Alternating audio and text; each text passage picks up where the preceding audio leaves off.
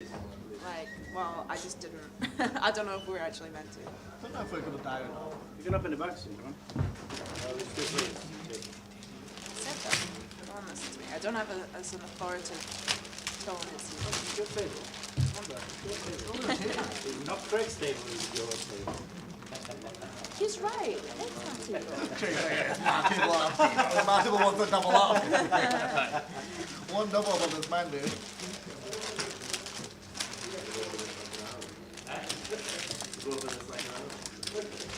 Anything more? There's nothing, no, I didn't put any more, that's it. Come on, man. Advantage.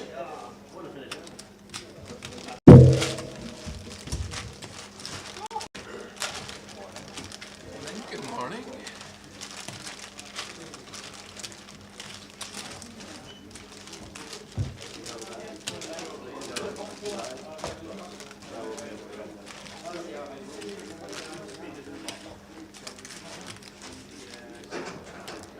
What was the game last night? I'll play one to they were playing 2-5-10. Who was it that? Gordon, Huntley, and Thomas, and Youngstow, and somebody else. Like, I think Thomas was going to be cashed out. And he said, oh, well, a good game, right? You should have come. I'm like, I don't play this. I don't play one team with you 2-5-10. So what's the plan then, Kate? Are you going back to live over? Are you like Australian, like living over there now? Are you on holiday, or are you going back on holiday over there? Well, I was just How's it thinking, happening? I'll just never go where winter is. Ah, right. That's a solid plan. So wherever winter is, I'll not be. Yeah, we can do it, great. Fantastic. The hot Christmas change. Did it? Yeah. Yeah, when people say you'll miss it, you don't. Sundays on the beach was amazing. Shrimp on the barbie. Christmas dinner at the bar. Yeah, it's amazing. But it was good because I brought the British classics. I had the pigs and blankets and the Yorkshire puddings, which no one had had. Okay. So I was grateful. Yeah. Tasty. That chunky old bag you've got there. Jeez. I don't like it. Rory, you're a mess, man. What are you doing?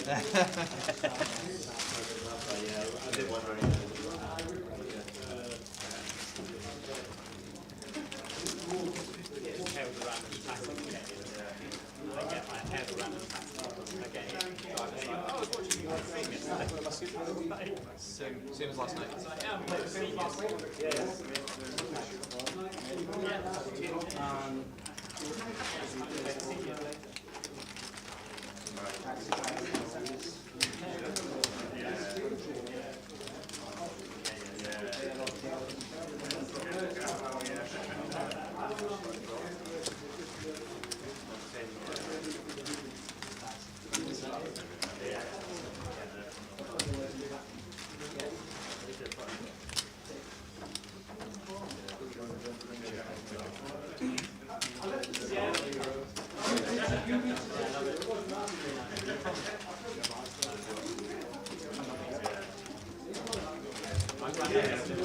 Morning everybody and welcome to the final day here in Edinburgh. Boo, boo.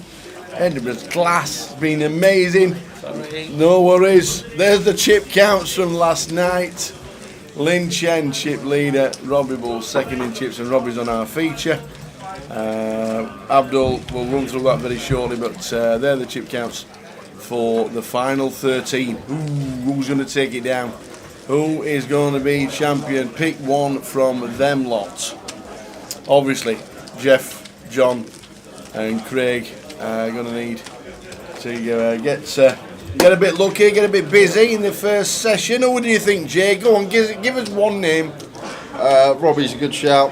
Tim Chung's a good shout. Ollie White. Never right, Bousey off. Ludo as well in there, tower. Yeah, thanks for that one name. Very good. We are just about to start, and looking, because Lin Chen's still in, this is the updated NPL, and it's over 40 points for the win. Wow. So we could really close the gap. Bounce is still in, Robbie Bull's still in, Lin Chen's still in. Pretty impressive. That's the updated NPL as it stands. It's going to be interesting after this week, that is for sure, but that's up to date as it stands right now. There's the 500 Cup going on. There's obviously the main event going on. There's no points for the seniors because that's a closed event. There was no betting, unfortunately not, because because of Eurovision, and I worked it out yesterday too late. Go on. We'll just do the first hand, and I'll tell you exactly why Sweden were 1-2 before they even sang a song, and why they won it by the biggest margin ever. And we should have worked it out, and you'd have made a fortune. And I'm a bit upset with myself. Ace King for Robbie Bull. A lovely hand to start the day with. Ace King suited. Same table as yesterday.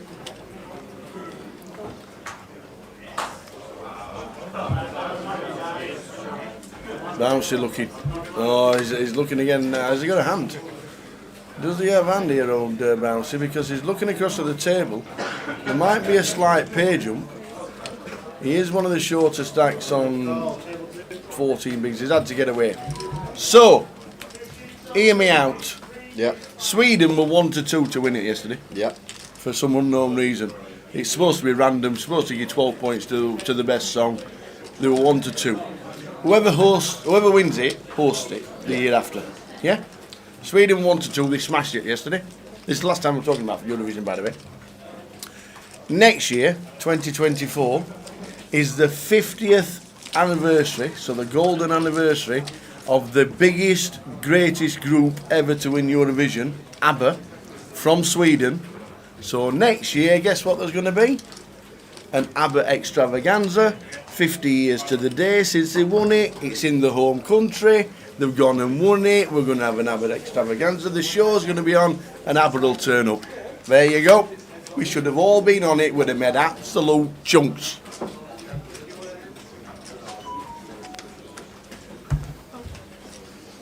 Afternoon, everybody.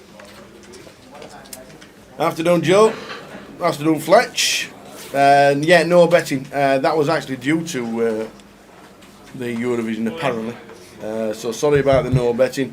Tim and Ludo heads up will be great, says the Fizz, who sat on the A19 somewhere, I'm sure.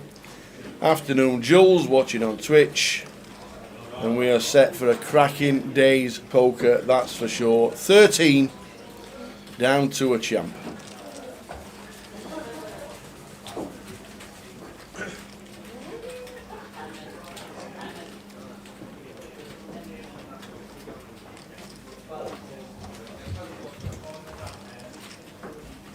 Raise and take for Tim with the ace jack.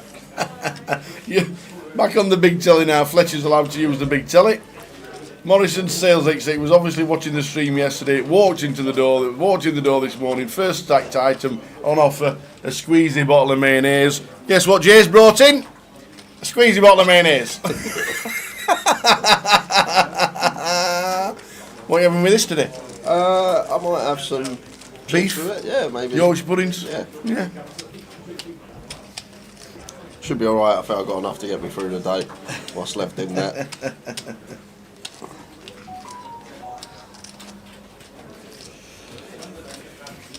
Is that your phone? Or is that Not mine. is that PK's? Someone in the cup sitting right there on the other side of the. Oh, that'd be Jack.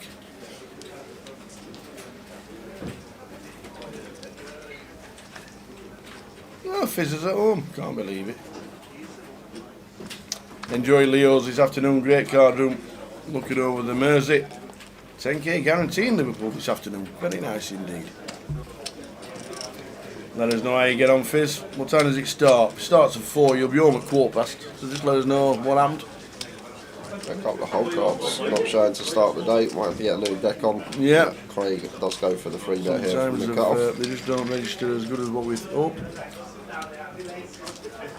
Might even go smaller here as Craig Dower starting the hand with what, 19 bigs, 18 bigs around there. And we are going to 3-bet not all in. Might just go for the 2.5x or south off. Just give us a bit more manoeuvre to fold if we are met from an all in from Ollie.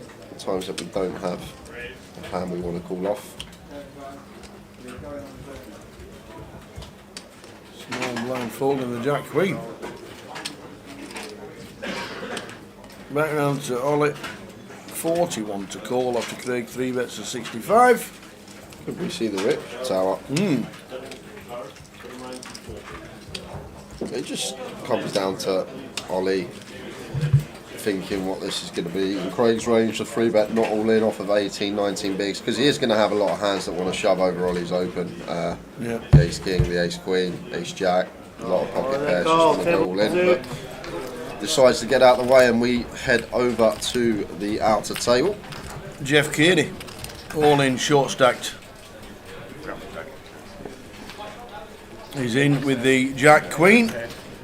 It's against the Ace 8. He's got Ludo to his left. He's got Lin Chen to his double left. Oh my days, that's a tough table for Jeffers. He needs a Queen or a Jack. This is looking like a double. Boom, there it is. Sit back down, sir. Jeff Kearney, sit back down. You're still in.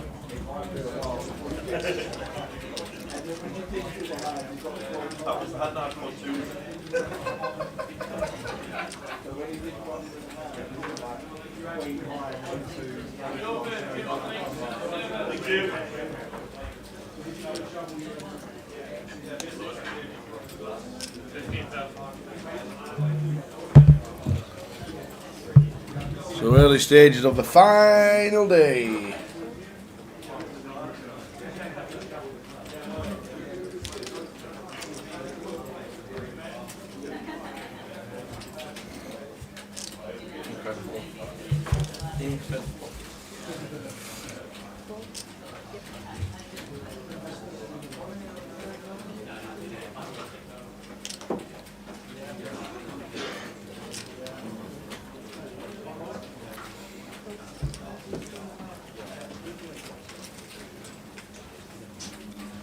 Hope everybody is well this wonderful Sunday morning.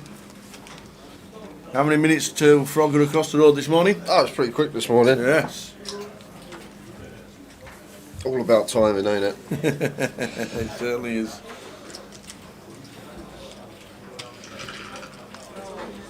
Robbie completes the 10-5 off and expect him to check this one. Suited hands, better to check on the big blind. King 6-3, rainbow. Tim flops best with bottom pair. Robbie is going to have a stab here with a 10-5 off.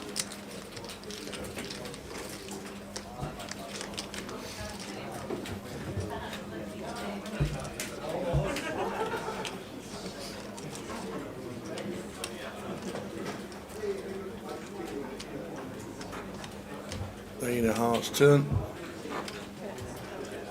I think we are going to have some cards that we want to barrel on. Just Robbie with a 10 high, I'm not sure if this 8 of hearts is going to be one of them. I'll slow down and check. I think like the deuce, the 4, 7, merit for barreling these turn cards. I'd like decision to check on this 8 of hearts turn, and Tim going to check behind with his bottom pair. That's a lady on the river. Queen of Spades. Good afternoon, Ashley. Ash Williams. As Tim gets the hand as it's checked. Nobody gets out of the way with the old 10-5. So good afternoon, everybody. Welcome to Edinburgh. It is the final day. Who's your money on? I know you couldn't have a bet, but if you were sticking a fiver on, who would it be?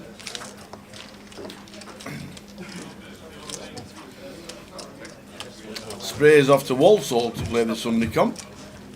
Nice one. A lot of poker going on a Sunday. Roy Cyphers has booked day 1A of Goliath. Very nice indeed.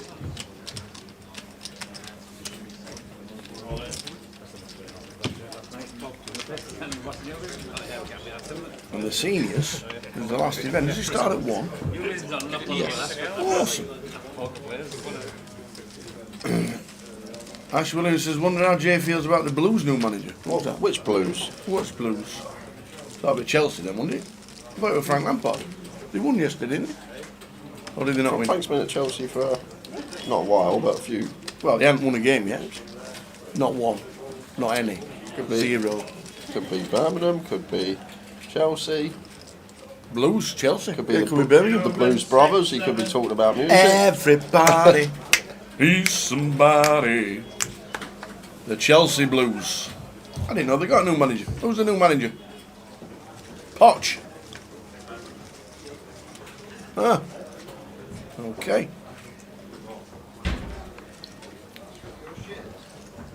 Stu Dawson is on his way to play the 125 pounder. Good luck, Stuart. See, I didn't even know that, Ashley. I know it's very close, but I didn't know it's been agreed. Poch, the new Chelsea manager. I haven't seen any sports news really last week while I've been here. Actually surprised he went to Chelsea. Have you upset any dealers this week by skinting them at 5 pence, 10 No, pence? they've all upset me. Have they? Yeah. Oh man, they got you. Yeah, they always get Did me. they? Yeah. Unbelievable.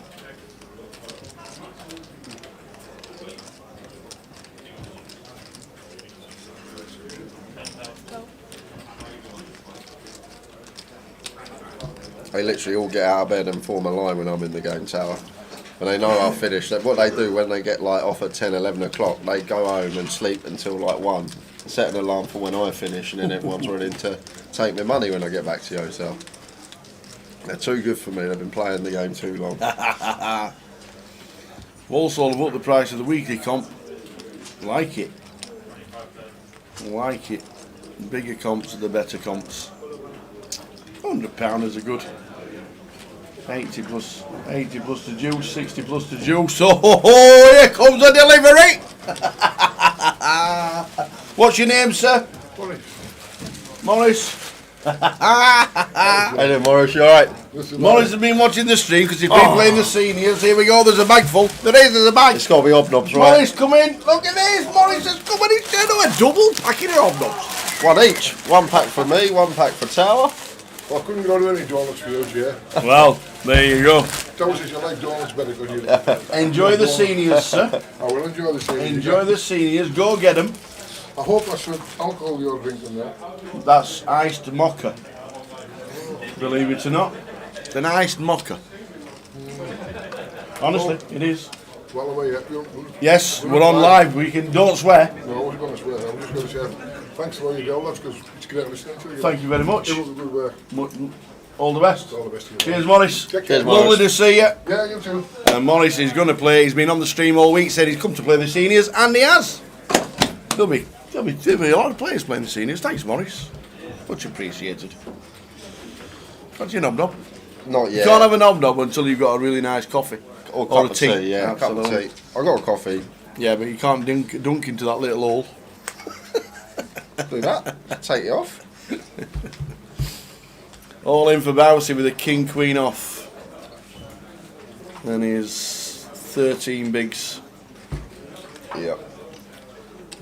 Perfectly fine from Balsey. I think with king queen off, he'd just like to take the pot down on the blinds and the antes. Yeah, looks like he's going to. Yeah. There's a Craig in the big. Oh, that was a pretty quick Craig's got the hooks. Oh. Gonna like what we see as Balsey. 2 overcards. Craig Smith has hooks. The jacks bounced it. The overs. Does he survive? Does he survive? All in on a call, table 1. Not yet. We need some paint. We need a king or a queen or bounce it. We'll do the first player eliminated. Nice, it's a 3. John Bowersfield finishing in 13th place for £4,000. Well done, and a nice cash bouncy, but unlucky. Got some points. Absolutely got some points. Had a chance to double. He had the overs, it was a flip. But busting out first, Mr. John Bousfield. He can't even jump in the seniors.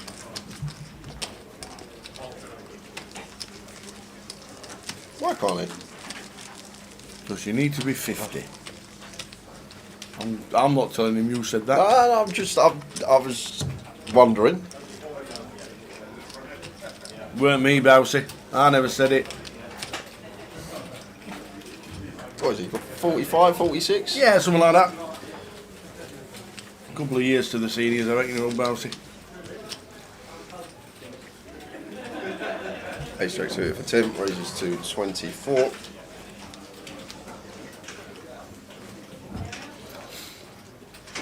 Yes, mate. And Morris is always in the chat. Always. He said he was coming up to see us. Old Officer Wiggum. He was coming up, and he said the hobnobs are on the way. Good old Morris. Incoming. Who's going to balance the tables? Jamie Walden. Jamie. Good player. Good player. Won the mystery bounty at the Irish Open. He did. I was there. Are you just there for every single UK poker win, wherever it is in the world? I was there. I know you was, that's what I'm saying. I was on the rails shouting and cheering for him. You've got a pretty good rail. My success, pom-poms haven't are you? worth fortunes. Yeah, that is very Let true. me tell you. You've got a very good rail success.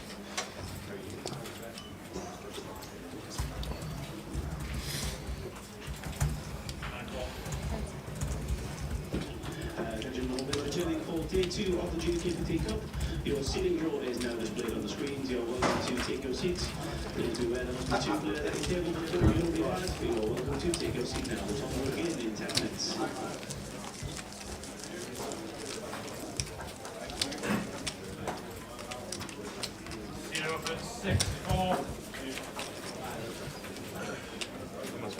How many? Could you have bought in today 2 of the Cup, yes. cup? You can buy in You can. 10 big blinds. Do you know how many did? I don't. Okay, well they had 46 entries playing starting day 2. We'll keep you updated with that. I can tell you how many day 2 blinds they had then, Tower. Can you? 13. I'm guessing 13. Yep. What are you guessing? 13 as well. Ah, okay, 13. We'll update you on the cup. Nathan Slater's out, Wade is out, Eddie Swales is out, Johnny Kelly's out, Brandon Shields has gone, and Dean Hutchinson.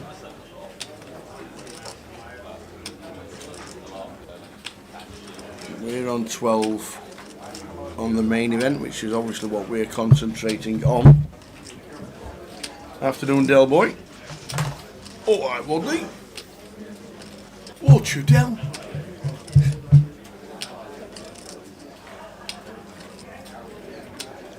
Interesting one for Craig here. I think with a call from Ollie in between, we just want to be free betting this one. Might play flat, small frequency. I think as Craig here, probably meant to make this like 90, 85k, something like that. With the intention of calling off a jam here, 6-handed table. So I'm probably going to free bet to around 80, 90k here as Craig with the intention to call off.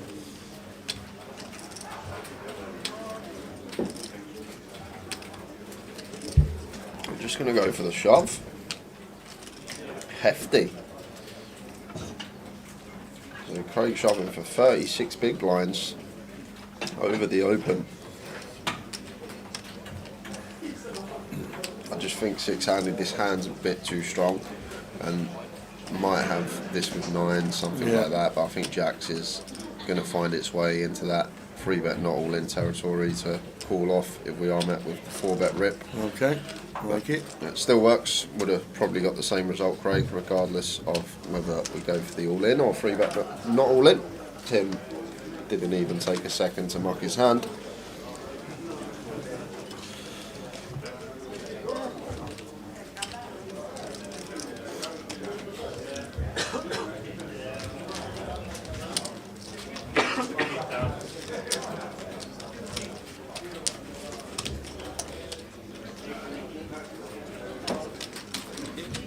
Jamie Nixon's playing the cup today. Yep.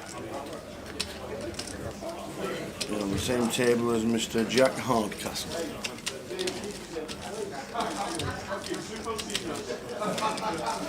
I see the home of the Goliath are 0-0 in the Championship playoffs at the first half.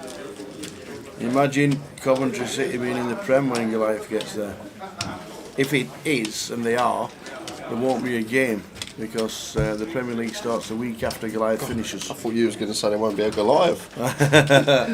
But if they're still in the Championship, the first weekend is the last weekend of Goliath.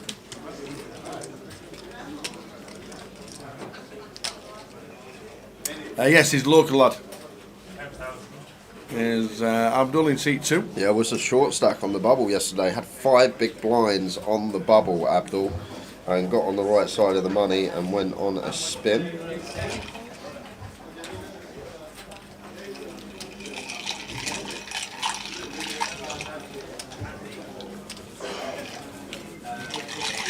You alright? Sorry, I'm just shaking my ice mocker up. Can you shake it quietly, please? Because it's hard to shake ice quietly. It was stuck on the bottom of the glass.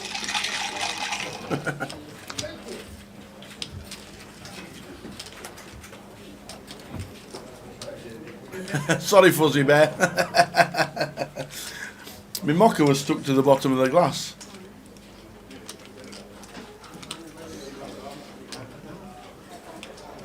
Sweets, hobnobs later.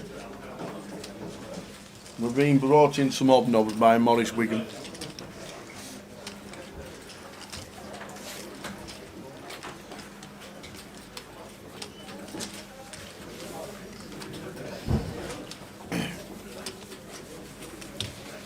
How many times do you dunk a hobnob? That's the question. Once. Found that. Oh, this is a tough one for Jamie here. Abdul starting the hand with 18 bigs. We've opened gun and wants the 3-bet shove effective on the button here. And ace jack suited for Jamie. It's a real tough one. Like at this stage, we spoke about a similar spot. I think it was Jamie in the spot yesterday with the ace jack suited in a similar scenario. But is Abdul really ever going to have some ace 10 in here or worse? Will he find the shove with like an ace 5 suited? Got to have a lot of hands we're flipping against. It can definitely be in a dominated spot here. Well, Jamie has made the call with the ace jack suited, thinking it's just too high up. 6-handed as well. Should mention that we're at 6-handed table here. 2 tables out. Tough one to let go of. Calls it off. 4, 6, 8. 4, 6, 8. What do we do with his last 7k with ace high? Well, there's got to be a call from Abdul no matter what. Can't be anything else. He has to call with ace high. Can't do anything else. When he does, he'll see the good news.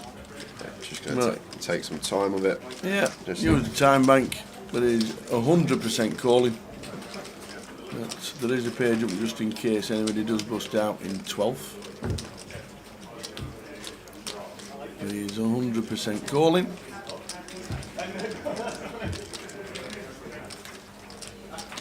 One time bank used.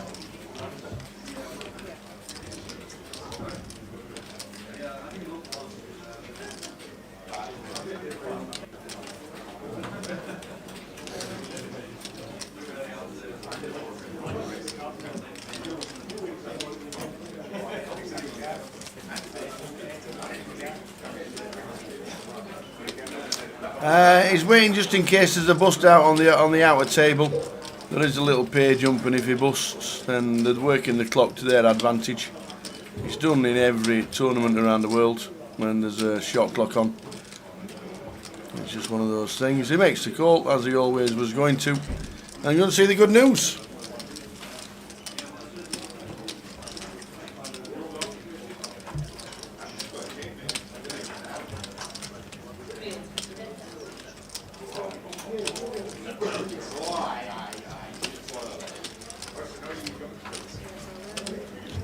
Five on the turn. 7 to chop it.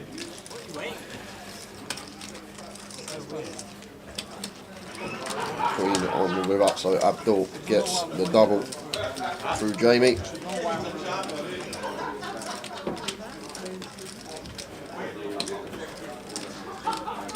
Not necessarily Stu, because they get replenished at the final table, so it's one of them where you've got 6 time banks to effectively use between 12 and 9 players, so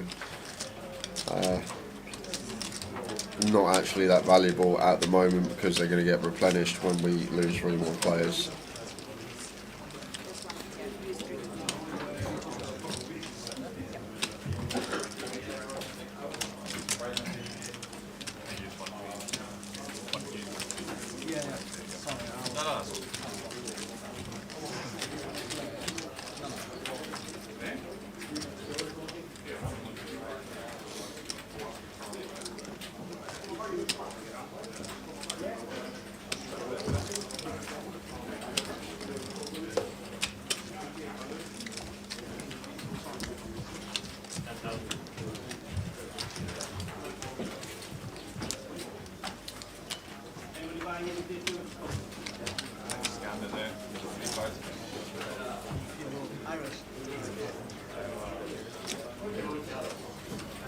Craig folds the A7 suited in the hijack there. Surprised to see that one.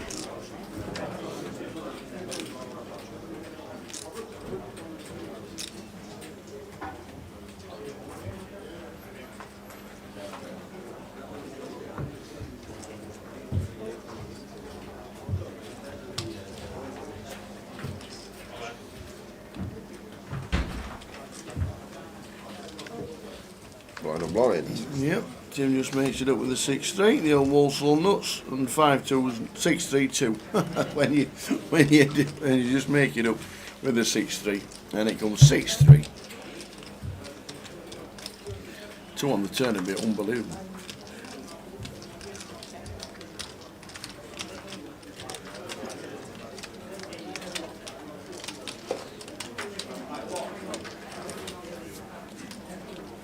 Gotta love the Walsall nuts. Absolutely. Jamie down 148 and 12 bigs. Yeah, I thought he was going to fold there, so I can't fold this one as Jamie. Going to have to call once after flop goes check for 1 big blind hit with position.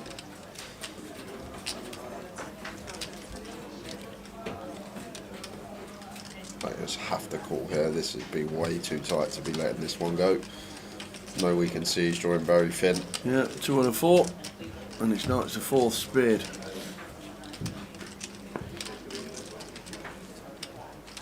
Well, the river that Tim wanted to see, and now just has to play check with his 2 pair out of position to Jamie.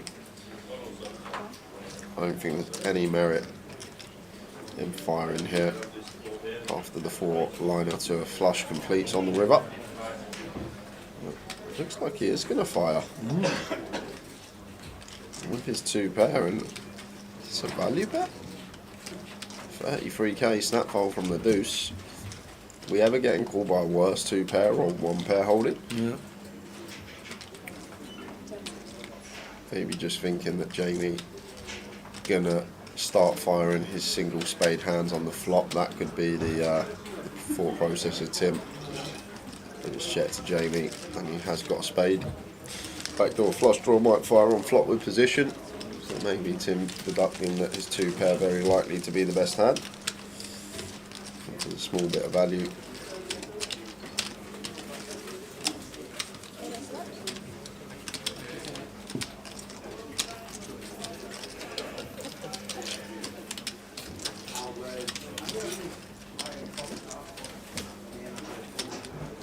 $12 left.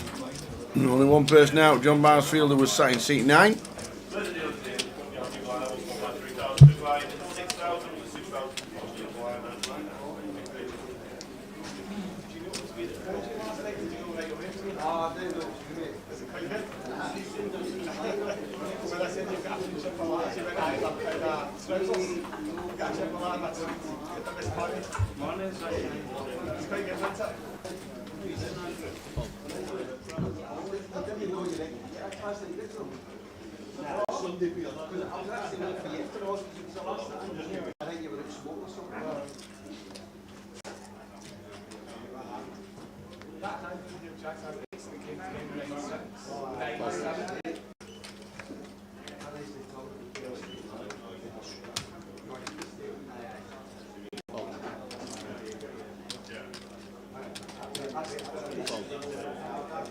or 9. It always usually see 1 or 9 TB saying about whole cards reading incorrectly. It's just where the dealer pitches a card from box. The problem is because the table's that good. We have antennas for Omaha. Yep. So obviously the antennas now are wider than just 2 boxes for Hold'em.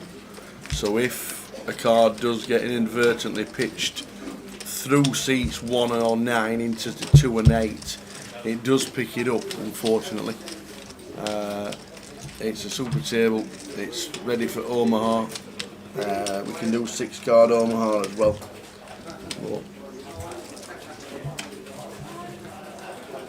But yeah, a couple of times we know the hands have been wrong because they've been pitched into the boxes. You can usually Or even if a card hits a button, if the card flicks and hits the button and flicks into seat 7 when you're in seat 6, it's just one of those things. 99% of the time it's spot on.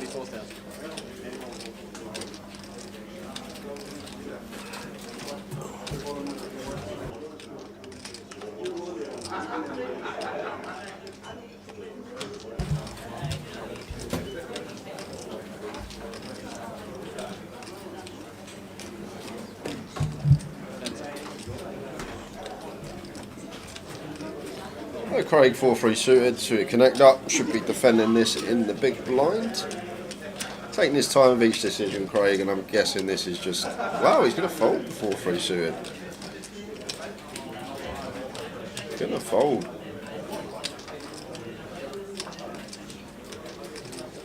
He's taking the tighter approach, maybe not wanting to tangle with Tim out of position.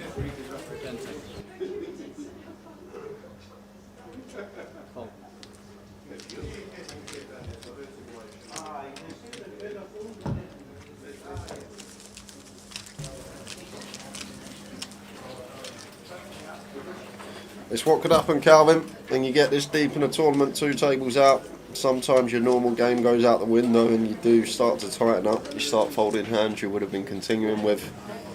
Maybe don't barrel in spots that you would have usually barreled that you know that are going to be profitable. The money can do a lot. Psychologically it can affect you.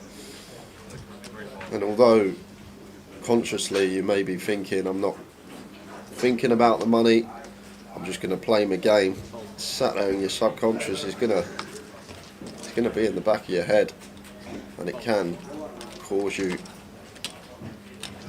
to divert from how you would usually proceed in a poker tournament.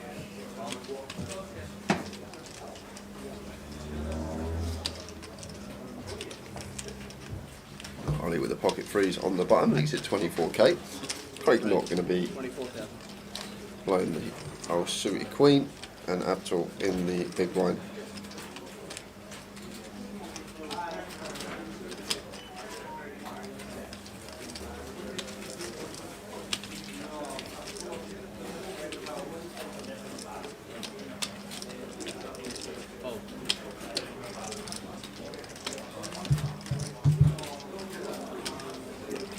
This is one might fold as Abdul. I'm much better to defend the 4-3 suited than the 10-7 off, and does choose to just get out the way.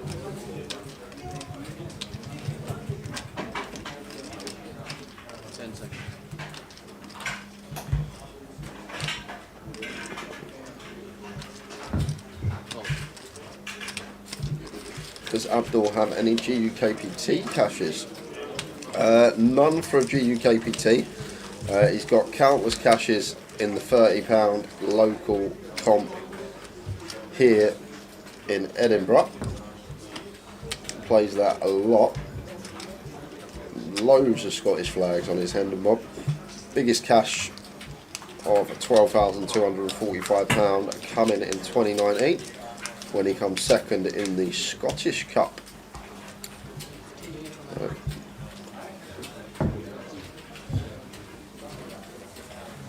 And he final tabled the mini main this series, says TB.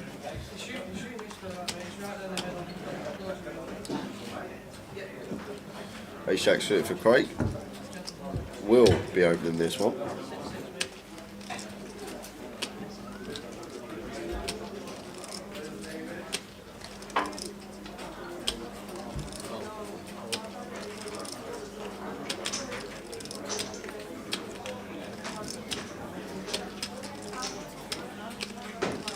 plays cash a lot more than Tawneys, says Stuart. Thanks, Stuart.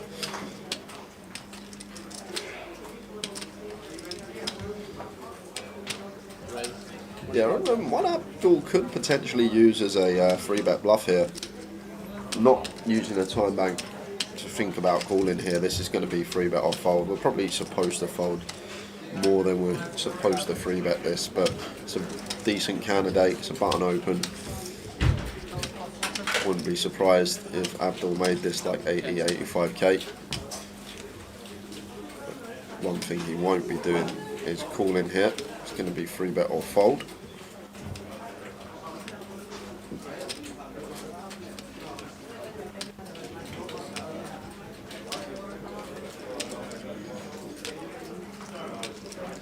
And Abdul does find the 3-bet to 81k, like the sizing. North of 3x out of position. Can slightly size down, only a smidge, like 0.1, 0.2 big blinds less. Getting this close to the FT. So now back on Craig, and interesting one here with the ace-jack suited. This could definitely find its way into the 4-bet rip here. Button versus small blind, working with just sub 40 to start the hand. Also comes down to player as well, I guess. If he thinks Abdul isn't getting out of line and this is more weighted towards value, we're probably more inclined to play flat. But we're up against an aggressive opponent that is more than capable of finding light 3-bets. Could potentially be a nice 4-bet send for just sub 40. All those things need to be taken account for as Craig does go for the call. And 10-7-5 rainbow should be seeing a turn. Abdul continuing here with the ace-8. It's 60 into 186, third pot. And Craig should be calling here. Very nice float candidate. We still can have the best hand in the form of ace-jack high. We have position, the 2 overcards, and some potential backdoors. Wow, Craig's playing pretty tight today. Really, really snug. Again, in a spot where expected to see the call or even the 4-bet pre-flop. Just taking a passive approach, just letting that one go. Abdul gets Craig off the best of it. And we've lost one today so far. John Bousfield first out in 13th place.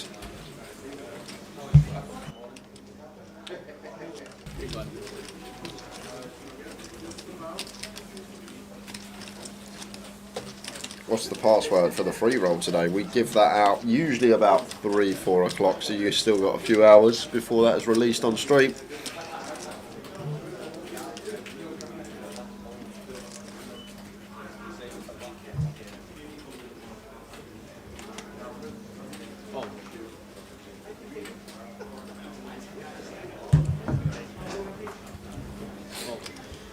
King Jack of Diamonds for Craig, opening again, this time to 25. No book today, well done. The reason we got from the online team was Eurovision. That's all it was. We asked them why, and they said Eurovision. Res, 25,000.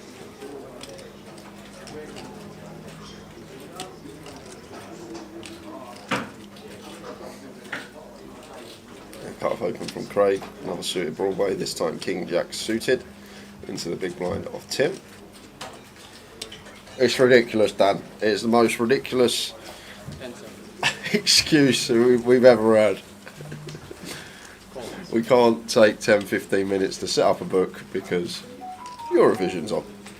It's not even like it's on today, it was last night.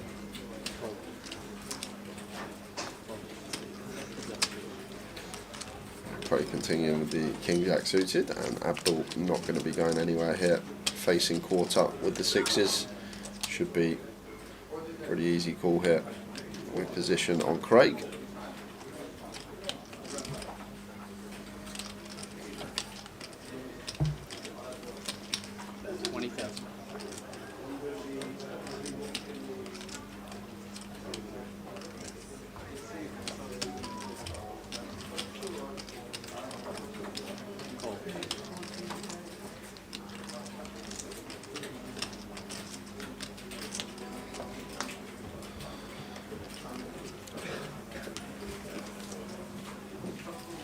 7 of clubs on the turn.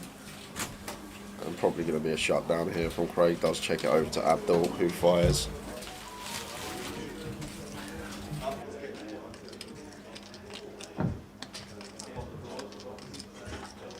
Check.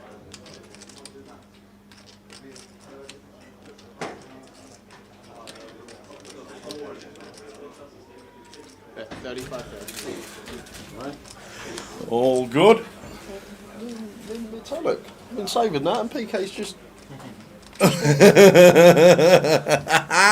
There's one. You had one chance. Look, I've been saving for the end of. It's gone. Mel's desperate. What? No way. You can't buy him and then ask for him back. What? I've not even had one. It's unbelievable. Well, saying that, when I came in this morning, there was only one of these left. I don't know where they've all gone. I haven't had one of those either. One Tunnocks. You've just pulled that from under your chair. There's one left. I don't know where they've all gone. We do. It was like the last Tunnocks. No, I'm fine. I'm fine. I'm not the fan of the TK, so I like the wafer ones, the wafer bars. Every day I come in, there's one less in the box, and now look, the box is empty. And I haven't had any. PK hasn't had any. Dave hasn't had any. You guys do the maths. Where have they all gone? I wonder. Who knows? Ace 10 for Ollie, raises to 24. Raise to 24,000.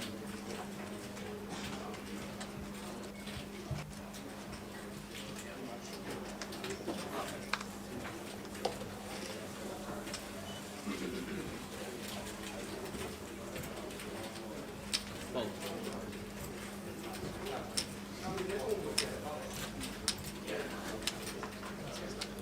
That's it, man, a straw, should be. Oh, imagine. Ace King for Jamie, who's down to less than 10 bigs. 9 bigs he's got.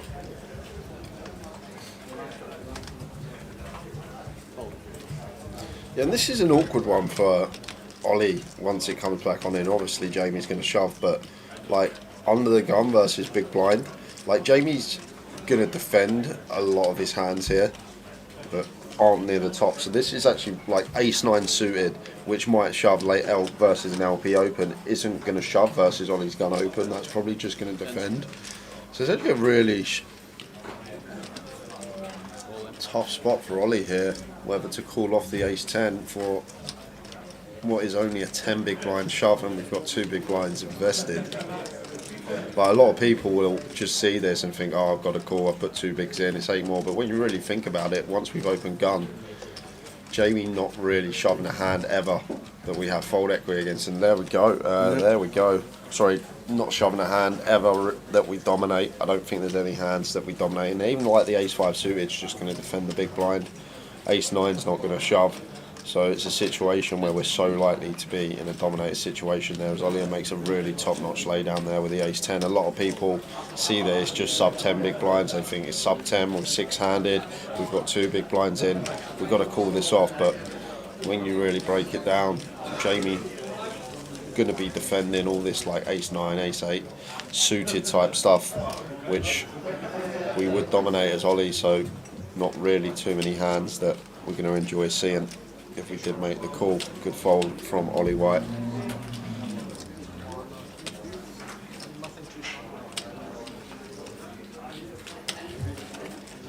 I'm not even sure 5s and 6s would shove as Jamie marked from the big once Ollie opens gun. I think they might even defend themselves. But it's a really good lay down that I don't think everyone makes. The 6-hand situation for sub 10 with 2 invested already. Robbie did win the first hand of the day, but been fairly quiet since then.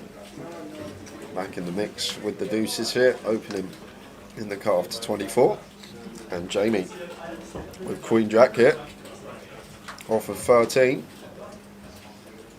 Potentially thinking about it, knowing that Robbie is supposed to open 24,000. fairly wide from the cutoff. We've got 2 kind of relevant blockers. And does take the spot. He's in again. Gonna get it through.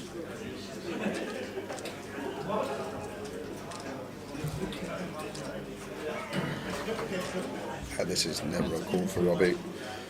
Yes, we got a pair, but one of these situations where we're either got 18% or we got 50%, which is not a good situation to be in. When you're calling all in, you want to have hands that can potentially have the lion's share of the equity with deuces.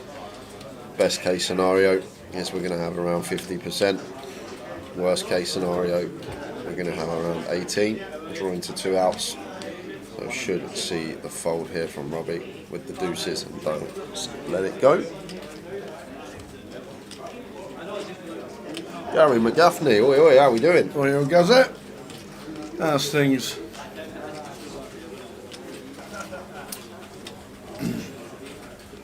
Seniors started at 1 p.m. No Omaha today, here in Edinburgh, but the seniors is well underway. Started with 70 with the seniors. 35 left in the cup, and we are obviously on 12th. Yeah, no chip lead in the cup tower? No. Didn't see any chip counts or anything like that. Well, as of half hour ago, Yep. alive in the cup, Yep. we got a certain Cal Morial on 700k. Wow, 700. So Cal has got 700k, so he's bricked the week, but making a little storm at the cup to try and get some points for the MPL. 35 left in that one. Cal, one of the chip leaders. You've got Lin Chen, Robbie Ball fighting it out in the main event for some MPL points.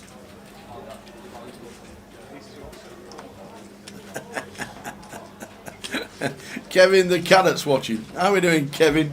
Watching on Facey. Can I get a big shout out for Big Gruff who ran so badly in last night? How bad is bad? Is it bad when you're bad? Is it bad? You, Right. 24,000. No? Bad? have to be very bad. Oh. Nice to have you on board, Kevin the Carrot. Watch Kevin Ed watching on Facey. Good to have you on board, mate. The Big Gruff ran bad.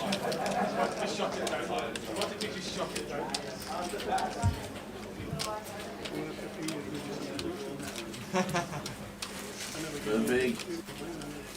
I do like Kevin the Carrot.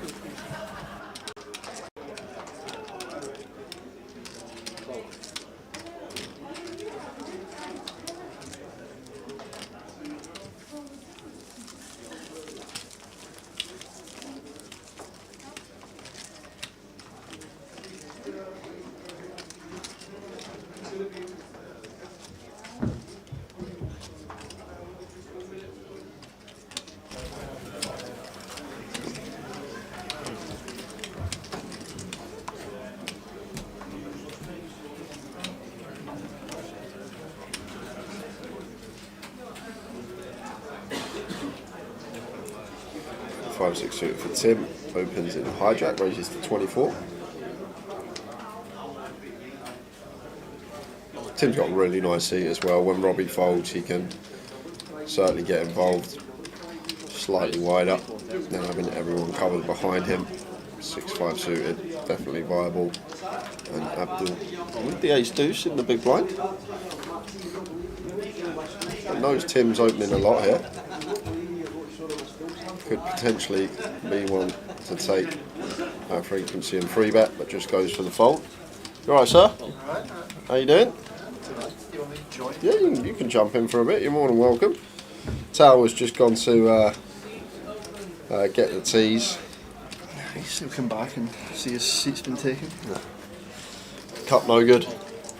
I didn't play the cup. Oh, you didn't play the cup? I was going to play online. Oh, so okay. I didn't want to sacrifice scoop for the cup. I wasn't feeling up to it either. I was had a funny bust yesterday. So Oh, okay. similar vein here. Yeah, I just decided not to play the cup. Just hanging about, seeing how Robbie does. Yeah, See how Robbie does. we're playing well. Yeah. Ollie with the ace jack in the cut-off. Should see an open. joined by Irish Open champion Dave Doherty. You're not going to get tired of hearing that, are you? No. Got a smirk across my face every time someone says it. Yeah, it's been an interesting week. Like, a number of people coming up to me. Yeah, it's going to be cool. Yeah. It's gonna be great cool. result, huge field. The only thing is, I'm not a fan of the trophy. You know, like, I always think the Irish Open poker trophy should be a massive one, like a WPT or something. Yeah, like One of them, but. Well, I'm alright with it. I managed to fit in my trophy. Yeah, there you go. If it was any bigger, that's true. That's true.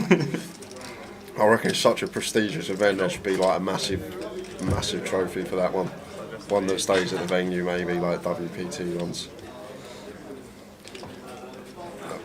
What a result for you, Dave, as Abdul takes the ace-3 off and 3 bets to 83. Yeah, this is quite interesting because played with Abdul, he's one of the local players in Edinburgh, but played with him a bunch over the last few years. He's sort of like very solid, so like, I think this is a pretty cool 3-bet from him. I think he's going to get a lot of respect out of it. Tough one for Ollie when it's back on him. I think there's a very good chance he folds if he's played with Abdul the last couple of days, because this is just like almost like an image play from Abdul. Like, he's found a nice combo, but I wouldn't expect him to have this that often. Yeah, literally last orbit, Craig opened button, he 3-bet the ace-8 off from the small blind and got it through. So interesting. Yeah. This is the second time in about 7-8 hands that we've seen this light 3-bet from Abdul, and Ollie in a tough one with the ace-jack. Actually got the exact same hand Craig had in the same spot last orbit, and Craig opted to fold. Let's see how Ollie is going to proceed. And Ollie gets out of the way as well, so Abdul getting 2 light 3-bets through in the space of 15-20 minutes. Can we turn David up a little? We'll move him closer to the mic. That works as well. Here he is. Would you like a drink, David? Just a Pepsi or something that's good. Thank you.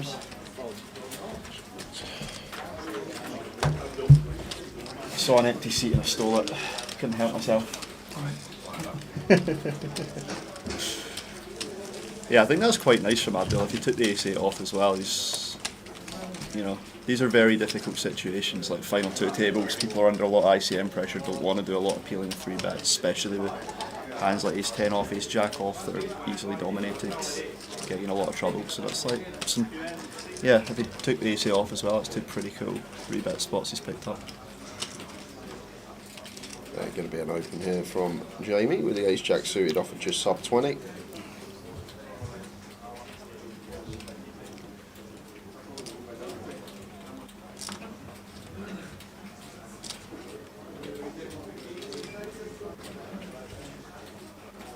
How's Robbie started? He came back with like $1 million, right? I think he's dropped a little bit. I haven't been watching. He started the day, played 1 hand.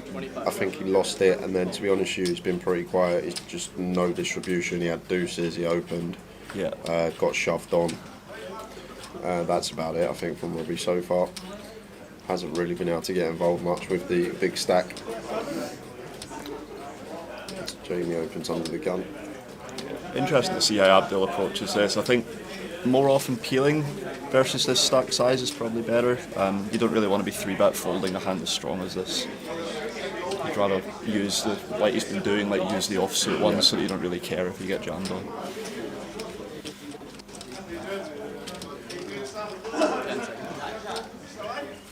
Tim going to defend the 8-6 off of his big stack.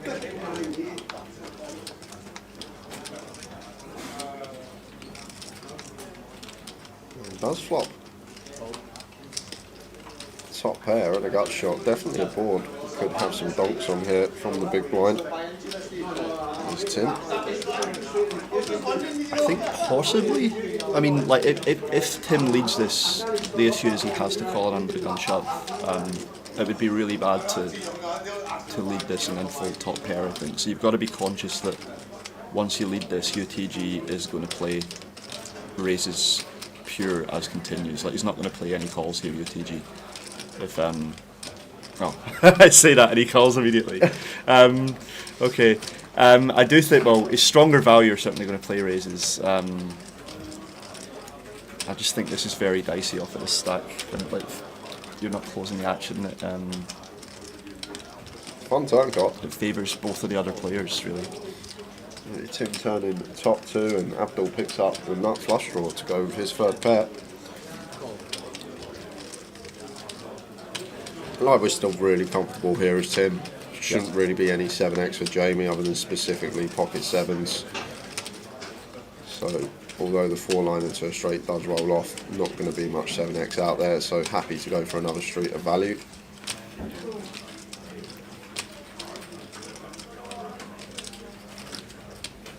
And Abdul gets there. About 45,000. Backdoors his way into the nuts. It is very disguised, but it's also like both of the straights have got there and the backdoor flush has got there now. I don't really think Tim can get a third street out of too much here. He might go for a block bet, but when Abdul bets in position, there's actually not much Tim beats. Like, I can't think of a really good bluff for Abdul at this point when he's called flop 3-way. Yeah. And literally everything's got there. Yeah, I'm trying to think as well. Even something like 8-9 just a showdown doesn't have to bluff, you know, or ace-8 has showdown.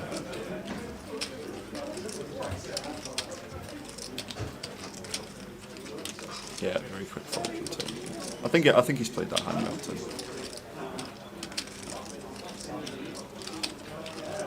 I was thinking this yesterday, like when I saw the count. So like, you're sort of getting this pattern again in recent GUKPTs. I think where the same names are showing up at the deep end over and over and over again. And it's like Robbie and Tim are two of them. But like Michael Caine's had a lot of deep runs and stuff recently too. Even Craig Smith, like local player, but he's had like a few deep runs in the Edinburgh stuff, whether it's 25-25s or I think he had a deep run in the main a couple of years ago. Dennis Shaw says, just like to add my congratulations to Dave Doherty on his Irish Open win. I watched the whole thing and he played superb. Oh, cheers, Dennis. Thanks, mate. Chris Williams in the chat. Great lineup, great commentary. Looking forward to this one. How are we doing, Chris? Heard about your hand yesterday where you got called with Queen High for 3 streets. Yeah, me and Jack were heading into town for a bit of lunch and we saw it. We got sent the update and we're like, holy shit, you know, like it was almost like, can you imagine if Chris was bluffing with like pocket 4s there? Yeah. How bad the guy would feel, you know, like unbelievable bluff catch, but you got to hand it to him. Ali with the Kings raises to 24.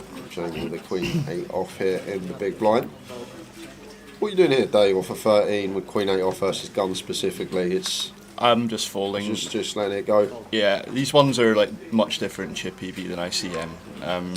You know, it's an offsuit 4-gapper and those don't play very well, particularly versus UTG range, but I'd be folding versus other seats as well.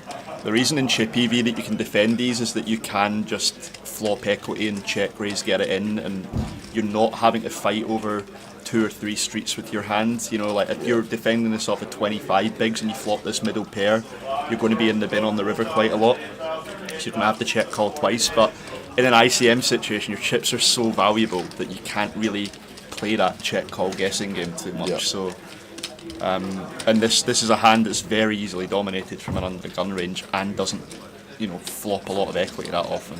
It sort of flops these second best hands quite a lot. So gonna get himself in trouble as Yeah. well, because expect to see the check jam from Jamie after catching the piece off of his stack size. yeah, I feel like as played, it's pretty reasonable for him to jam this, but Just fold pre. just fold pre and avoid the problem, I think. And there's the jam snap call from Ollie, and Jamie Walden gonna need to find a 5-outer to survive. Well, 3 outs top right of your screen, 2 of his outs gone, so Queen or 8 needed for Jamie. Otherwise we're going to be down to 11 players. 4 of hearts on the turn, no help there. Needs a Queen or an 8. And it's a 10 of clubs, doesn't find it. Jamie Walden out in 12th for £4,340. down to 11. GG, mate. How are we doing, Jenna? What a spin up since the bubble. All the way to the final 12, Abdul. Yeah, Abdul had 25k on the bubble. Coming back after the break, he was the short stack on the stone bubble. Unreal. And he's had a spin. And that's the other thing, like on the bubble, Dave, people always go, I'm not fussed about the bubble, I want to put myself in a position to win it. If I've got a hand I want to go with, I'm going to go with it. But people don't realise when you do just play to get on the right side of the money, you can still spin that stack up. You've still got equity within the prize pool. You can still run up a stack from your 4-5 big blinds. It's possible. I always say an important thing to do is to try not to control the deck too much. Like, just have a set strategy and play based on your distribution to an extent. Now, I'm not saying you can't veer away from that slightly on some tables, but like you're saying, if people are just punning it in, like even if they make the money, sometimes people are just like, alright, I'm in the money, I feel like I'm free rolling now, I'll just go all in with like the 7-5 suited or whatever, you know, like just be patient and, you know, you might be able to spin it up. Like, I've seen so many instances of people with like 2 bigs winning a tournament because they didn't panic. Like, obviously you have to get super lucky in that point, but you still sort of remain patient. I'll be finally getting an open. It's a bit of an annoying seat for Robbie, honestly, with Tim on his direct left. Tim's got the hand again. You were saying Robbie ran into it earlier when he opened, but it's a bit annoying having Tim in his left, because Tim is the type of player who is going to apply the correct amounts of pressure and doesn't need kings to be putting Robbie in the bin here.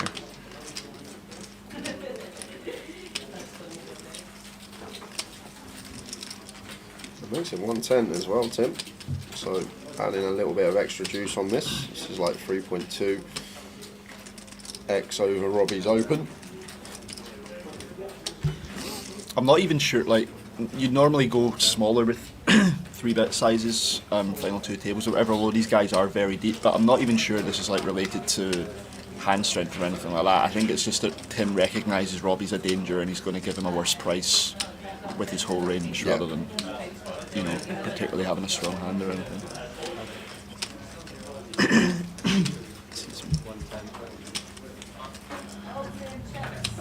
Yeah, every FT pick or day 2 recently, Robbie's involved, absolute baller. Yeah, he's been. I've been in a chat with him for a good year or something now, and he's working harder than most people I know. Not really a surprise to see him constantly deep at the moment. I was deep in this with him 2 years ago. I think he got like 13th or something, and that event was the first time I'd seen him in like 5-6 years or something. It was his first one back. He'd been getting involved in crypto a lot. He'd been like having a proper job for a bit as well, but he's fully back on the grind now. And that tournament in Edinburgh 2 years ago was the first one he'd played in a while, and he's just been on an upward trend since then, putting all the work in. And ace-8 suited here as the blinds go up, 8k, 16k. Ace-2 suited for Craig in the big blind. Craig's been playing very tight from the big so far today. Ace-2 suited here surely is going to be continuing with this one. It's not even the worst one to jam. I mean, like maybe versus hijack, it's a bit more daunting. But at 20 bigs, like with Robbie having chip lead, like near chip lead F2 tees, he's going to have a lot of raise folds. Like it's not the worst one to use as a jam. Going to go for the 3-bet normal then. Making it 100k. Yeah. Again, I mean, I like the decision. I like where Craig's head's at in terms of recognising that it is a good spot to put some like counter pressure on, if you like. But I just think when you're putting a 30-year stack in, it would be not great to have to fold this hand to a jam, because it just retains so much equity against everything. So I'd maybe use like the offsuit variety to do the 3-bet not all in, but I still like the decision to use that aggressively there. It works out regardless. Who is this, David? This is David Doherty. I'll chuck the comms cam on. There Hello guys. Dave won the Irish Open main event last month for, what was it, 360? 365. 365, extra 5k. 365, yeah. Well off. J/David, do you guys study often still to stay at the top of your game? This guy would put me to shame when it comes to studying. With me, I don't really, there's not really tools for me to study. I'm playing a lot of 6 cards, so it's basically just bouncing ideas off of other players that I have a lot of respect for in that format. Whereas I think Dave has his head in the solves most days, running spots, reviewing sessions, I'm guessing, yeah, going through hands with probably the same as me, people that you respect in the game, that you respect their opinion, and chatting ideas.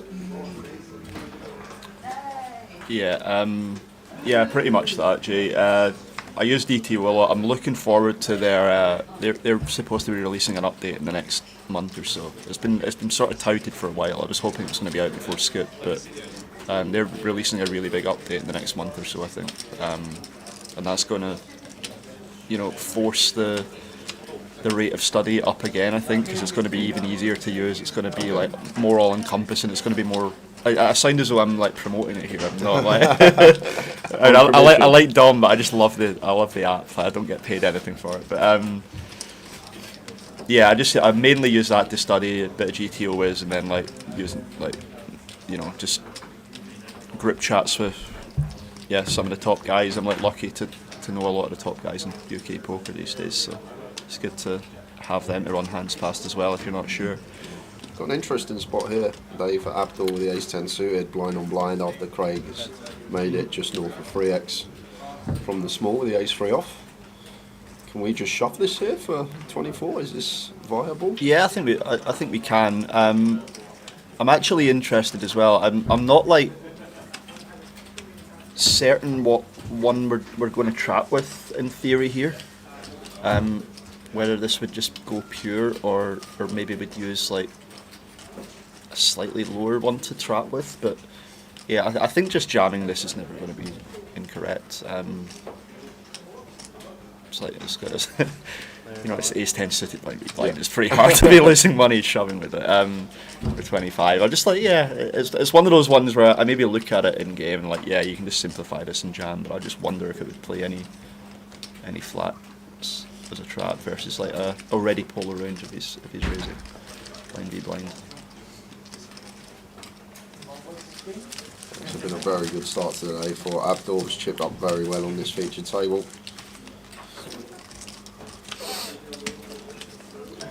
The reason I'm saying that for all the sources is like at 25 bigs, even though it's a blind v blind range, it's super wide and you're not going to be getting called that often, you wouldn't expect Craig to be raised calling ace-9, right? You'd maybe expect him to limp jam it or open jam it. So like when you jam, you actually do, and you get called, you're probably getting it in behind, even though that doesn't happen too often. But if you flat, you keep all the sort of dominated stuff in there. And it's got very strong playability. I'm actually not sure. It's one where I think you could maybe justify going either way with it. Good afternoon, Peter Mock, tuning in today. Richard Burner says, what program do you use, Dave, on the PC or on your phone? I use both of them, mate. If I'm just on a train somewhere, like I'm bored or whatever, I'll just get my phone out and like do some spots on DTO. If I'm at home, I've got to open my desktop. I'll have like a couple hours study sessions or whatever. Maybe get someone on call with me, like talk over a couple of spots, because it's interesting. Like you hear all this talk about like how solvers have changed the game, and they absolutely have. Like you're getting like perfect strategies in a lot of situations, but there's also a lot of things they can't do yet. And a lot of that applies to live poker. So like no solver can really give you a solution for like a 4-way spot or or a Terry Jordan blind open under the gun, how we're supposed to proceed. Exactly. So you still need the opinions of like smart players who are able to adapt to sort of improve in that way as well. You can work in your fundamentals with a solver, but like you still need a bit of intuition, I think.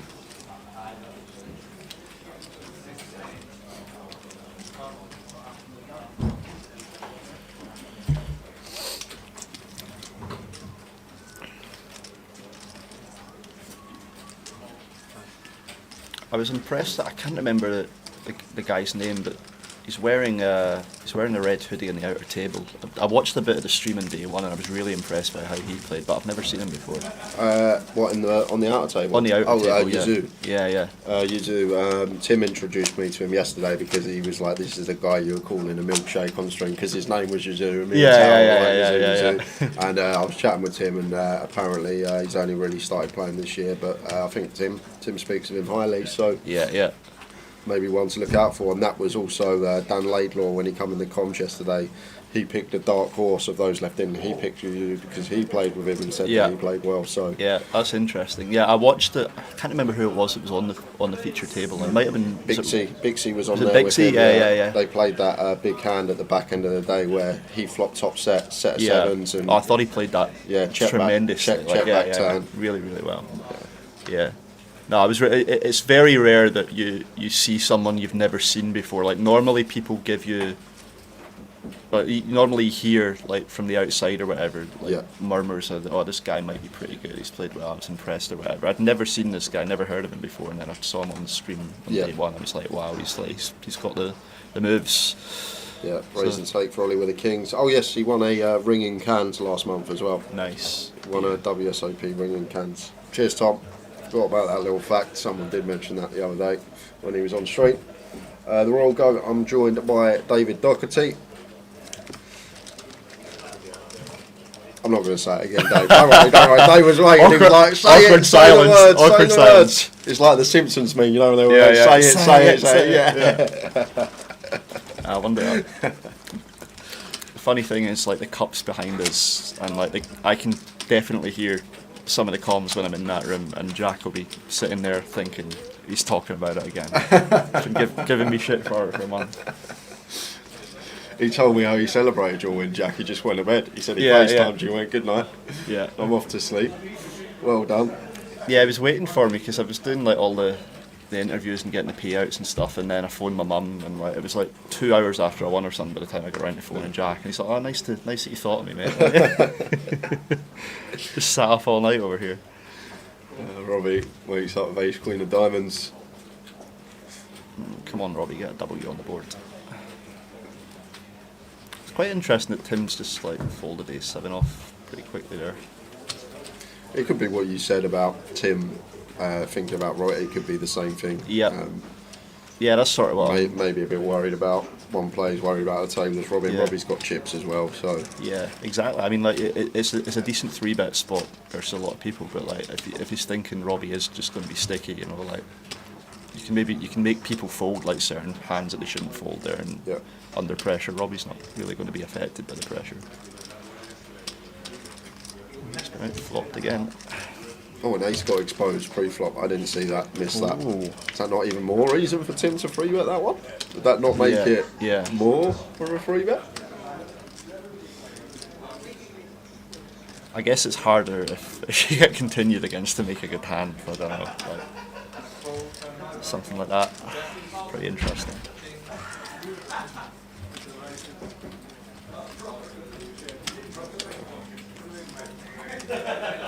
So check flop. Ollie checks it over to Robbie on the turn. And I think this is just wanting to get to showdown now as Robbie. Ace queen of diamonds, just the 2 overcards.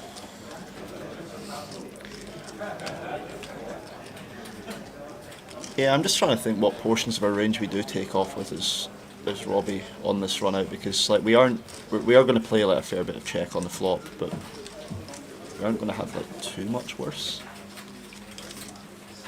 once we get a river. Like maybe Robbie will just he is on the button, I guess. Maybe Robbie will just choose to take like his king 5 of clubs and bluff it on river or something here, you know, like something with like no showdown, no equity.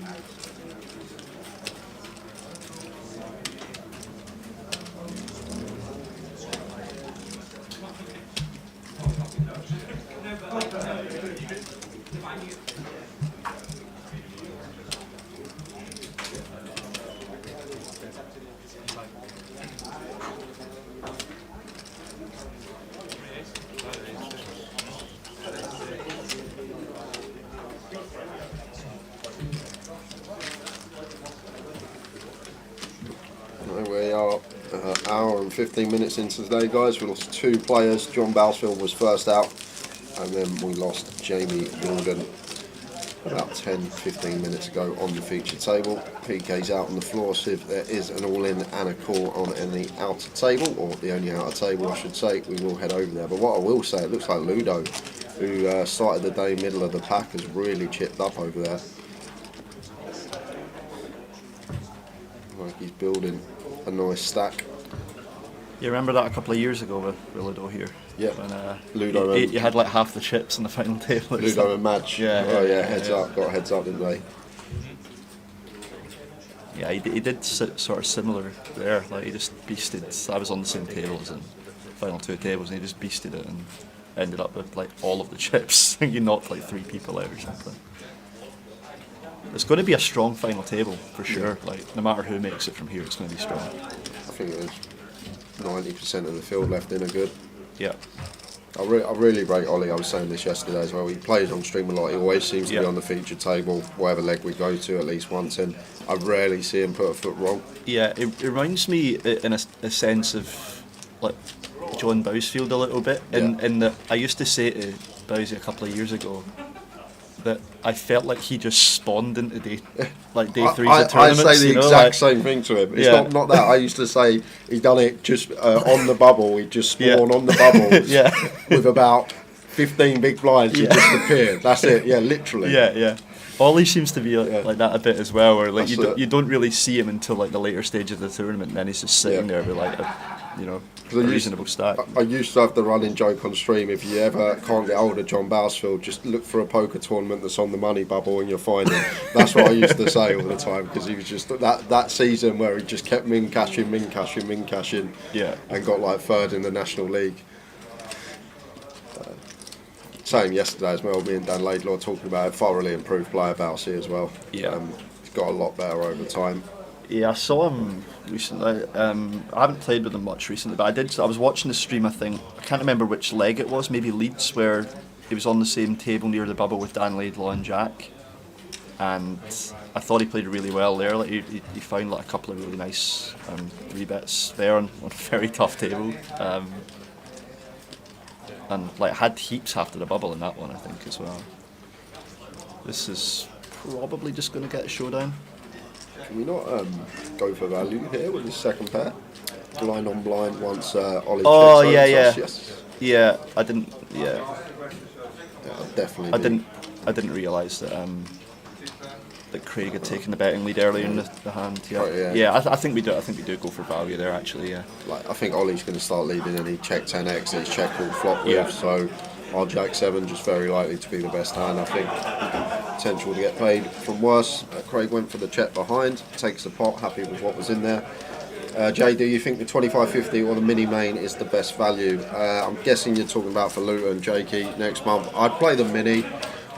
Mini always seems to get a bigger turnout because you get people travelling down like on the Sunday for the week or on the Monday for the week, whereas the 25.50 don't get a lot of people travelling down for the whole festival in Luton, so it's probably going to be a smaller prize pool. So I would suggest playing the mini. I think it will be a bigger field. It's a slightly better structure as well. Yeah, I'm a fan of the mini as well. I'd definitely vote for it. Not that the 25.50 is a bad tournament by any means, but yeah, if you're going to play one of them, I would pick the mini. Yeah, the mini. I wouldn't play it this week in Edinburgh. I had an absolute mare in the mini. I did not get above 30k stack over 9 bullets, Dave. Christ. Literally, did not get over. My peak was like 31k over 9 bullets. And I just could not get anything going, anything at all. I can't even remember how my mini went. Trying to think. Like, I had a really tough table, and no, that was the hat. No, there was a mini as well. You took my seat in the mini. Yeah. We done the old switcheroo. I can't even remember how mine went. It's like it's bizarre. Mine was a disaster. Just I could not win an all in. It was as simple as that. In front, flipping behind. I just couldn't win an all in.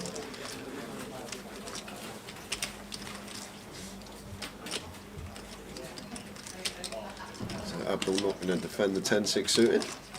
Yeah, that's one I would be defending. We talked about like the Queen 8 off one versus UTG. and I wouldn't defend Queen 8 off there, but like the 10-6 suited has a lot more playability. Yeah.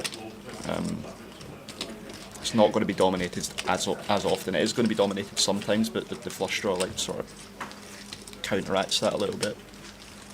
So yeah, I think that's on the tighter side, that fold.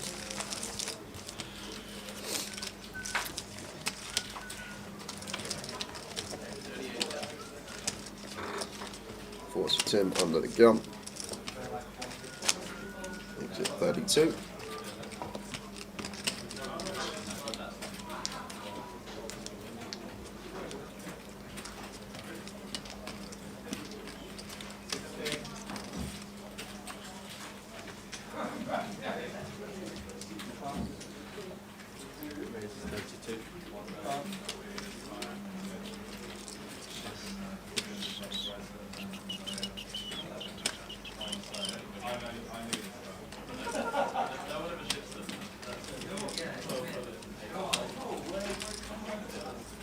Robbie's just going to fold this one.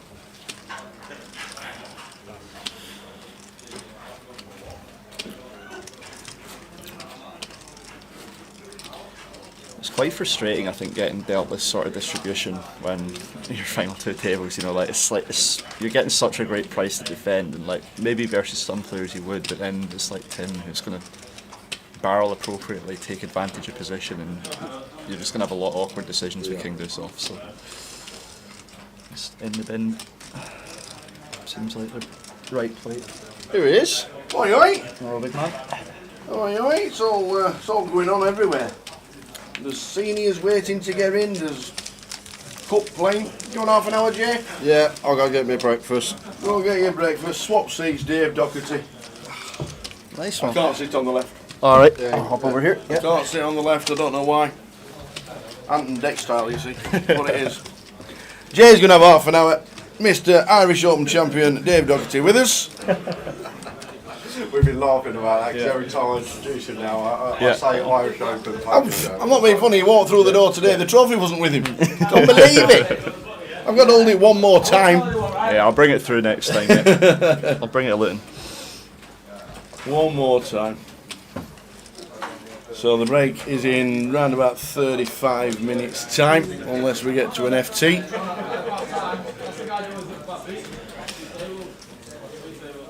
Yeah, it doesn't. I don't think we'll get an FT in half an hour. No. It's been playing pretty Yeah. solid so far. I was stood watching the outer table as well, and it was very, very steady.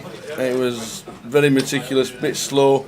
Yeah. Using the clock to the advantage of all the players, obviously wanting busts out on the opposite tables, and that's the way the 11 are playing. I've seen it, Jay. I think this is going to be one of the tougher final tables that I've seen. Yes. A leg for a while. Yeah. Which is kind of interesting because Edinburgh is usually the one that you get like a lot of locals in, and you don't get as many tour regs, And right? it's changed this year as well. Yeah. I noticed a lot of people travelled up for this one. Yep. And part of the tour, obviously the MPL makes a difference as well for the points. We've got 3 of the top 4 still in, so it has been. This is pretty cool from Tim. Kind of along the same lines as what I was saying earlier, with like Craig's spot where he 3-bet ace to suited. Tim's gone for like a more polar hand here. Like he doesn't care if he folds the king 5 off. He doesn't really need playability that much because I don't think Ollie's going to play a ton of calling here. He's certainly going to have some, but yeah, I don't think like the frequency with which Ollie calls versus folds or jams isn't that significant. So just using like the offsuit king blocker bottom of his defending range as a bluff is pretty nice. So we are on 11. Crowning the champion sometime tonight. Ludo second in couple of years ago, 2021. Yep. When we came back. Yep.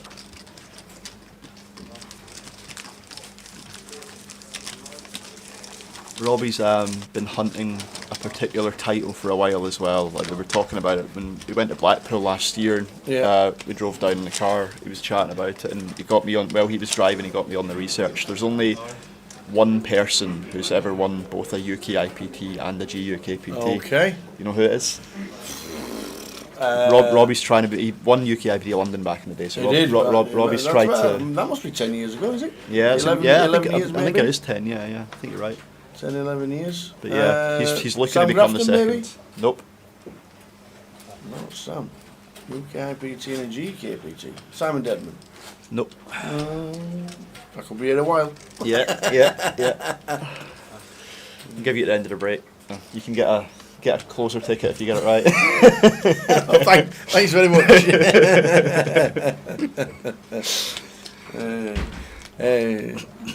Afternoon, Nicky. How are you? How's Turkey? On holiday with the family. Sunning herself. I'm coming in by accident with the competitions here, aren't I? I love it. I had, in Lovely, Australia, yeah. I had the Val got 20 questions. I remember Val, who was in the chat box. She got the one with Will Smith. Absolutely spot on. That did proper kill some time, didn't it? Well, we didn't have. Well, we didn't have the stream on. Oh, it hasn't taken long. The chat box has got it already. Praz. It's Brett Angel. Is it Brett? Yeah. Oh, Brett. Very nice indeed. Well done, Brett. Yeah. I'm saying Praz. I don't think Praz has played while UKIP's were on with it. Not played for a long time as Praz. Brett Angel from Teesside, his beloved Middlesbrough, are in the playoffs. Yeah, I was watching. Do you know when the Championship playoff final is? Does it clash with Luton at all? It's the first weekend. The first It's weekend. When the bank festival holiday. starts. Yeah. The bank holiday Monday is. So it should be about the 27th, I reckon. 27th, 28th of May, maybe. Yeah, I was wondering if it was going to clash with Luton. I think if memory serves, spring bank holiday is the 29th of May, which would be halfway through Luton. Yeah. And it's normally that bank holiday. Mine have changed, who knows these days. It used to be the bank holiday Monday. They all used to be the Saturday, Sunday, Monday on that weekend, but Apocalypse says Championship playoff is now the 27th, which is the Saturday of the Luton schedule. Yeah, so Luton schedule's there. There we go. 27th. What's on at 27th? Day 1C of the Day 1C and Day 1D of the 25-50. So play Day 1A, play Day 1B, and if you want to go to Wembley, imagine Sunderland, Middlesbrough. I was thinking that was the one years ago. It was 4 each, wasn't it? That was Charlton, Sunderland. Charlton, Sunderland. Yeah. Okay. Charlton, Sunderland. I was thinking, what about a Luton Coventry showdown? It's like the GUKPT that's Championship true, final. Luton, Coventry, imagine. Because they're not far apart either, are they? No. 40 minutes away from each other, probably. And obviously Sunderland and Middlesbrough. Half an hour. Interesting. May the 27th at 4:45. That's it. Have it at 4:45 for the fans so they can not get home on a night time. Yeah, they're doing the same thing with the Scottish. I don't know why they just never care about fans. The Scottish Cup final's getting the same treatment. Really? Kicking off at 4:30. Celtic are playing Inverness in Glasgow, so all the Inverness fans have got to come down. What is it, 3 hours? Yeah. Well, probably a little bit more than 3, like maybe 3.5, and the final's going to end at 6:15, and the last train up north to Inverness that night is 6:30. So wow. You'd have to leave Hampden. Imagine if they win it as well. They're going to be an hour in the stadium. Yeah. An hour in the stadium celebrating. Yeah. So they need they all need hotels. That's so bad. Ridiculous. The Copa del Rey final was 10 p.m. in Spain. Yeah. So that's a midnight finish. They just don't care, do they? No. I guess it's probably more culturally accepted in Spain. I've seen games in Spain kick off at midnight before, so it's maybe just more culturally accepted over there. Well, they do have siestas for 5 hours. Yeah. But Tim's putting the hammer down the last orbit. He found the King 5 off 3-bet versus Ollie's Under the Gun Open. Well, it is hijack, but found the King 5 off 3-bet from the big blind. He then limp 3-bet Ace Deuce off, and he's just 3-bet the King 7 suited. That's 3 hands in a row he's gone for it. Shout out to the Irish Open champ. Quinlan watching on YouTube. Cheers, boss. Yeah, Tim's Tim's just one of these guys who's never afraid to to run it on anyone, you know. But he's maybe just noticed what we're talking about. It's like, it's sort of going a wee bit solid, a wee bit passive, and like he's maybe just thinking this is a good opportunity to sort of separate myself from the pack a wee bit. It's like three very good combos he used as well, so it's just distribution related too, but to take all 3 spots is pretty interesting.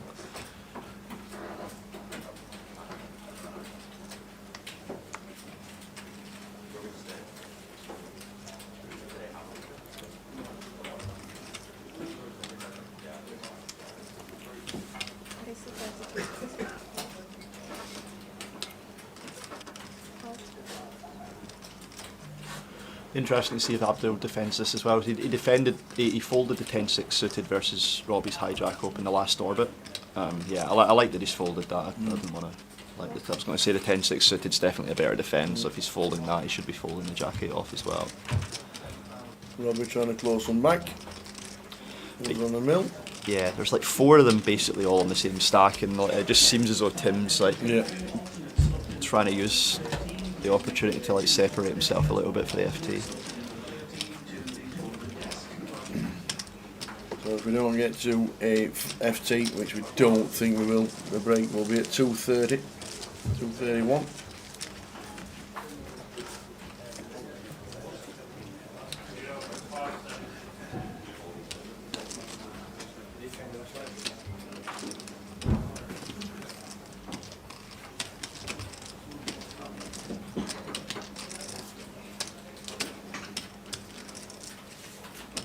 How was the family when you got back from Dublin? They were I'm guessing they all watched the stream. Yeah. Sorry, just to answer that quickly too. Yeah, 10-6 suited it was. 10-6 suited would be a better defend than the jack 8 off. But yeah, they were all buzzing. Yeah, I had my niece in the chat box again, like going mental. Mum and Dad were up till like 2 in the morning watching it. My sister was up watching it late as well. Yeah, we all went for like a meal, like a good celebration meal. Excellent. Afterwards, it was really good. I managed to watch the final hand back. Somebody was shouting for a 6. I don't know who it was. 6. It was amazing. Yeah, my dad didn't really understand what had happened. Like my mum was celebrating. He saw me like cheering on the screen. He's like, "What happened?" He's like, "The other guy's got 2 pair." It is an achievement, one of the most prestigious in the world. We're on 11 for the GUKPT.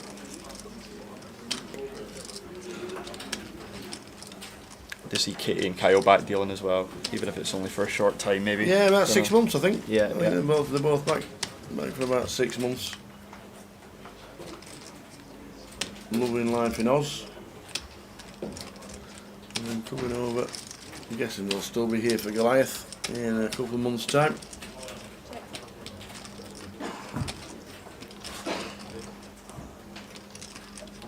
Yeah, I was hoping for a book as well, Carl. Yeah, so I think it was something to do with the Eurovision last night, is what we got told. So that's what. But also, I know they had a lot of technical errors, didn't they, on the iPoker network, and Grosvenor Poker was down. And I think it's back up and running now. If anybody wants to fire it up and give us a shout. I think we got the word that it should be up and running on the Sunday. What's going on here then? Yeah, just going to get a showdown.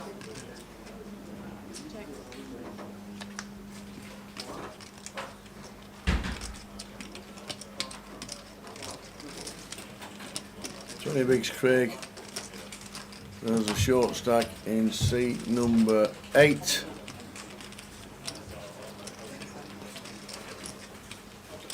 Ollie's travelling a lot more as well now in the last 12 months. I've noticed Oliver White, seat number 7.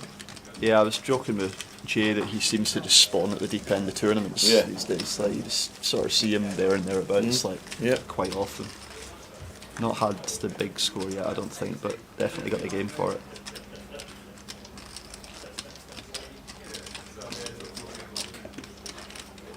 Phil Coulthard says he's up and running. I think there's a live stream free roll at 6 as well. Free money. Nice. I mean, I'm super biased. I just want Robbie to win it because he's he's been knocking on the door for like a you good will while chat a now. lot as well. It was good for him last year when we saw quite a bit of him last year. Yeah. He did say he was going to start travelling a lot and probably see most of the legs next year. So, well, good to see. I mean, I think he's like second or third in the leaderboard at the moment, He is. right behind Cal. We have an updated one that I'll show you very shortly. He's definitely chasing that. Going to be some effort to catch Cal, but winning the main would be a good start. I think Cal's got some chips in the cup. In the cup, yeah. He was chip leader at the first break.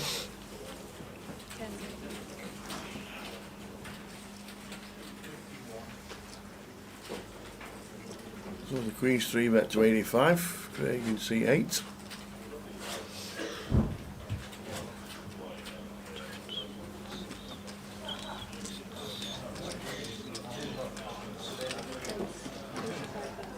Queens are good. Ollie's getting a nice price here with a hand you think like flops well, but the issue is Craig's 3-betting cut off versus hijack off of 20 bigs here. Like, he's going to play a lot of his continuing ranges of jam. Like, I don't think Ace King is ever doing this, so he's very polar, Craig, which means that you're going to be against overpairs quite a lot, unless he's finding like the Ace 5 3-bet or something. But he's just going to have a very strong range here. So I like Ollie's decision to fold, even though he's getting a pretty good price.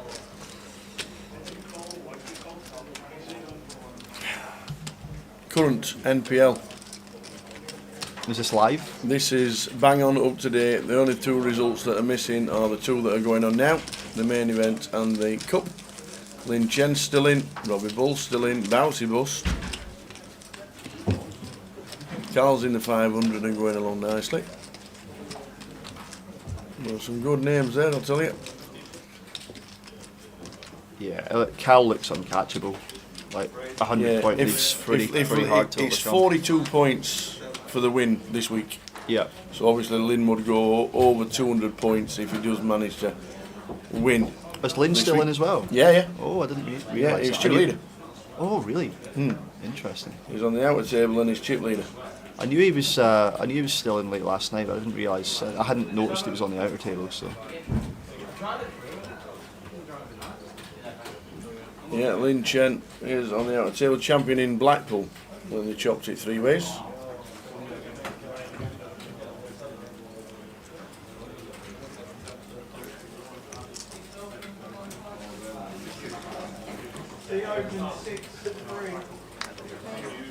I think everyone's just playing pretty well here. Like, this is you don't always see this. I feel like sometimes people panic with the money, or they maybe get a little bit too tight or something. I think everyone's played overall pretty well so far while I've been watching. Definitely a tough field at the end of this one.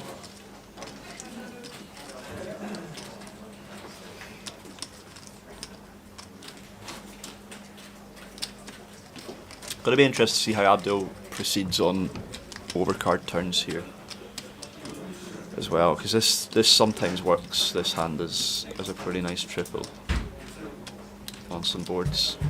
I mean, you think Ollie's going to be wrapped around like those straight draws quite a lot. You know, he's going to have like his 5-7s, his 4-5s, his 8-9s, in addition to his middle pairs. See, this card isn't great for Abdul. It might have been nicer if it'd been like a queen or something to see whether he went for it, but it's definitely a better card for Ollie's range than Abdul's, so wouldn't hate him giving up. Paint on the river. Queen of Diamonds. But that is still an interesting one. Definitely reasonable for Abdul to consider bluffing this.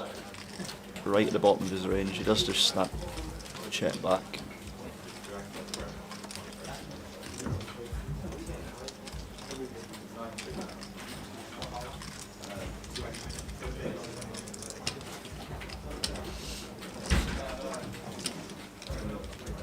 The blind's 8-16, 11 left. We started with 13, we've lost 2.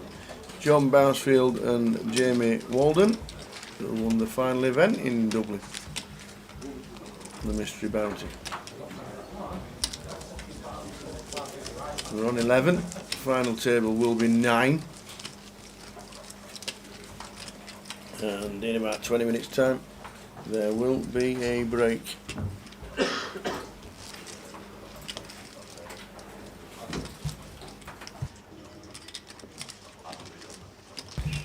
we get to the break before the FT, we will be swapping tables over, so you'll see the other 6 players.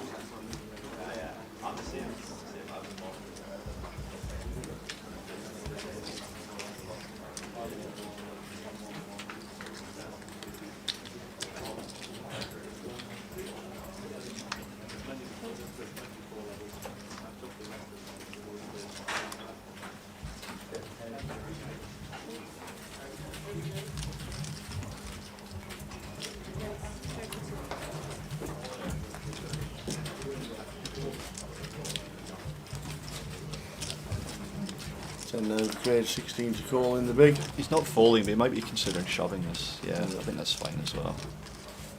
I think people maybe over defend these spots. It's certainly fine to call as well, but I don't mind that at all from Craig. Just sticking it in. Performs pretty well against calling ranges.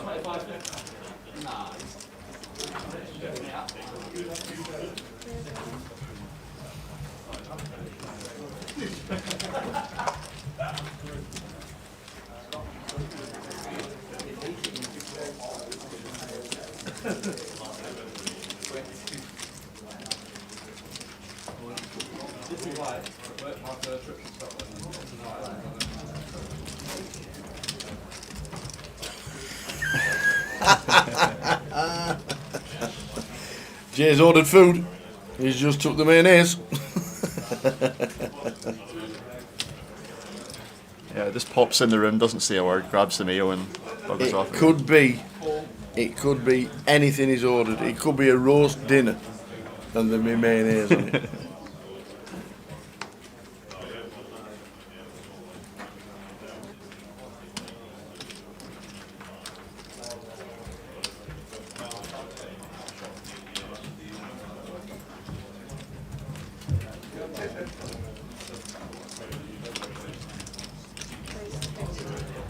What kind? This might be a daft question, but what kind of stream does the chat prefer? Like, I feel like this sort of table is really interesting, where people are all very similar in stats. They're all playing well. Absolutely. There's not a lot of edge to be gained, maybe, and like you're sort of seeing who's going to adjust or who's going to like do something a little bit different to try and gain an edge, or then you've just got the Ali Malou table or something, or the Terry Jordan table, entertaining for different reasons. Yeah, I think both are really good. This is intriguing because it's not quick, but like I say, tactical battles going on. If we do get to the outer table when we come back from the break, we're interested to see how they play. Oh yeah, Jay pointed out that Ludo's chipped up quite a lot since the start of the day, so yeah, it seems as though he's maybe stepping out a little bit.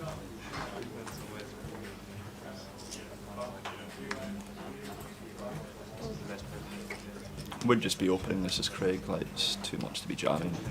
Pretty happy getting it in if you get 3-bet, I think.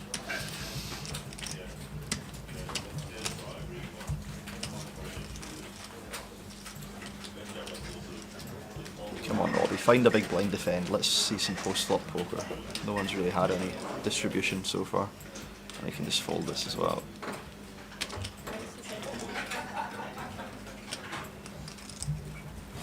Just checking the screen to see Craig's stack. I think he was tempted to defend there, Robbie. It's pretty clear to me that he's not getting much distribution, and like sometimes you do have to like fight for a few more pots like that when you're not. Yeah. Like it's all very well having your continuing ranges, but you feel like you're just blinding down, like you're not getting any decent cards. Like you might have to fight for a couple extra pots.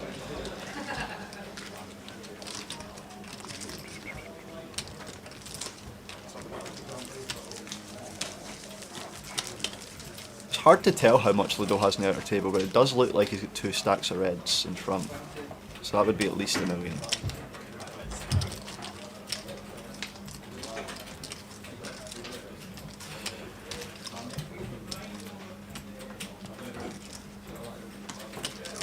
I wouldn't even defend the 9-6 off bend, to be fair. I think like 9-7 would be my line, but 9-6 chip EV for sure, but just tighten it up a little bit on the final 2 tables. Hi Jamie, unlucky mate. Jamie, the last bust out in chat. 11 poker. Good to see you in Ireland, Jamie. Well done on the win. Finally got his trophy. Yes. Oh right, they sent it. Yeah. Awesome. Saw a picture on his Instagram the other Good day. stuff. Finally got it. Good stuff. Was a little bit strange that there wasn't one right at the end.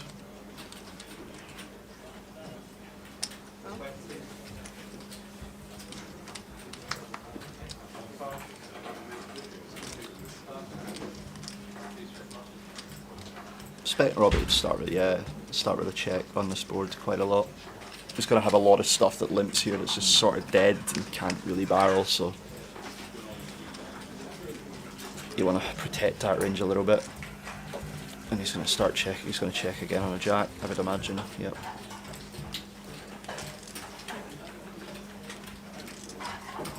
Tim just thinking he has showdown with the King 8 and Robbie's River 2 pair, so it's certainly going to value bet now. And it's not like I do expect him to just fold here, but having an 8 in his hand is like somewhat relevant. Has Robbie checked the river again? Yes. I think that's too tricky. Yeah. 2 pair. Yeah. Waiting for Tim, but Tim having none of it. I think you can just like check your. If you got like 9-5 there, you can just check that and bluff catch river. I think you just want to put chips in the pot with your 2 pairs, like try and get a 7 to call you or something. You're going to have like some no showdown stuff there that has the bluff river, so just having like the top of your value range in there is like pretty important, I think. I was interested if Robbie had bet actually, just to have like Tim with the 8x in his hand, whether he'd have went for some raises with it, blocking both straights.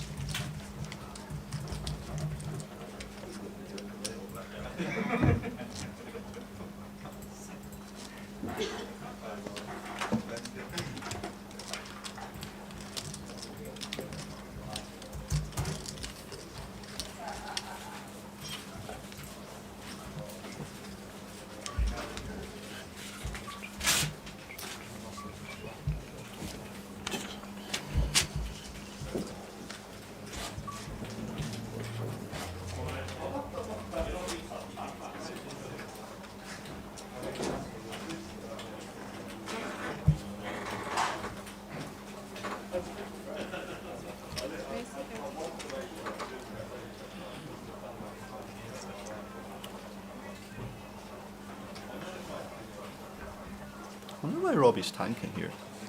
Just Well, nobody's doing anything quickly, that is for sure. yeah. 12 to 11, there must be a pair jump. Or 11 to 10.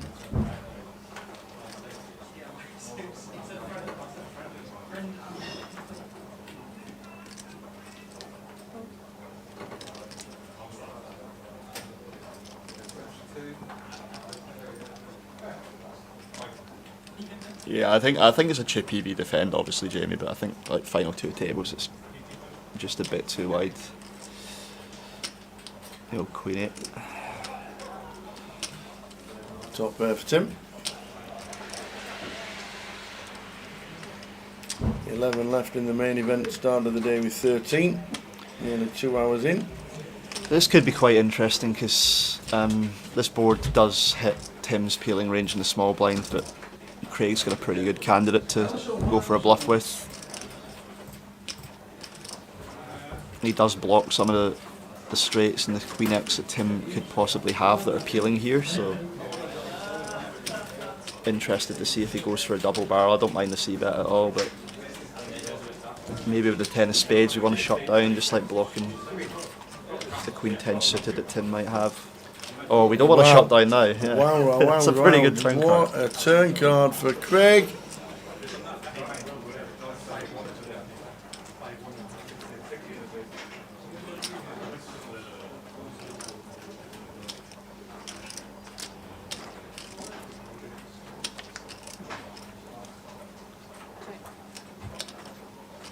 Look at this from Tim. Yeah, Just knows all the time. Snap folding the top pair, ahead in the flop behind the turn. Fantastic. It's one of those things that it's tricky to have bluffs there. I think maybe Craig's best bluff would be like an ace-king type hand, but a lot of people don't find it, and you can just put a lot of pressure on the one pair, even the two pair hands. But yeah, Tim just snapped getting away from it, not a second of thought.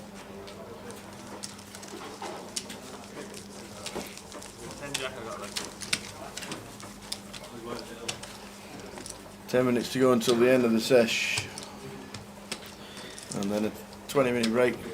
Might be 15. Not too sure. Actually, on the break length, I'll get PK to tell us. In 10 minutes' time, we are going on a break. I thought the payout structure was pretty interesting in this one because it seemed as though fewer players were being paid than. Yeah, it was like normally. 9.7% or something, wasn't Yeah. it? Just it was obviously a cusp of some kind of, because they go in sections, don't they? And they Yeah. go in. It was literally probably just under, moving it to the exact 10%, which obviously would have been 36. Yeah.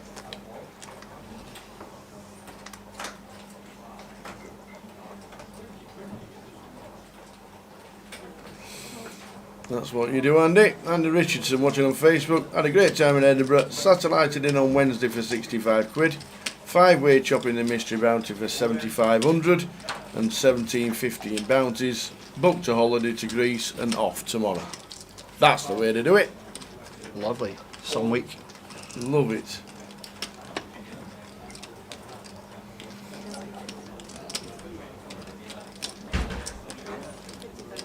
Not been to Greece before. I'm still considering maybe going next month for a couple of days. All right, okay. I've been somewhere near Al-Kadiki. Okay. I've been once a long time ago.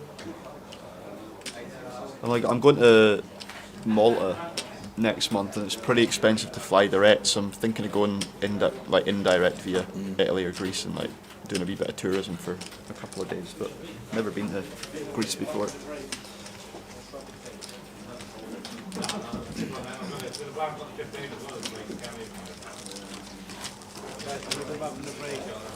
Can you give a huge congratulations to two WLPT race, Nicky the Wig. why are they called Nicky the Wig and Crazy George on their engagement? I love it. Nicky the Wig. And wants to marry somebody called Crazy George. Cheers, Lookbox, and glad you're watching on Twitch. Heading to the first break of the day. 11 players left. We started with 13. We've lost 2.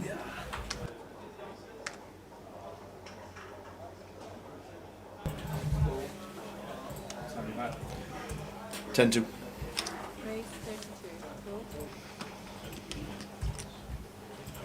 It has been confirmed as a 20-minute break in around about 6 minutes' time. So we're back at 10-2.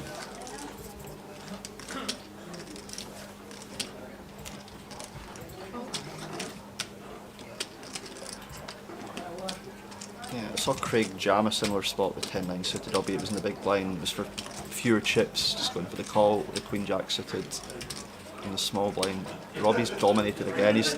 Distribution-wise, I don't think Robbie's ran very well today, and that's been kind of a common trend for him in recent times. He's getting to final 2 tables quite a lot, and then sort of luck's deserting him a bit. I'd like to see him win a couple before I head out. That looks like a queen high flop. It's a king high flop. Okay. I mean, it'll be an interesting hand. Both of them have a gutter to the nuts. Both of them have a backdoor flush draw. Would expect quite a few C-bets from Robbie here. Craig's not folding. About 30.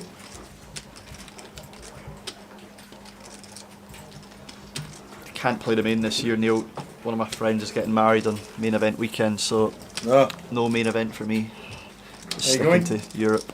What's that? Are you going over? Going to Vegas? No, I'm just skipping it this year. I'm just sticking to European stuff. Nice one. Be back over next year, probably.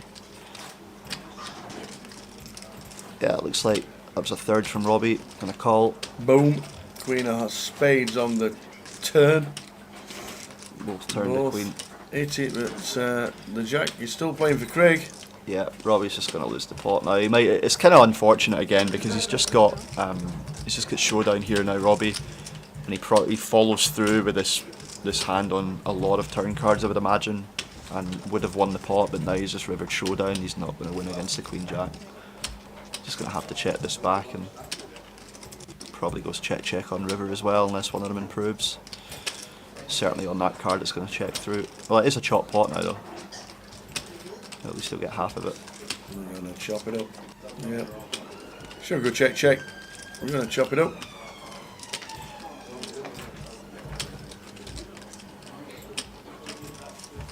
I'm from Coatbridge, Manastra, just to the east of Glasgow, little town, right outside Glasgow. It's probably about 40 minutes from here in the train, maybe a wee bit less. And you know what they say about chop pots? Yeah, nobody likes them. Not on this turn. Nobody likes a chop pot.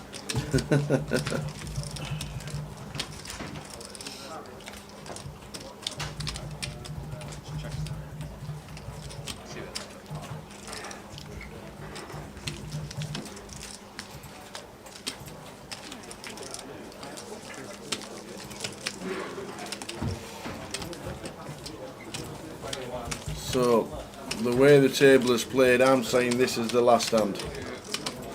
It might be 4 minutes, but this is going to be the last hand.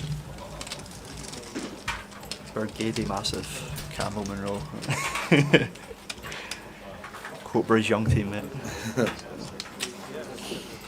Right into the break, there will be a table change. We will have the other 6 players coming to the table. Yuzu, Jeff, Ludo, Lynn, Chen, Jim and Mike Kane. I think Paul McTaggart's from Burgady initially. I don't know, I think he might live in Edinburgh now. Maybe he's moved back to Glasgow, I'm not sure, but I think he's from there initially. Nice to see Paul this weekend. Yeah, it was funny. I've said in the past that I've not ran particularly well against like Boba Fett, Paul McTaggart, and I sat down the high roller day 2, straight onto the feature table. First hand I shoved pocket 7s, and he calls me with King Jack, and I'm sitting. Robbie's railing, and I'm like, oh, I don't generally win all ins against Paul, and bang, window card 7. He's just dead immediately. It's like it's changed now. I just win all ins against everyone now. Interesting decision for Tim once it's back to him. All over the 3x 3-bet, he's just going to snap fold. I think that just speaks to like Tim really not feeling that anyone's getting out of line here. So it's a hand you can certainly continue with there if you want to. We are going to get one more. Kyle to the table for the last hand. As Ludo won a GUKPT before, now he's come second 2 years ago here in this very room. When Majid won it. We're going to chat with Ludo after the game. Dave Doherty is in the chat. Irish Open champion, GUKPT winner. What else? 25s? No, I've got a couple of thirds in those, but don't have one of those on the just win the big one. Just win the big one in Luton and Ireland. Yeah. I'll settle for that. Absolutely. I'm not greedy. Couple of side events in France, all going on. I think Ollie's now in a position where he probably needs to go to the bathroom, and he's just using all the time with 6-4 off to make sure we take into the break.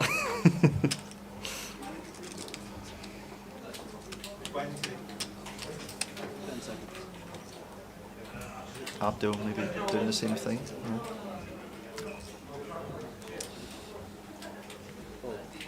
Race to 32 with the ace on the button.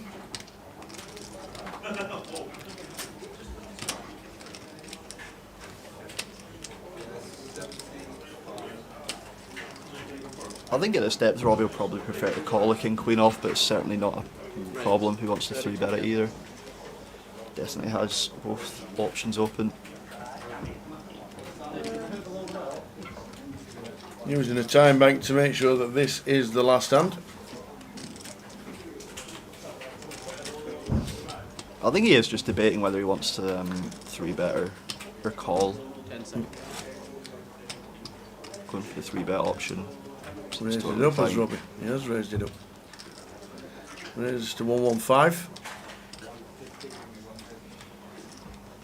Some of the considerations you'd make here is like how wide is Abdul going to continue versus my call. You don't want to be in a situation where you're making him fold like King Jack pre or something, a hand that you do very well against. But I don't think he would fold that. So Robbie obviously agreeing. Just get all the junk out of there. The ace-3 offs that can't continue. And there we go. That is it. So on. We are on a 20-minute break. That table in the background right there will be with us in 20. Thanks to Mr. Dave Doherty. See you. Welcome anytime, sir, as always. Jay will be back at 10 to 3, and we'll see you in 20 with the opposite table that you can see in the background. See you in 20. In a bit.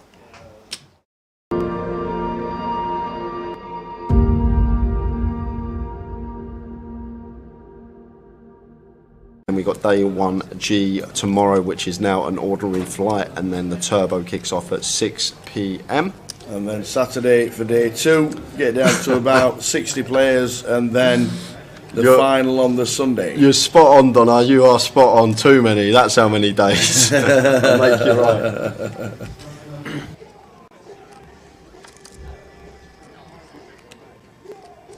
Ace 5 for Danny in the big after an initial raise from Keith in C number 1. A nice 3-bet spot, I think, Tower here.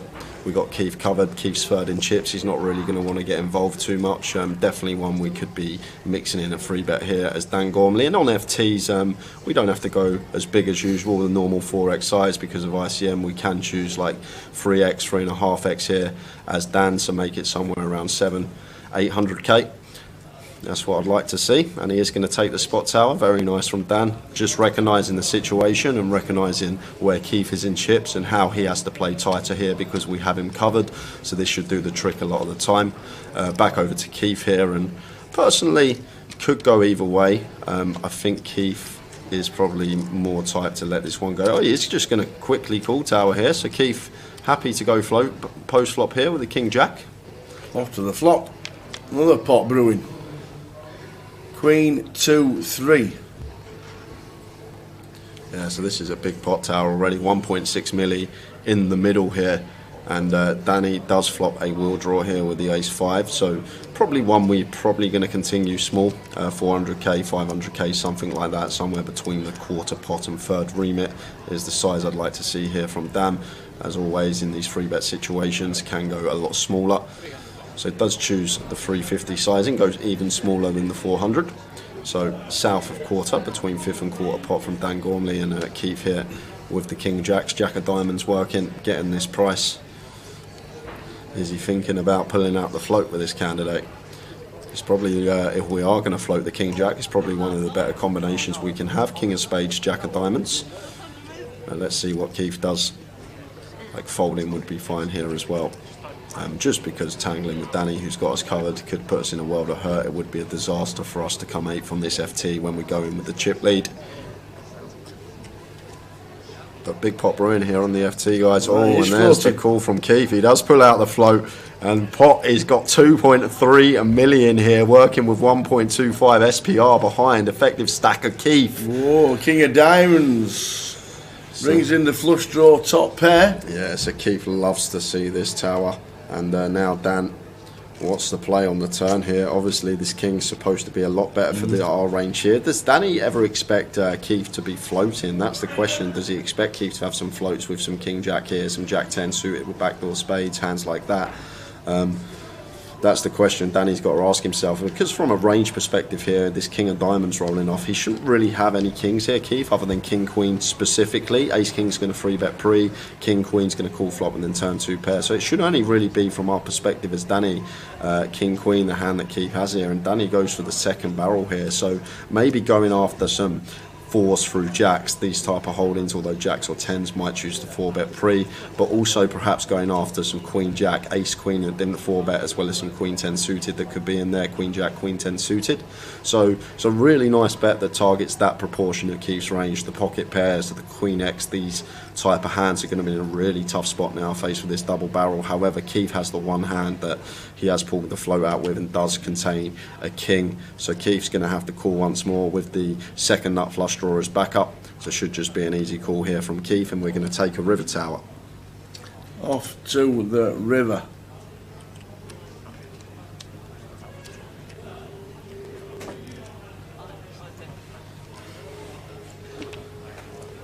Fourth diamond. So over to Danny here.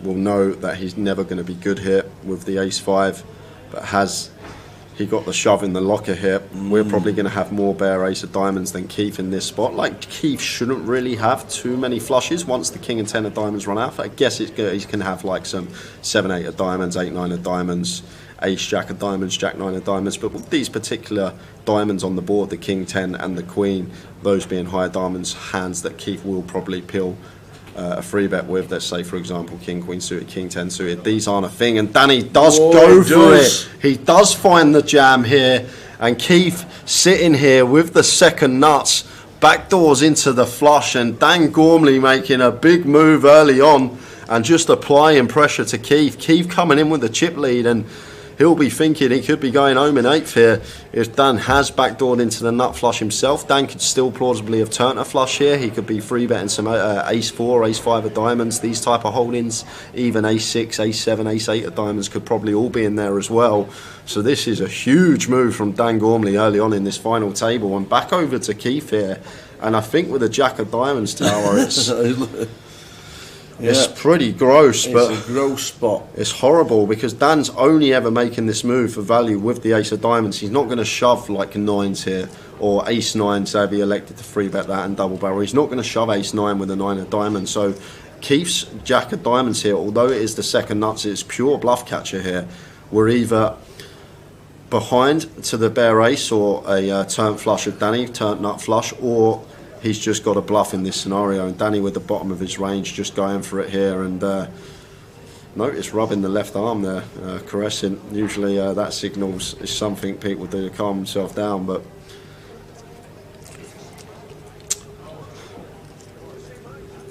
this is what we wanted to see, Tower. It's You what mean we've been his waiting heart's all pumping day. inside that t-shirt? Exactly.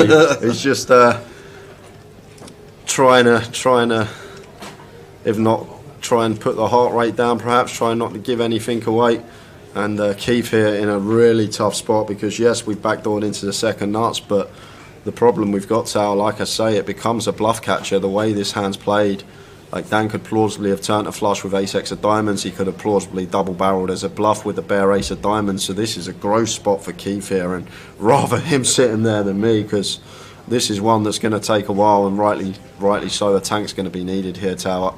This is a big pot, and it's going to be for over a third of the chips in play if he can make the call and be correct. And fair credit to Dan, though. Let's go back to Dan. He's capable of running it in these spots. People aren't capable of making moves like this. Free bet, shove as a bluff on final tables. There's only a small percentage of players that have that in them, and it's a gift, if you like. I know this time it may leave Dan short if Keith makes the call, but I think it's you've got to be a certain calibre of player to be able to pull this move, the free bet, the bet shove, without having the goods. Only certain opponents are capable of that, and if Keith's aware Dan is one of those that can have these bluffs, he may veer more towards call. But this is a fascinating hand, guys, and Dan Gormley just running it for chunks of equity here on the mystery bounty final table and putting Keith in the blender.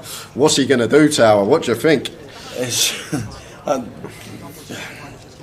He has a second nuts. He can only put him on the ace to fold. He flicks it in.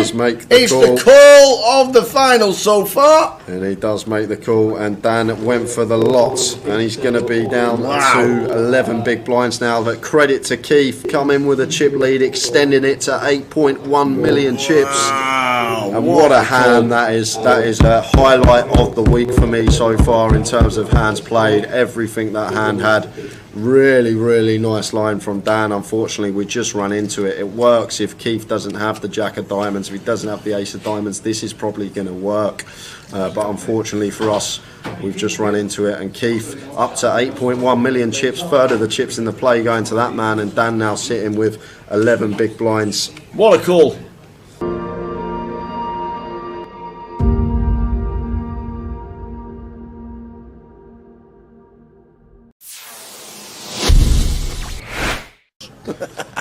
So you see Tom opening Jack 9 off in the hijack, can open a lot wider here with the chip lead, a lot of pressure on these guys with ladders and approaching the FT.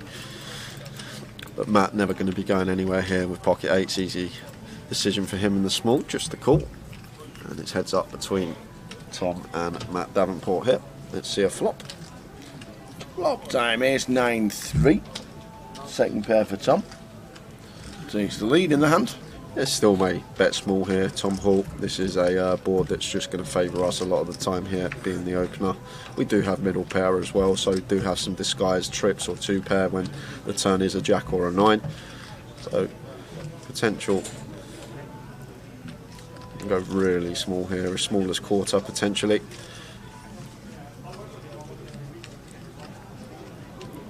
And goes for 21k, so quarter pot is the sizing of choice for Tom, just under. And Matt here with D8s getting this price, probably going to call once. Tom's still going to have lots of holdings here, all like the Broadways, the King Queen, Jack 10, all this sort of stuff that we are still ahead of, and sometimes he will shut down on some turns. 7 of diamonds hits the turn.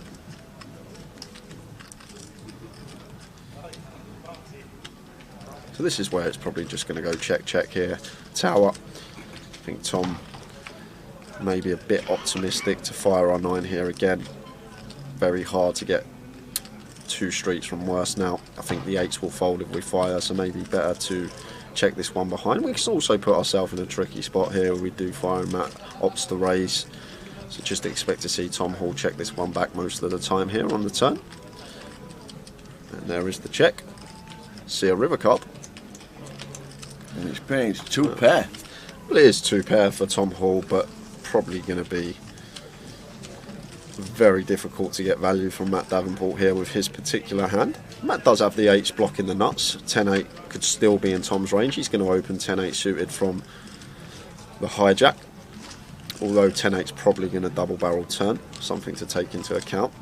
But Tom will now just opt for probably a larger size here, I think now. Tower, this little disguised Jack 9 of us, ours, somewhere around like 90, 3/4 pot, probably what I expect to see. It looks pretty chunky. That's pot size. That's 105. So around 85-90% up there. And Matt here with the 8s, never going to call this one Tower. Just not putting in a quarter of our stack here with 8s, we lose to too much. Well. Oh, he's going to raise. Matt Davenport. Is he going to find the raise here? What a raise it would be as well, because Tom could still just have some one pair holdings. Matt Davenport, where's he found this shove? Oh my word. And Tom's got 2 pair here. This could be the end of Matt.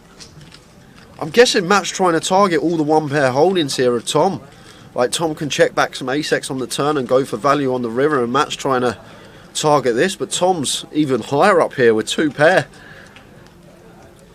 And he's gonna be in the tank here, because what will go through Tom's head, Tower, is we beat value? I don't think we do. Maybe 9-7 might be in there for Matt, but is he going to check rip that? Obviously Matt can still have some ace-3, ace-9, ace-7 defending out the big blind. He might even float a 10-8 as well, wrap round this 9 with backdoors, so 10-8 of hearts, diamonds and spades probably going to be in there. But the question we got to ask ourselves, is Matt Davenport ever going to do this as a bluff, and what are the bluffs, Tower? Once Matt calls on an ace-9-3, there's not many you can come up with. And because of that, I think Tom may let this one go. Simply because of the board texture on the flop. It's ace-9-3 rainbow. What on earth is Matt supposed to have here? He can have sets, he can have 2 pair. And what hand is he going to turn into a bluff? Is he going to rip some 9-10, some 8-9, blocking straights and 2 pairs? This is just a 6-6 jam from Matt Davenport early on a big day 3, and Tom Hall in the blender here and lets it go. Matt Davenport, you boss, and shows Tom as well. Pocket 8s. There is a reason this guy is top of the National League.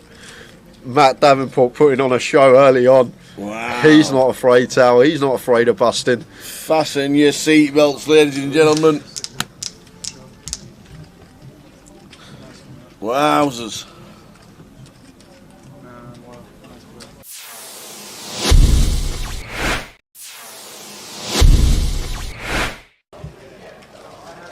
It's 10 for Ian.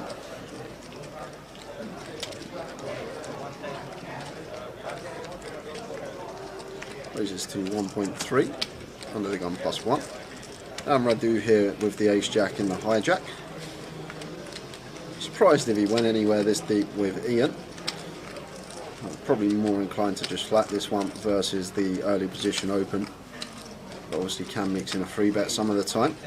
And it looks like that's exactly what he's done. 3 bets to 3.2.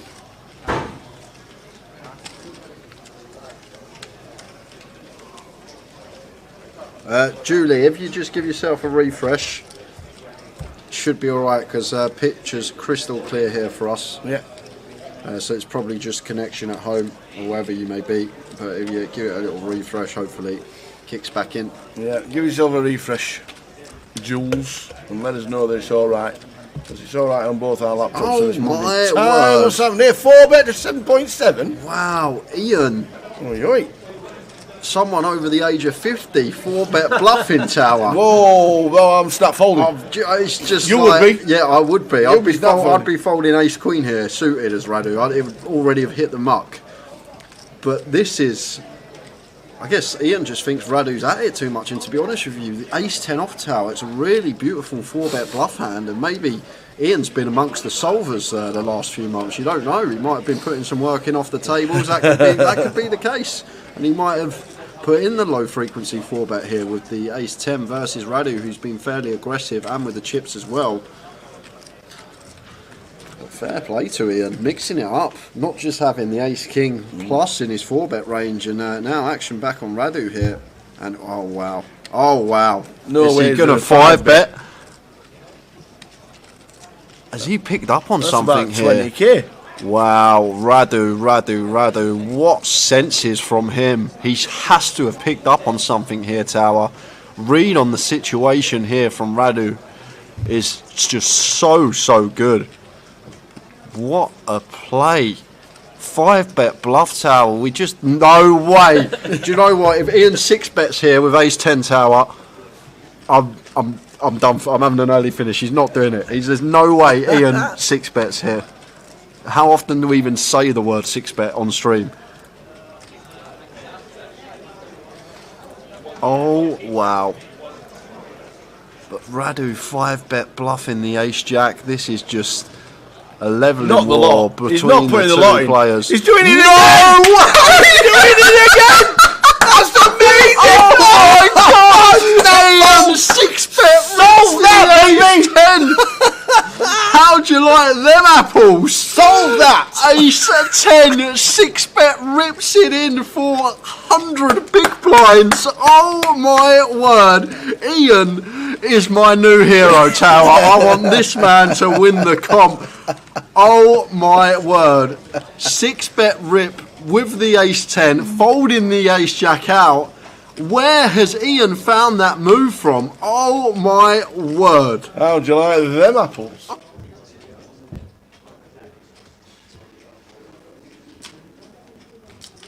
It's still good to see the 6-bet rip.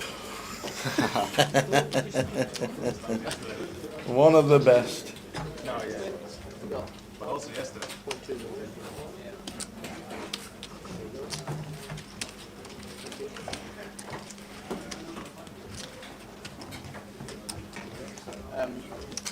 Frankie, you get the headset up.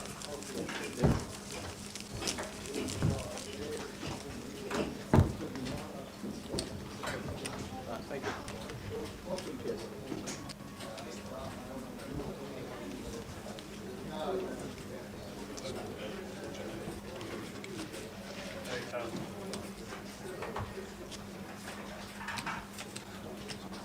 Yeah.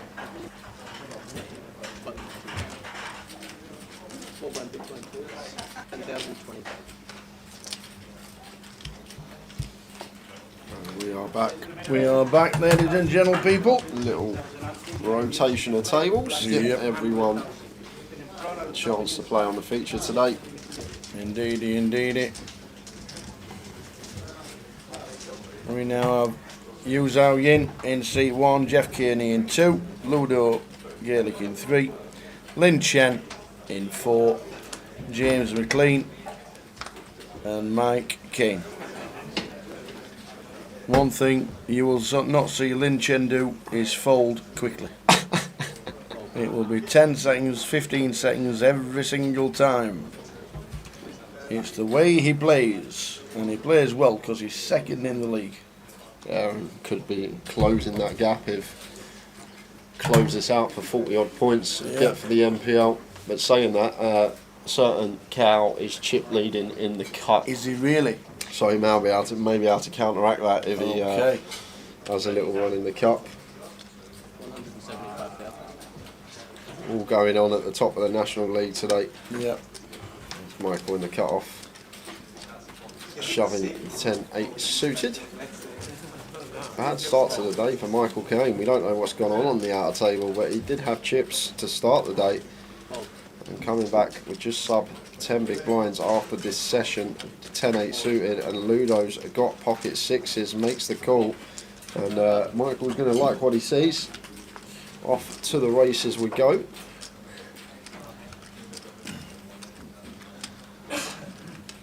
Ludo will be down to 450 if he loses. Mike Kane needing to hit to survive. And the counterfeit outs are there now. An ace will play. 9 outs, ace, 10 or 8. Ouch. There it is. Ouch, ouch, ouch. It's saying that tower, a 10 or higher would chop this one up. And it's a 3. So the 10 high going to play for Michael Kane.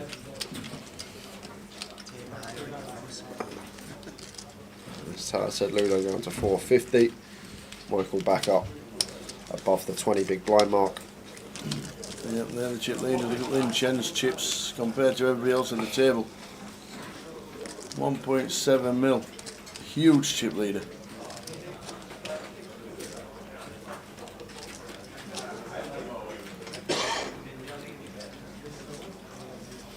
Eleven players left.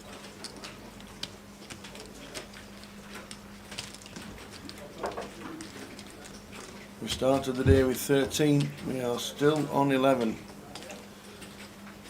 2.5 hours in. Jim McLean. Go on, Jim. Nearly a million. Nearly a mil ball. Doing it for the locals. Right, 50,000. Raises to 50. Yuzu with the Queen 10. Shouldn't be continuing here.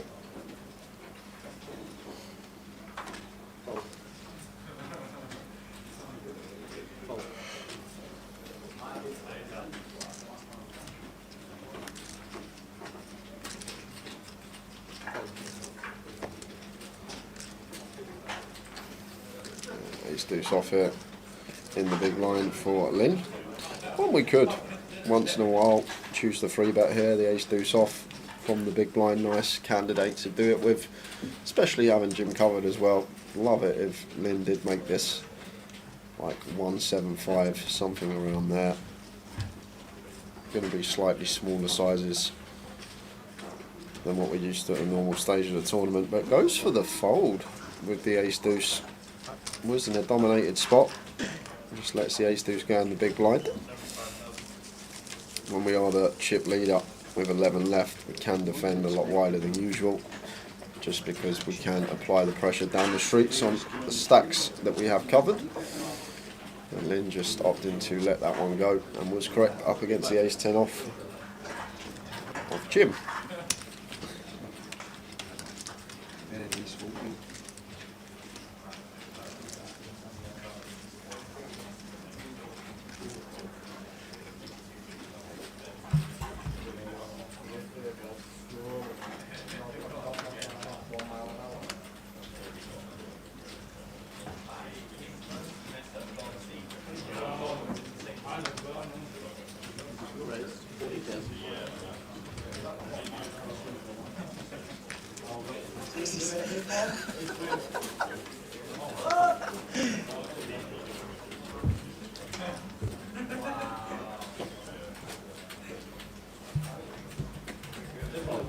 Ace 8 for Michael, raises to 40.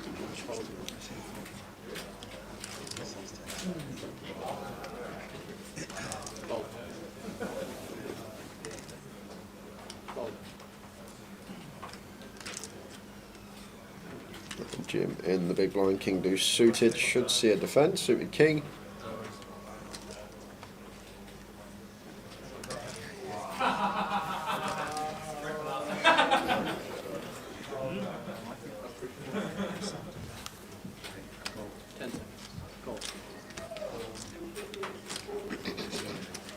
So makes it up to with the blind at 10-20, Mike. Raises to 40, Jim calls. 10 jack 4 2 spades. Yeah, nice candidate to continue here is Michael once we open the ace 8 off. Ace of spades in our hand.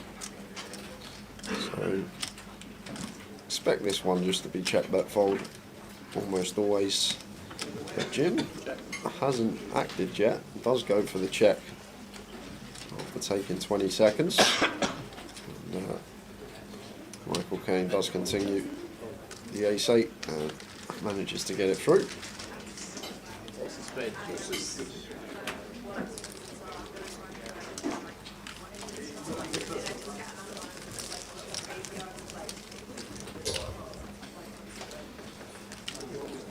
Ilzy Zolti says, "Hey Tara, will you be in Manchester 235 next weekend to support the ladies in flip?" No, unfortunately not. Ills, I'm sure you will be there. You will be doing your bestest to get another trophy. Would have been good to see Ills, but no, unfortunately won't be in Manchester next week. I'm sure it'll be a great turnout though, I must admit. Always well supported.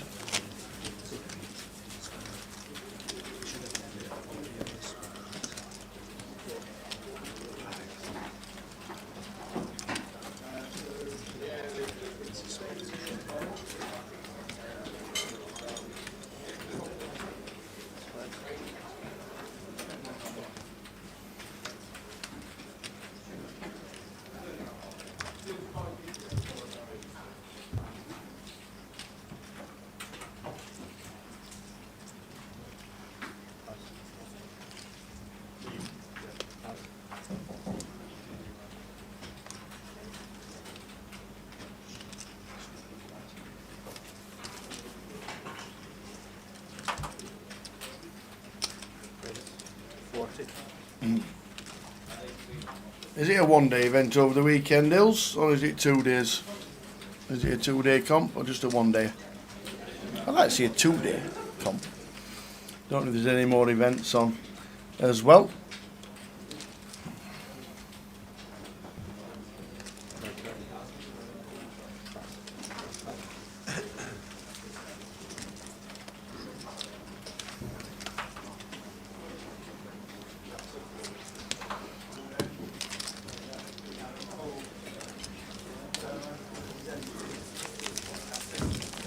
So Yuzu down to 12 bigs, Jeff on 10 bigs, still battling on to get to the FT. Yeah, a 2-day ladies event would be great over the weekend, and maybe have a little side event on the second day to keep all the ladies there. Be a great idea. We will see you at Goliath. Try and bring up some of the events at Goliath. I know it's all in the app, but we don't have a template for the Goliath at the minute. We should really have one because it's only 2 events away. Guys, how quick's that come round again? Yeah, and it's 2 events away. Oh. July the 27th. Starting Goliath, that'll be the GUKPT £1,000. Day 1A is the Saturday, the 29th. There is also on the Saturday the ladies event. That is a 2-day event, Saturday and Sunday. because the ladies' event on day 2, I'm guessing, will be live streamed. So we'll see you there, Ills, for the ladies' event Saturday the 29th of July in Coventry, part of Goliath. £110 in. That is a 2-day event. All information is on the app, Poker Live. Check it out. Afternoon, Matt, watching on YouTube. We're good, thank you. We had a good week in Edinburgh. Nice to bring up the clubs and play some super courses. And the last one for me is tomorrow. Playing somewhere.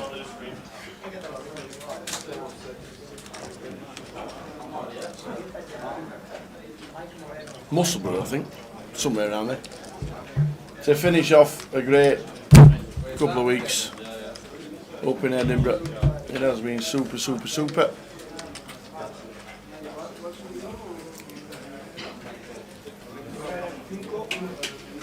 And something's going to have to give soon. 2 hours at being 1100. Something will have to give soon. We have a couple of shorties on our table, seats 1 and 2.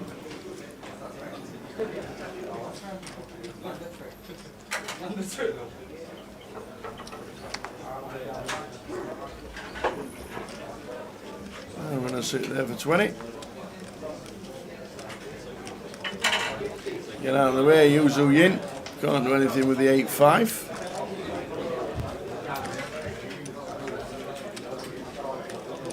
On 10 bigs, needs a bit of help as Yuzu in C number 1.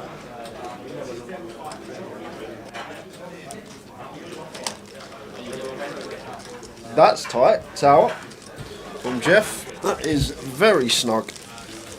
Pairing the big blind, facing a cut-off open from one of the big stacks. With 8 bigs.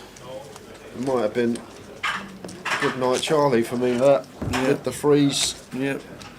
Jim might have called the 5s and You've might got a have made got the hand ball. with 8 bigs. And what do you want to do? When is the next 25 in Birmingham or Coventry? Next week. Next weekend. Cov. Next weekend. I'll show you. If anything happens, we'll come back to it. There you go. London, Coventry, Manchester, Bury New Road, Newcastle, and the Deep Stack in Glasgow.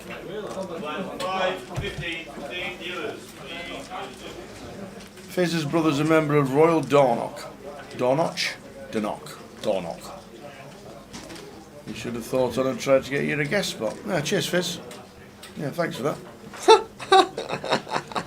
Here's what you could have won. Here's what you could have won. Basically, you won't get it on, Tower. He's telling you now when you're going home tomorrow. Yeah.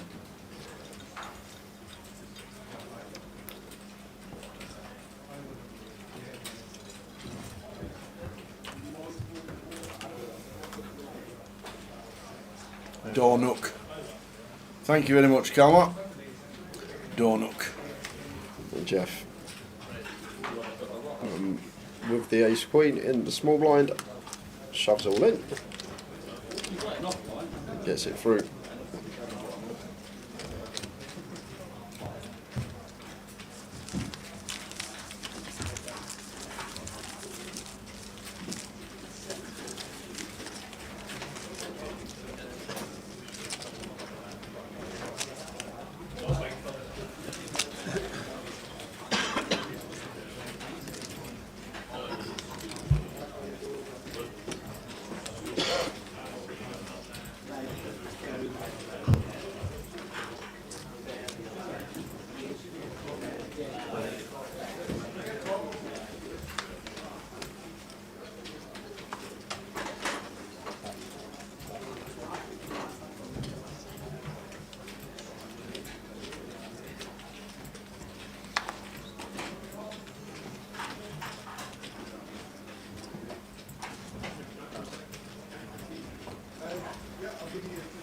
Not doing anything on the button with the old Jack 7.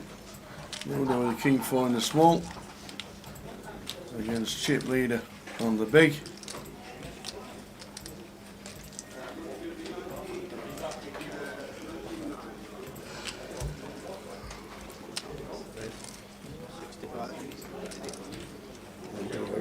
for the raise with the king 4 off. Got the king blocker in there, makes it 65k, just north of 3x.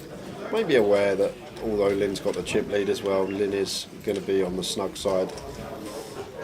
Seen him fold the ace deuce off to a min click about 10-15 minutes ago. I don't know how he's been playing on the outer, but doesn't like to put his chips in lightly.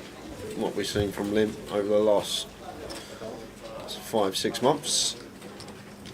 Queen 8 of diamonds, not going to be folding with position on Ludo here, blind on blind. Makes the call. Ace 10-4, 2 clubs. Yeah, so nice candidates to continue here for Ludo. We've got the king of clubs in here, we've got a pair. Like even folding out an 8-9, a 7-8, something like that, 5-6 suited, that's going to be a win for us. These hands still going to have decent equity within the pot, so happy to fire up with our 4. King of clubs in there as well for a bit of insurance on runouts. And Lynn has pretty easy fold here, Tower, nothing going on for our Queen 8. Going to take 20 seconds. We're down to 2 seconds and fold. No time banks left. And he's getting some if he does reach the FT, which he should be when he's sitting there with half the chips in play. 20% of the chips in play.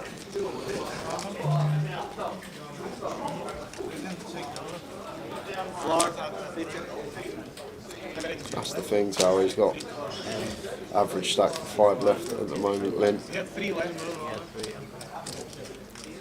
Real chance to actually start applying some pressure.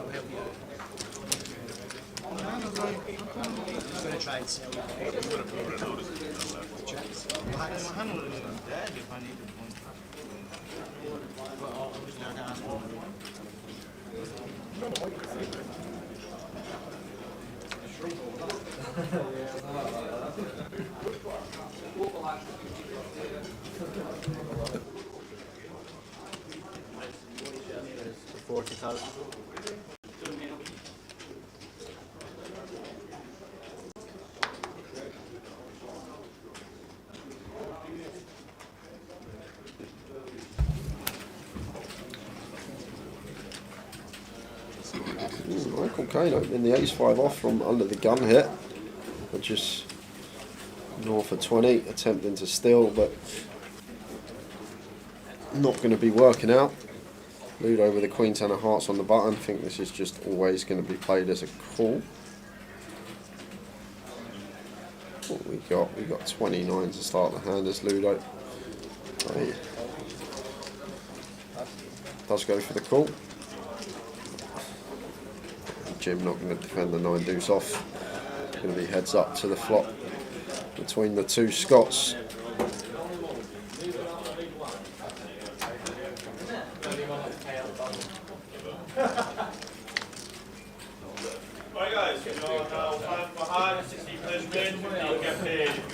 King 8 flop, King Queen 6. Second pair to Ludo. Yeah, versus button may just play check here and give up as Michael. Like Ludo's going to pill the suited King, King, Queen, King, Jack, King 10, Queen, Jack, Queen 10, maybe even as low down as King 9 suited. So this board really does smash Ludo's range on the button when we open from gun. He will have some hands in there like 4s, 5s, 7s, these type of holdings that we could potentially fold out with 1 bet, but like the decision of Michael just to give up on the King, Queen 6 with his particular holding.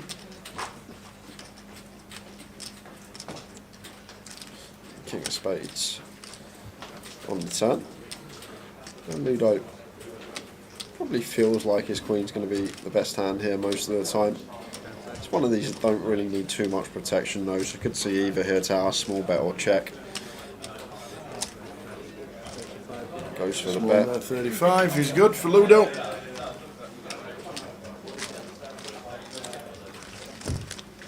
Hey John Bonadese.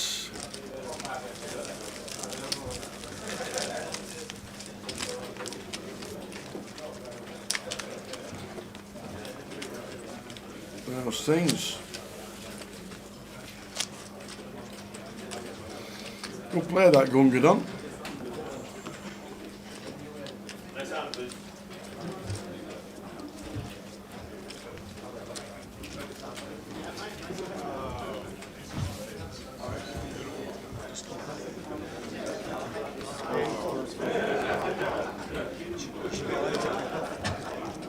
Send it back if it's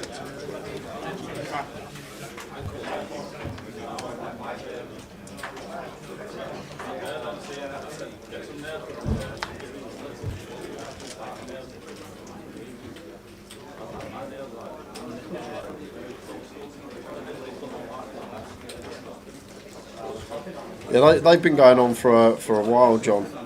I think since basically Czechs, yeah. after we got back from lockdown, I think Yeah. they've been going on. So still getting great numbers week in, week out. Absolutely. Can't see anything changing. I think if anything, the game's growing. Ludo with the ace-10 in the cut-off. Opens.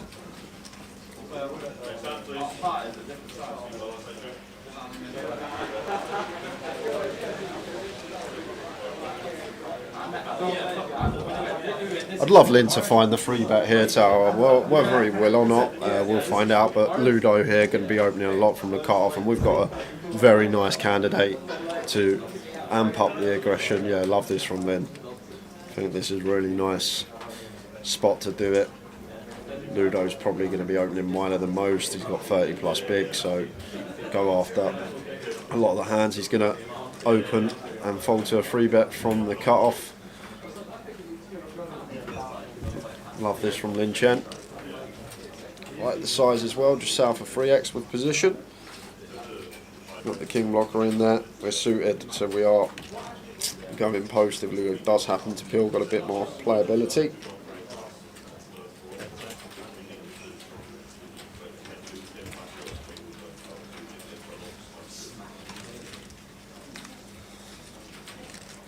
Does get Ludo off the best hand. Well played, Lin Chen. Indeed. Can't show him the king 5 at the end. Don't show him the king 5. No, it's just a UK legislation, that's all. Won't be in the Republic, won't be in Vegas.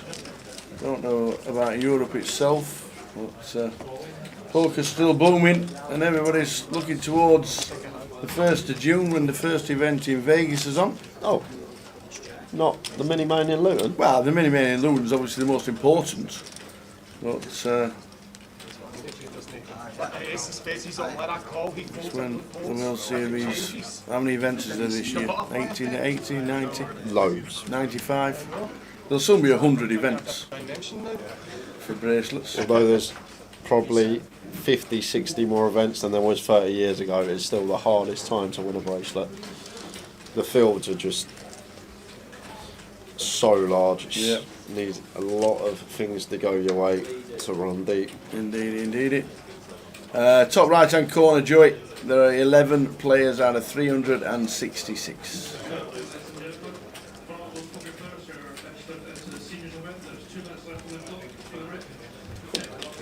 .366 played the main event, and we're down to 11. Where are we up to? We started with 13. We lost John Bousfield pretty early on. Yeah, nearly 3 hours into the day, and we've only lost 2 players. Yeah, and Jamie Walden was the last person out. We've lost 2 players in 3 hours.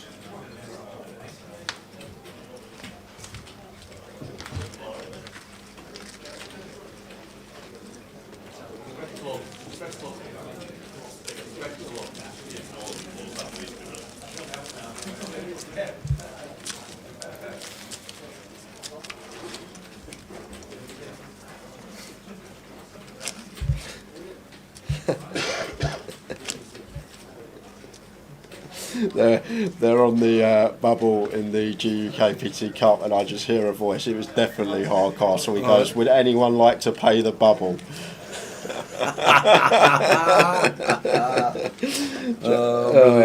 Definitely Hardcastle's voice. That was, "Would anyone like to pay the bubble?" Johnny Scott. 16 left in the cup. Any day 2 buy-ins left. Ludo's one, isn't it? Pretty sure Ludo's the day 2 buy-in. Yeah, it could be. Pretty sure he is. Bit of a GUKPT trivia for your tower. Who is the only player to have won a main event from a day 2 buy-in? Flipping it. Why did you ask me that? Well, it's not that hard. Yeah, the day 2 buy-in's only been about a couple of years, so since GUKPT main? Yep, GUKPT mate. With a day 2 buy-in? Yep. That I don't actually know. Lin Chen. Not Lin Chen. Only one person. I'm pretty sure it's only one. Okay. Yeah. Rick Trigg. Johnny Scott's got it and Darren Fuller's got it. Yeah, I knew. The Trigg. The Trigger wasn't here this year. Wasn't here. Was probably at Peterborough, suffering. Usually comes up on the train. Jamie's still in the 500. Not heard Katie's giggling today. So I'm guessing she's not in the 500. I heard on the break, Jamie went from 72,000 chips in the cup Yeah. to 1 million chips in 2 orbits. Oh my days. Cal was on his table, Wow. giving me the rundown. Wow, very nice. But running through who's left in the cup tower, have a listen to this. Jeff, I don't know how to say that, but Jeff. Miguel Vico, Michael Joyce, Javier Perez Moreno, Carl Swan, Kai Hamilton, Jamie Nixon, Cal Morreale, John Bousfield, Jack Hardcastle, Jamie Monroe, Rob Boone, Arian Hassan Kashani, Alex Montgomery, Darren Naylor, Kim Holmberg is the cup. They're the final 16 in that. Not bad. Good luck to those. Not bad at all.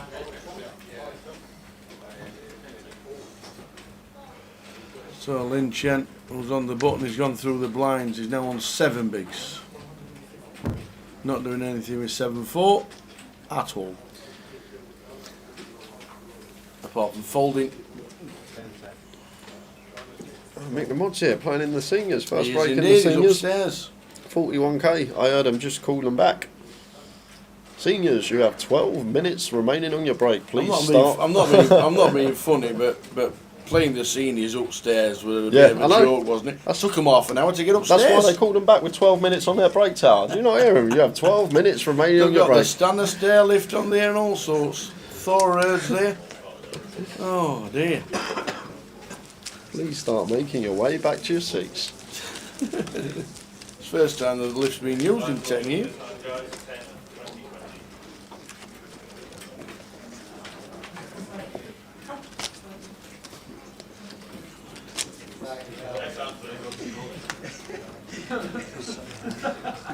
Two flights of stairs to play a seniors event. It's tough, isn't it?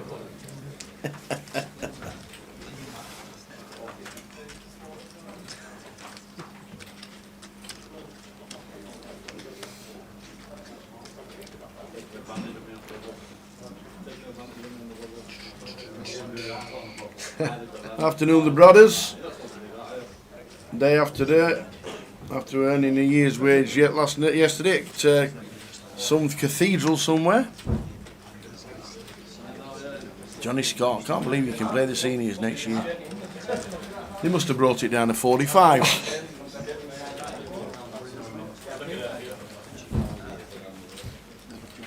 Saying that, you give all the seniors this stick, you'll be a super senior in a few years, won't you? Cheers, buddy. Go and play that in Vegas. Thanks, pal.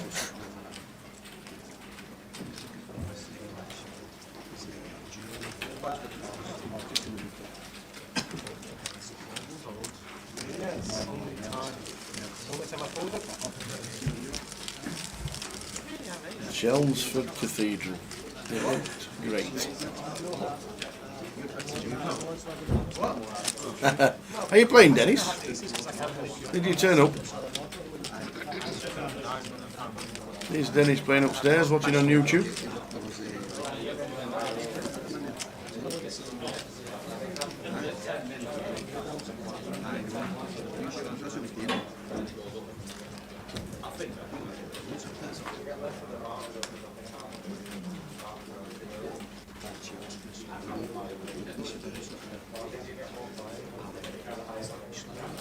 Good lad.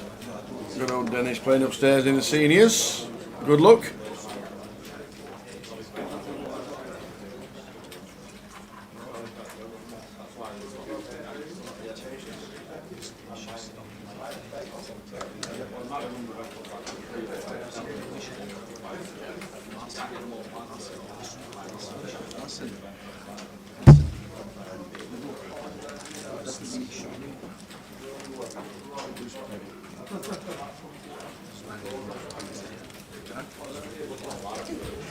Ludo. Make a fairly loose open on the button. Raises to 40.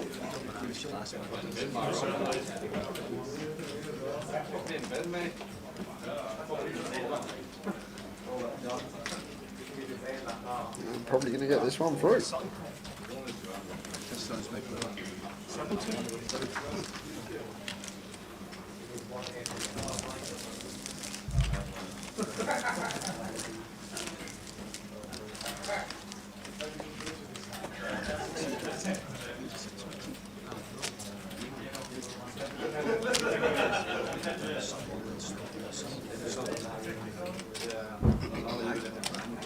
How are we doing, Karen? Hello, Miss Aero. How are we doing, Karen? What'll be happening? Are you off to Manchester next week to play the Flip Ladies event?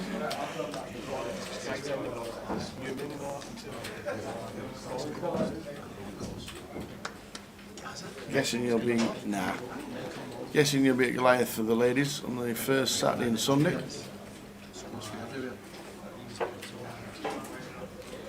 Oh, bless Vegas. When you off?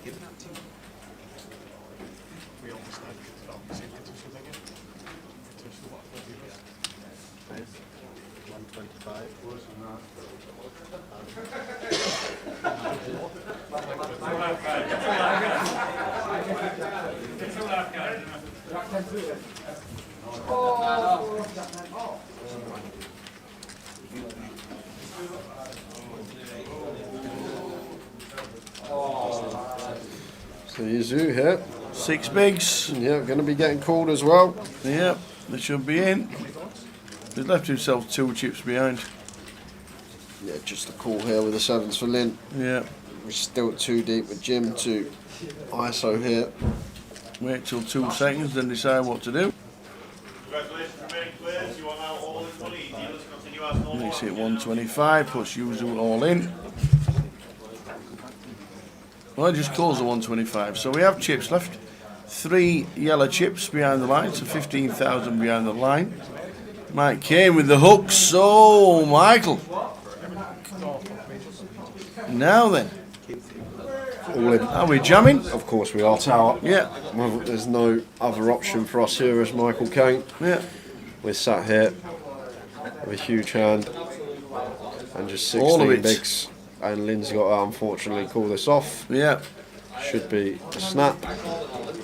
And now should be a call as well from Lynn. Yeah, he's getting 3 to 1. Can't fold the 7s. Michael Kane can still have some hands that we're Yeah. flipping against. Yes, we can be in a dominated spot, but just versus the range he's got here. If the stack size is right, we can't fold getting 3 to 1 here. Lynn with the 7s. Only need 25% equity. Like even here, three-way, we got somehow 22% equity. So Yeah. nearly breaking even. Just a three-way coup. Should be 3-way with 2 all-ins. There it is.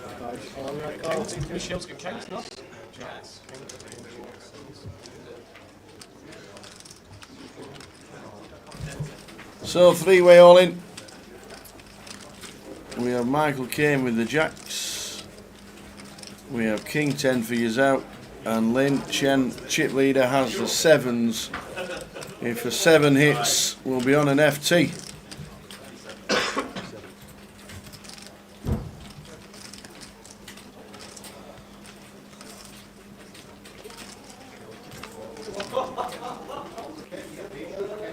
955.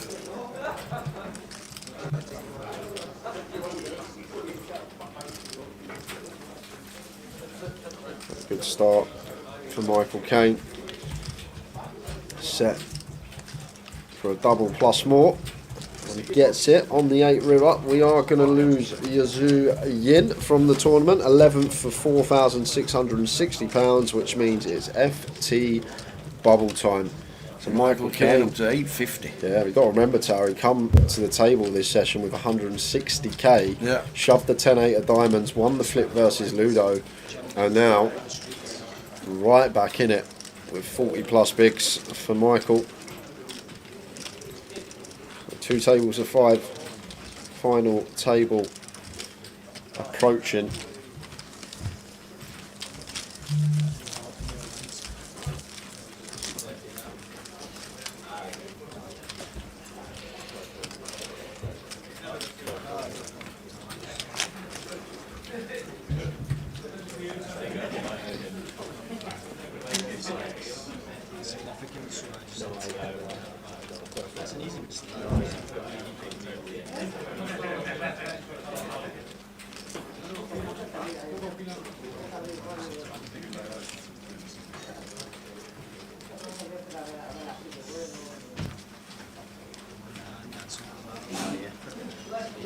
So we're on 10.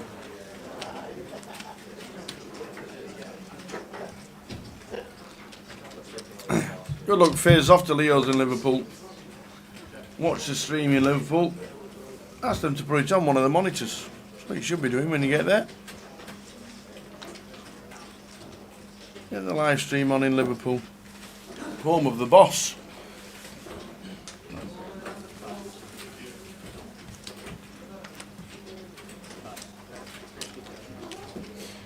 Cups in the money tower. Darren Naylor bubble in that one. No way. Darren Naylor on the bubble. Train glot.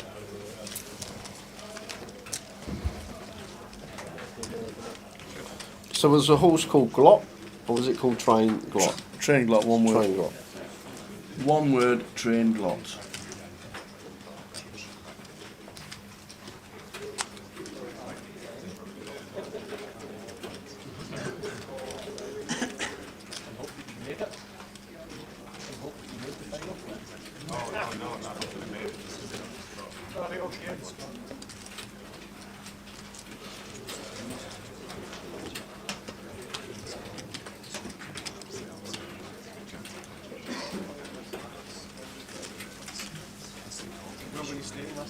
This is going to be some stacked FT tower. Like just looking at the outer as well. Tim still there, Robbie there. You got Lynn on here who won Blackpool a couple of months ago. Ludo speaks for itself. Michael Caine, really good player. It's going to be a really tough final table, and usually when they're tough, does usually mean a long day ahead. No one putting chips in lightly or giving anything away. We'll see how it goes as Jeff shoves all in here. And Ludo going to have to let this one go. Queen deuce off.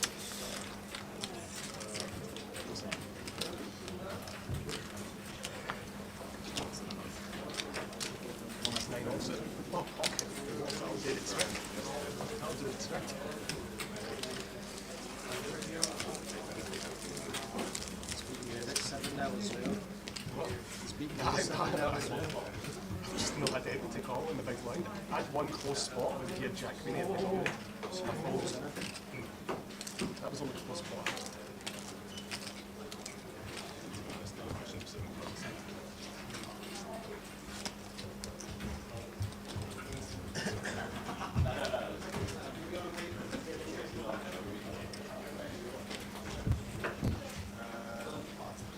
Jim McLean, C7, getting out of the way with the king deuce.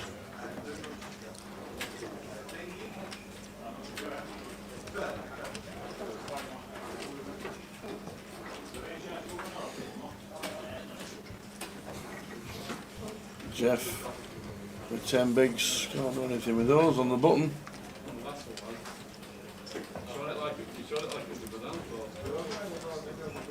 Yeah, we'll give the free roll password out when we lose one more player. When we start the FT, Yeah. that is when the password will be live. It starts at 6 p.m. Not the FT. That's what I looked. Oh, that's what I thought you meant. You would have missed it, guy, because the comms counts on. But I looked at Tao like, how do you know the FT starts at 6 o'clock? That's 2.5 hours.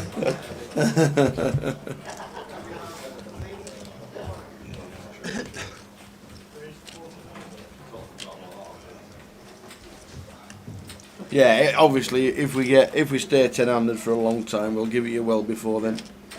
If not, when the FT starts, if it's before that. But other than that, I think 4 o'clock's a good shout. Don't see why not. 4 p.m, 2 hours to get in, plenty of time. Blind on blind, up and down versus up and down here. 6 high, Ludo actually in front at the moment, but Lynn not going to be going anywhere here with the 5 deuce, just plays cool with position.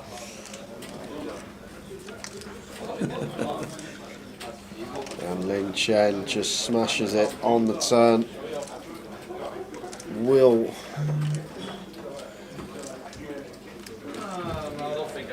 Ludo just with 6 heart here, no heart in his hand. I think we might fancy barreling some like 6-5 with a heart. I'm not sure how we're supposed to proceed here now. Not the best turn card to see. Flush completing. Small chance that we could be drawing dead. So it does go for the check here. I think if we've got 6-5 with a heart, we're going to be barreling. And over to Lynn with the wheel. And it checks it behind. Sneaky little check there from Lynn. Try and induce a bluff from Ludo on the river perhaps. Is Ludo going to take the bait?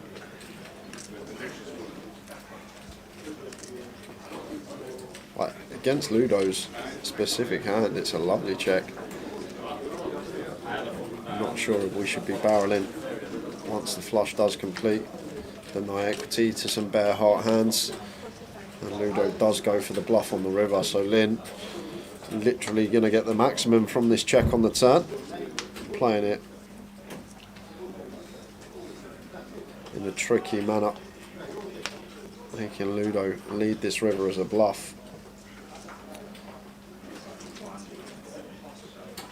Final table bubble. That's exactly where we are. And the final table is 9-handed cookies.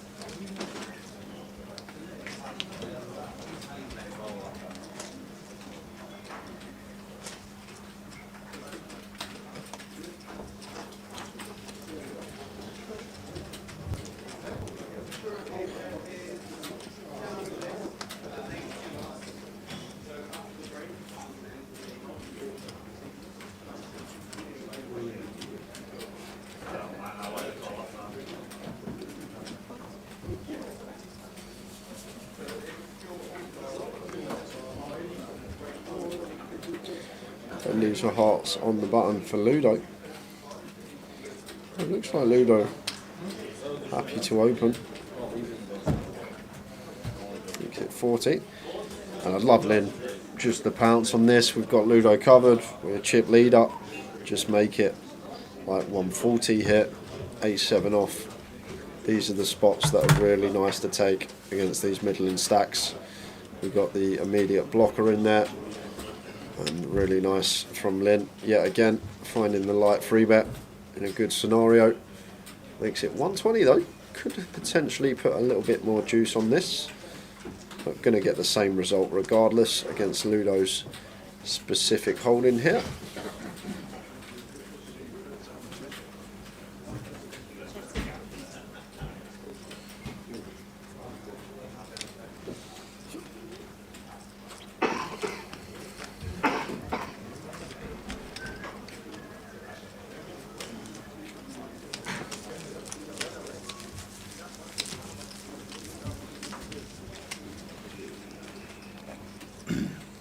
Yeah, 9-handed final table when we get there, but we are on 10, as you can see, top right, 10 out of 366. When we lose one player, there'll be a break, and then redraw and FT will start. No scheduled dinner break during the final day.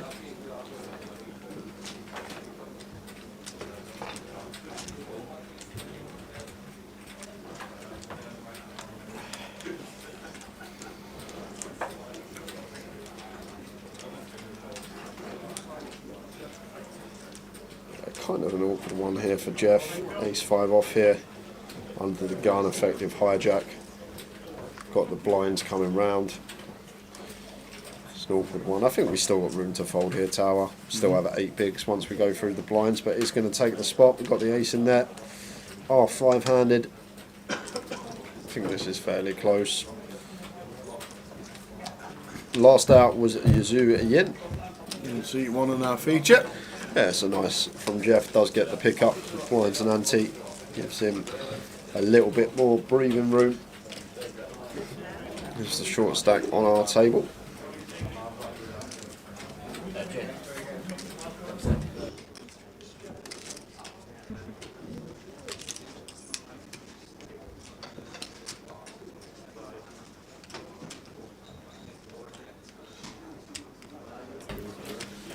So we're on 10. Predicted time to finish, midnight.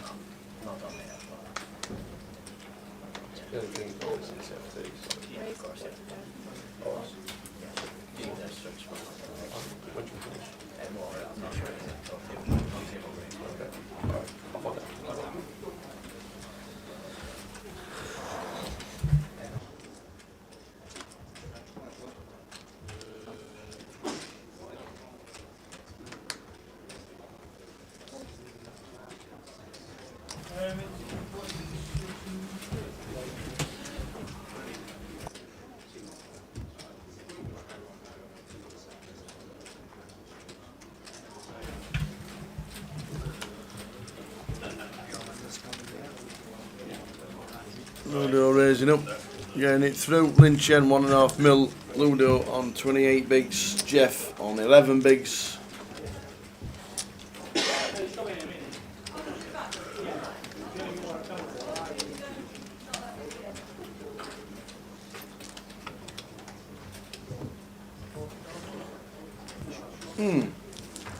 You thought Everton had beat Man City, Fuzzy Bear?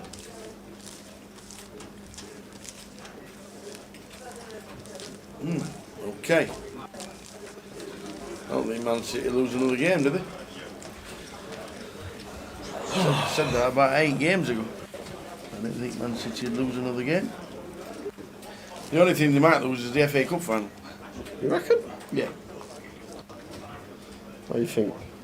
Why do you think that, Tower? I think Man United will turn them over. What, the same Man United that you said will turn Liverpool over when they lost, what was it, 8-0 that day or 7-0? 8-1, something like that? Wembley's different. Is it? Wembley's a one-off game. I think United will turn Man City over in FA Cup final. I think Man United will do a Wigan on them.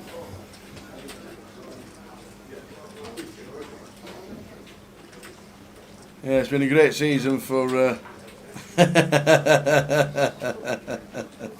I am notoriously good at not predicting anything correctly. Thanks, Jamie. Great season for Arsenal. We're just going to come up short, obviously, but super season.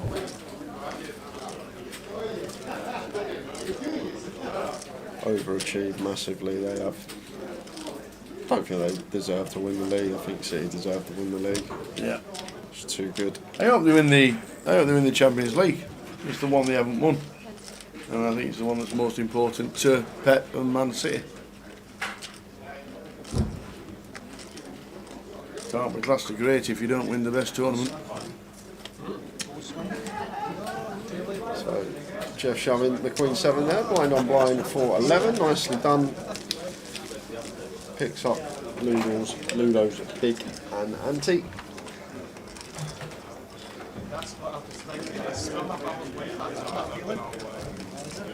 I picked it up, I picked up something. I'm just saying, I'd love to know what he picked up, because that's the lightest I've shoved him in, so that was the lightest.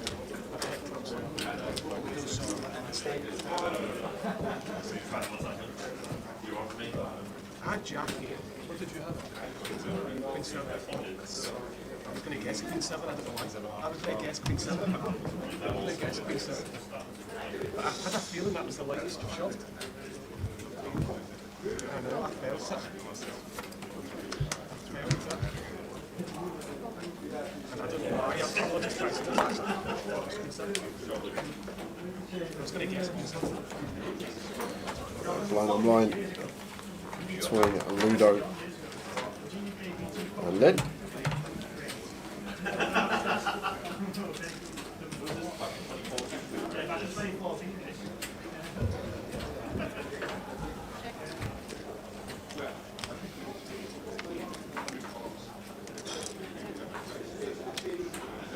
It's 4-4, 2-heart board between Ludo and Lynn here. Lynn's got a nice one to stab at here, but with the 7 height. Looks like I thought he was going to go for a check, but this is a nice stab candidate here. 7 of spades, 5 of hearts from the big blind. Going to have a lot of 4x that is in the check range. Going to take his usual 30 seconds.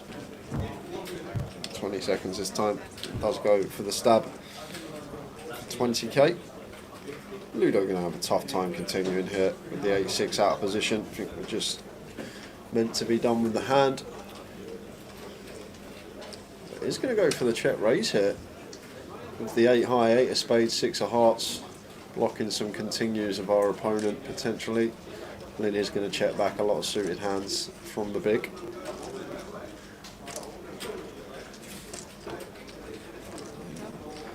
Lynn finds the float with the 7 high. This is a proper poker hand, this one, tower. Ludo check raising the 8 high. Lynn finding the float with the 7 high. Lynn does have position, so Ludo with the check give up over to Lynn. And if we're floating this one, tower, I think we're always going to see a bet on the turn here from Lynn.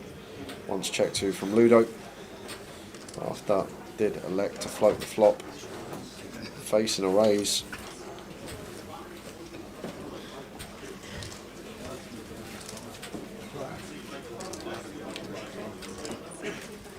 Goes for half, 75 into 150, and Ludo with the snap fold. Well played, Lin Chen. Got Ludo in his pocket at the moment. Got a couple of light 3 bets through. Now just the float with 7 high, facing the raise, and barrel turn gets the job done.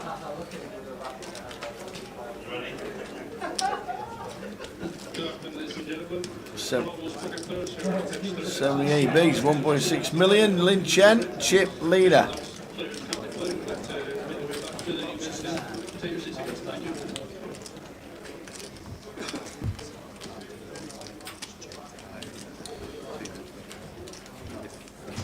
We're going to have a special guest appearance on the final table, tower. Do we? We've got one of the dealers. One of the dealers? That finished early. Right. They've just come in. Yeah. And they've asked me if they could do a little half-hour commentary stint. Have they? Yeah, so at some point during the FT we're going to get Martin from Scotland. Awesome. So this is place that he lives. Going to come in and do half-hour comms, either with myself or Tower, during the FT. Do you know if he lives in Inverness? Yep. It's quicker for me to get home than him. Is it? Yeah. Oh, okay. Not for me. Just for me, huh? Not for you. Yeah. I'm a 5-hour train down south.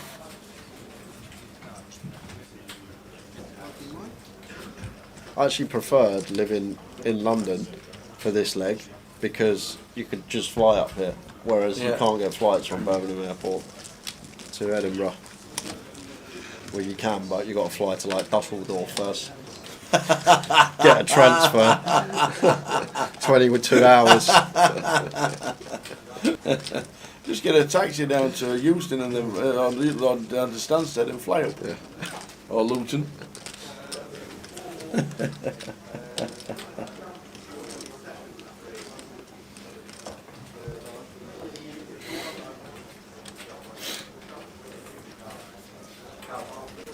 No, we're just saying about getting home. Dave was saying it's over 3 hours to Inverness from the Maybury. What's wrong with the train? Nothing when they run.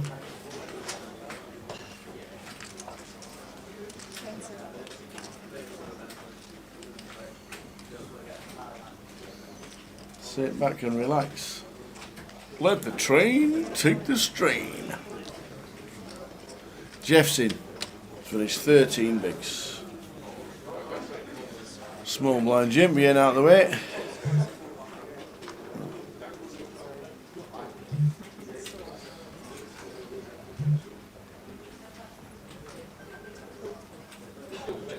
Can I count, please? Says Michael with pocket fours. Could this be it?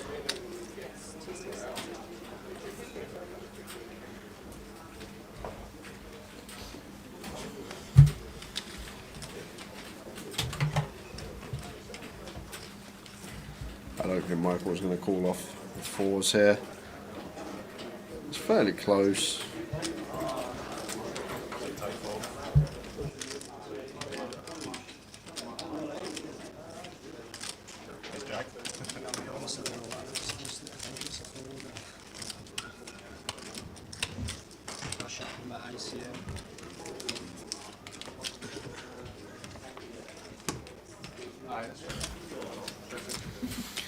So the fours don't call for Michael Caine.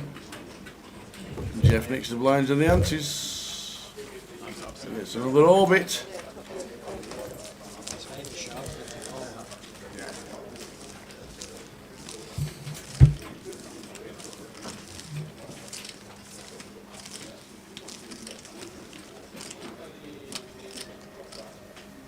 Nobody here. We've got none left. No sweets. We've only got the Obnobs fuzzy bet.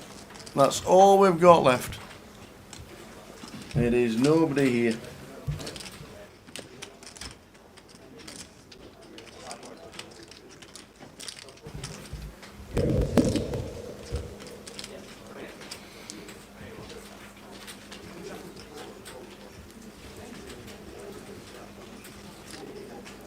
Tight fold with the fours, says Matt Jones. The thing is, Matt, I don't think Michael's expecting there to be the ace-3 off, or the ace-deuce off in there, or the ace-4 off. Maybe ace-deuce, ace-3, ace-4 suited, but if he's making that assumption, it's just not going to be a good spot to call for us, because we are drawing to 18% equity against the bigger pairs. We're drawing to 50% equity around thereabouts against the overcard, so it's just not a good situation to be in.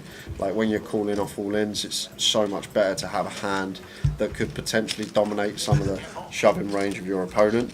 And I'm guessing Michael is thinking Jeff isn't going to be shoving as wide as ace-3 off, ace-4 off, ace-deuce off, these type of hands that we do dominate, and I'm guessing that's the conclusion he come to. And I'd probably come to the same conclusion as well.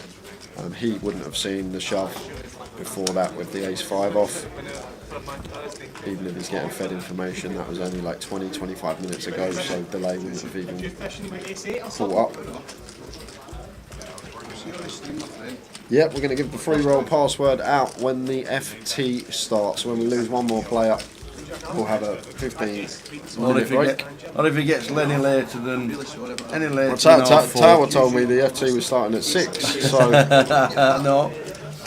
If the FT, or if we are still 10-handed at 4:30, then we'll give out the password. That's what we'll do. Plenty of time to get in. It doesn't start until 6 o'clock. And if you do register for it, you have to play a hand. You can't just not play it. You have to play a hand within the first 7 minutes or something like that, or you get eliminated. On Jim McLean, 10-7. Should be just folding. Yeah, death blow. Jeff's had 4 all-ins, if I can recall. 2 of them were blind on blind. Jim's getting involved. 2 of them were blind on blind. Once the 4s versus Ludo, shoving small versus big, fine, and then he shoved the Queen 7, small versus big, think fine as well. So those two shoves were blind on blind situations. The ace-5 off and the ace-3 off were gun shoves, although 5-handed effective hijack. So it's kind of a different situation, although yes, it looks like from the players he's had a lot of shoves. 2 of them shoves have come blind on blind, where he is supposed to shove very wide from the small into Ludo's big.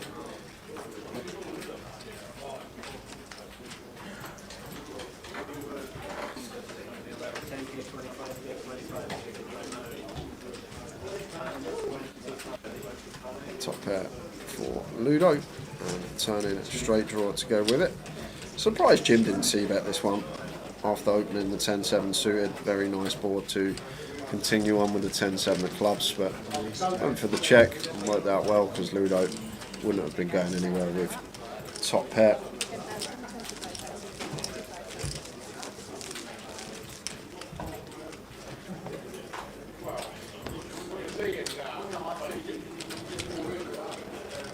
There's Jeff. Don't want to miss your button, Jeff. Not 5-handed. Where is he? No. He's not playing hand. He nicked the blinds. And off he goes. Oh, here he comes. Swings round the rig. Yeah.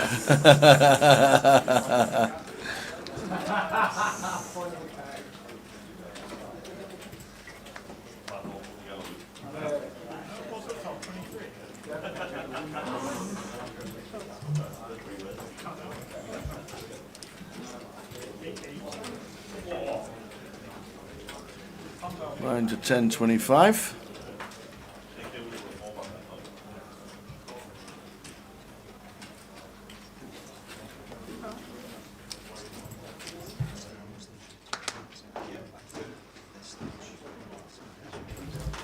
Ludo and Lin Chen.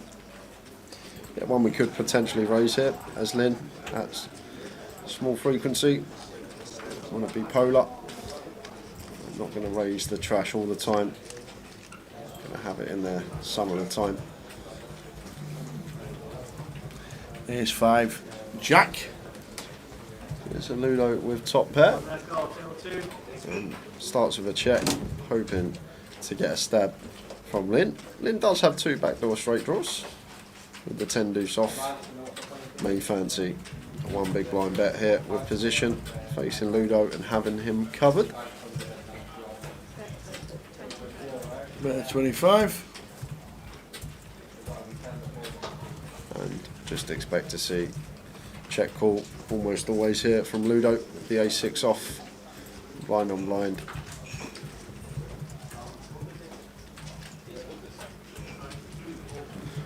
Did check raise Lin as a bluff, lost all of it though, and these two played a hand blind on blind. So maybe not going to see that, but that's just cool.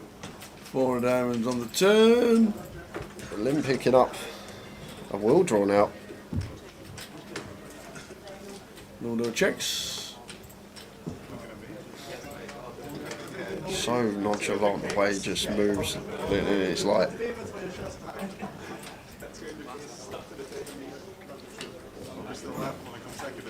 10 seconds to go.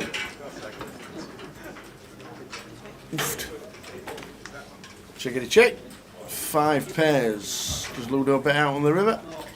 Potential to get some value from a jack. Potential to get some value from a 4. I like 4-3, 4 deuce.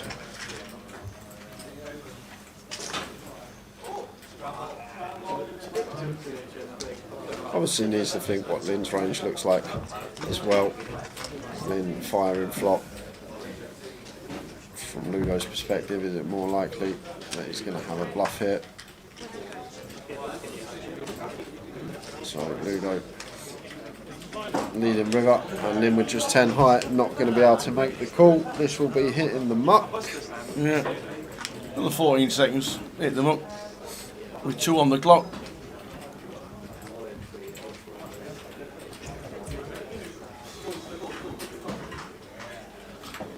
Hey dear.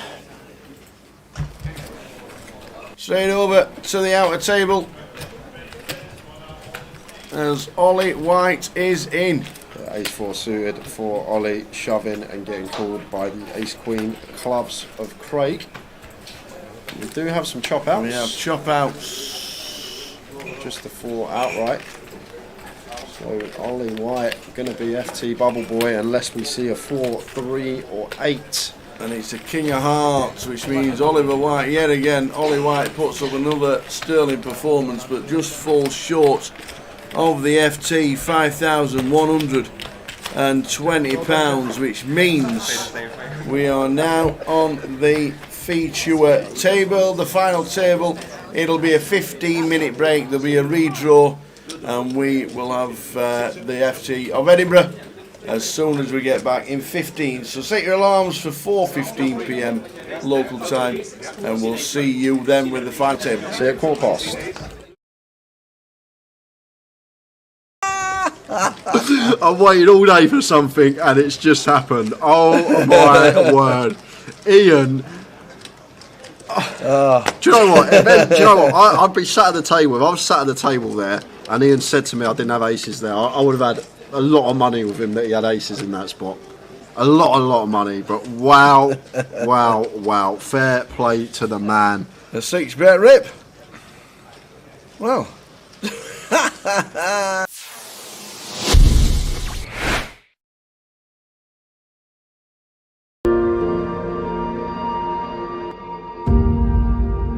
Back it, you got no chance. So Ali with the queens this time. King Jack last time, kings before. Raising up with the queens. It won't be a standard raise. Raises to 7.2. Tharles gets out of the way. Jack's got a rather smile on his face with a 6x in front of him. Oh, he's got a hand as got well. Tens. Oh, the lot's going in with the tens. Is he doing the old 60 bigs, just shy of, and yeah, he's not put the lot in. He's probably left one chip behind. Pot. Ali's going to snap this off, and Jack Oliver going to need a 10 to survive. They're all in. Ali Malone, queens.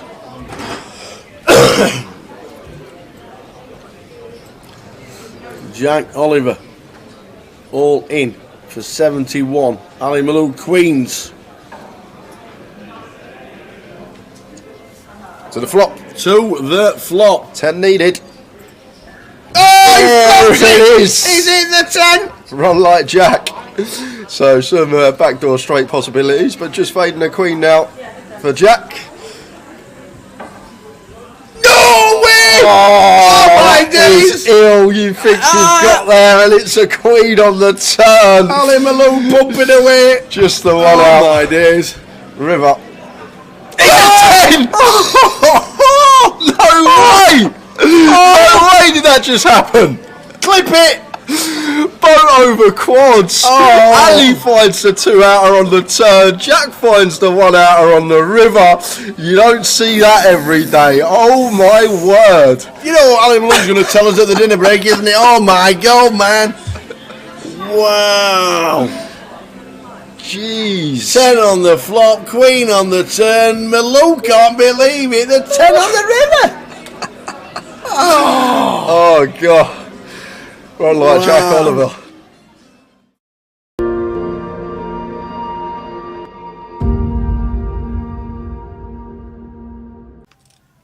So good to see Carl back at the tables, one of the Thanet boys.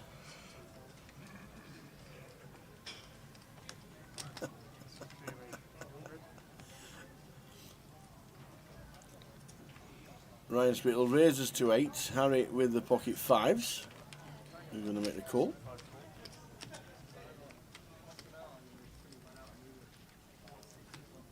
Jess could feasibly come in with the old Jack 8. Yes, she does. Which will bring in the small big blind. Yeah, Simon not folding this one. Suited King getting this price, closing the action in. It goes 4-way to the flop. Yep. Ryan with the betting lead.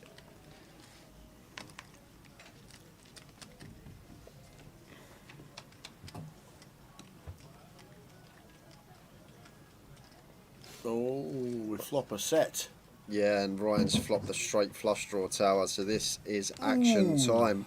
Ryan with the 8-6 of diamonds on an ace high board. Great flop for us once opening in the cut-off. Not only have we flopped the straight flush draw in terms of range, going to be better for us.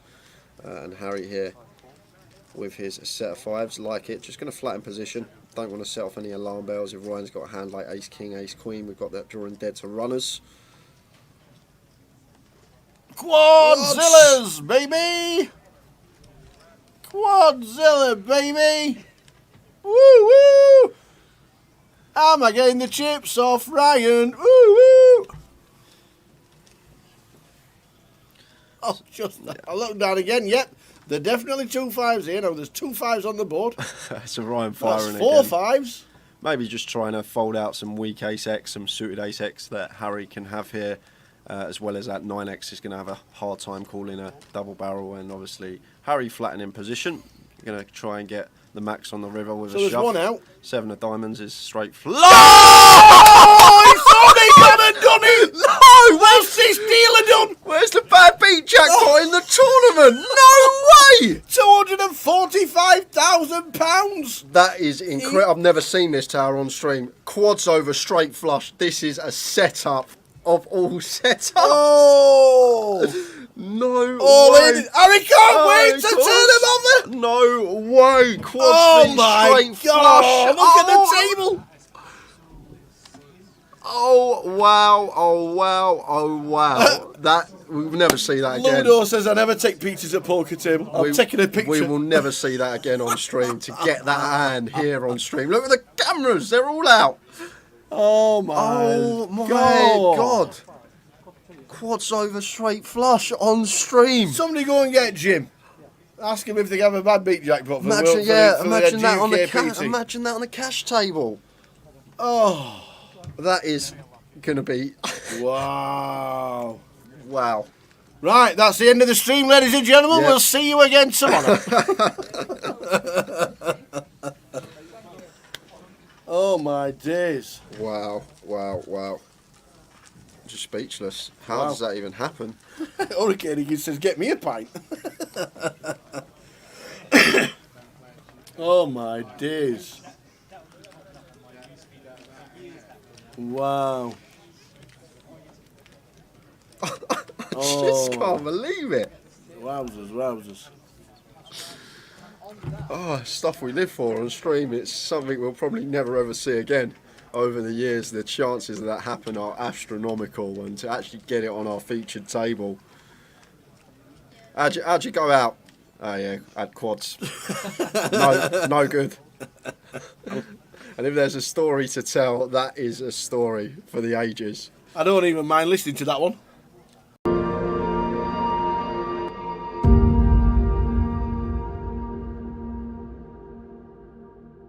And we got day 1G tomorrow, which is now an ordinary flight, and then the turbo kicks off at 6 p.m. And then Saturday for day 2, get down to about 60 players, and then the final on the Sunday. You're spot on, Donna. You are spot on. Too many. That's how many days. I'll make you right.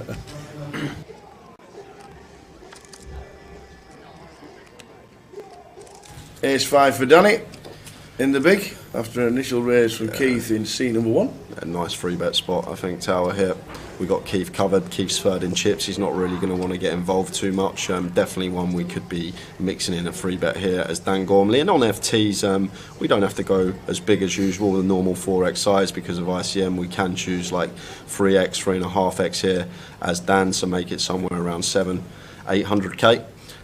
That's what I'd like to see, and he is going to take the spot tower. Very nice from Dan, just recognising the situation and recognising where Keith is in chips and how he has to play tighter here because we have him covered, so this should do the trick a lot of the time. Back over to Keith here, and personally could go either way. I think Keith is probably more type to let this one go. Oh, he's just going to quickly call tower here, so Keith happy to go post flop here with the King Jack. Off to the flop, another pot brewing. Queen 2 3. Yeah, so this is a big pot tower already. 1.6 milli in the middle here, and Danny does flop a wheel draw here with the ace 5. So probably one we're probably going to continue small, 400k, 500k, something like that. Somewhere between the quarter pot and third remit is the size I'd like to see here from Dan. As always in these free bet situations, can go a lot smaller. So it does choose the 350 sizing, goes even smaller than the 400. So south of quarter, between fifth and quarter pot from Dan Gormley and Keith here with the King Jacks. Jack of Diamonds working, getting this price. Is he thinking about pulling out the float with this candidate?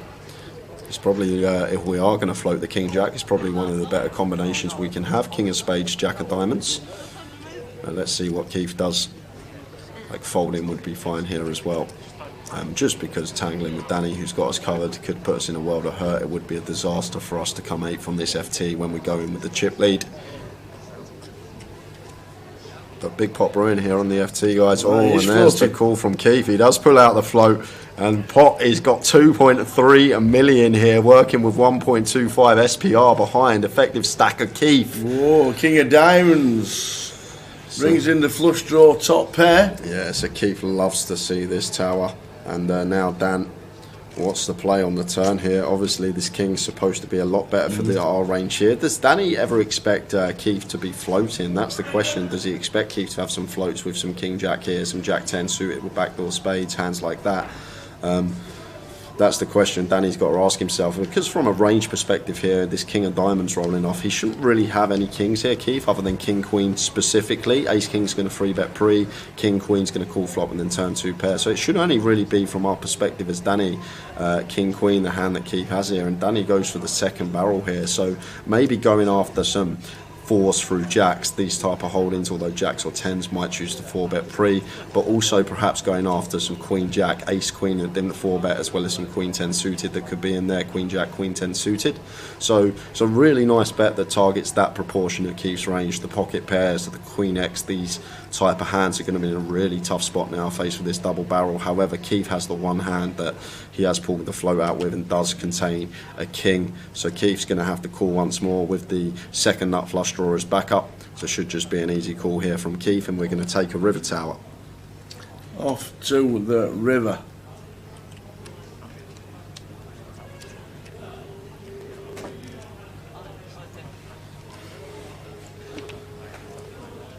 Fourth diamond. So over to Danny here.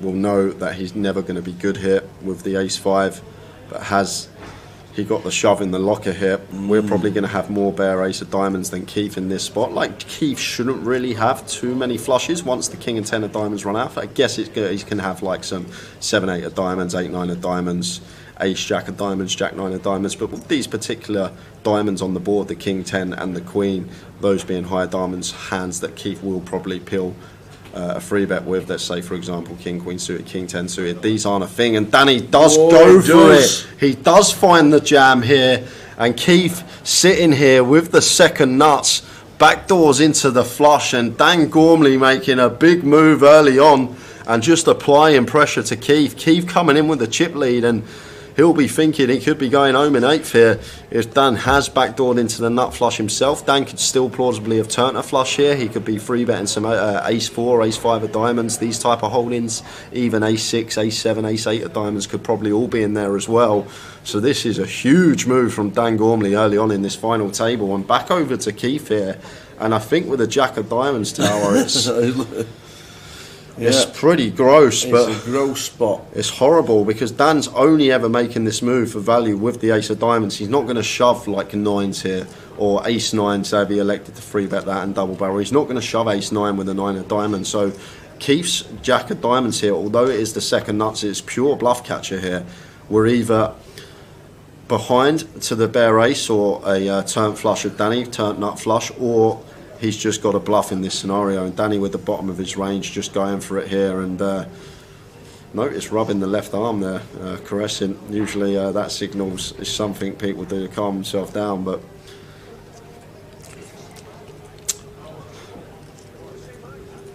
this is what we wanted to see, Tao. It's what we've been waiting all day. Yeah, exactly. He's just trying to, if not, try and put the heart rate down, perhaps try not to give anything away. And Keith here in a really tough spot because yes, we've backdoored into the second nuts, but the problem we've got, Tao, like I say, it becomes a bluff catcher the way this hand's played. Like, Dan could plausibly have turned a flush with ace-x of diamonds. He could have plausibly double-barreled as a bluff with the bare ace of diamonds. So this is a gross spot for Keith here, and rather him sitting there than me, because This is one that's going to take a while, and rightly so. A tank's going to be needed here, Tower.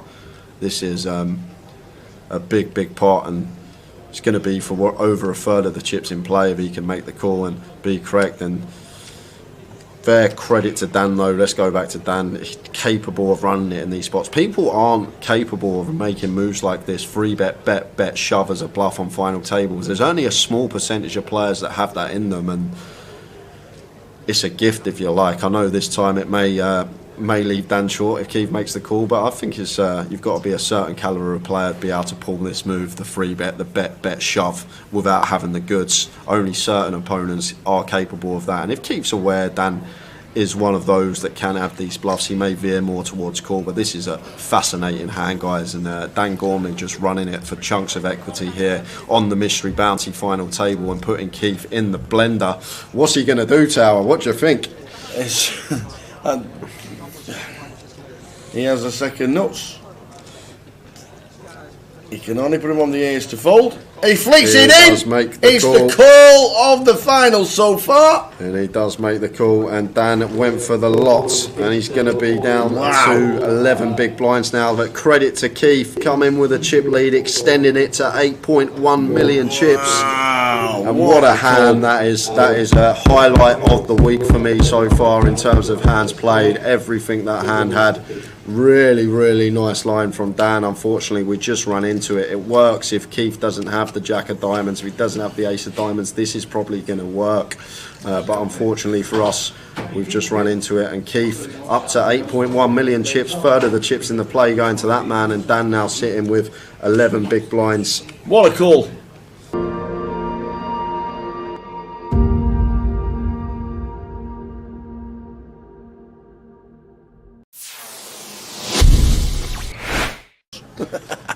So we see Tom opening Jack 9 off in the hijack. Can open a lot wider here with the chip lead. A lot of pressure on these guys with ladders and approaching the FT.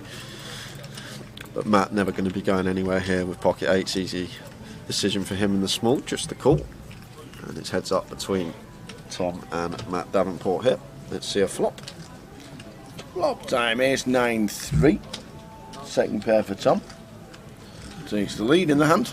It's still may bet small here, Tom Hall. This is a board that's just going to favour us a lot of the time here, being the opener. We do have middle pair as well, so do have some disguised trips or two pair when the turn is a jack or a 9. So potential. Go really small here, as small as quarter potentially.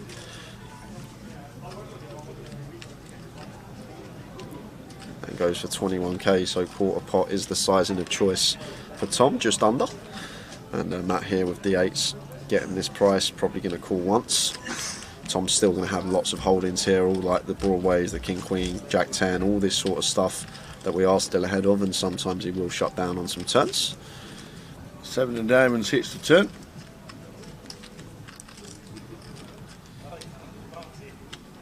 So this is where it's probably just going to go check here. Tower. I think Tom maybe a bit optimistic to fire our 9 here again. Very hard to get 2 streets from worse now. I think the 8s will fold if we fire, so maybe better to check this one behind. We can also put ourselves in a tricky spot here. This is 1-2 elements.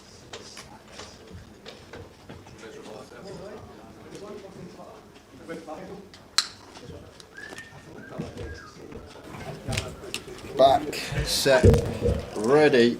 Final table, taking their seats. Yes. Whittled down to 9 guys. We had 366 entries for this one. And we are down to the final 9. And they're the payouts. We'll run you through the seat and draw.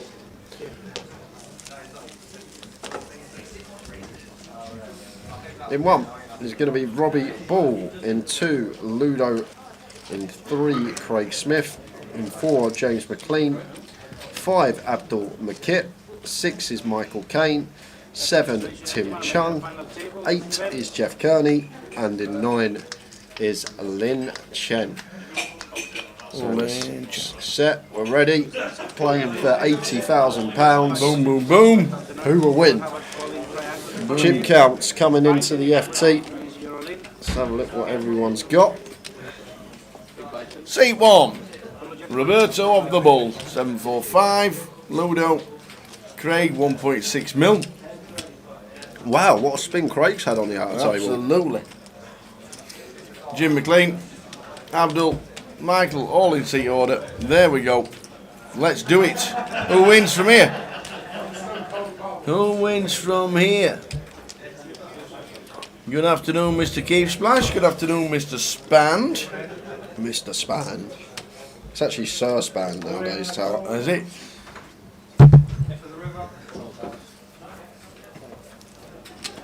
And I've got to share this with the chat box because it's incredible. Go on then.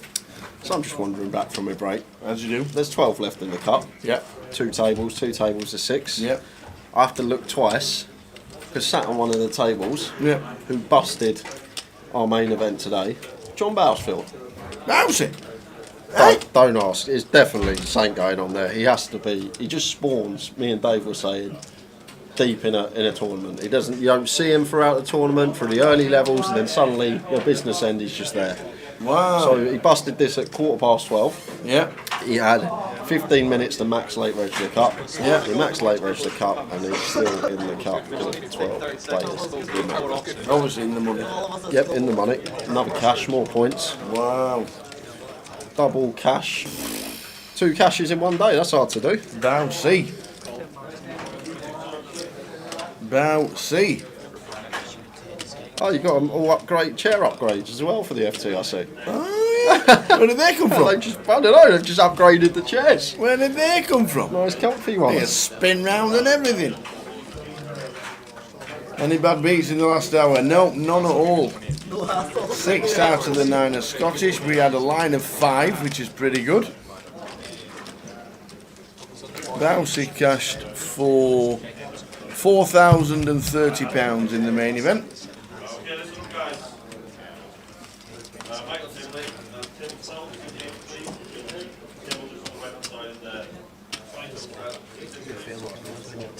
Oh, they're at the final table now of the cup. Oh, red? No, 2 tables, isn't it? No, it's just gone straight to 9. Has he made it? No, 10th. 10th? 10th. He's got a 12th and a 10th today. Oh. He's not very good then, is he? Nah. No FT. Yeah, Cal's still in. Jamie Nixon's still in the cup. Ariane's still in as well, who's already won the high roller this week.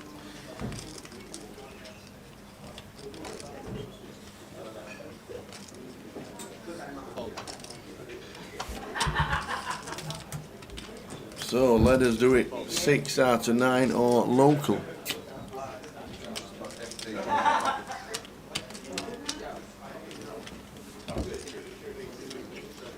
Bubbling the FT, John Bousfield after finishing 12th in the main event. 2 cashes 1 day. Very nice indeed. This is the FT of Edinburgh. Looking forward to this a lot. Good luck one and all, that's what we say.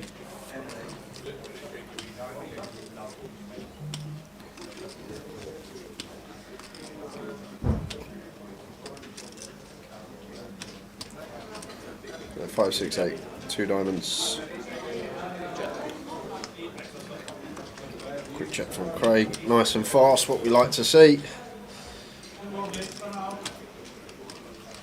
Clubs on the turn, there's nothing going on here for Abdul. I think we're just happy to check this one down to showdown. I'm going to have the check fold here. The answer to the question, man of straw, was Rick Trigg. No, it wasn't. Oh, yes, it was. What do you mean, no, it wasn't? Oh, but no, sorry about that. Yes, it was. Rick Trigg, who not played Edinburgh this week. Rick Trigg.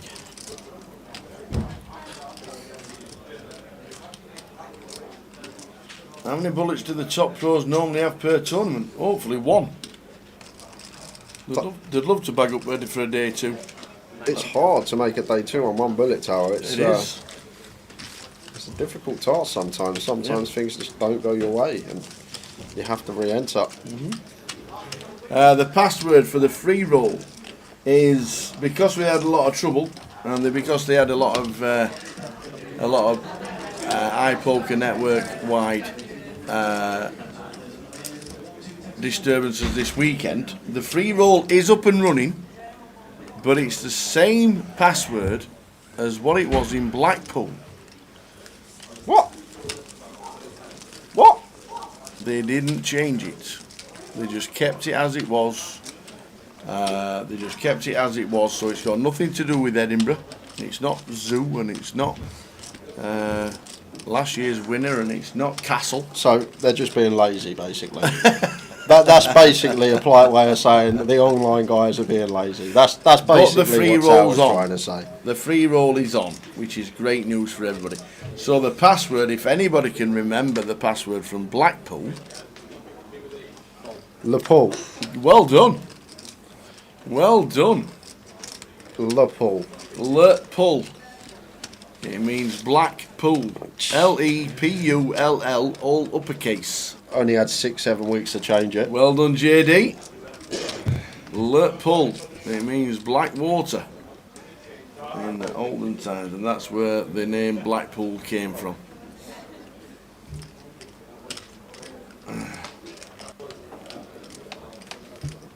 Craig should be opening this one with chip lead in the cut-off. Jack 10 off. Makes it 50. Line's just gone up to 10k, 25k. When we get five-handed, as always, clock gets reduced to 40 minutes. We're on an hour clock. It's very deep. These guys, as always, on a GUKPT final table, so much play. Never gets to the point where it turns into a crapshoot. You should have been on Liverpool Albert Docks today. They're playing a good £125 comp in Leo's.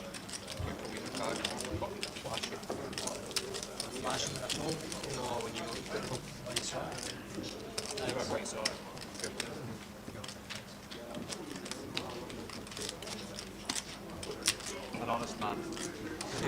Well, there's a train strike on, isn't there? There's a surprise. There's a surprise. You tell them I'm good job. I should play this bluff yet.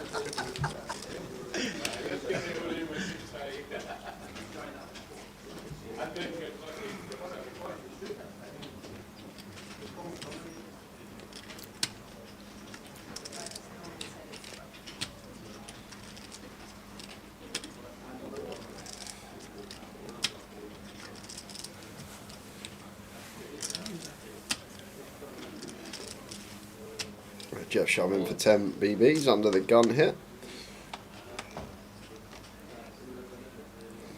Ace 10.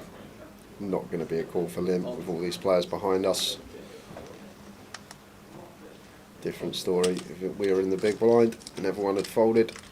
But have to get out of the way before ring now.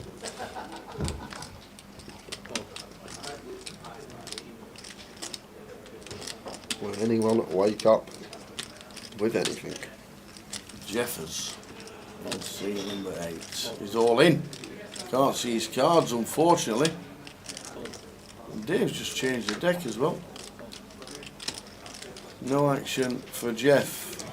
We didn't see his cards. That could be something like Ace King, maybe. Ace Queen suited. Kings. Any ace suited tower. Any ace. Any ace suited. Most pairs. King Queen suited broadways. These type of hands as the short stack at the final under the gun, big about to come through, so want to try and find a hand to move in with. Now we've got a post art, big blind and big blind ante.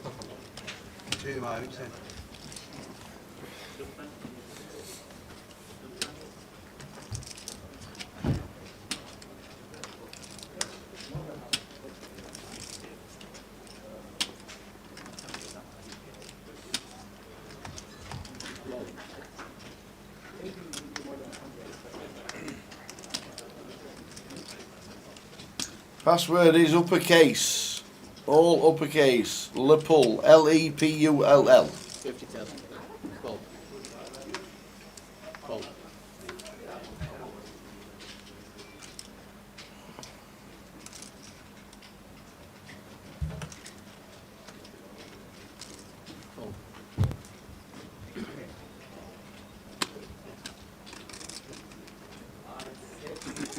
Pocket tens for Robbie, raises to 50. Into the big blind of the short stack Jeff. I've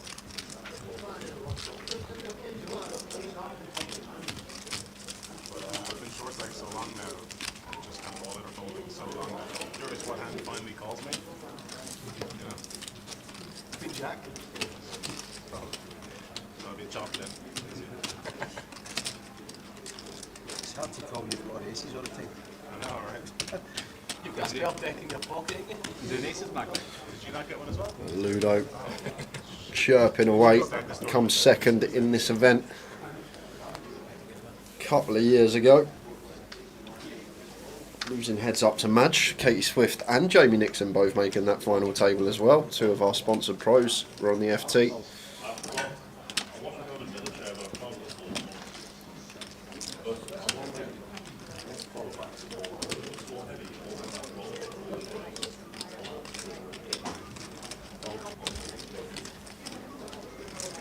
King Queen for Michael into the open in the kickoff.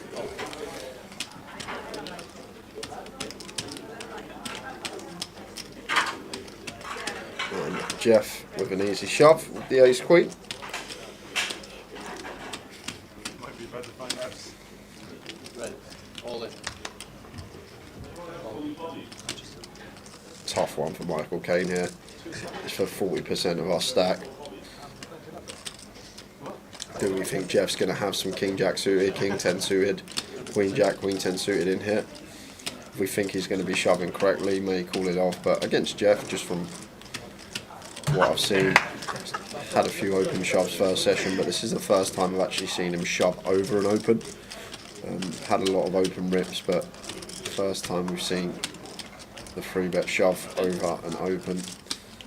So really tough one for Michael. I think we're going to fold versus this particular opponent tower.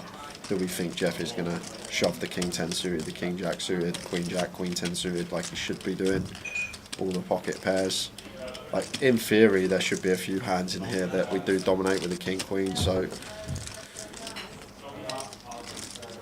we could see a call versus most.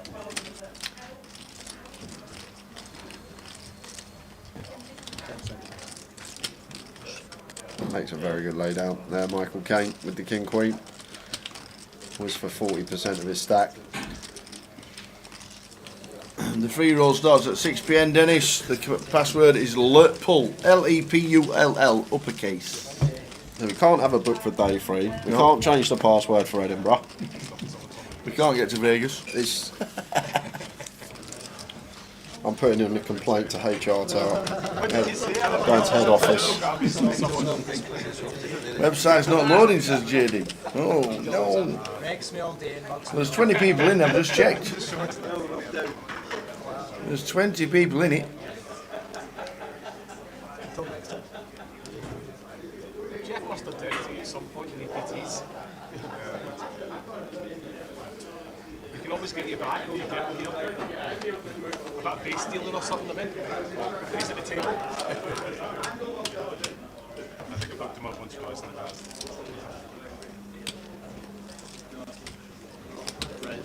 50,000. King Queen for Jim. He's at 50.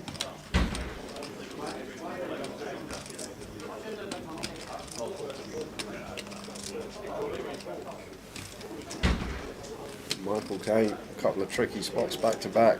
9 tier off of 25. Supposed to just play flat on the FT. Don't think we're going to have too many free bets. Really cagey affair, final tables.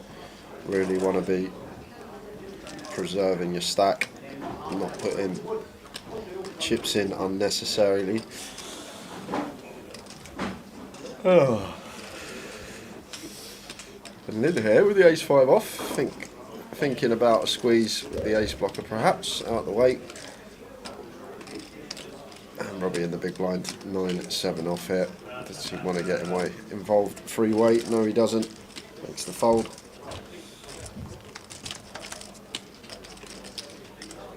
Flop time 10-6-4, 2 diamonds.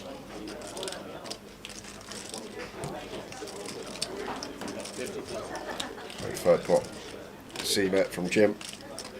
And Michael Caine always playing cool here, or at least he should be. don't have any other option.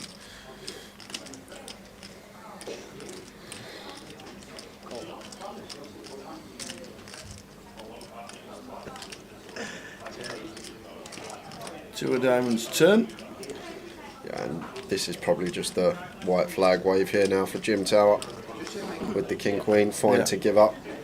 Need to know when to just shut down in this game sometimes. Can't just meaninglessly barrel away because we haven't got a good hand. Michael Caine can plausibly turn some flushes. We'll have a healthy amount of 10x as well. Suited 10x in there, peeling from the hijack. So like Jim's decision to give up on the turn, but now he's going to go for the bet on the river here. Goes for 100k. It's a 40% river bluff from Jim here, and Michael Caine with the 9s. The thing is, Jim should start playing checks Tower with a lot of his 10x and his overpairs on the flop. So this is another difficult spot here for Michael Caine, simply because, like, if Jim's got an ace 10, king 10, queen 10 suited, it's going to bet flop, but it's going to start check and turn, as well as his overpairs, his jacks, his queens, kings and aces. They're also going to take the same line out of position. They're going to start check and turn because Michael can still plausibly have flushes in his range. So really tough spot back to back for Michael Caine here with the 9s. Only thing I will say, price is very attractive here, 3.5 to 1 in the call, just the 1 overcard for us. And obviously need to think about where the bluffs are going to come from Jim's range. Like, is he gonna build his bluffs around a hand with a diamond blocking some flushes? As we can see, it's just an air ball with the king queen, but this is a really nasty river spot here for Michael Caine. 2 banks used. Yeah, rightly so as well, Tower. Yeah. Because, like, it's a spot, like I say, that yes, Jim's check turn, but he still can definitely have value, and Michael Caine does pay it off. I'm going to see the good news with the 9s, up to 940k. Credit to Jim, went for the bluff, but just got it picked off by Michael. Nice call, sir. Very nice indeed. 2 banks used, thought about it, came to the right conclusion and called.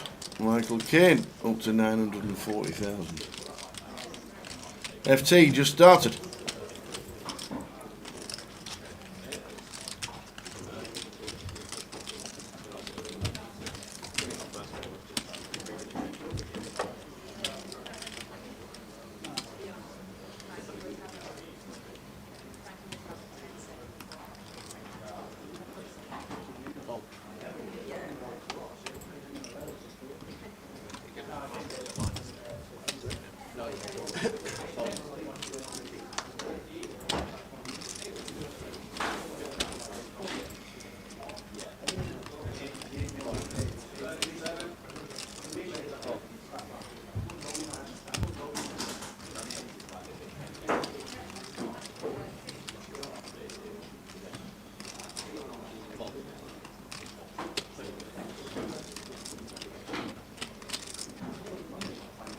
Yeah, Tim folds the pocket fours there, Tower. Like, you may think late position, middle position, folded to us, but these small pocket pairs go so down in value on final tables. Yeah. Like, better to open an ace deuce or like a king deuce suited than a small pocket pair, just because of the relevant removal we have.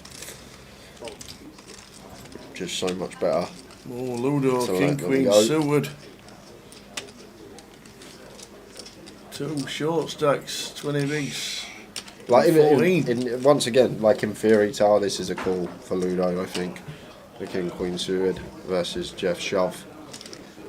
But then again, it comes down to, is Jeff shoving the correct range? We'll see what Ludo does, but I'm pretty sure that this would be a call for 15, just sub 15 bigs, cut off shove, wearing a big blind king queen suited. But then you've also got to take into account your opponent. Are they shoving correctly? Are they shoving too wide? Are they shoving too tight? All these questions we need to ask ourselves. And if Ludo does think Jeff is going to shove the correct range here, I think he'll call. If he thinks Jeff is going to be tighter than most, I think we could lean towards fold.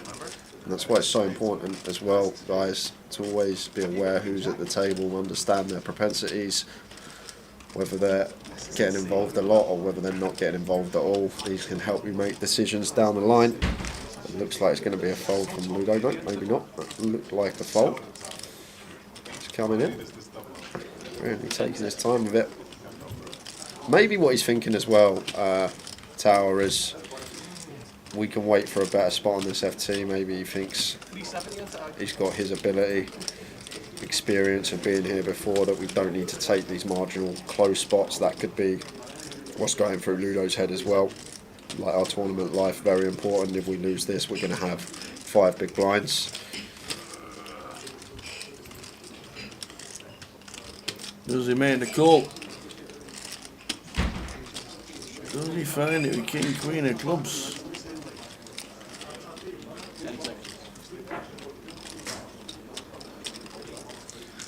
I think he really wants to. Well, I think that he knows it's a call, in theory, Tower, but it comes down to opponent as well. This is the thing, you can't just play bog standard what the computer tells you to do. You need to be aware of your opponents, because no one plays perfectly, and some people are getting 2 out of line, some people are getting out of line enough, and the fact that he's flicking a coin. Well, he's flicking a coin. If it's heads, he's calling. Heads, it's a call. That's one way to decide the marginal spots, Tower. One of the biggest cashers in GUKPT British World Poker. Ludo Gaelic. Flips a coin. Talk about a flip for a flip. And there's the lady, but does have to fade backdoor diamonds or an 8 still. Jeff Kearney, 1 foot out the door and just down to 2 outs. Needs an 8 and only an 8 to keep his GUKPT dream alive, and it's the deuce of diamonds, so we lose the first player from the final table. Jeffrey Kearney out in 9th for £5,580. Well done, Jeff. And that is going to leave us with 8 players. Yeah. Ludo, 3.2 million in live earnings, flips a coin to call. Jeff lost both flips, how unlucky. That's the thing, if you're Jeff sat there, you're thinking now on your drive home, if only it landed on tails, I'd still be in the tournament. Don't spend it all in one shot.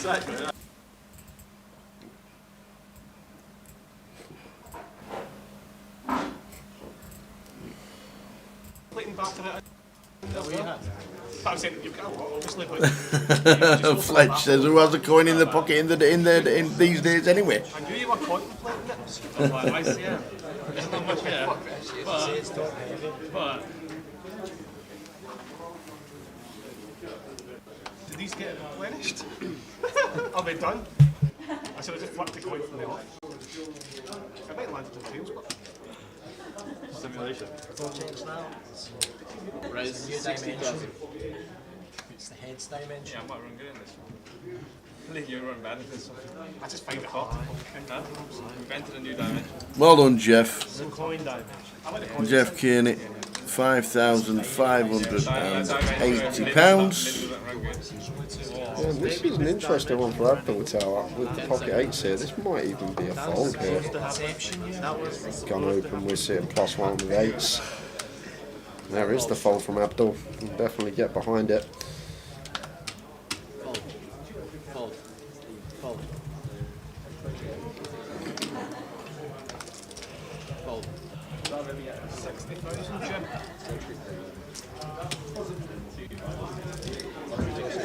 Over to Ludo.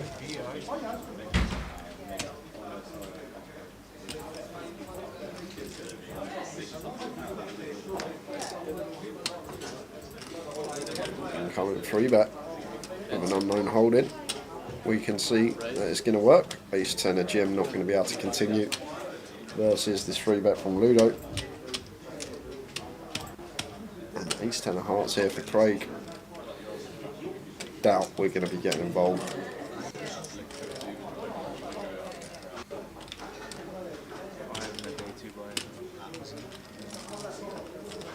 Got to get out of the way, and Jim will do the same. Ludo going 3x here with his 3-bet sizing. It's just south of, out of position. do tend to see smaller sizes on final tables, just to do with the ICM implications. Want to use smaller sizes with our free bets. Not going to be going the standard size that we would go at most stages of the tournament. And Jim using a time bank for this one, Tower. I think this is a pretty clear-cut fold, the ace-10.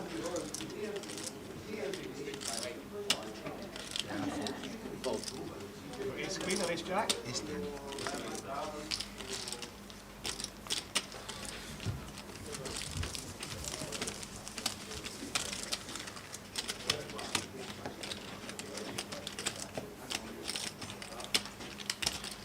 Yeah, Stuart. In Stuart saying about the fold with the eights, what are you waiting for, ace king or something? Makes no sense. It's just to do with we're making plays now to make money. We're not making plays to make chips. Yes, if we're playing to make chips, chip EV strategy, we're obviously not folding the eights, but we're not playing chip EV. We are playing to make money. Not playing to make chips. That's what final table strategy is all about. So much more complex than what it was 10, 15 years ago. You think so?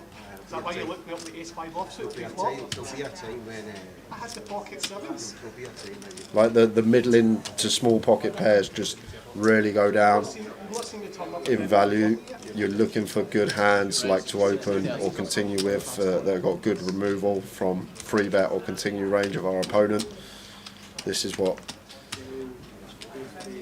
we prefer to be opening and getting involved with. Next time I'm in Ludo's spot, I'll just flip a coin. Absolutely, it's just worked. Proven winner. Robbie in the cut-off here, king 10 of diamonds facing a Lynn hijack open here. Raised to 145,000. Raised to 145.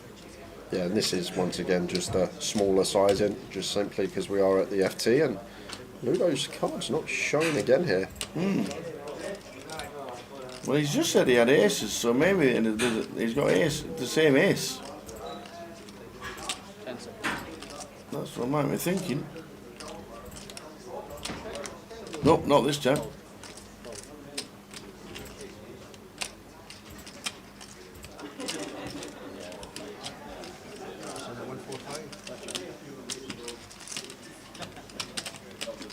Jim with the pocket fives. 120 to call after his 590.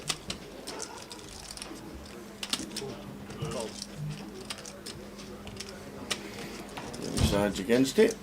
And the Chen gets out of the way to Robbie's raise with King 10. No, Blair, it's definitely, it'll be very close. I think it's a call. Obviously, Ludo 4 is very close because he flipped the coin.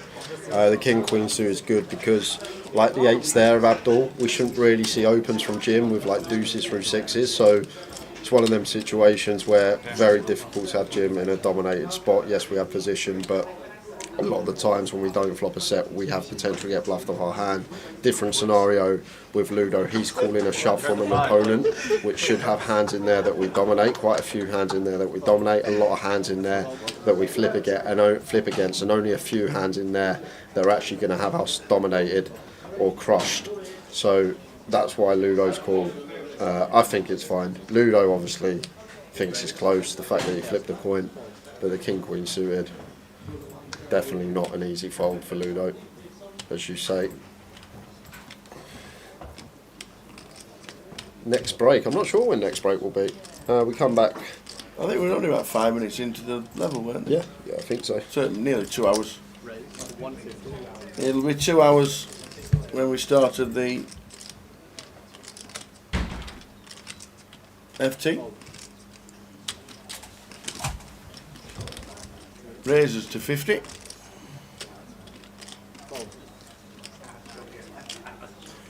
Did they bring their own chairs? Yeah, they all went to Yankee.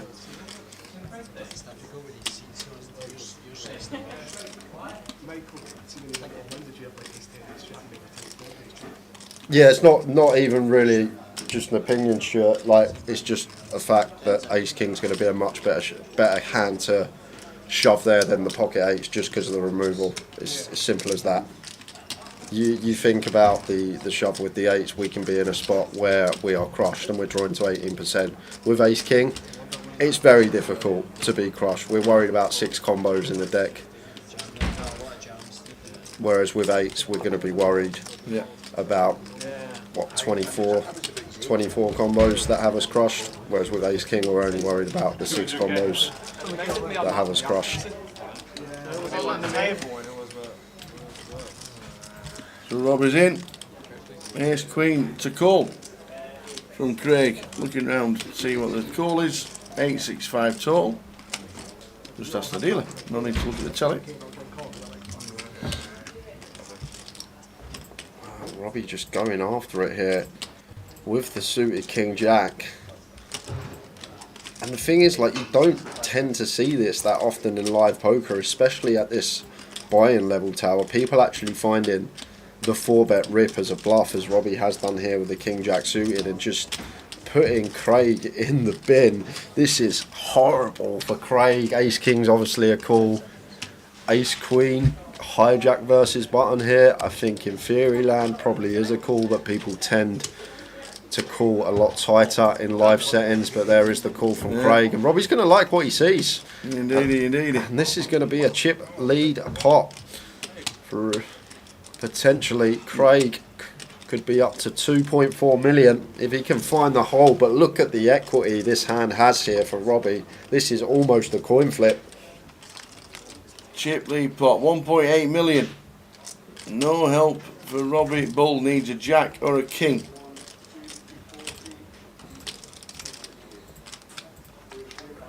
Well, just the king now. Now we're down to a king. Well, we lose Robbie Bull. And we do indeed. No king on the river. Craig makes the call with Ace Queen off, and Robbie Bull finishing in 8th for £6,510. We're on 7. Strong play. Good peeling hand as well, but strong play. Peel my arse. Send the message. Send it Send home. the message out to the rest of us. Send the message. Just as well, I never called 4-bet that last time. I think it was Tyler.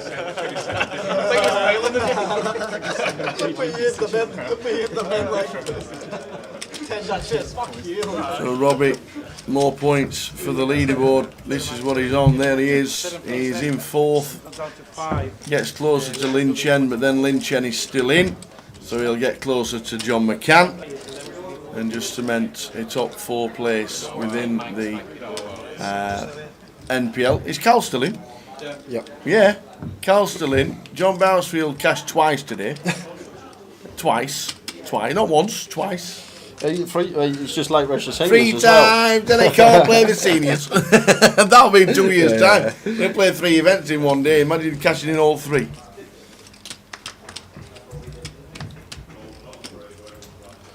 That's him with the 7 tier under the gun. Chooses to open off of 18 big blinds. This is fairly close between, I think, the 7 tier as well from gun. I think maybe 6s through deuces we'd see hit the mark. I think this might just be on the cusp. No, I'm not going to say it. Should be open. I'm saying I'm not homosexual towards you. Not towards me. Fuzzy Bear, that was Steve O'Dwyer at the Irish Open. He walked in with it this year. Steve O'Dwyer won the Irish Open last year, took the chair, and then brought it back for the Irish Open this year. And there was a great picture. In fact, somebody took a picture of it and put it on Instagram. And Robbie Bull, Dave Doherty, who eventually won the Irish Open, and Danny Laidlaw were all stood there right behind him as he was walking in. And I sent a caption comp to Jack Arcastle, let me down, and he couldn't think of one. They were all just like staring at Steve O'Dwyer as he walked in with his chair. Politically correct days. Somebody's got a gaping wound. Quite too far. Too much. Too much. Come on. You've not been drinking, have you? No, yeah, short-handed before you bring out those shorts. Got to get the old Jimmy Carr one, but it's like, oh. Shocker too. Yeah. HO suited for Ludo. 50,000. Raises to 50. And Craig A7 off here. We are going to continue. We're going to continue with a free bet. It does go for the free bet to 150. You could even go a pinch smaller. Seems good. Obviously not going to free bet it all the times. Want to have our own set frequencies. How often we're free betting X hand as a bluff. How often we're folding. How often we're flatting. You need to come up with these things yourself. How you're going to set them. And Craig finds the free bet here with the A7 off. And Ludo Ace Jack suited here, not going anywhere. Suited Broadway, should be peeling. Is out of position. The Ace Jack of Spades, too good to be folding just yet to the flop.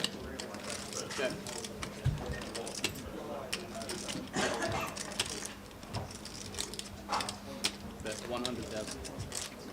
King 2-9 is the flop. And one. Craig going to be c-betting fairly often. And Ludo with a nice float candidate here, so expect to see a check call fairly often, getting 4.5 to 1 on his money. Things are going to be getting kind of dicey if we do flat. It's going to be 560 in the pot, 790 in our stacks are working like 1.4 SPR now going to the turn.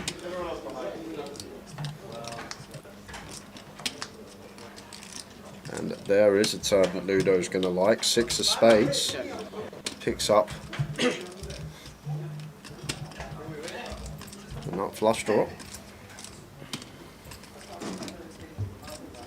It's still the king high board. Still our board as Craig as the free better. We'll have the ace king, which Ludo won't. King's in there for us as well. Pocket nines will be a thing at some frequency, and then still going to have the king queen, king jack potentially.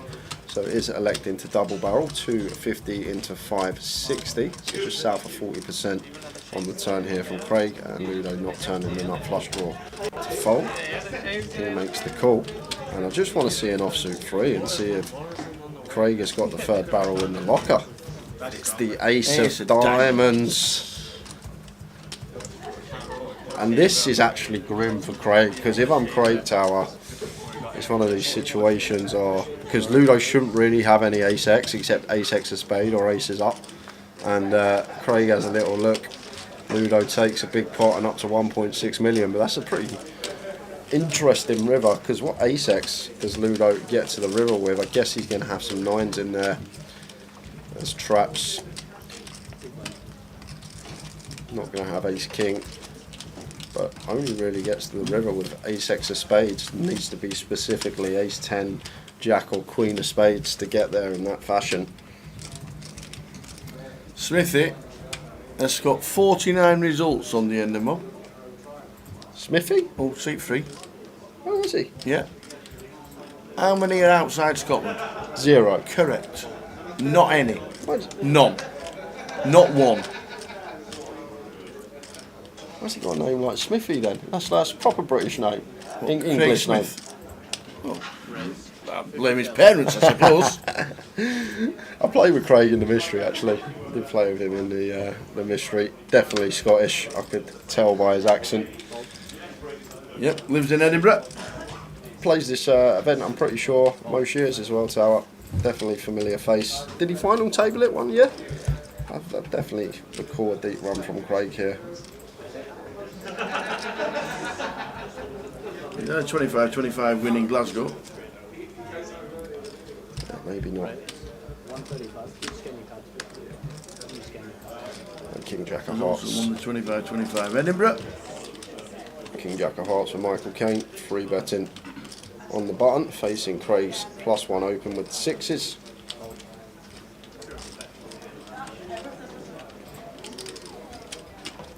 I don't expect Craig to continue these out of position. It'll just be hand done most of the time. It's just one of those situations out of position with the 6s. A lot of the time we don't get to realise equity to the river. We get bluffed off of our hand a lot of the time on overcards. Like if it comes ace high, Michael Caine c-bet, we just have to fold and Get bluffed off our hand, but goes for the aggressive approach and just goes for the 4-bet rip with the pocket sixes. Power poker from Craig. Just sends it in. +1 versus button. Pocket sixes. Having none of it from Michael Caine. Sticks it right up him. What a move.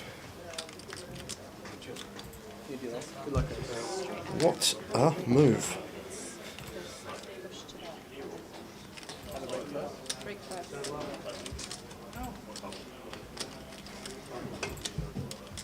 Good afternoon, Charlie. Watching on YouTube. Yeah, we're going to be going on break in 15 minutes time, Tower. 5:15. Okay. There was a scheduled break at the end of this level. Oh, I forgot to take the break out. Yep, so they've just forgot to take it out. And we'll only be 15 minutes though, guys. No worries, though. No need for 20-minute breaks at this stage of the tournament. Okay. That's what it is then. Charlie, what are we doing? I boys, Ludo or Tim for the lot? Charlie's going to Vegas for months soon. Months. Only if I'll hear him before I see him. Do you know what? I think I'd go Vegas for months if I could, Tower. If I could. Yeah. But obviously, who's going to feed the cat? Yeah, it's difficult, isn't it? I don't think I'd be allowed to go for that long. I wouldn't want to go that long. I missed home last time a lot. I was out there for 3-4 weeks, and by the end of it, you do miss home.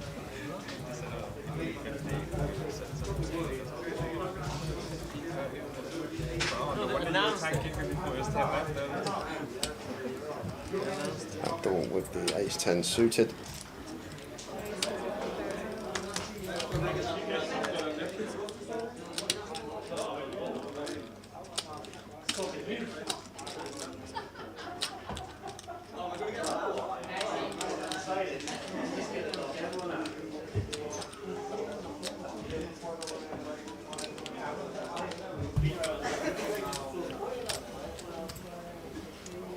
Do I have a brother or sister who plays? No, I do not. To be honest with you, I used to play... Used to be his mum and dad at Crash every week. No, my older brother. When I learnt it, when I was like 12, 13, I taught it to my older brother, and I ended up playing a lot with my older brother. We just used to play heads up, like with little 1p, 2p, 5p's and stuff like that. You still play them levels now, but across the road.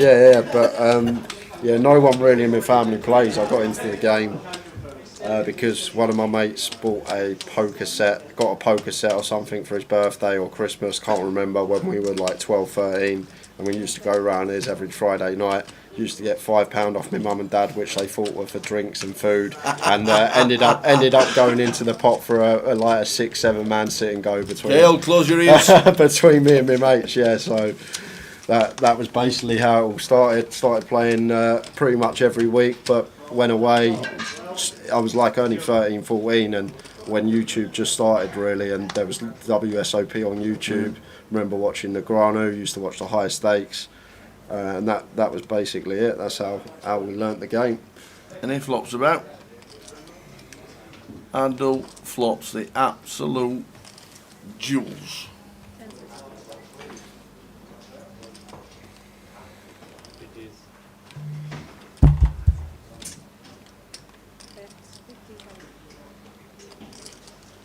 Yeah, I'm just always playing flat as Abdul. Never ever raising here. No.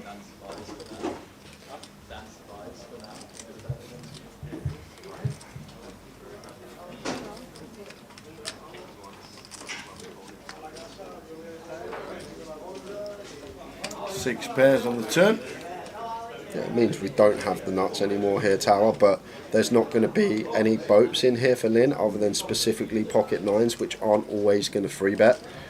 So sixes aren't a thing, threes aren't a thing, pocket nines are a thing, but aren't always a thing, if that makes sense. Like Lynn will free bet them, but he will play some flats as well, so probably can't give him all three combos of nines. Let's probably give him like two. So although we don't have the nuts anymore, Abdul, like we're almost still, like 99% of the time we're going to have the best hand. Just worried about that time that Lynn has free bet nines from the small blind. But can't be scared of monsters under the bed. Want to be barreling turn to set up a river jam. Goes for 75 into 430.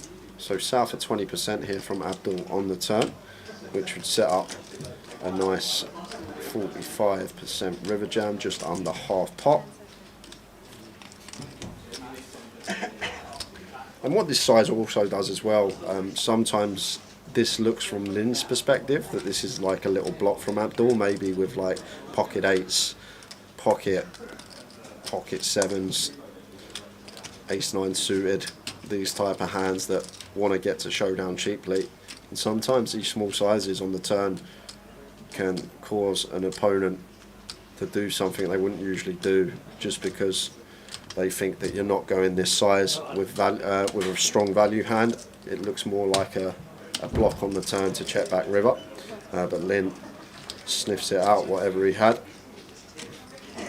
Folds after a 30-second tank.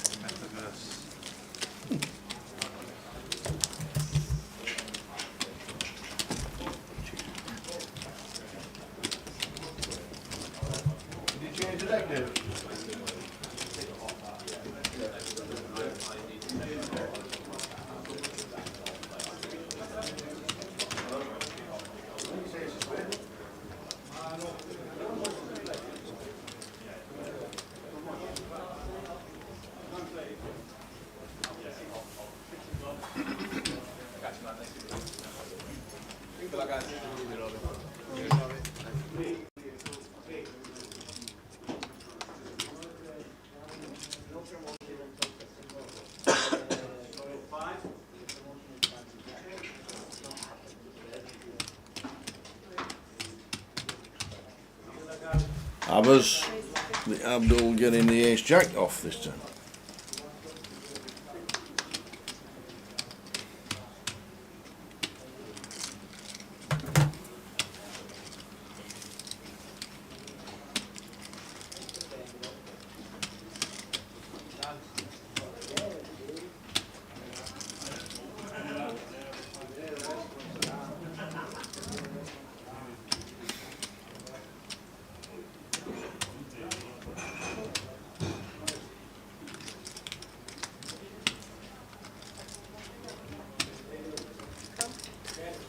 Craig as the chip leader defends the jack 3 suited in the big blind.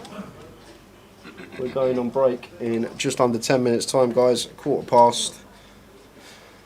It'll only be a short 15 minutes, not 20 anymore. Now we're at the FT.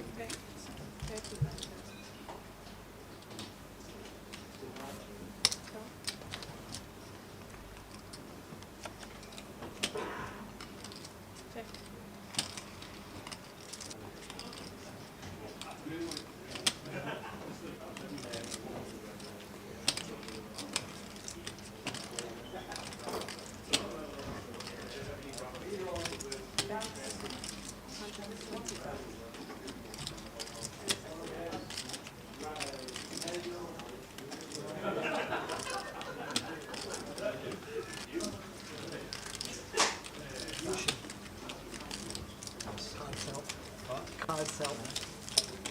I'll need some cards on it. Nice, you shall receive. 2 mil for Craig as chip leader. Ludo 1.5. Lin Chen on 1.1 mil. So mate, 7-off. Ribeye showdown. Could have been a 7-off space, man. What is that? Just didn't put on his space.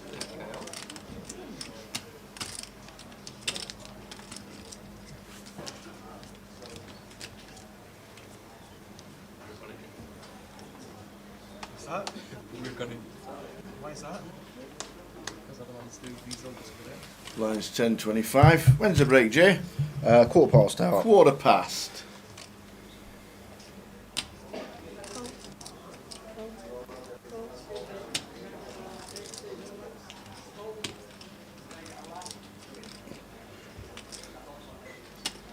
Ace 9 for Lynn in the cut-off, once folded 2. Was it read at 50? Yes, indeed. Ludo. Again, not showing in the box. Again. And if he has the ace of spades. I think the ace of spades might be the bad card.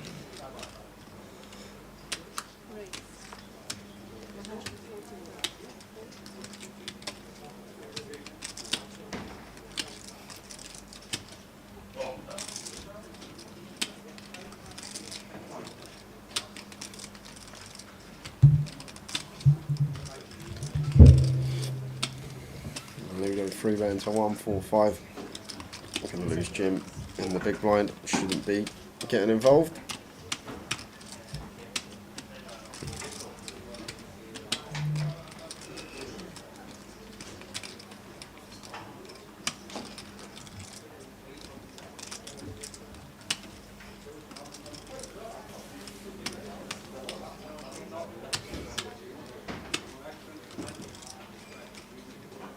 What is Jim up to here, Tower? He's thinking. Sure, what if he finds the cold 4-bet rip here? Who knows how Jim plays? Is this standard for Jim? It's a fold. There's no call here. There's no 4-bet here.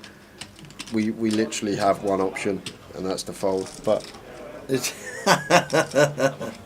Oh, see you later. All the best. See you, Luton. Be safe when you get off the plane in Luton. I'm just warning you.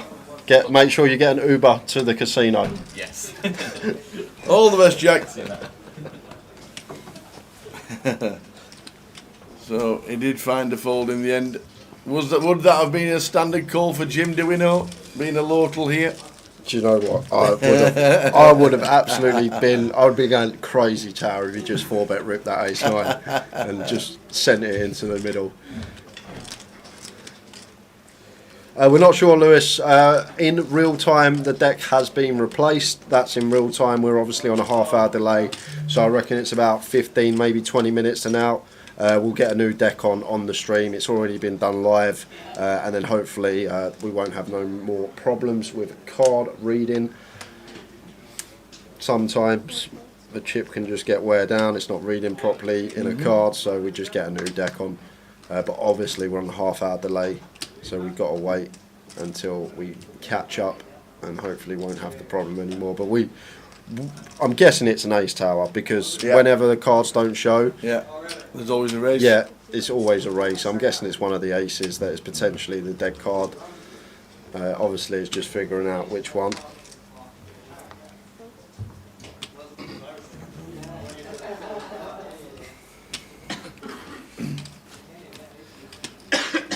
How many's in the free roll?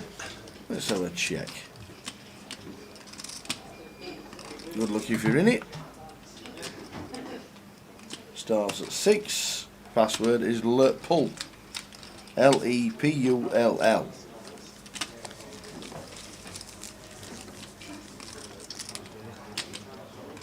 How are we doing, Cardsmith? Afternoon, both. Have I missed any giveaways today? Unfortunately, no giveaways today. It's the final day, but you have got a free roll.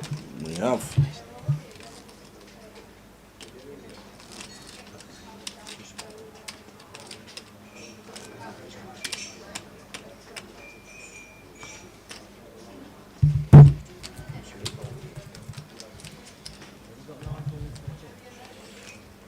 Starting at 6. That's 50 minutes.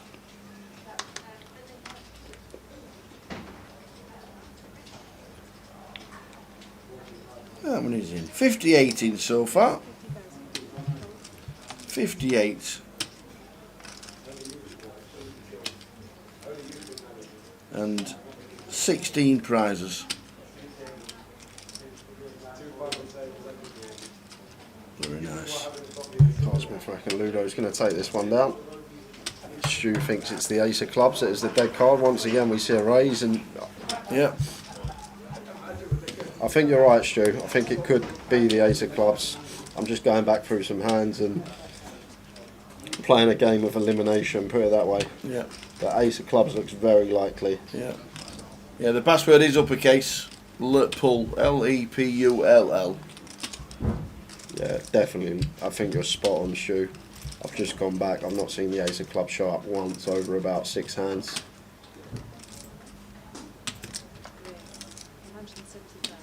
Craig's raised again with ace queen. And ace queen took out Robbie Bull.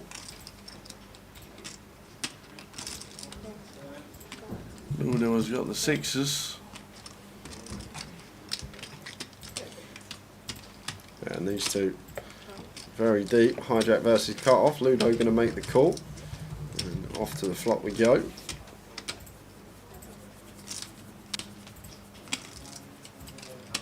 There's a king on the flop. King, 2, 3, 2 downs. A big flop for Craig here. King Huge. high. Good for range. And in terms of actual hand, lovely flop with the overcard and the nut flush draw. And a Ludo just with the check fold. Went to set mine in, didn't find it, and just lets his hand go after that. Yes, Stu, Abdul did have the ace-10 of clubs a few hands back. That was about, what, an orbit and a bit ago. I don't think we were seeing dead hands before that hand, though. I'm just checking now. Oh no, Lynn had the dead hand when Abdul had the ace-10 of clubs. So maybe it's not the ace of clubs. But all the other aces have been, they've all been accounted for, Tower. All of them have been accounted for. I've seen them just going back through the hands. It could be a king. But we'll get a new deck on anyway. After this hand, there's a 15-minute break. So we will be back at 5:30. 5:30 PM. We will be back. 9s for Ludo, last hand of the session. Whoa. 50k. Jim says, I'm going for my break.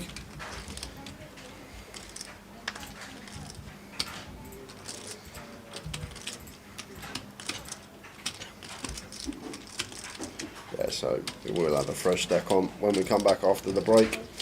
Abdul out the way, he's going to take his 15 minutes. Michael Caine's going to do the same. And Tim will let it go in the big blind, guys. We're going to be back in 15. See you at past. So just expect to see Tom Hall check this one back most of the time here on the turn. And there is the check. See a river card.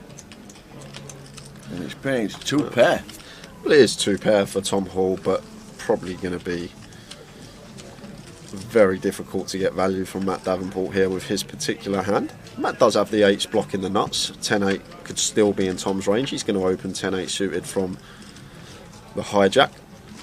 Although 10-8's probably going to double barrel turn. Something to take into account. But Tom will now just opt for probably a larger size here, I think now. Tower, this little disguised Jack 9 of us. Ours, somewhere around like 90, 3/4 pot. Probably what I expect to see. It looks pretty chunky. That's pot size. That's 105. So around 85-90% up there. And Matt here with the 8s. Never going to call this one, Tower. Just not putting in a quarter of our stack here with 8s. We lose to too much.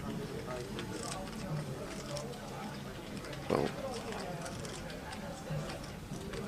Ah. Oh, he's going to raise. Matt Davenport. Is he going to find the raise here?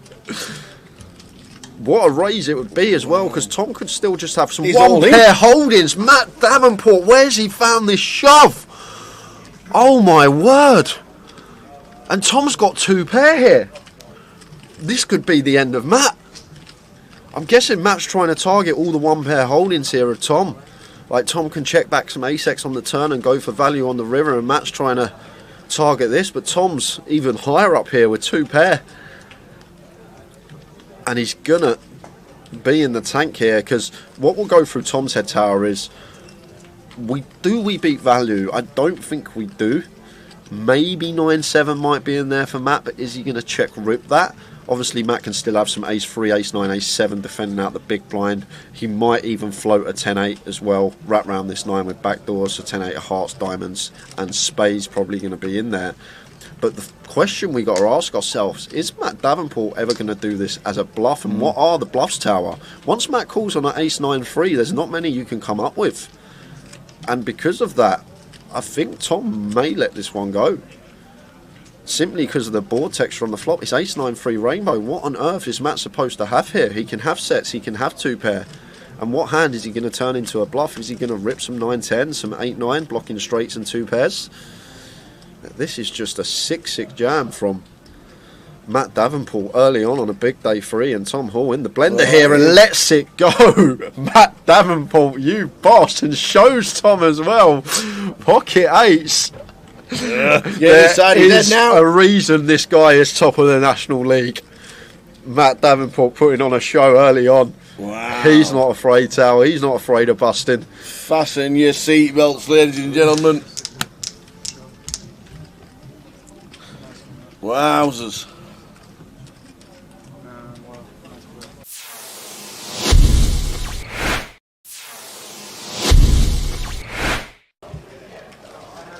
It's 10 for Ian.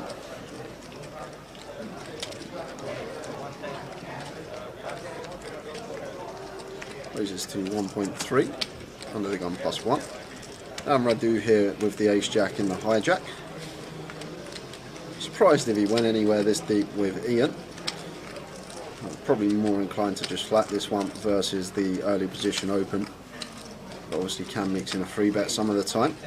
And it looks like that's exactly what he's done. 3 bets to 3.2.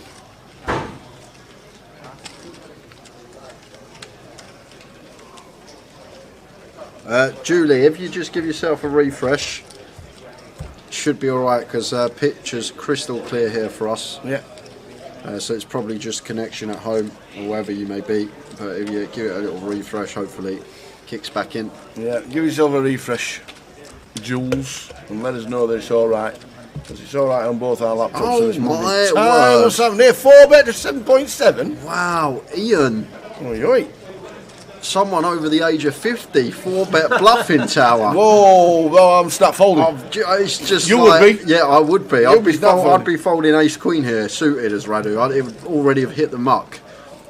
But this is, I guess Ian just thinks Radu's at it too much. And to be honest with you, the ace 10 off Tower, it's a really beautiful 4-bet bluff hand. And maybe Ian's been amongst the solvers the last few months. You don't know. He might have been putting some work in off the tables. That could be the case. And he might have put in the low frequency 4-bet here with the ace 10 versus Radu, who's been fairly aggressive, and with the chips as well.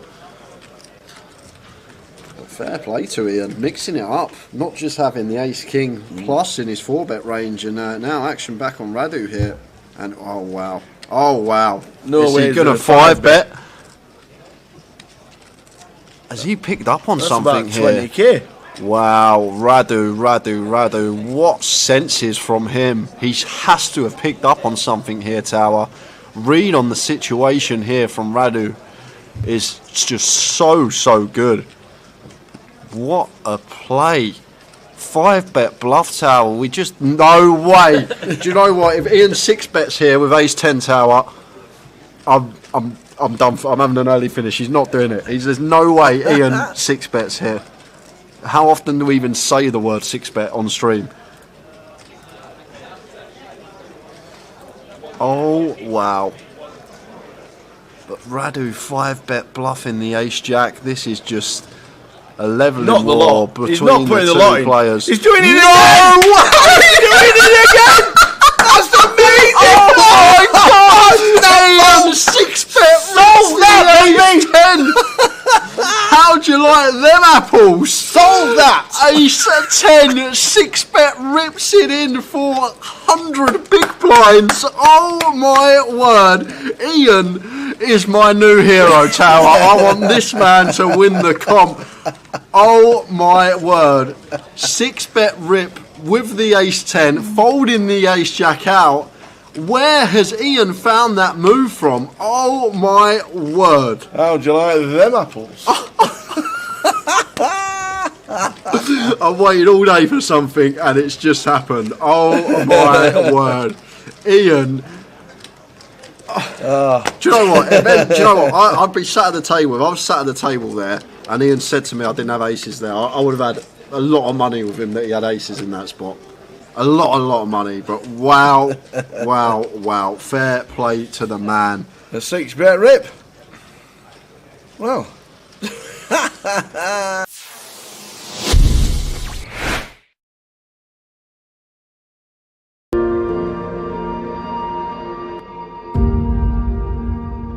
got no chance. So Ali with the queens this time. King Jack last time, kings before. Raising up with the queens. It won't be a standard raise. Raises to 7.2. Thales gets out of the way. Jack's got a raw smile on, face with a 6X in front of him. Oh, he's got a hand as well. Tens. Oh, the lot's going in with the tens. Is he doing the old 60 bigs, just shy of, and yeah, he's not put the lot in. He's probably left one chip behind. Pot. Ali's going to snap this off, and Jack Oliver going to need a 10 to survive. They're all in. Ali Malone, queens.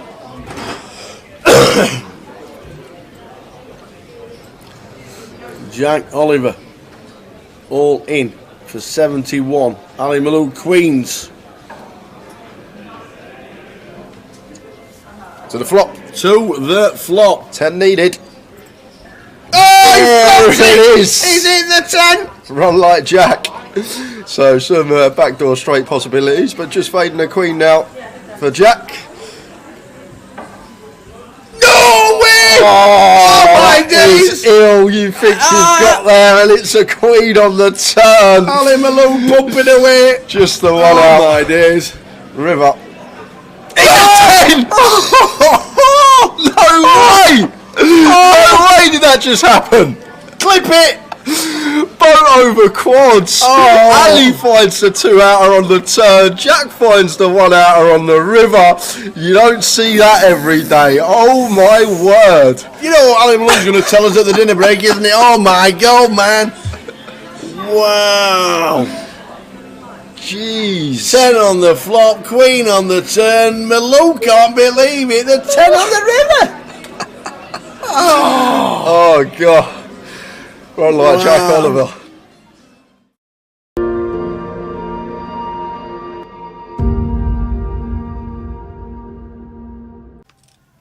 So good to see Carl back at the tables, one of the Thanet boys.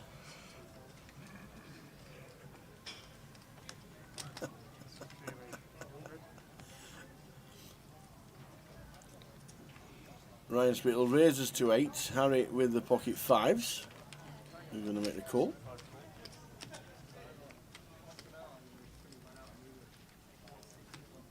Jess could feasibly come in with the old Jack 8. Yes, she does. Which will bring in the small big blind.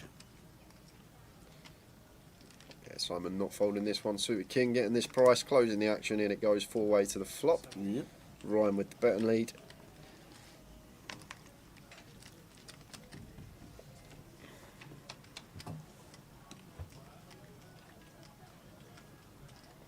Oh, we flop a set.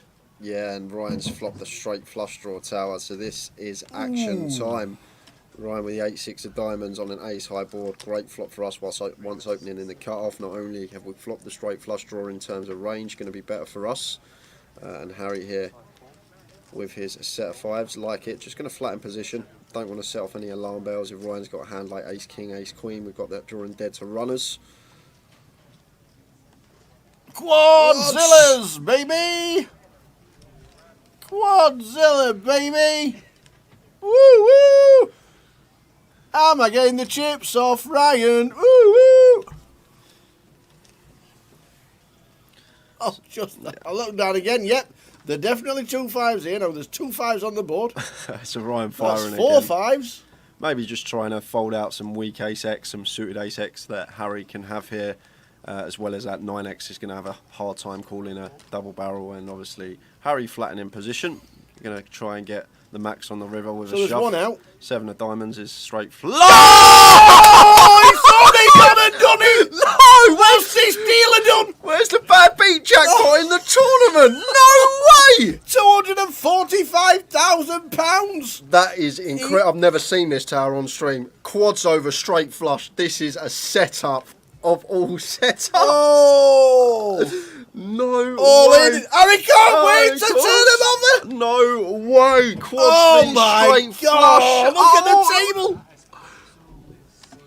Oh wow! Oh wow! Oh wow! That we'll never see that again. Ludo says I never take pictures at poker table. I'm taking a picture. We will never see that again on stream. To get that hand here on stream. Look at the cameras; they're all out. Oh my God! Quads over straight flush on stream. Somebody go and get Jim. Ask him if they have a bad beat jackpot. For Imagine that on the GUKPT. imagine that on the cash table. Oh, that is gonna be wow. Wow. Right, that's the end of the stream, ladies and gentlemen. Yep. We'll see you.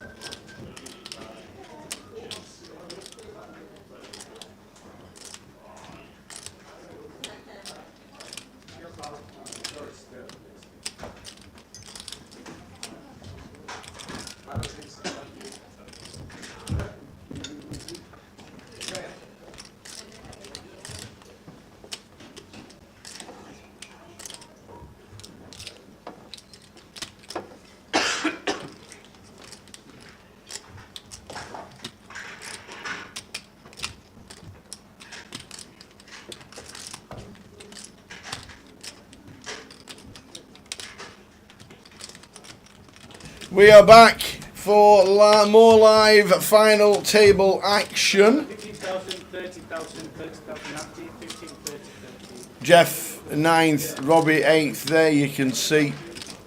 They're the 7 prizes.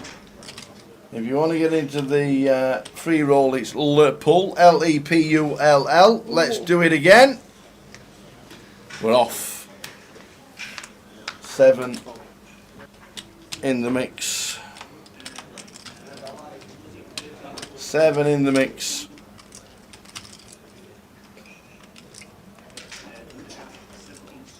And while you're playing Lepull on the free roll, don't forget the Vegas packages on Grosvenor Poker tonight. The Super Satellites, 10 seat feeders at 6 o'clock. And also there are Goliath packages, satellites tonight at 7:30, £110. 10 feeders at 5:45. So Goliath satellites and Vegas satellites are ranking up. Lynn's got a snap fold. Snap fold with 2 seconds left.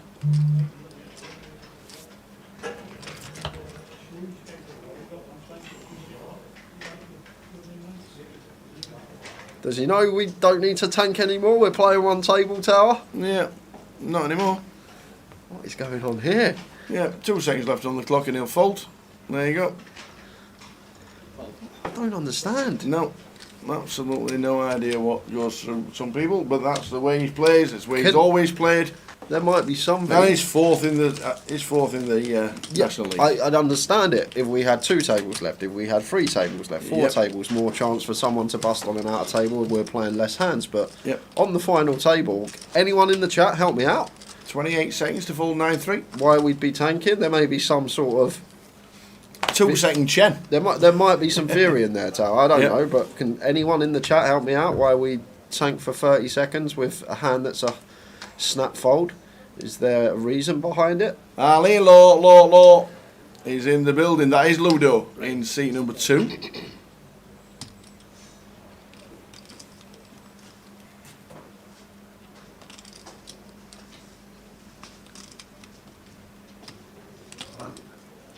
Red. Yeah, I guess living the streams really makes a point. If you feel the field has an edge on you, makes sense to play less hands in theory.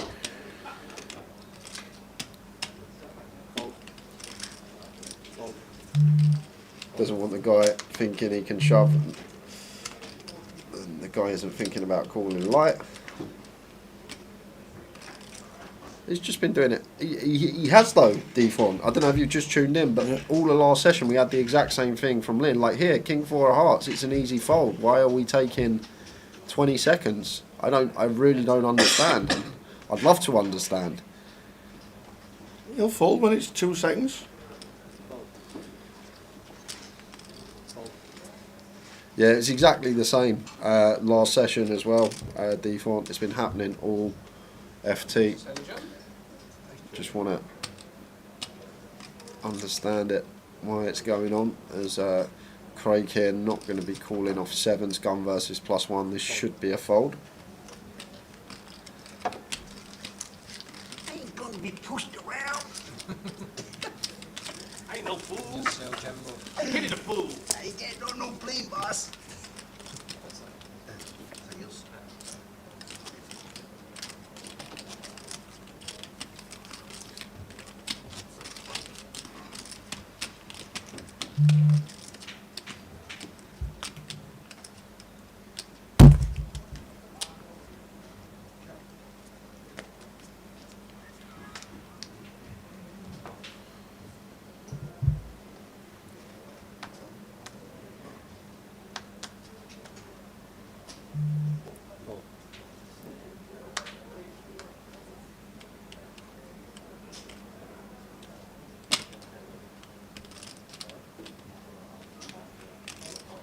Abdul's played well. He's played very well. He's made some very nice free bets. 2 tables out, chipped up nicely. He's made a couple of folds, which I think were good folds.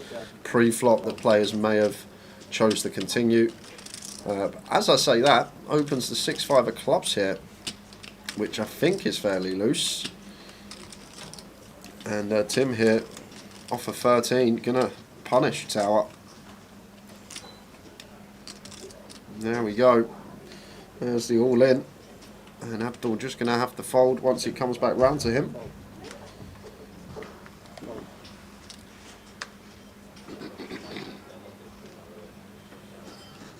Oh, Craig. Ace Queen again. How many times Ace Queen? How many times Ace Queen? Ace Queen off, knocked out Robbie Bull. Yeah, this is close, but I think we're supposed to call Tower.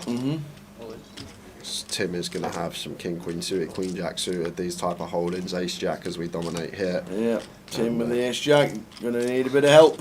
Just unfortunate for us as Tim, just running into it, would have got through if Craig didn't wake up with the goods in the big blind. So are we going to be down to 6 players just coming back from the break?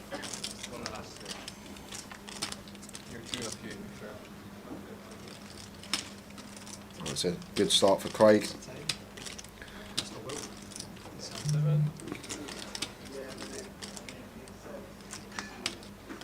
Good turn for Craig. Does bring in some chop outs. 10 or 7 will chop this. So Tim at needing a Jack, 10 or 7 to survive. And doesn't it? The 4 of clubs.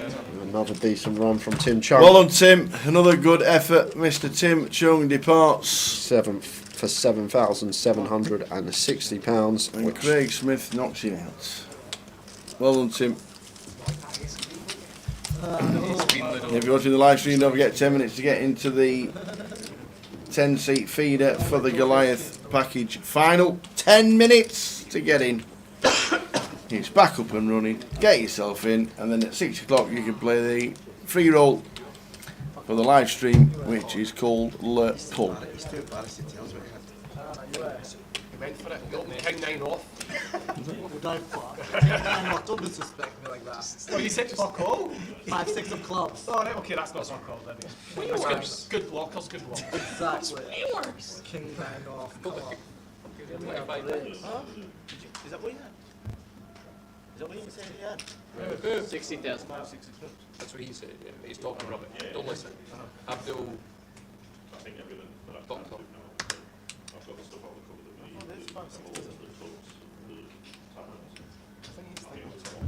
Tens for Michael. Mike Kane. Ace 9 for Abdul raises to 60,000.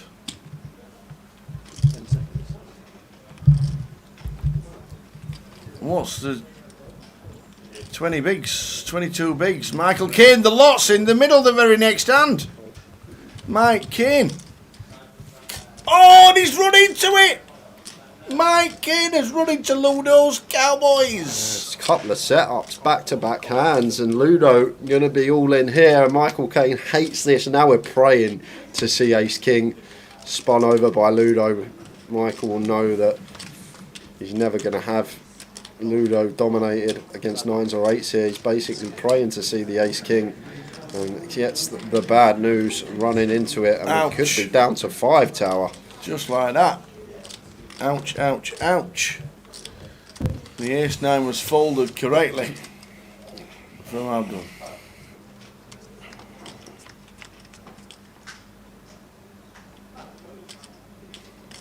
And no runners for the 10s here. None. So 10% job for us to stay alive. Yep. 2 outs twice for Michael Kane. 9 of spades. Next door, no good. Needs a red 10. And it's not, it's the ace, and the ace, I know he's not playing it, but the ace 9 would have hit. And Michael Kane out in 6th, and just like that, down to 5. £10,550 from Michael. Everyone locked up 14,270. Ali Law. Plans for next week, Tower and Jake? Not much really. I think I'm going to spend some time at home with the other half, have a few days with her, and then I'm off to Wales on Thursday for 4 nights. Have you 3 nights, sorry, 3 nights, 4 days. Have you gone up, are you still 66ers? Yeah, I'm still 66s. Can't believe it. First time, it's going to be my first ever time in Wales though. My entire life, first ever time in Wales for Like me. it, good stuff. Go and hit some golf balls, and apparently this course has got water everywhere. I've been warned that bring lots of balls. Okay. Did you find the exact name of it? Something of ale. If any Welsh golfers can, I'll find out. I'll look now. I'll just. 60,000.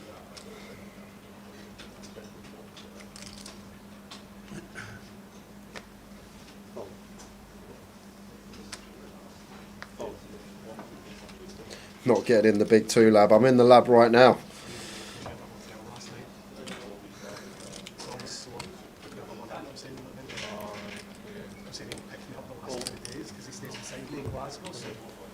I have to get you. Fancy a bit of big 2 later, Tower? Never. I still can't work out what you do. I've watched you. I've walked past.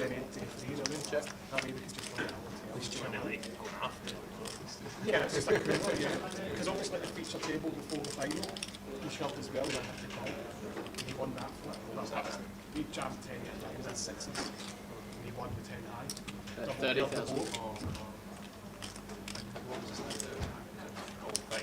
Yeah, it's only 5. So I got counted. He shoved 10 wins on the cut off, which is still like fine. I'm the big blind, the 6s call. He wins the count. Yeah, no. But you're going to run into each other eventually. That's how it goes. I'm the same with Robbie. 4 of clubs on the river. Bring your umbrella, it's bound to be raining in Wales. Yeah, wins. Robbie didn't need to shove. He can just feel. He can just feel, but obviously he knows you quite well. He knows each other's games well. So he knows you're capable of leaving life. I mean, do you know that he's capable of holding and shoving life? That's why you call it all in. Vale Resort. Got it. The Vale Resort. Vale Resort. Okay. The Vale of Glamorgan, Ebbw Vale, Waterloo Vale. There's plenty by the sounds. And 1-0 to Brighton at the Arsenal, says Apocalypse.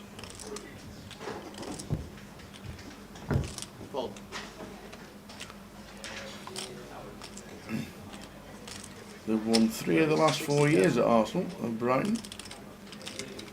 Ace 5 for Craig as the chip lead up, perfectly fine to open, raises to 60. Go on the Brighton! There you go. I want them to finish above Spurs. I don't want it pointless being in that Conference League, isn't it? Yeah, absolutely.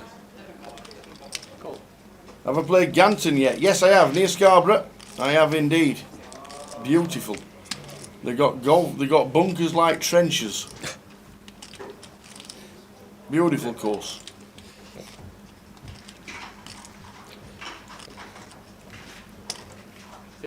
Played it last year.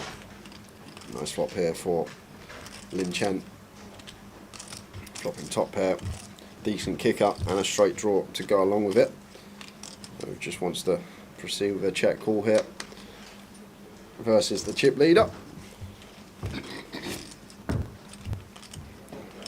Like Craig's choice, the C-bet, this particular ace 5, there may be some ace 5s that I'm just happy to give up with, but with the ace of spades in here, definitely going to be in there as a nice C-bet hand.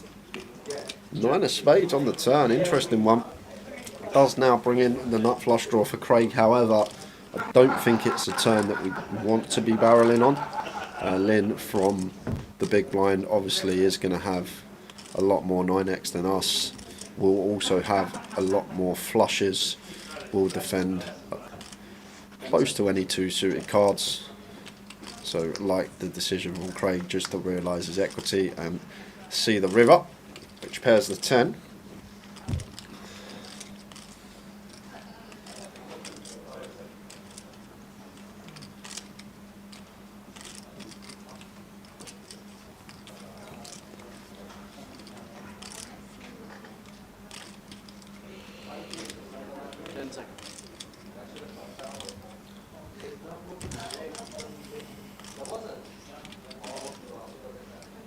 Check. And Lynn goes for the check on the end, and Craig checks behind, shows the ace high, and Lynn going to show the king queen, which is good. The City win the league today if Brighton win? No, 4 points clear with 3 games left. Or 2 games left.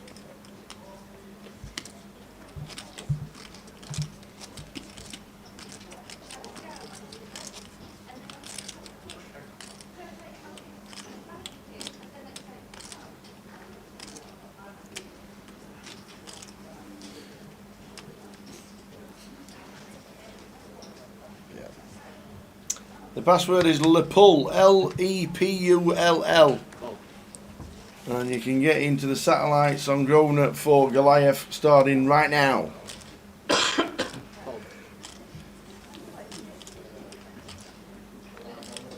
Yeah, so if Arsenal lose this, City win their next game, it's GG for the Premier League. Yep.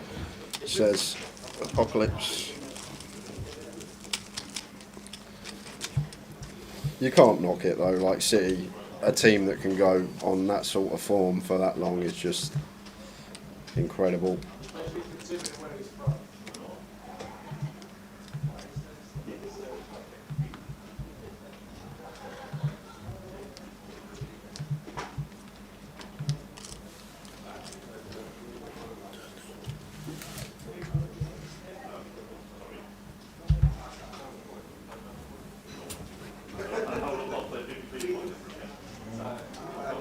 Ace suited for Jim under the gun. All in. Handle with the 9s. This should be a call. This should be in. Yeah, it's a bit of a misstep here from Jim. Yeah. If we are playing on a table we think is really tough and we want to up the variance, maybe we can just shove for 17 big blinds here, Tower, but 17 bigs, sitting 5-handed under the gun, just open the ace-8 suited. Going to be a much better play. We can still get value from big blind defend range. decent hand to attempt to steal with if we do get called still with good playability. The fact that we are suited, maybe just a little rush of blood, sees a nice hand and looks at his chips and realises he's the shortest stack and maybe thinks he's got to get his chips in, but always want to be playing our stack in terms of the big blinds that we have in front of us. Asking for a count. And Abdul now with the 9s 5-handed. Can't see him folding this one, Tower. I would be surprised if Abdul's chips didn't enter the centre of the table. Yeah, it should be cool.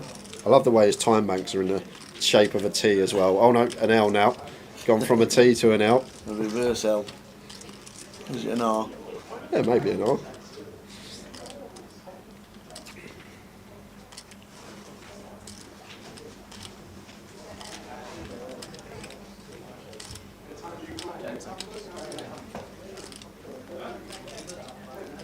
The thing is, like Lin Chen, Ludo and Craig, there's so much room between them and Abdul and Jim. So I think as Abdul, there's no world in which we can fold this with the stack distribution as it is at the table, and eventually does come to the correct decision, makes the call. Jim McLean's got them in ace-8s against 9s. Jim. Standing up. It's still a decent equity. We'll win this 1 and 3 times, Jim. On the hunt for an ace. No help there. No. 6 or a 7 for a bit of a sweat. 6 of diamonds. That'll be a fun one. Oh, just find the ace on the turn. Oh, the ace, baby. Jim's going to be taking his seat unless we see the 9. Oh! Corner pocket. Ouch! Call the police! Oh, wow. what a way for the board to run out. Are you Brutal. sure? You put the ace on the turn, you give him all the hope in the world, and then you just take it away from him on that river. Where has that 9 come from? Oh. Wow. It's times like that, you're like, why can't you just put the 9 out on the flop dealer? Why have you got to do it to me like that? You make me think I'm still alive. I find the 3 outer on the turn, but can't fade the 5% on the river. Ouch.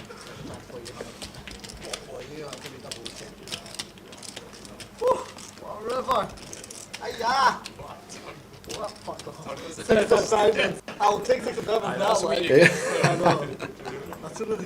Got all the dealers watching now. They're all waiting for my money. It's a good river for big 2. Yes, it is. Means we're down to 4. Even Josh is in on the game They're now. all sitting there, Tal. They're waiting. Just come in, going. Woo, woo. Just floating in like a big puff of fish. All them sharks waiting to take my hard-earned money this week.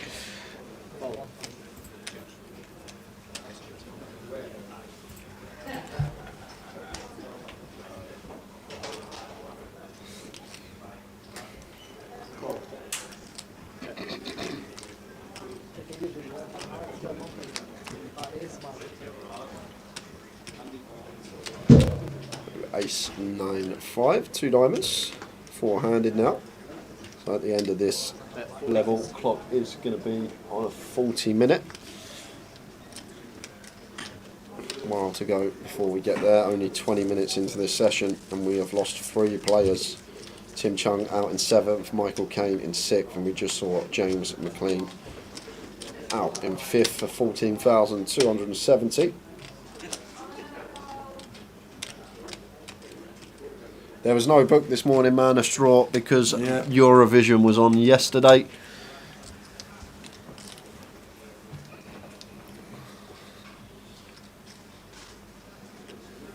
I still don't understand. Where's the correlation? Eurovision's on, so we can't run a book. I don't like EastEnders because it's sunny outside. That's basically what they're saying to us there. Yeah, but because Grosvenor don't compile the odds, then it's the independent company that do it. They're all obviously busy for the thing. But yeah, it is one of them. They could have at least said the site was down, they got all these problems. like at least give a good excuse. Like, at least make up a good excuse if that is the actual reason. The site was down, there's loads of maintenance going on. Unfortunately, you haven't got time to run a book. Abdul was second last in chips. You got to remember as well, man, Abdul was the short stack on the bubble. We come back after He was, the break yeah. yesterday. You said 5 bigs, didn't you? Yeah, there was 35 players left, and Abdul had 25k, which was the shortest stack in the room at big blind 6k. Come back after the break and got the spin on the bubble. And here he is with 4 players left. Indeedy, indeedy. Indeedy, indeedy.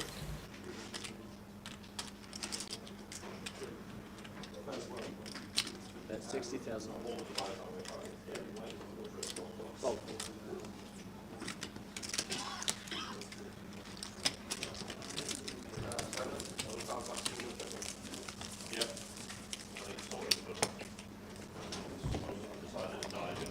So 2.5 mil for Craig, Ludo second in chips, Abdul and Lynn Chen. It has been a steady old game, but it has been exits since the break.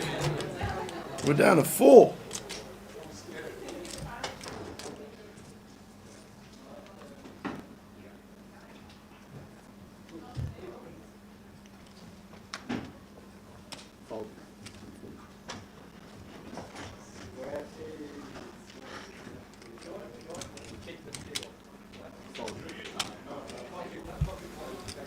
So Abdul Muki was 5 big blinds on the bubble. 5. And he's now in the final 4. And locked up chunks. He's locked up 21,710 with a chance of winning 79,580. Amazing.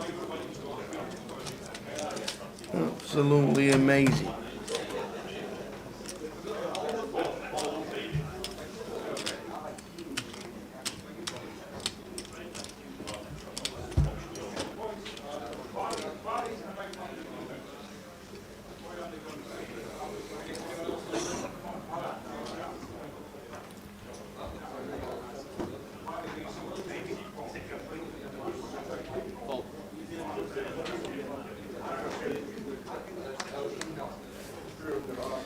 And that's a sight to look down at on a final table with 4 left and 80 bag up top. Aces on the button.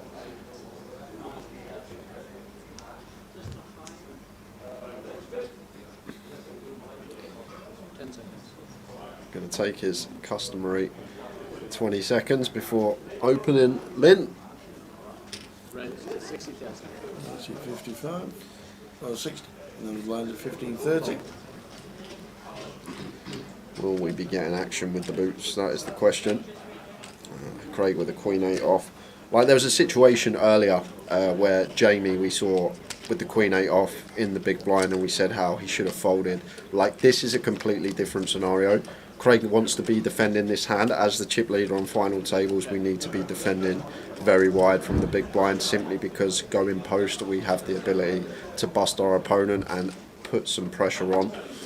35,000. It becomes different when we're the player that is covered. That's when we want to defend tighter. When we're the player that has the opener covered on the FT, that's when we want to defend slightly wider.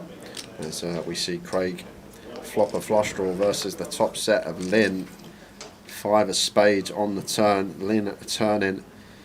Aces full, and love to see a bet here from Lynn. A lot of people tower fall into the trap of, oh, I've got aces full, I want to check this one behind and go for my value on the river. But look how deep we are. We want to start building this pot. We're against the big blind. They have some 5x in there. They have some flop flushes. Just want to be firing here as Lynn, potentially even sizing up so we can try and get as many chips in as possible by the river. Good from Lynn. Good to see him go for the double barrel. Unfortunately, Craig just has a hand that has to fold once met with the second street from Lynn. And then you can see the eliminated players in order. Jim McLean last out for 14,270.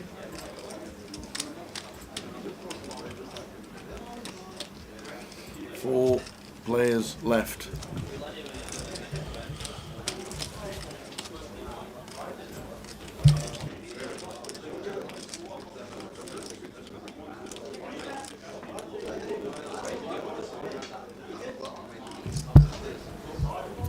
Ludo, Craig, Abdul and Lynn playing on.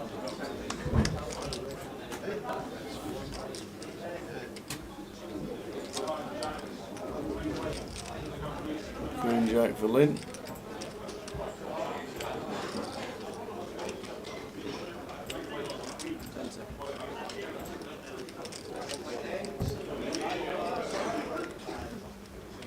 Raise 60,000. Rolls with the Queen Jack.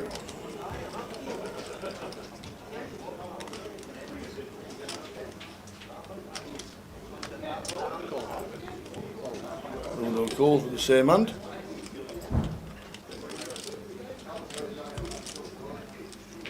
And Abdul with the 10-4 says no thank you.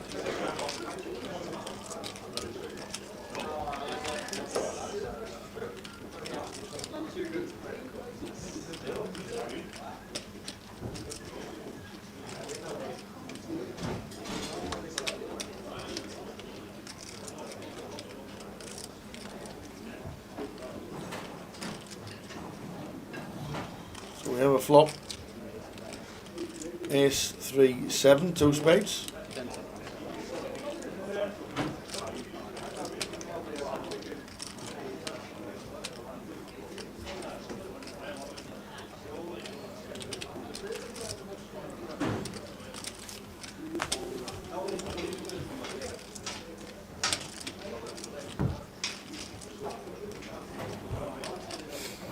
So Lynn is going to bet out 60k after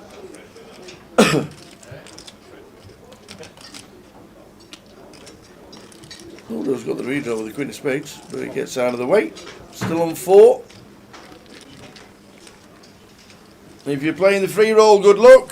Get everybody into the free roll. Get yourselves in. It's just about to start. Lepull is the password.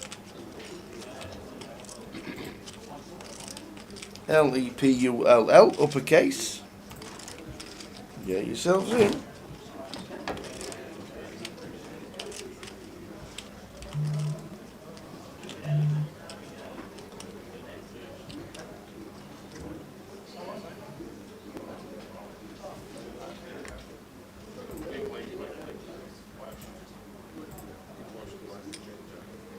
Raise 60,000.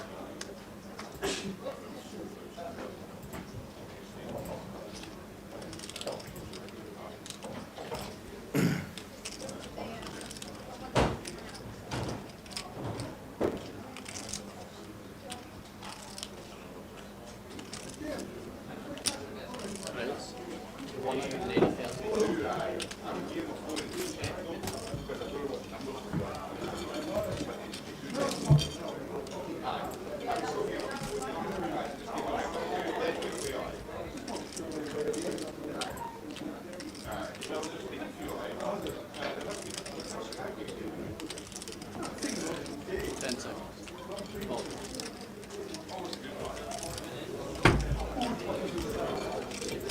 Craig 3 bets to 180 with Ace Jack suited this time.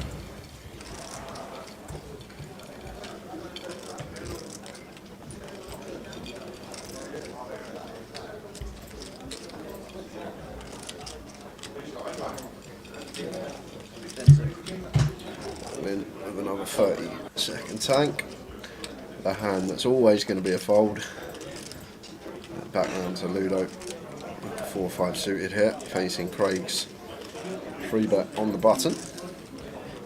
It's an interesting one, the 4-5 suited. It is actually a hand that can be in there as a bluff pre-flop. Don't have no relevant block up. Do have the additive of when we make a will, a lot of the time can be up an ace-x holding, so potential to get paid. But out of position, Ludo just letting it go, gives Craig credit. Craig maintains the chip lead with 2.5 million.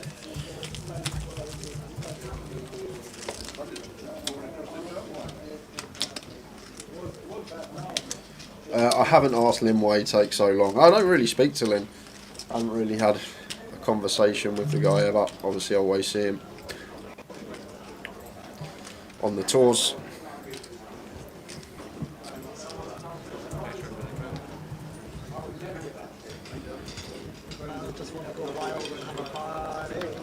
Third in the MPL. Could be second today, Lin Chen.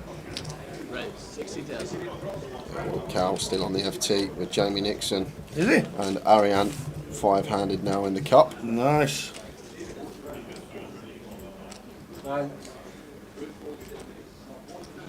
Craig under the gun opens King Jack, raises to 60. Call.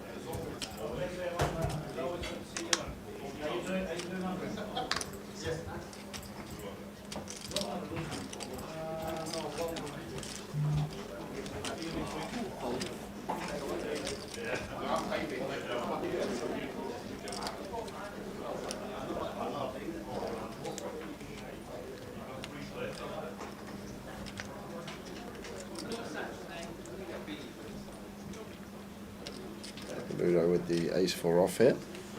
The big blind.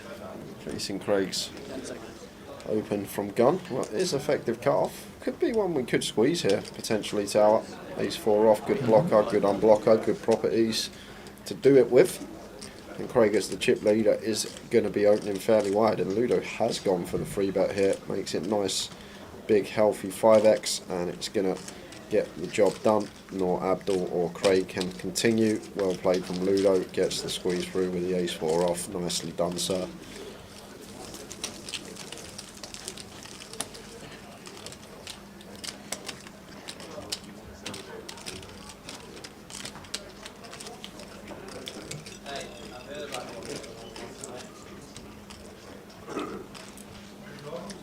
$1.1 mil, 35 bigs for Abdul. Oh, Maroon Poker says he's free rolling as he had a cash promo at home. Interesting. Interesting.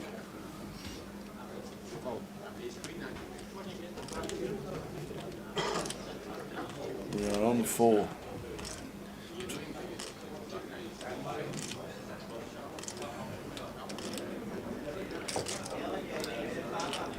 Password is Lepull, Andrew. Lepull. Not changed since the last one. It's uppercase. Here's Queen of Clubs for Lynn. Raises up.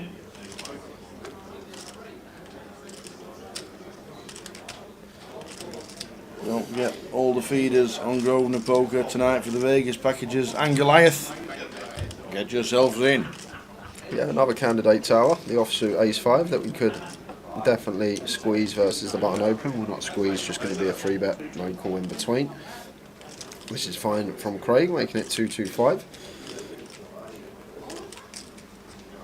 All about having this nice ace blocker in there. Like using the offsuit as well from the big blind, because we don't want to free bet the suited and then get 4-bet on, and then we have to fold a hand with such good playability. So better to choose the offsuit. And then comes along in the form of a call with the suited ace queen.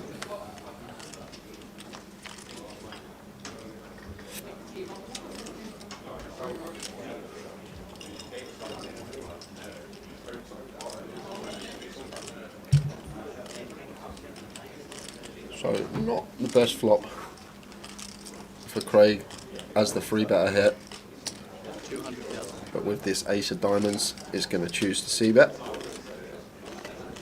I think I might go for the check here as Craig with the ace-5.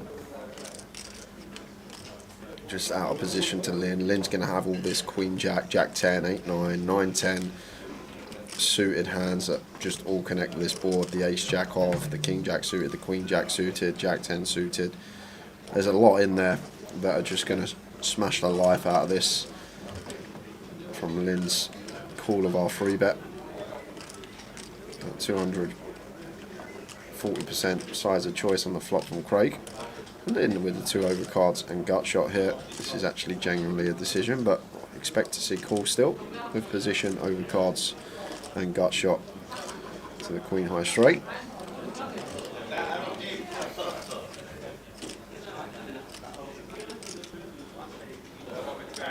Who makes a call?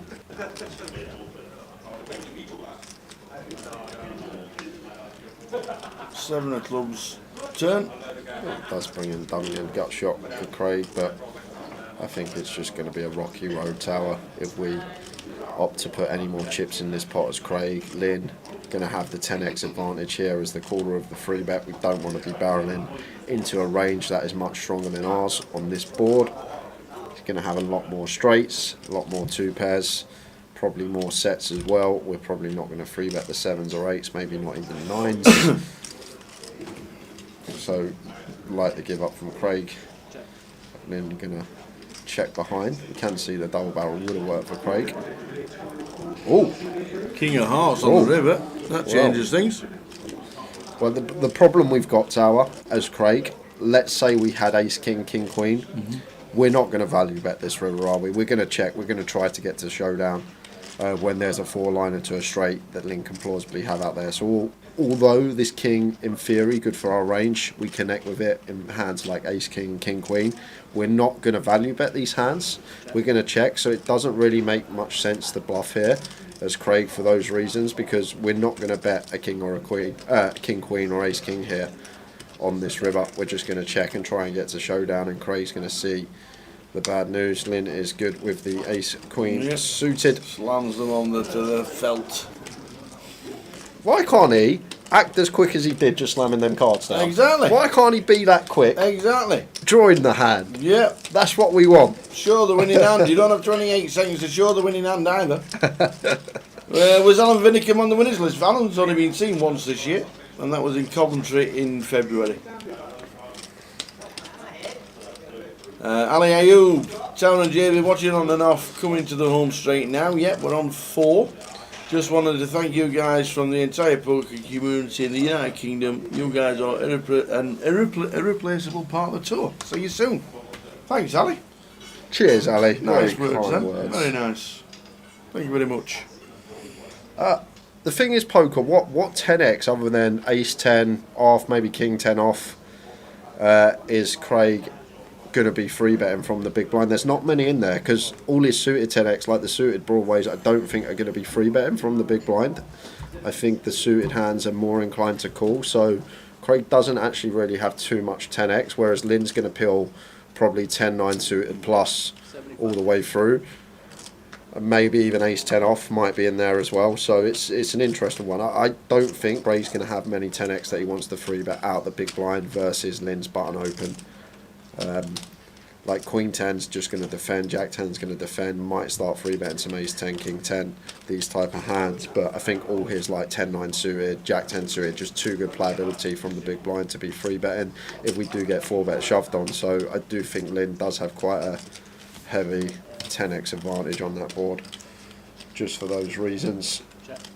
I don't think Craig is going to be free betting the 10-9 suited, the Jack 10 suited, all these hands with really good playability that if we do get 4-bet ripped on, it's just very annoying. Any news on the cup table? There's 5 left.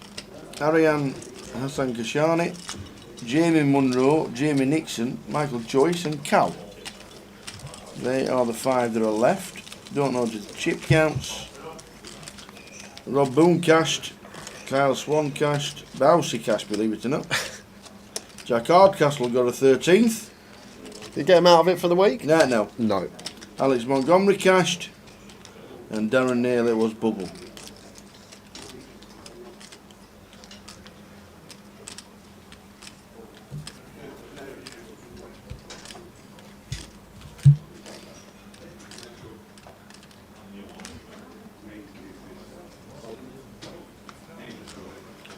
We are on 4 here in Edinburgh.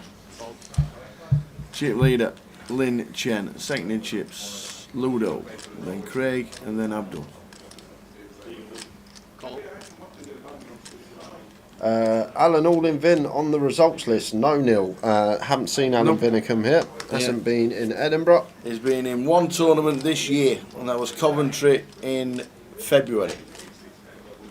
Not been seen since. We're blind on blind here. Abdul completing with the King 10 suited. King Jack 9, 2 diamonds.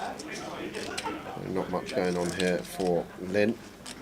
May have one stab with bottom of range and be done for one big blind.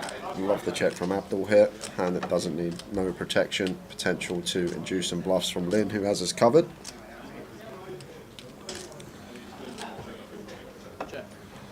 Lynn not taking the bait. Checks behind. And ace of diamonds on the turn.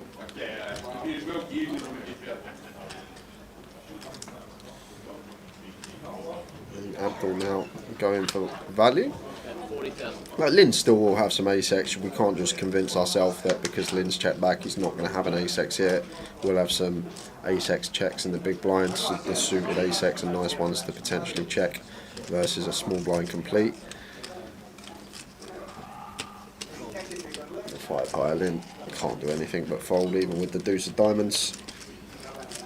3-year-old password is Lepull, L-E-P-U-L-L. Uppercase. 4 left in the main event.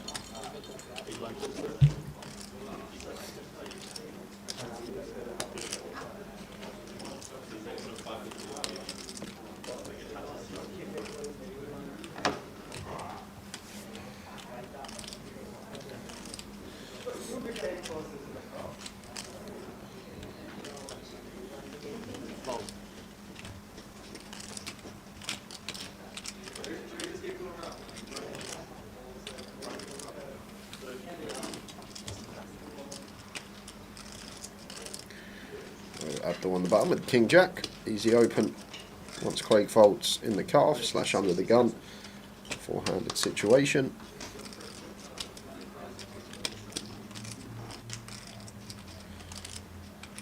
Opens to 60. No need to watch Lynn, just watch the clock go down to 2 seconds and then you'll know what he's doing. Out of the way with the small is Lynn Chen. Yeah, Ludo got one that he wants to be defending in the big blind, 8-9 off. Definitely want to be making the call for 30k more. Getting 4.5 to 1 more money. Off to the flop we go. Flop time. 9, Jack 5. Ludo connects with the 9, but Abdul also connects the top pair. Yeah, mixing Swift check. Mixing in a check behind here. Abdul will have some top pair checks and choosing this candidate to mix in that. 6 of spades on the turn. And Ludo probably gonna think he's got the best hand most of the time here, Tower. Once flop goes check. Leading for what he probably thinks is value. Also denying some equity to some high card hands that are in there for Abdul. So 3 of hearts on the river, and probably now wants to proceed with a check as Ludo once we do get called on the turn, and then it should be a clear value bet for Abdul once Ludo has checked it over. He might go small. Ludo might go for a small block with the 9x.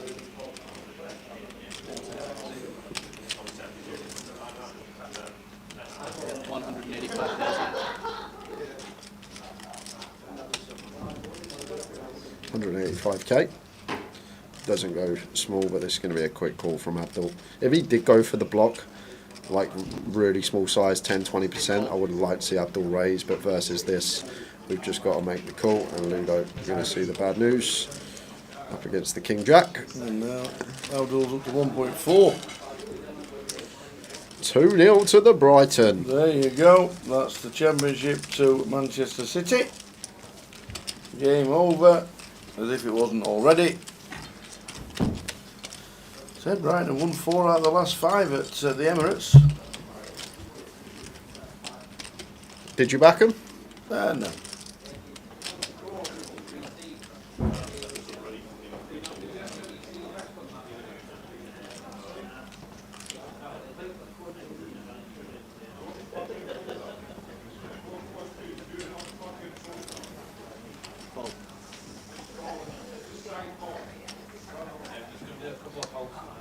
3 deuce off on the bottom.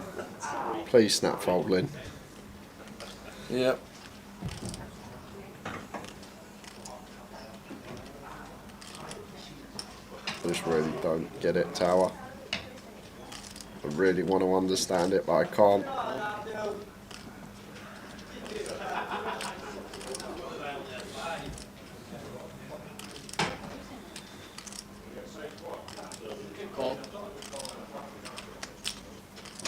Ludo completing the 10-7 and Craig the ace 10 of hearts here. These two pretty deep. And Craig's going to bump it up here, try and get some value. Pre-flop from his hand makes it 100k, just north of 3x. Ludo going to call with a 10-7.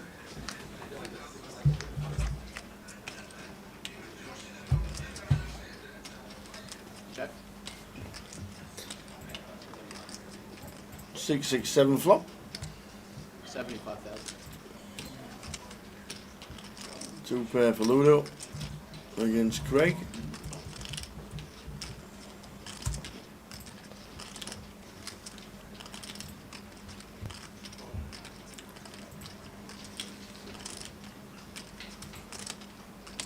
Raise 200,000.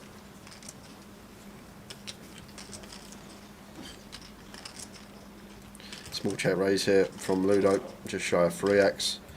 And Craig with the ace 10 of hearts makes the call.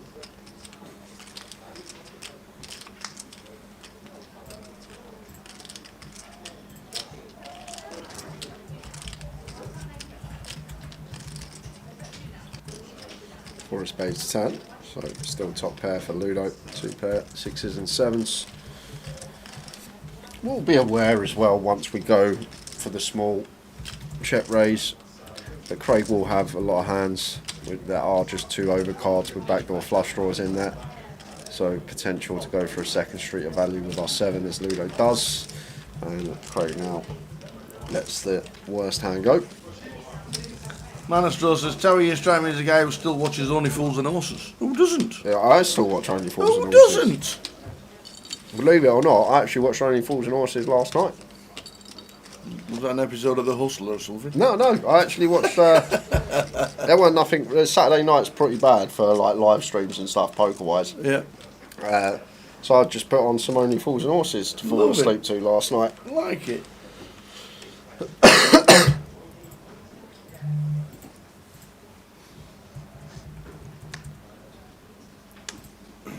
You just can't beat Trigger talking about his broom. No. He's had it 20 years. I've had the same broom 20 years. It's had 14 heads and 22 new handles.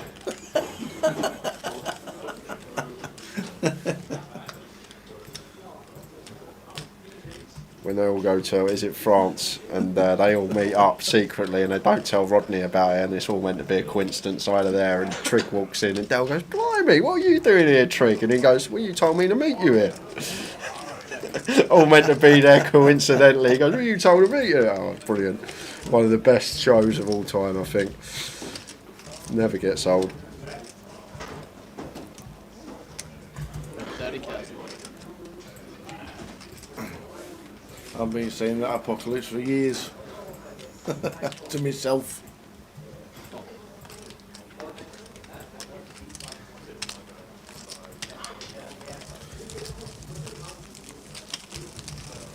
That blind's going to be going up in just under 10 minutes time, guys. Take us into 20k, 40k. I think this is going to be a fairly long session because it's an hour first level, and then it will be a 40-minute level, then another 40-minute level, so 2 hour, 20-minute session. Alright, okay.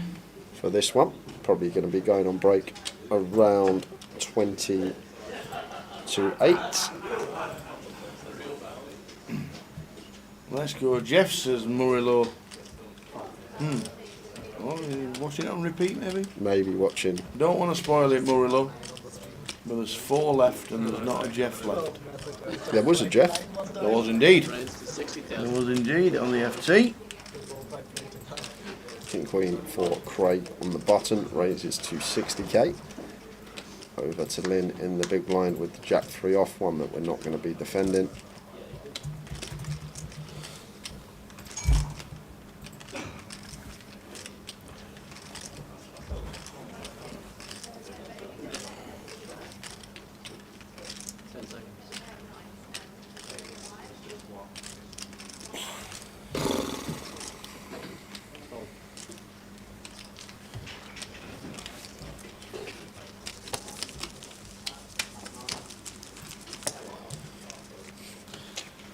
2 years ago. Yep. He was heads up and lost to Madge.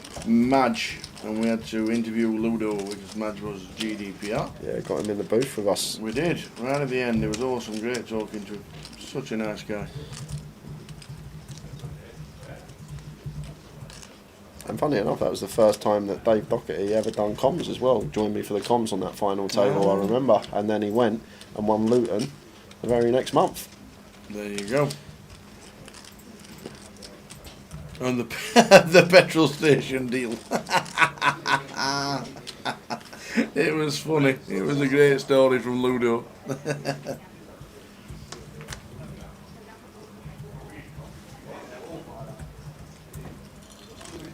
Queen 10 of hearts for Abdul. Should be opening.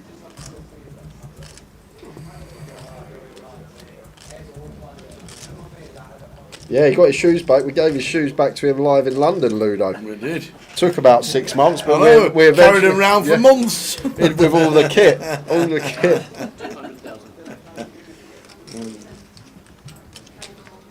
If he hadn't got them in London, I was going to put them in my suitcase to Vegas.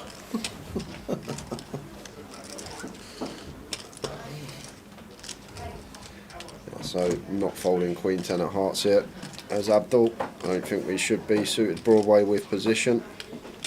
Isn't a dominated spot, but we're four-handed here. Lynn's supposed to be free bet and light. But against these, he's going to let it go.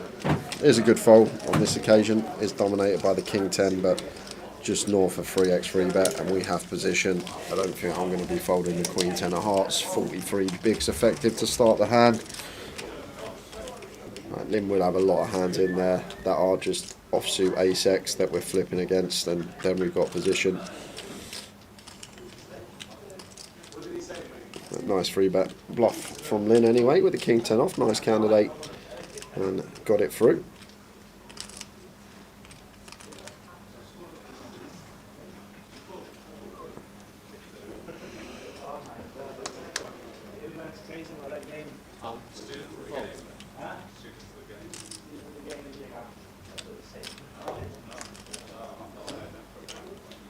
Four left in Edinburgh.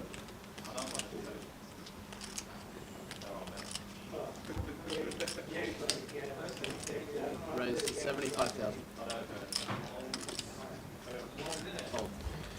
75k raise up from Ludo with the 7-5 suited, and Craig just has to let go of the 6 deuce.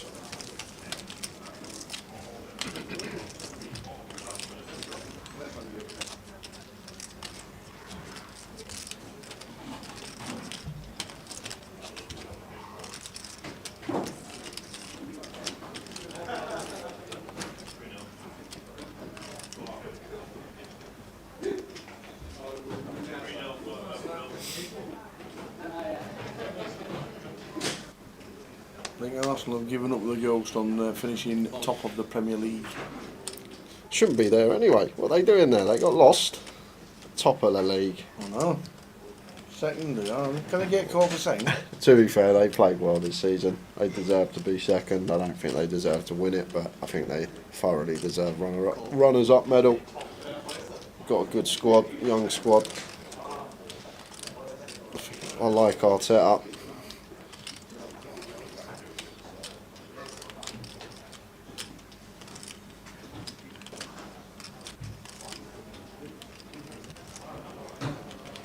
Craig completes the King 4 off, and Abdul going to show some aggression here with the Queen 7. Hefty raise, veering towards 4x, but quick fold from Craig.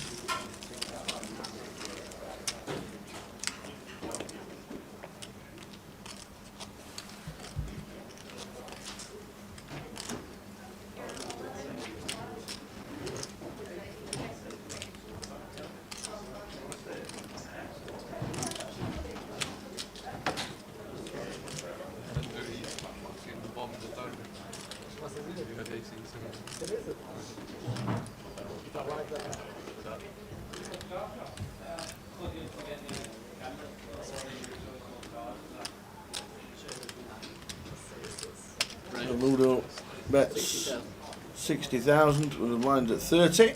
King 5 Seward. Pretty standard. Craig coming in, might be a 3-bet.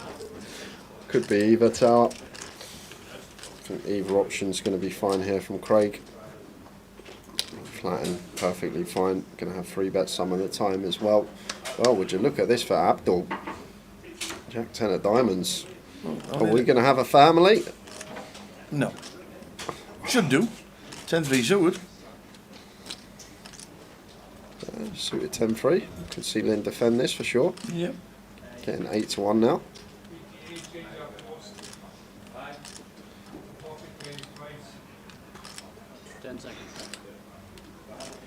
Must be frustrating for Ludo, Craig and Abdul as well, Tal. They're all playing really quick, all three of them, and you got Lynn here tanking away with every single decision.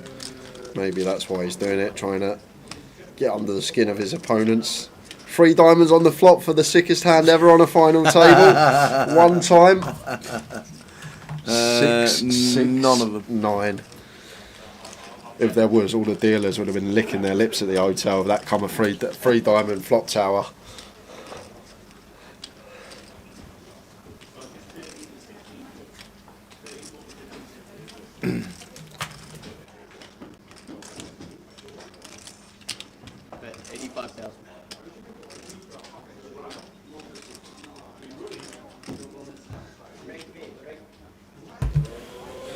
I have no idea, El Beno, there is no shot clock how long he'd be taking. So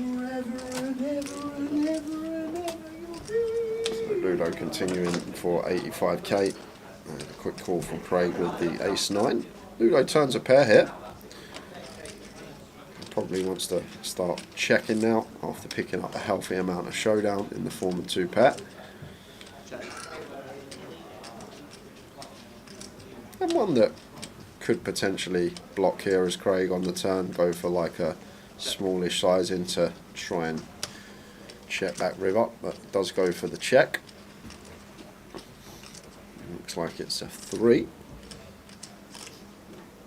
3 of spades, and now we've checked to us as Craig have to go for value with our ace-9, but Ludo leading instead. 60k. Craig makes the call and is good.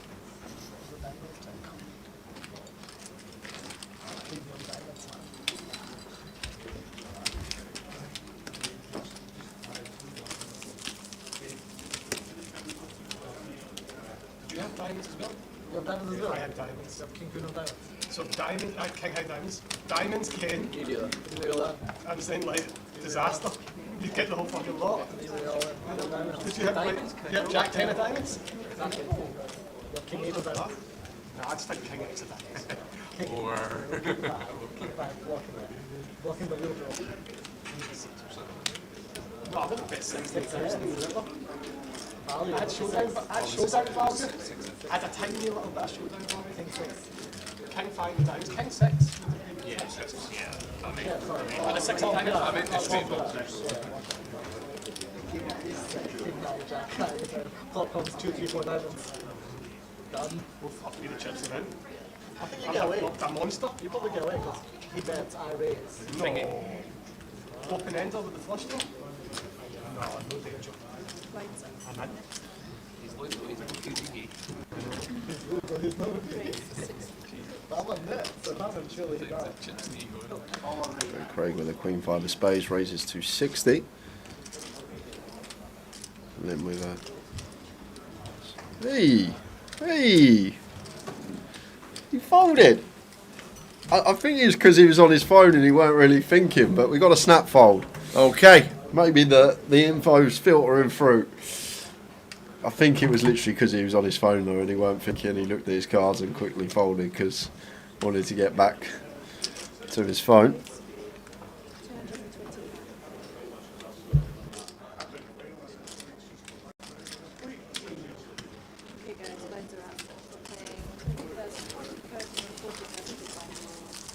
This is so deep, guys. Like, yes, it's 6:30. We're four-handed, but I still think this is going to be 10 o'clock finish, this one. Just look at the chips in play. Yeah, exactly. We're working with a huge average stack at the moment. 50 plus bigs average.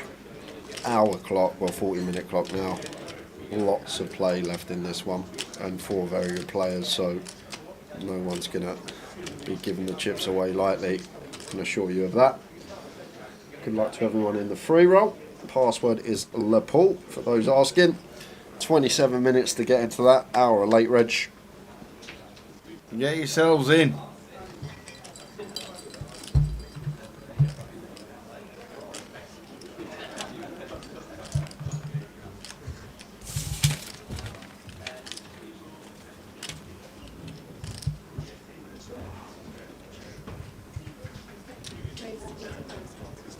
Yes.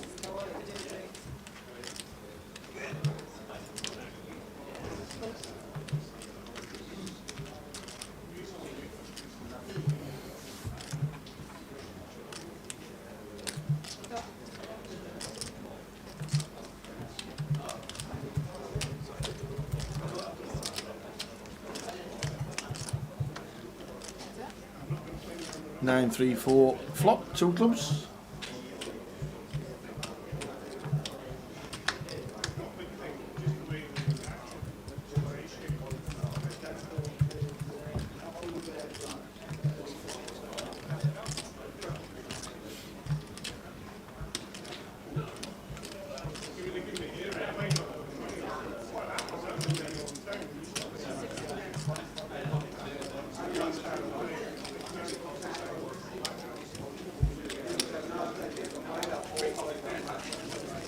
And takes it with the C-bet, 1.5 BBs.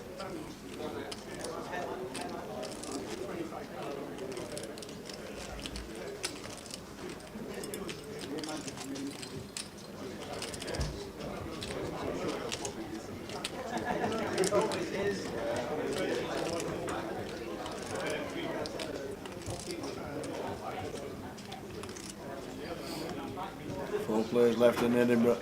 Ludo in seat number 1, the most recognisable of all players. With pocket 3s on the button. Craig Smith with pocket 4s. Yeah, just playing cool versus button open tower, not wanting to free bet these small pocket pairs. Could even be a world where we start folding. But I think 4-handed. Well, he is going to go for the free bet. He is going to go for the free bet here, Craig. Weren't expecting to see this, especially with Ludo having us covered here. Interesting hand selection. I guess he's just thinking Ludo's opening the button really wide. We've got a pair. We don't want him to realise equity with 2 overs. We're just going to bump this one up. It makes it 2-7-5, so just north of 3x. Nice size and choice nonetheless. Back over to Ludo, who's not folding a pair, going heads up to the flop. Now this is the problem, Tower. Like, how do we proceed when we don't flop a set? Well, we get a good board for range, which is nice, and we got the 4 of clubs, I believe, black 4s. I think this could potentially be a candidate which we're going to be free barreling Tower. Definitely want to see bet, obviously. But Ludo will just get out of the way with the freeze, but on potential runouts, pocket 4s could have been a nice free barrel candidate. 4s with 4 of clubs. The C-bet's good enough to get it done. Did have the best hand with the 4s as well. How's the password spelled? I will put it in the chat for you this second. There you go. LePull, L-E-P-U-L-L, all capitals.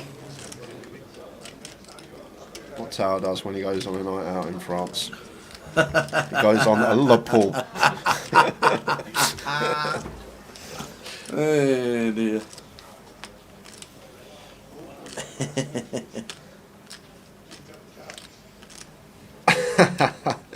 Lucky donkey. I'm at the gym watching now. I have to hold a plank for the duration every time Lynn tanks needlessly. Please someone help me. I love it. I love it. You're going to be ripped by the end of the day, mate.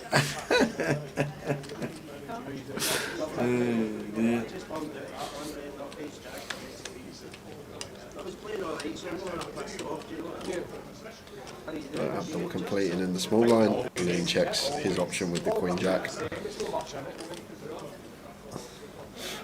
10 high flop, 10-5-2. Well, lovely. I mean, Michael just went out last. Nice candidate here for Abdul to lead for one big blind. The overcard, the 3 to a flush, 3 to a straight. Always going to be an okay lead, these type of hands. Lynn with the 2 overcards to the board. May fancy a stab wrapped around that 10. He's going to take a freebie.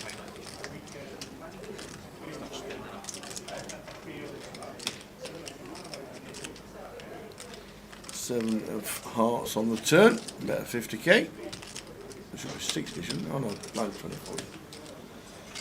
Blinds at 2040.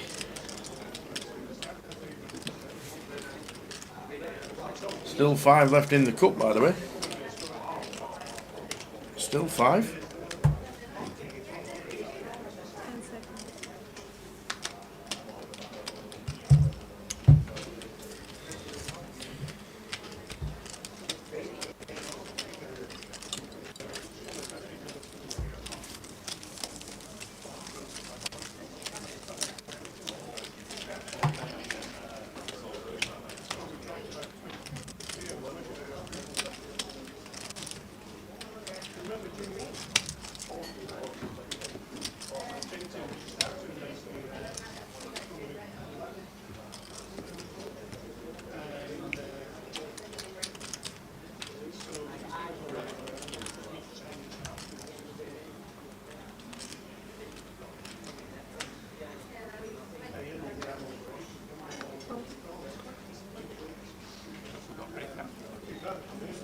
Craig gets out of the way. Abdul should do exactly the same on the button. Down to Lin Chen.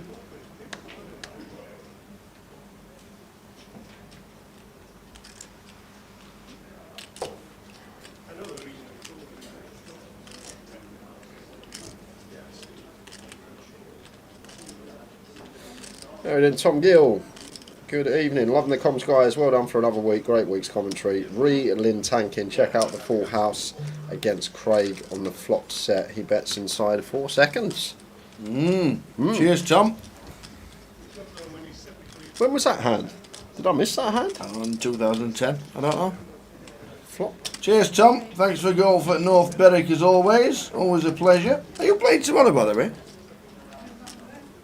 Are you trying to get another 3 round of golf in? Moncton Hall, I think we're playing. I think it's called. No, Keith Splash. 11:15 tomorrow morning. If you fancy practice. My train's at 11:15, I think. 11:15 for when the you're practice. teeing off, I'll be going back home. Tom's playing tomorrow. No, I could do the first 9. The train's at. That can't be right. Oh no, there it is. 12:52. I could do the first 9 with your tower. First 9 in an hour and 20 minutes at Moncton Hall. Get to the station and back in time with clubs on your back. Yep. Awesome.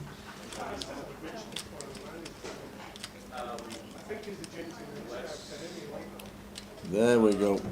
No, I'd love to, Keith. I've got to get home though.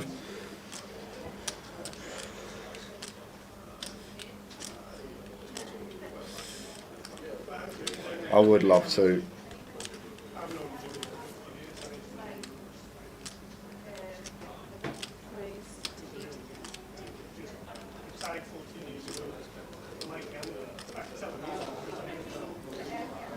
Ace King for Abdul under the gun raises to 80k. Over to Lynn.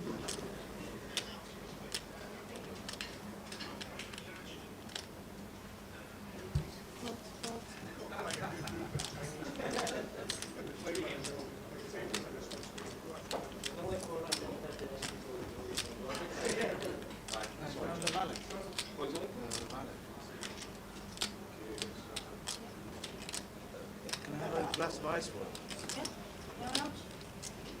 One fine tube.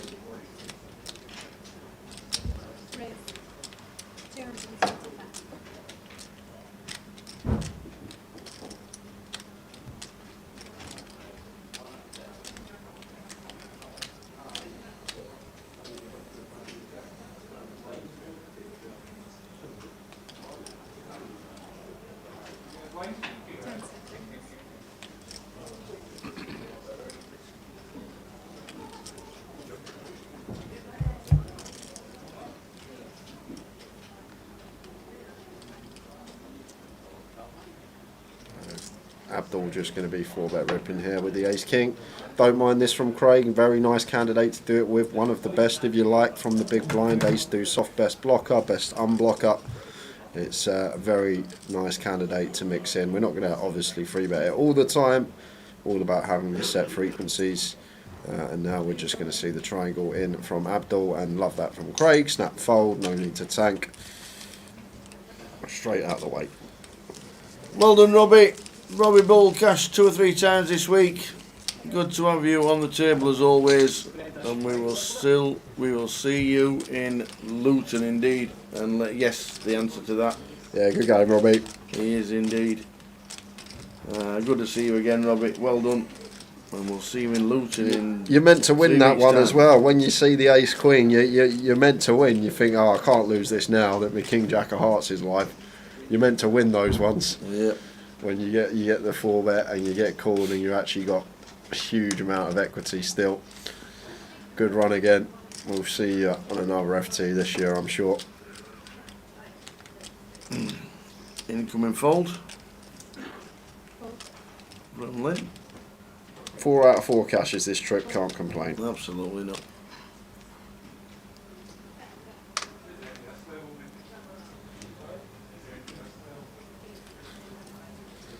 Ace deuce off is the new Ace 5 suited. Good to see you, Tom.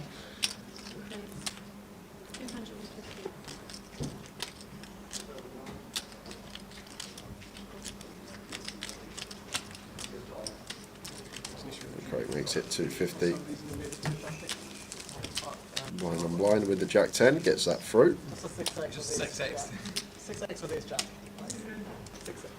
I was just like, mate, if I have anything, I'm in here. I'm 9-4 off. I'm 9-5 off. How many left in the cup? I'll have a look for your buzzer. Still 5. Are you mad at me? Shall I go get some chip counts, Tower? If you want. It's only there. It's only next to us. I'll have a quick look.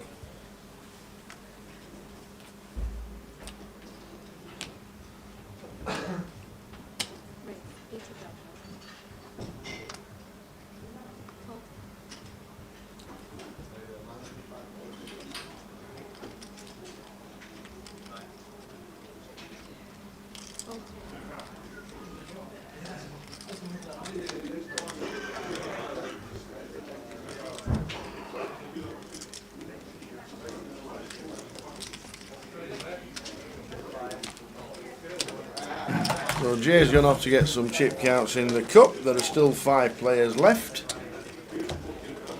We are on 4. Next out, £21,710. But who will it be? Who will it be? When I was chip leader about an hour ago, I put it on my Instagram instantly, Ace King and Aces. So now you're going to tell them I'll be on fit. Who's that talking? Jamie Nixon? People ask these things. They got an update on the cup. Don't tell me Jamie Nixon's. Don't tell me Jamie Nixon's chip leader. You go and tell him. Jamie Nixon chip leader. Here he is. He must be on a break. He's got it one tower. Trophies in his pocket already. Must be on a break. Come on. Here it is. Give us the news. I've never seen Give us the anyone lose news. from this position. That's Shut up. Oh. Uh-oh. Right, Go on Mike? then. Yes, good. How's this going? How many Not we bad got at all. left? We're down to 4. 4. We're down to 4. Lynn's. So how's the cup going? Good. There's 5 of us left. Yep. I've got a slight chip lead at the moment. Shut up. I had a massive chip lead before, but then I ran Ace King and Aces, Okay. so I've had to build back up again. But yeah, everyone seems pretty good that's left. We've got Yes. Cal's in there, Yep. Arian's in there, Jamie Monroe's in there. So yeah, it's Good final pretty 5. tough. Yep. But I'd like the trophy. Good final 5. It would be 2 trophies in a weekend as well if I win it, because I got the Carers Trust Oh, charity. you did the tournament charity trophy. tournament you did on Friday, Yeah, raising money for charity. Well done. it was good. It's not the trophy I want this weekend though. Yeah. You know, all the winnings. The winnings went into the Carers Trust Fund. It did, yeah. Well done. It's something Grosvenor do every year. They Yeah, well Rank do every year. They invite a lot of people in from that work in the city. Yeah. A lot of bankers from Barclays, investment banks, all stuff Excellent. like that. They'll come in, play a bit of poker. Love it. And yeah. Audley Allison was there. Audley was there. He finalled it with me and Katie, which Nice. was fun. Nice stuff. But yeah, he takes his poker pretty seriously. He does. Audley. He'll be in Vegas for a lot of it. Talking about Vegas, you got your packages running well? Yeah, so... we're back up and running? Yeah, no, we're up and running, yeah. So, every Sunday at... Is it 8 p.m? 8, yes. Every Sunday evening, anyway, there's a £225 qualifier to win a 4K package. Well, there's 2 4K packages. And there's been a bit of overlay in the last few. There has. So, we've kept his eye on them. So there's a couple of 4K packages. Yeah. It's overlaying. You probably get a lot more than the 4K as well, because there's free bars when you're out there, there's experiences when you're out there. It's class, honestly. So I've only been with Grosvenor once when I wasn't a pro. Tagged along, which some people could do. I tagged along, and it was great. Like, so if you haven't won your package already, give it a shot. You can get in the feeders, £5 to £30 to 225. The last few days in June, first week in July, is that right? Yeah, so we go on the 30th of June, I think it is. Yeah. One of my students, actually, Leslie Thompson, who won it last week, she's in for £1. In for £1? In for £1, and she's won the package. Wow. In for £1. Yeah. That's fabulous. That's how to get a... That is, yeah. In for the min. Yeah, she's wow. she's buzzing about it, so I I'm can looking forward imagine to that. But I'm going to have to shoot anyway, because Go, I've only got a go. short break. Get yourself off. Good luck. Thank you very much. Good luck in the Hopefully cup. I'll be coming back in here and doing this, but with a What's real up top? trophy. 23k. 23,000. But we've only got 4k luck now, so the jumps are pretty significant. Yeah, no, we're around about 25% to the winner, which is on a normal GUKPT. Good luck, sir. Thank you very much. Good Thank luck, you good everyone in luck. the chat as well, and I'll see you in a bit. Awesome. Catch you in a bit. Jamie Nixon, last 5 in the cup. Very nice indeed, the last 5 in the cup. Slight chip lead. Not having that. You mean it's a big one? It's got a mountain of 100k chips.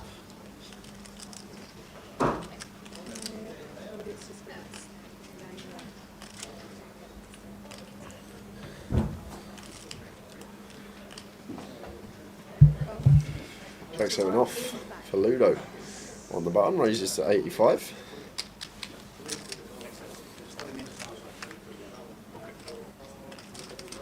Here's 3-9.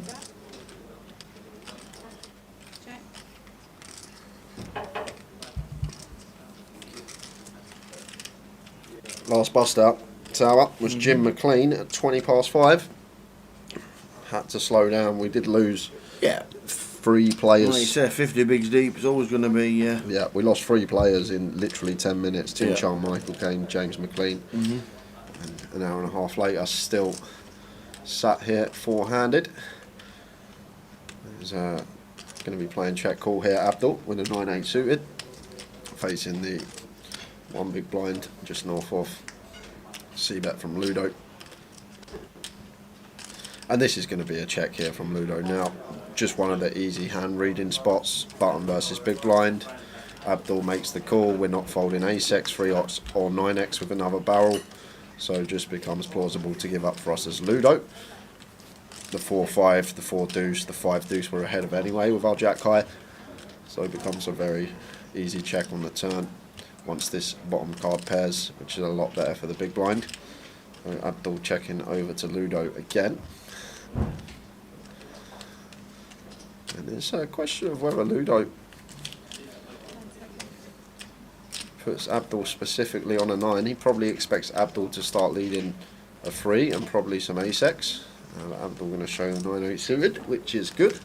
Snap turned him over.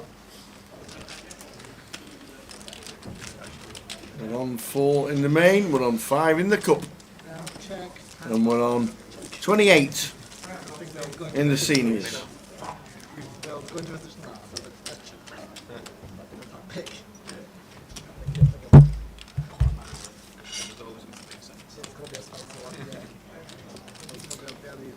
We're on a 30-minute delay. Riv, 30 minutes.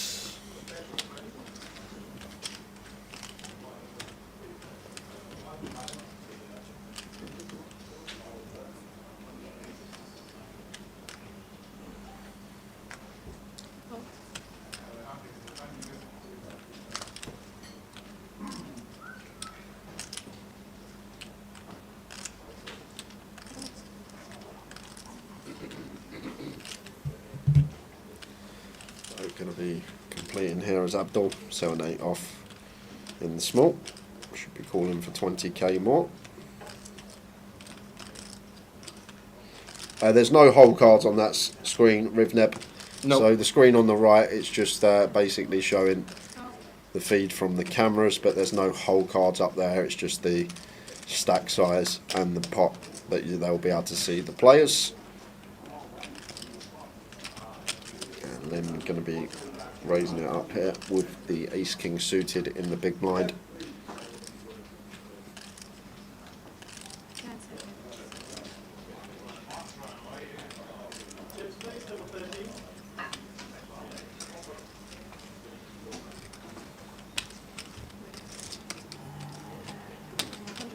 Goes for 150, it looks like. Indeed it is. Meaty raise from Lynn, 3.75x.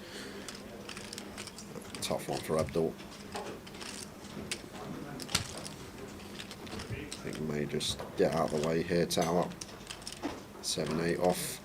It's pretty close, but lets it go. I think like 9-10 off, where we're going to start calling these offsuit holdings. Yeah. Just a little bit too low down.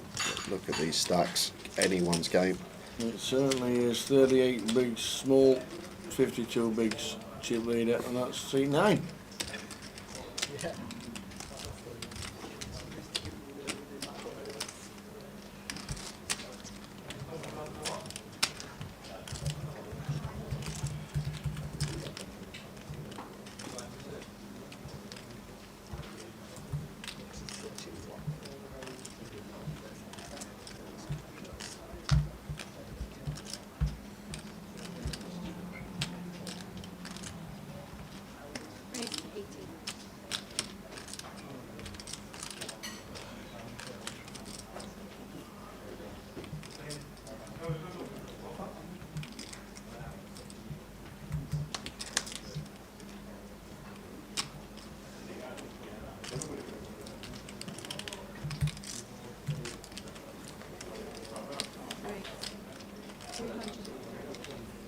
$27.5 points for winning the cup, Tower. Is it? Nice one. And 42 points for winning this one. Yep. We knew the 42 points for this one, but didn't realise the cup had got so many as well. The sick thing is, if Lin Chen wins, if Lin Chen comes second, Tower, Yep. he gets 31 points, and if Cal wins the cup, he gets 27 points. And Lin only actually would close the gap by 4 points after winning or coming second in another main event. Wow. That's a crucial run in the cup for Cal after he's bricked the whole week. There's Craig with the ace-5 suited hit. Love it! Finds it! 4-bet rip with the ace-5 suited. And Abdul with the ace-10 not going to be able to call this off. Like the thing here, Craig, do we think he's going to find some bluffs here? Do we think he's going to find the king-queen off? Do we think he's going to find the ace-5 suited? Are these going to be in there? Would he do this with like a queen-jack suited? Questions Abdul's got to ask himself. But this is the first time I've seen this from Craig in terms of pre-flop bluffs. We've seen him bluff post, seen some free bets as a bluff, but I haven't actually seen a 4-bet as a bluff yet from Craig. So if I'm Abdul and I'm sat here, I'm just going to be folding this pretty quickly. I know we can see that Abdul's in unbelievable shape to get a double, but try to take the whole cards out of account. Try to disregard them while we are commentating. I know we can see them, but really do try to disregard the whole cards when we are talking about a hand. And beautiful jam there from Craig. Yeah, spot on poker 3-5 sixes. He done it against Michael Caine with the sixes earlier. You are spot on. Did find the 4-bet rip there. That was for a lot less chips, so I think in terms of big blinds. I think Michael had around 20, between 20 and 25. Abdul slightly deeper. Yep. Beautiful candidate to do it with though, Craig. Love to see it. If Abdul wins this, it doubles his entire Edinburgh. Does it? In pay. in one first move. There you go.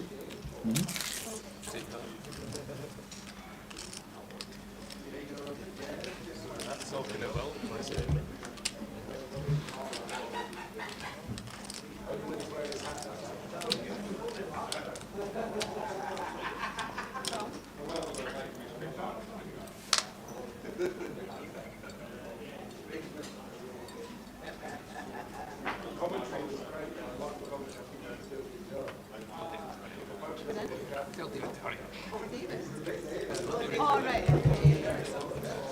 Ludo completed the queens in the small. Craig's got a pair here in the big blind.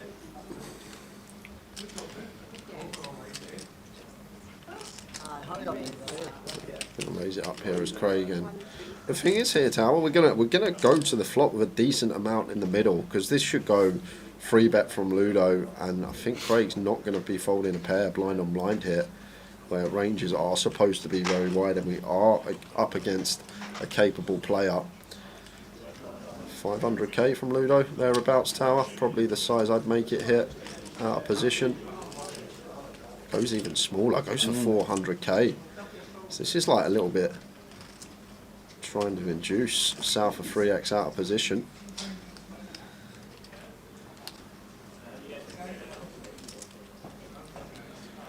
Just going to be a call from Craig now, because this is going to be so polar from Ludo, Tower. Like, there's not much merit, I don't think, in doing anything else but calling. Ludo's going to have like some bluffs, some like offsuit ace-x, perhaps some suited ace-x that we could still dominate, some of the lower down ones with the fives, and then he will have the aces, the kings, the queens, the ace-king in there. So it's just going to be so polar, this from Ludo, so I don't think a jam achieves much with the five, so expect just to see call from Craig getting 2-1. He does go for the jam. Wow! Oh, now then. Does go for the jam, all in and a snap call. Maybe 1-4-bet bluff too far for Craig Smith. Ludo's at risk, but he is in front with the queens against the fives of Craig Smith. Huge for both of these in terms of equity, Tower. Ludo, big favourite to be chip lead up with half the chips in play. Fading fives. Ace, 4, 6, 2 diamonds. No diamonds in play. Runners a possibility for the fives. Well, now I can't find a diamond, but we do pick up 3 offsuit threes, and we have the offsuit fives, so actually 2 additional outs, but it's the deuce of spades on the river. Huge double for Ludo, up to 3.6 million, going to leave Craig with sub 10 now. And yet, this is definitely Craig's biggest score. His biggest live cash is $18,000. When he won the £200 25-25 back in the day, when he was a 200 buy-in in 2014. But he's also on the 25-25 Edinburgh, so he's not done bad in Scotland as Craig.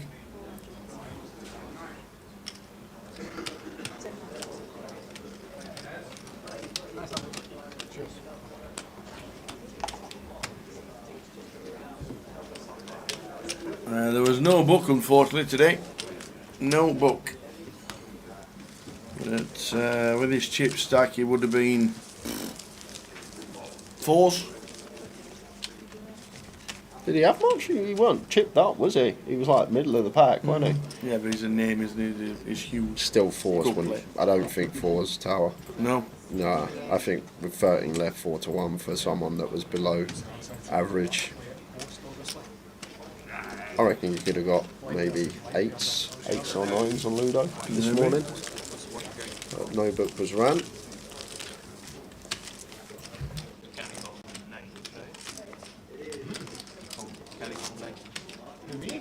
I call 9.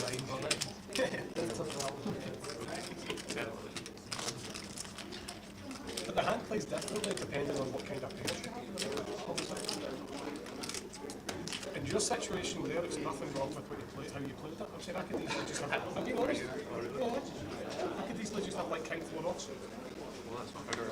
Yeah.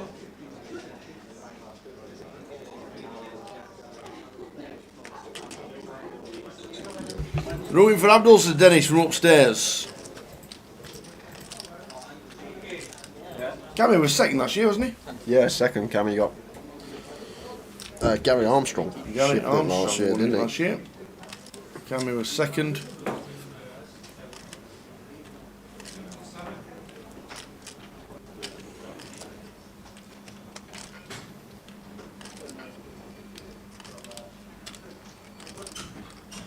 Dennis will still be in upstairs. Good luck, Dennis, playing the seniors.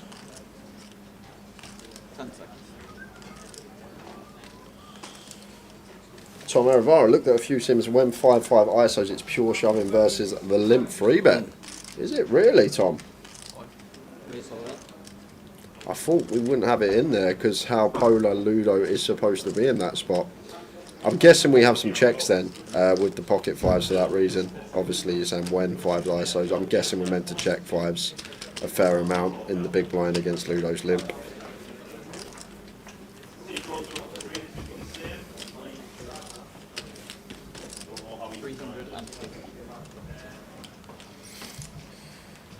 Cheers for the info, Tom. Always nice to have someone sitting there who can run some hands.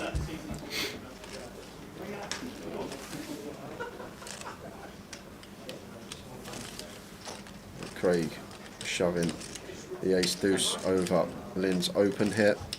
Lynn with the ace 8 off. This is probably a call. What we got, 8 big blinds, we got 2 invested. Craig's going to shove a lot wider than what we're opening. All in and a call from Craig, ace deuce. Seniors are on break, they're all coming round. Oh yes. So have a look. Ooh, some Zimmers around there, isn't there? Can they get round? Good luck, everybody left in the seniors, that's what we say. Here's 2 for Craig. He'll take a chop, he says. No, the 8's playing. 8TM. So want to really see, if not a deuce, a 9 or higher on this turn. Well, that is not a good card. That is not. It means we're not going to be chopping this We need one a up. 2. We need a 2. Is it going to be the 2 of clubs? No, it's not. Well done, Craig. What a good effort. Well done. Craig Smith, biggest score in Edinburgh. Well done, sir. 3 players left. Craig eliminated. Played really well, Tara, I think. He was short stacked to start the day. He was really tight, sort of understood the job at hand. Need to tighten up when on the short stack this deep. But then when he got chips, he really opened up, started making some plays, ran some nice bluffs. Turned out that his 4-bet with the 5s after the hand was run was actually perfectly fine, which was confirmed. So seemed to have played very well there, Craig. Just got unfortunate that ran into the top end of Ludo's range in the form of the queens. Well done, Mr. Smith.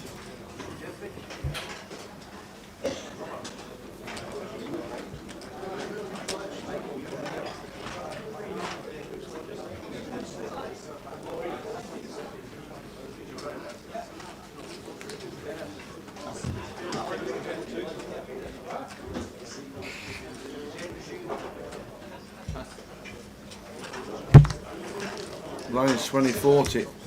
We are on 3. Abdul Mukit, local lad. Ludo Gaelic from Glasgow. And Lin Chen. I don't know where Lin Chen resides, but he is second in the NPL. There it is. He is now second in the NPL. Robbie Bull's got some more points. Bousey's got 2 scores today. And Cal is going to extend his lead as he's in the last 5 of the cup. Yeah, Cal has got, I can tell you what Cal's got guaranteed going on. Let's have a little look. So if he come 5th, he'd get an extra 14 points. Make it 271. Yeah, so 271. It'd still be 70 points clear of Lin Chen. Wowzers. That's the sick thing. If Cal wins the cup and Lynn finishes second in the main event, Lynn only gains 4 points on Cal, which is hardly anything when he's got such a substantial lead at the moment. Chris, 150. Lynn is a Leicester lad, Tower. Leicester, thank you very much, man of straw. And Abdul is a regular in Edinburgh. Hope he wins the whole tournament. And Ludo, 2 years ago the final 2, he's now in the final 3. Absolute legend of the game. Ludo Gaelic.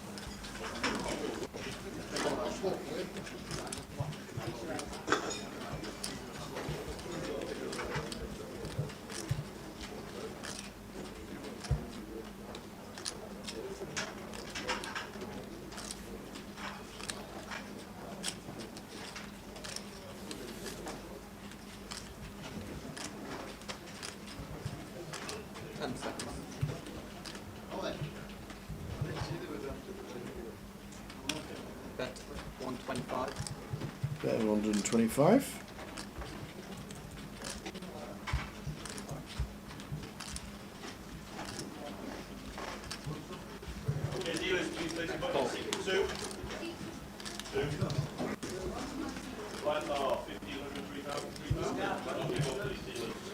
I've just checked, Tom. If Arian wins the cup, he will be getting 66 points total just for this week.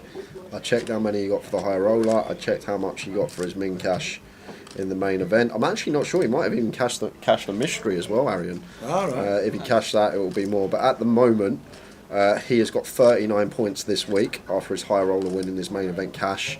And if he wins the cup, that will put him on 66 points for the week, which is going to be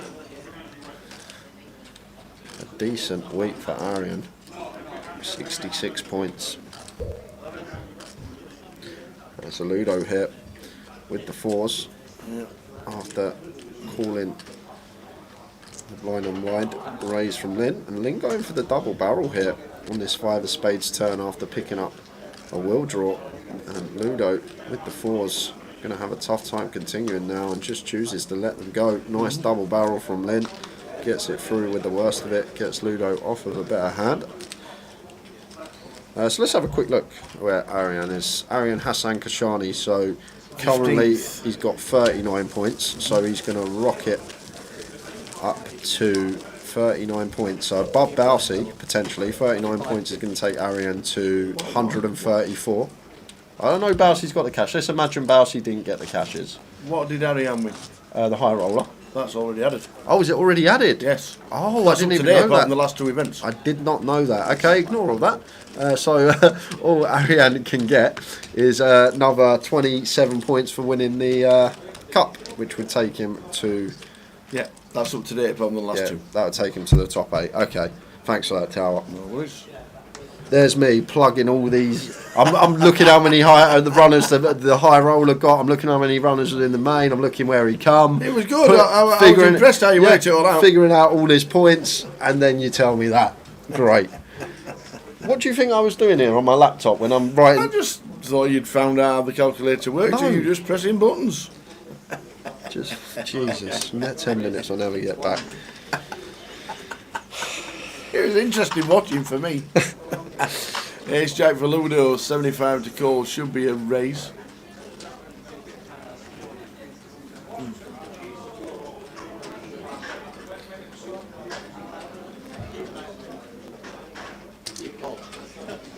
Just going to play flat here, Ludo, with the Ace Jack. Obviously, going to be fine to 3-bet. I guess I'm going to have some flats in there. We do keep a lot of hands in of Lynn that we have dominated. He's going to open all his Ace X on the button, so there's a lot of hands in there that we dominate, as well as a lot of Jack X, like the Jack 8 suited, even Jack 7 suited, and then probably like Jack 9 off plus. So there are a lot of hands in there that we would dominate here as Ludo, so it could be reasons behind the flat. Lynn continuing for 6 pot, 50 into 300. And Ludo got an easy check call here with ace jack high. Still likely to be the best hand on this king king 3 versus button opening range. 4 of spades turn. And then nothing changing on this turn.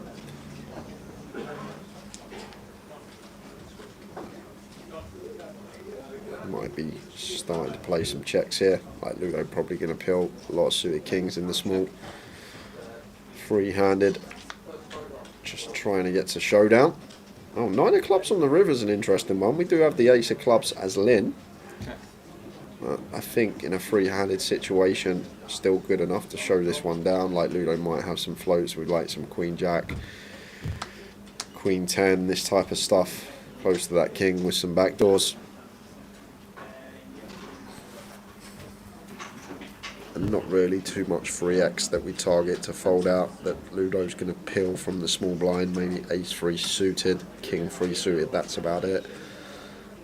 And then does go for the check and shows the ace 6, and Ludo going to show the best of it with ace jack.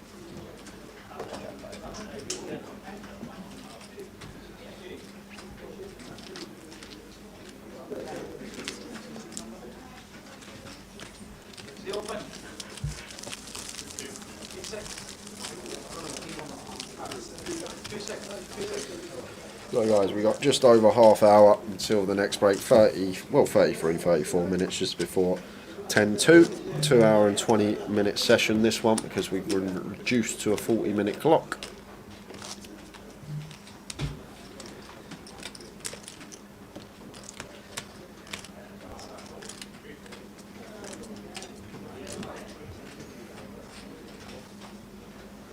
Oh, all the CDs are downstairs now. Amazing. I love that idea.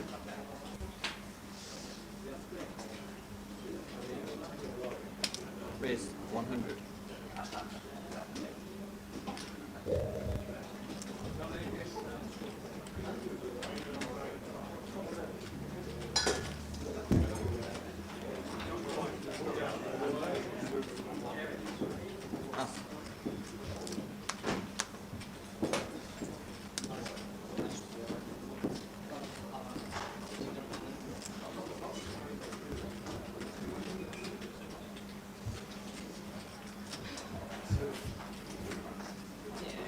Ludo raises 200,000, Lynn reduce 4. I know what's happening.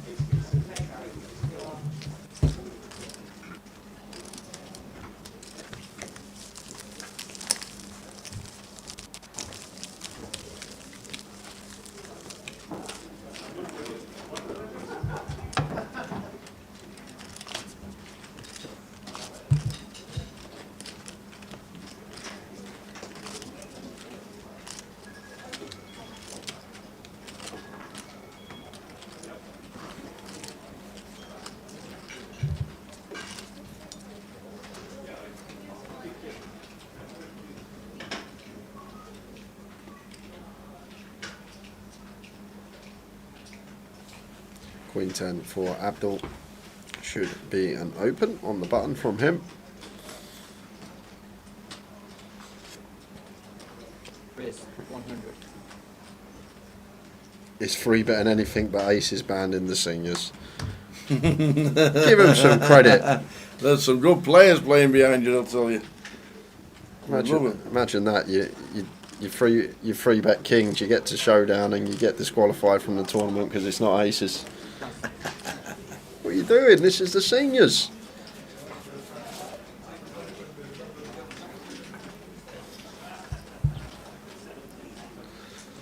Queen 7 off here for Ludo, facing the button open from Abdul.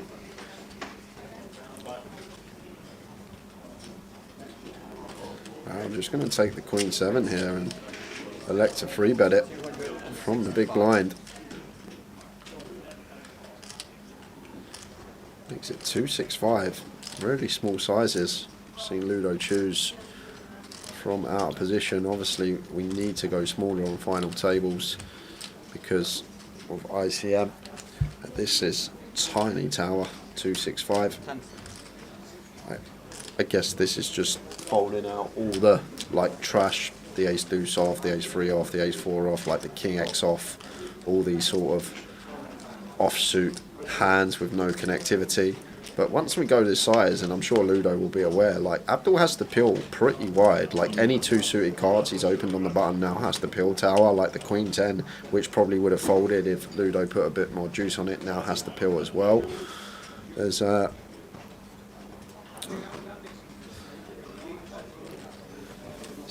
like not too much that we fold out really. Goes for the C bet on the 10, 4, 5, 2 diamonds. And Abdul got one never going to be folding. 185 into 605 here from Ludo, so 30%. C-bet and just a snap jam from Abdul. Ludo nigh on drawing dead, just chooses to jam, and Ludo with a snap fold, what we like to see. No need to tank, so get out of the way.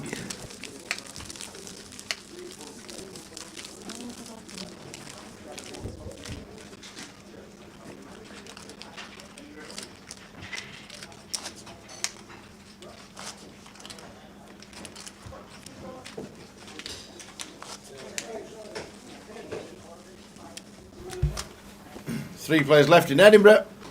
Lin Chen, Ludo Gelik and Abdul Mukit. Abdul Mukit. Absolutely. Proper poker name, that one. Mukit. And local player is Abdul. There are a lot of players around the room. There'll be a big cheer if he does manage to take down the tile.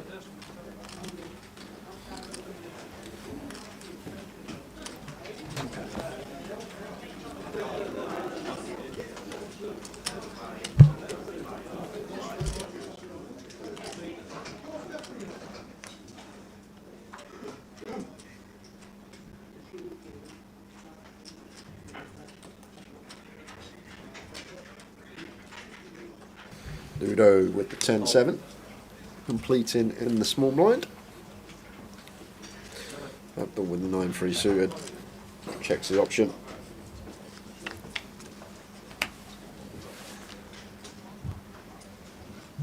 Ace Jack 7, 2 spades.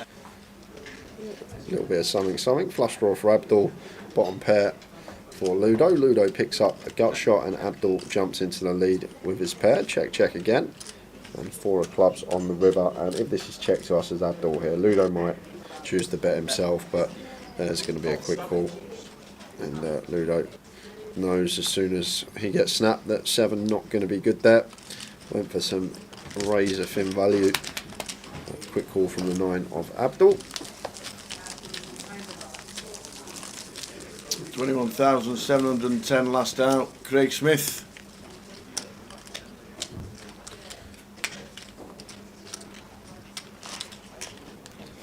If Abdul wins it, he doubles his entire lifetime earnings. Just about exactly.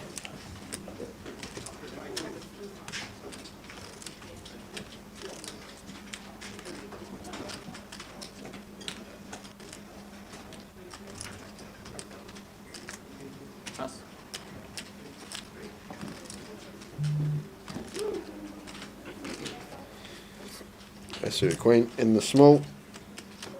Expect to see a complete.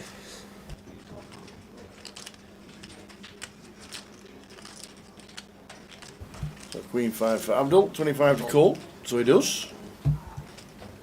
Sorry, Queen 6, and Lynn's got the 2s. Yeah, one of the pairs that could definitely check in the big blind, the smallest. Here is Lynn.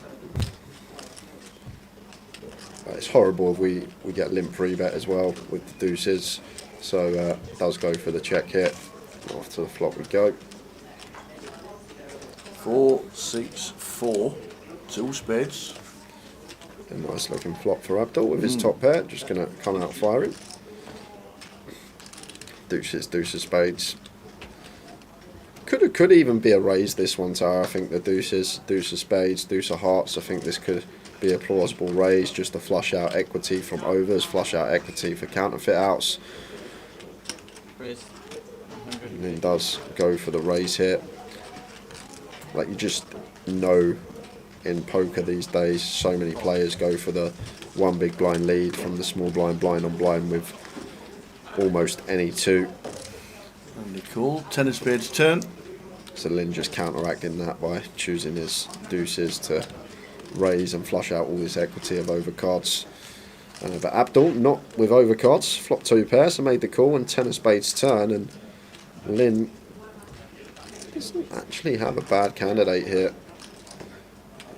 Deuces, deuce of spades. After the flush completes, the small pairs with one of the suit that contains the flush are going to be very nice candidates to be barrelling on, and Lynn does go for the double barrel with the deuce deuce. Like it. The river's a 6. Check mark. Thank you very much. And now playing the board is Lynn. What you gonna do? Oh no. Abdul's gonna go for the lead. No, Abdul. Like, Lynn's hand probably has to bluff. You can't showdown deuce high, and Lynn's hand would have had to bluff tower. And now Abdul potentially missed out on Lynn. Unloaded on the river. Went for the lead. Keeps some bluffs in of our opponent. He's going to value bet a 4 anyway if he's got a 4. Might start checking back some flushes. That's probably why Abdul thinks the lead's going to be good here, but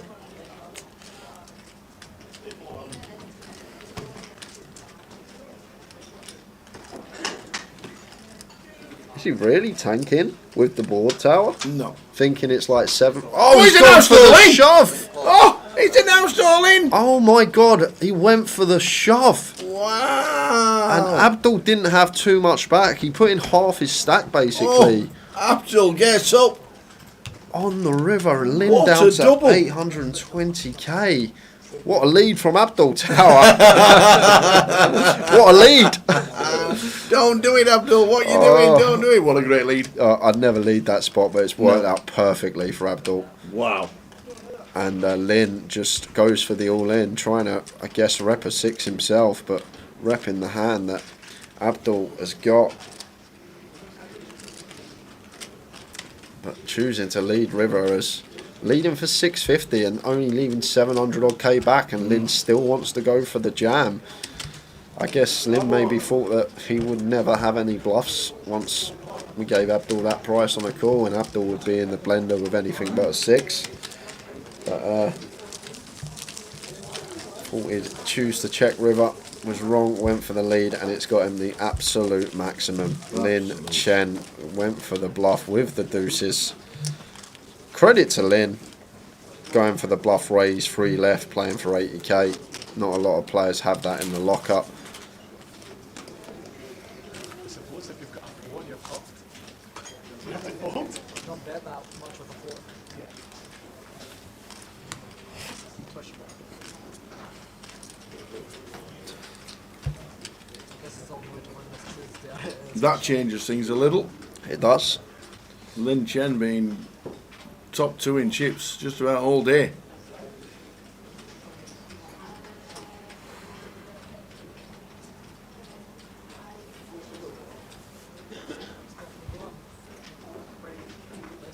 Raise 100.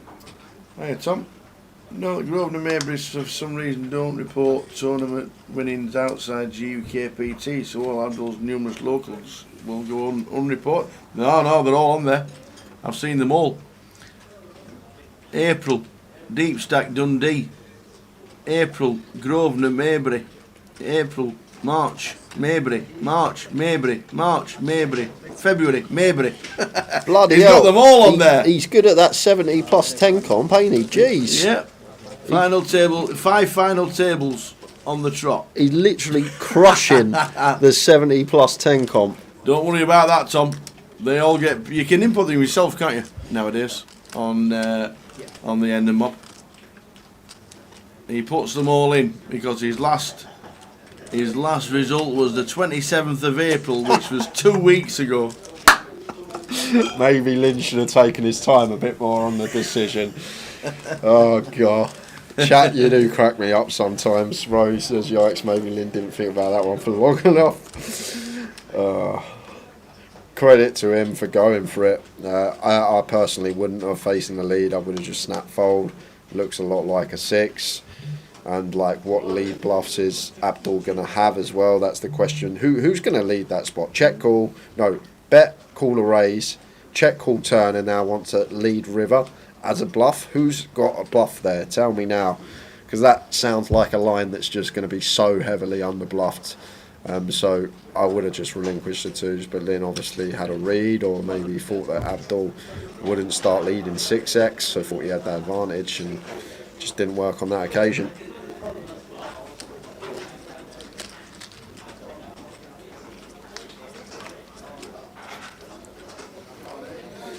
So Queen 10, 7, 2 diamonds, up and down straight draw for the 8-9 suited of Lynn.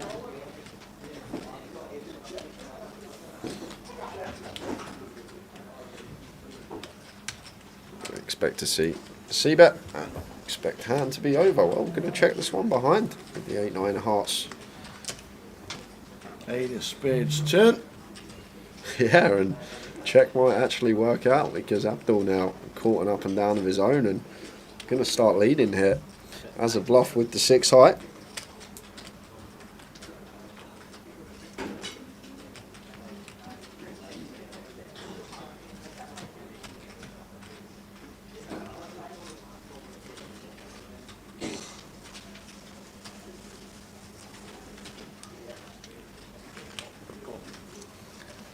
There's the call from Lynn.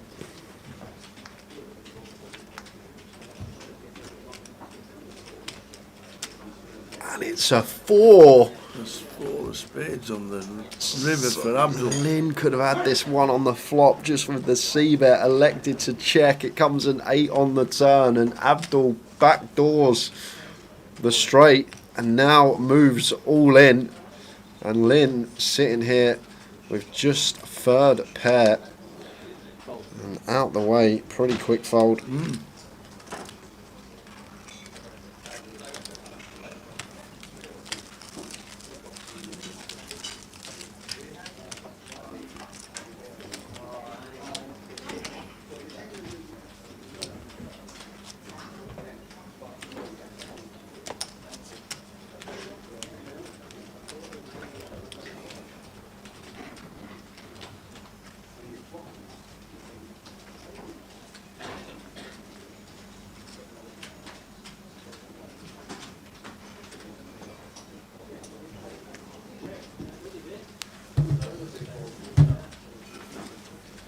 Right, 100,000.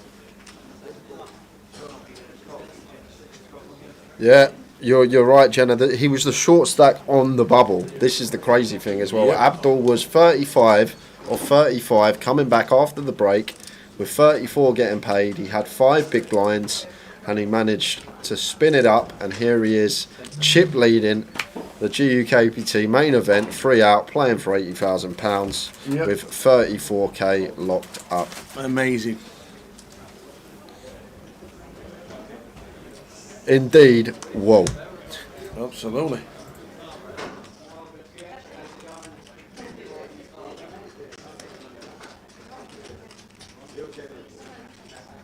Lynn in seat 9. His cards are in the box. We just can't see them.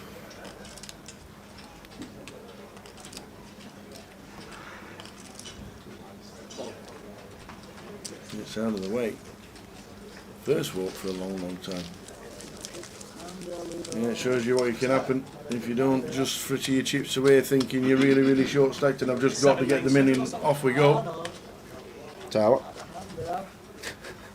After your tag team performance. Whoa, too soon.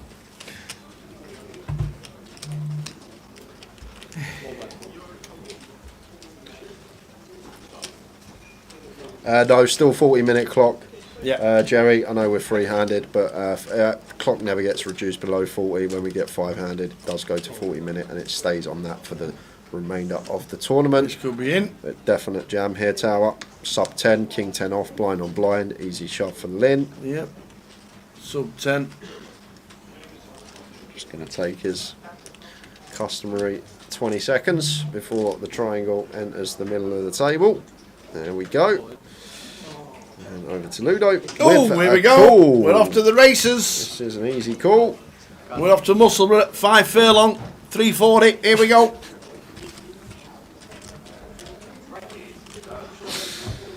So, what happens? Ludo, all in, calling Lin Chen's King 10 shove, sub 10.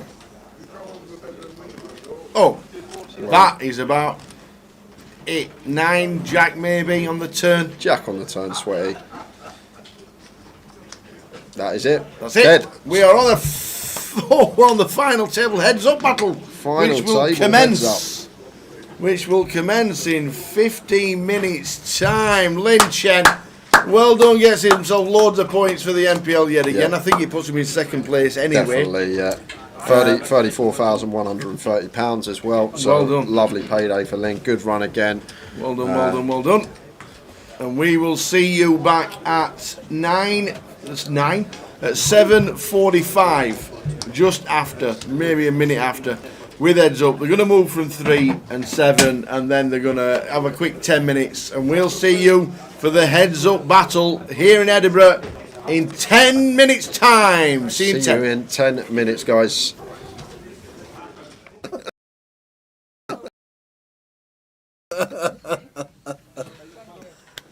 Oh my days. Wow, wow, wow. Just speechless. How Wow. does that even happen? Hurricane he says, get me a pint. Oh my days. Wow. I just can't believe it. Wowzers, wowzers. Oh, stuff we live for on stream. It's something we'll probably never ever see again. Over the years, the chances of that happen are astronomical, and to actually get it on our featured table. How'd you go out? Oh yeah, had quads. No good. And if there's a story to tell, that is a story for the ages. I don't even mind listening to that one.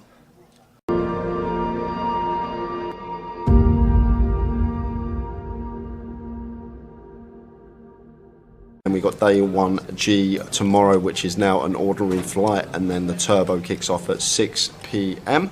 And then Saturday for day 2, get down to about 60 players, and then the final on the Sunday. You're spot on, Donna. You are spot on. Too many. That's how many days. I'll make you right.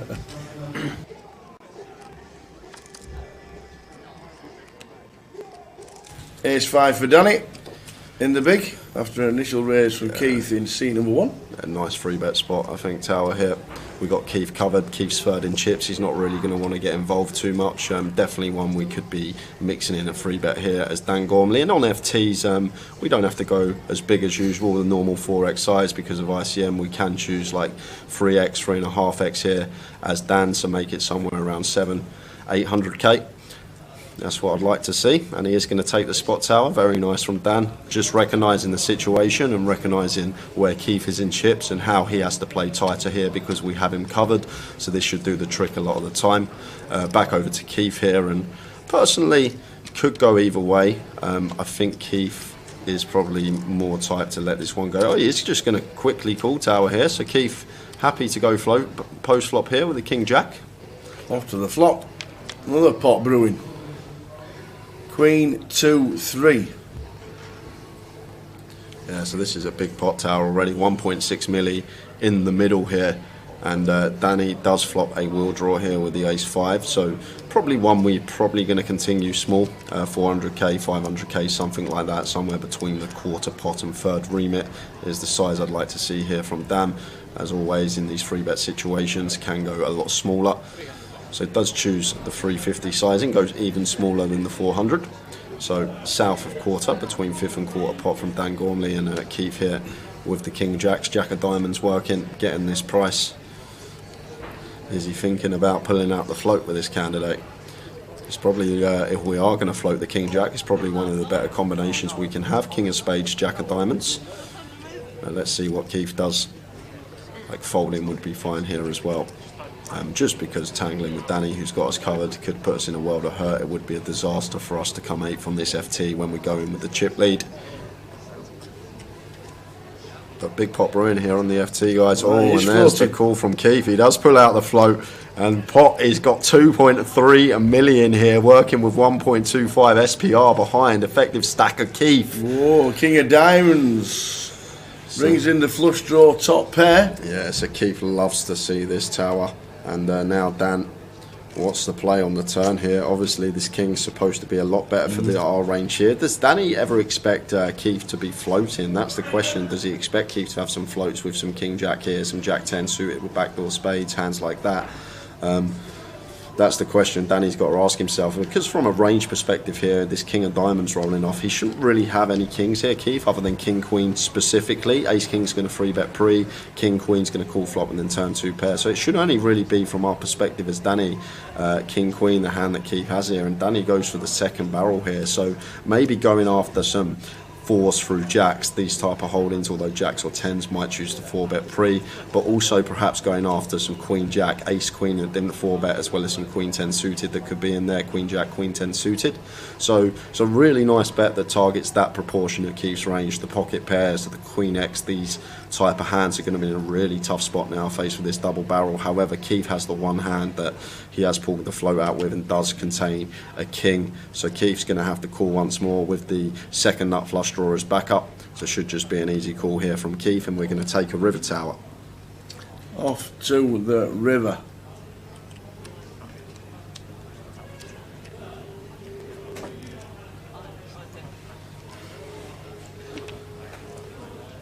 Fourth diamond. So over to Danny here.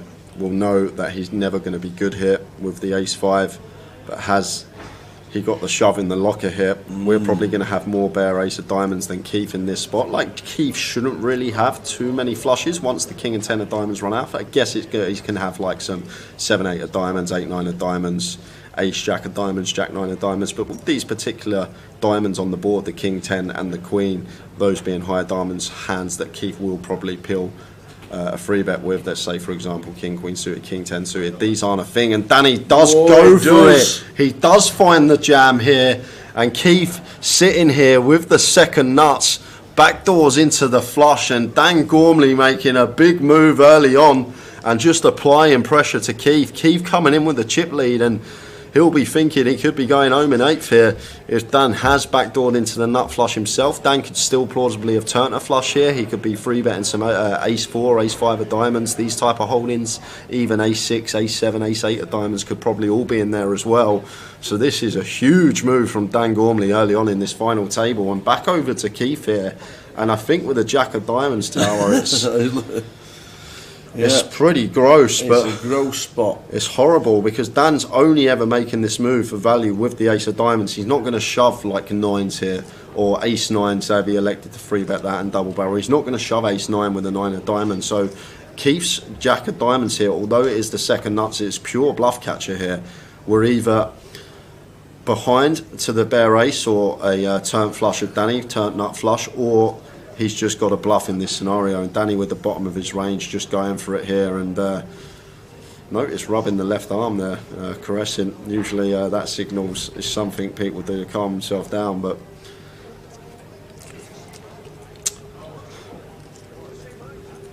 this is what we wanted to see, Tower. It's what we've been waiting all day. Yeah, exactly. He's just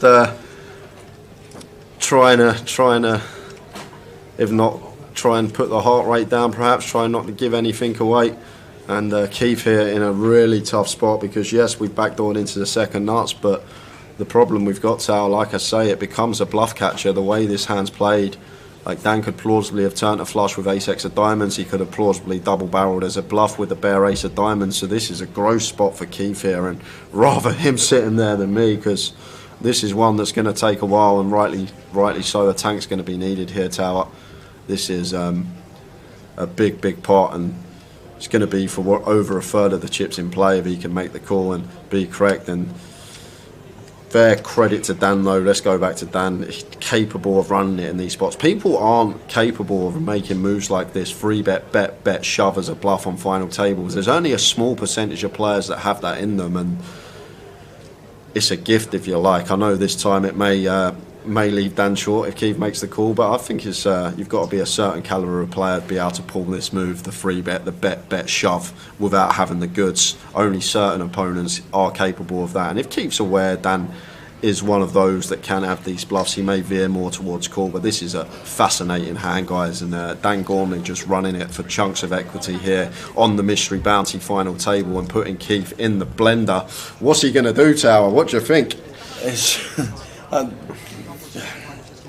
He has a second nuts. He can only put him on the ace to fold. He flicks it in.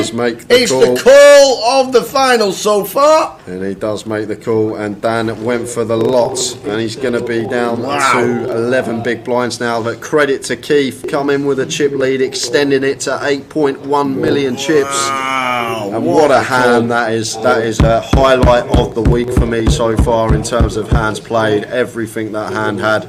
Really, really nice line from Dan. Unfortunately, we just run into it. It works if Keith doesn't have the jack of diamonds, if he doesn't have the ace of diamonds. This is probably going to work.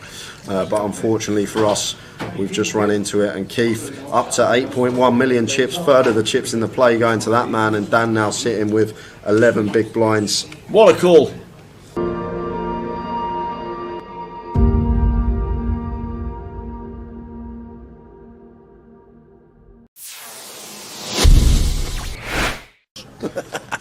So we see Tom opening Jack-9 off in the hijack, can open a lot wider here with the chip lead, a lot of pressure on these guys with ladders and approaching the FT. But Matt never going to be going anywhere here with pocket eights, easy decision for him in the small, just the call. And it's heads up between Tom and Matt Davenport here. Let's see a flop. Flop time, ace 9-3. Second pair for Tom. Takes the lead in the hand. It still may bet small here, Tom Hall. This is a board that's just going to favour us a lot of the time here, being the opener. We do have middle pair as well, so do have some disguised trips or two pair when the turn is a jack or a 9. So potential. You can go really small here, as small as quarter potentially.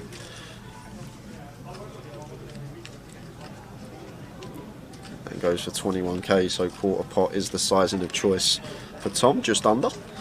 And Matt here with D8s getting this price, probably going to call once.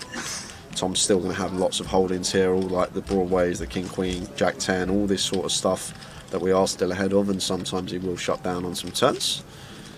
7 of diamonds hits the turn.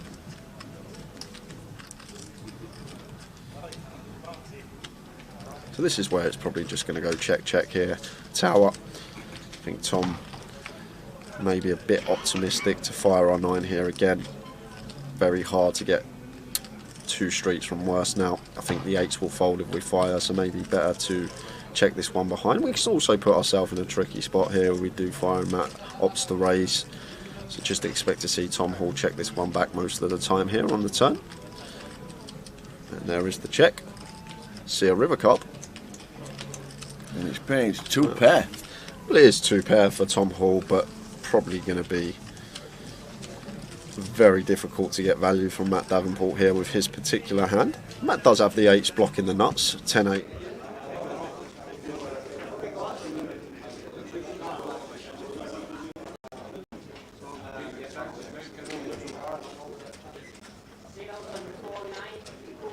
Good luck, guys.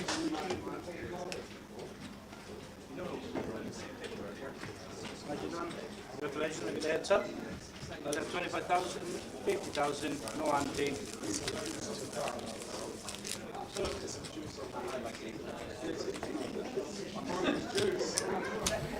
Here we go. Here we go. Here we go. See there, 75 bigs, 71 bigs. This could be a long one, Tower. Yes. Like, yes, we're heads up. Yes, we're down to the last 2. It could finish in one hand. It could finish in 5 minutes, but it could also finish in 3-4 hours when we're this deep on a 40-minute clock. Yeah. And a heads up situation. So it all depends how the cards fall. Ludo will have a lot more experience as well than Abdul in heads up situations. I think although Abdul does have the slight chip lead, I think Ludo will be favourite for this one. Been here before, many a final table, many a heads up battle. Don't often get to play heads up tower if you are a cash game grinder. That's true. Unless you're specifically playing heads up cash, which I doubt is the case. No deal's been made, Callum? None. Mitch Speck says Lynn is from Brum, mate, not Leicester, started at Hill Street. Cheers, Mitch. Someone did say Leicester. Cheers, Sparky. Yeah, I think it's fine, Charlie. The Queen 10 rip from Abdul, simply because, like, we've got just over 1 SPR going to the turn anyway. There are a few bad turn cards for us, and not only that, 10, 4, 5, 2 diamonds. We can credibly rep a lot of bluffs there as well. That's the thing. So we could still get called by worse. We can get called by worse 10x. We can get called by some 6s through 9s. These type of holdings, because our bluffs are going to be all this 6, 7 suited, front door diamond draws, this type of stuff. So I think the shove is perfectly fine from Abdul. Do you want to jump in? I just got him my first winner's picture of the year. I did make a promise. Pardon? I'd come back on stream and be doing this. Hey, how'd you manage that? Oh, we heads up with you, me? Cal. Oh my days. I just run really, really well. I had Jack 7, he had Queen 10, the King Queen 7-7. So, yeah, it's just how you win trophies. do that? Yeah, but I won't keep get a there. straight face, Tower. But the tower wouldn't have gone for the bet call. Tower would have just gone all in. there's two hearts on the board. I've got trip 7s. I'm all in. There's no need for that. You'll never get over that tag team thing. Go on then. Never ever get over that. Just go on then, hold it up once more for the fans. Jamie Nixon, champion of the cup. Boom, boom, boom. Right, I'll let you get on. I just came in for a little brag. Good lad. Well done. We'll see you at the bar. Cheers. Jamie Nixon. Jamie Nixon, champion of the cup. Excellent. Chunks up top as well, wasn't it? 23k, I think. Yeah. Very nice indeed. Well done, Mr. Jamie Nixon. Cal Morial was second. Well done, Cal.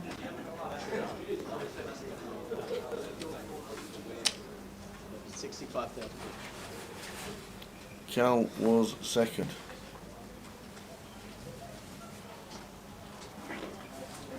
More points for Cal on the MPL. Lin Chen getting plenty of points as well today, finishing third in the main event. Yep, Jamie won the cup, right?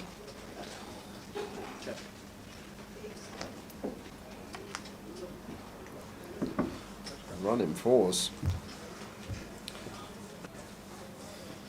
Ludo making trips and probably going to get paid, Tower. I think once we opt to check call, turn goes check check. I can't see 8-9 with the 9 of clubs ever folding here, heads up. I think we just have to pay this one off as Abdul. Let's see what size Ludo goes for. It does look hefty. Yeah. Wow. Goes for 475 into 360. So this is a heap towel. This is like 133% from Ludo. So it does become a lot more difficult for us as Abdul here. I don't think Ludo's going to choose this size with a queen, so probably rep in 4x or better. And Abdul going to see the bad news. Ludo has gone perfect 4-4. Abdul was probably 98% on the flop there, Tower. Yeah. Something like that. Amazing. Amazing to go perfect. Now Ludo 4.3, Abdul 3 mil.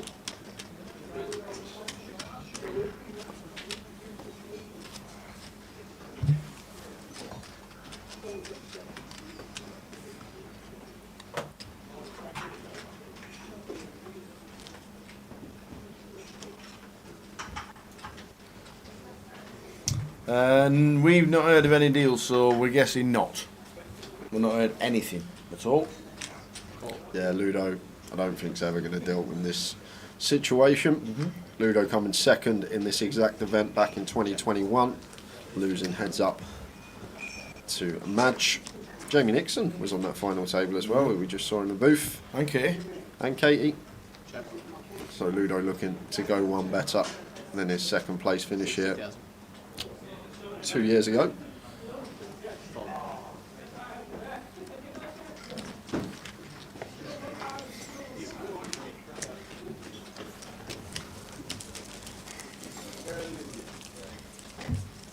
The blinds at 50k, 60 big blinds and 85 big blinds.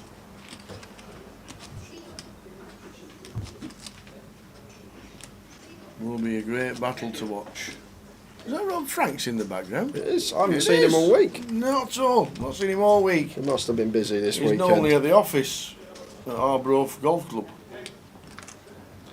He's now playing the seniors. Good old Rob. Raise 115,000. Ludo with the King 4 makes it 115.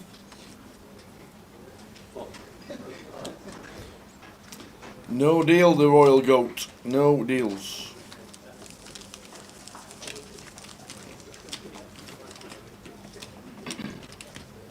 That's what they're playing for. 79,590, 55,870, 24k flip when we get to the final hand. 24k flip? Well, you know, like an heads up, 24k difference. That's what it could be.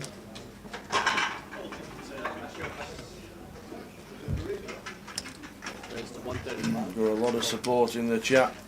As local lad Abdul Mukit.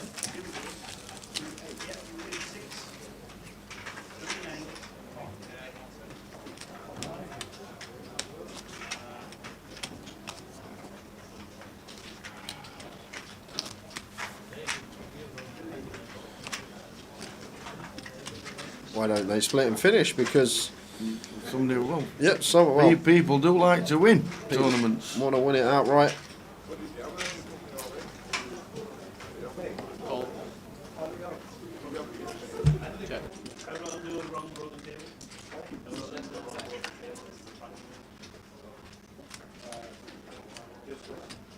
Check.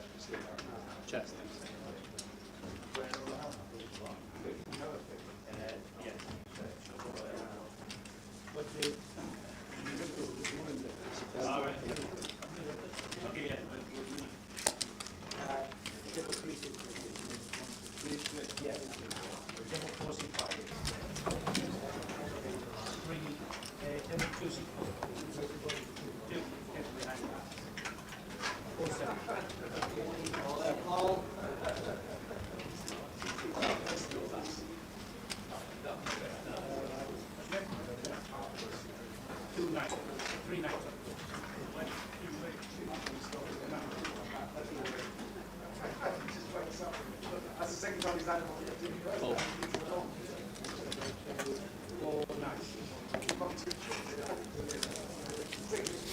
We're all done. We're maxed out for the Tower and Jay thinks, unfortunately. We are done. We've gone over budget. Oh.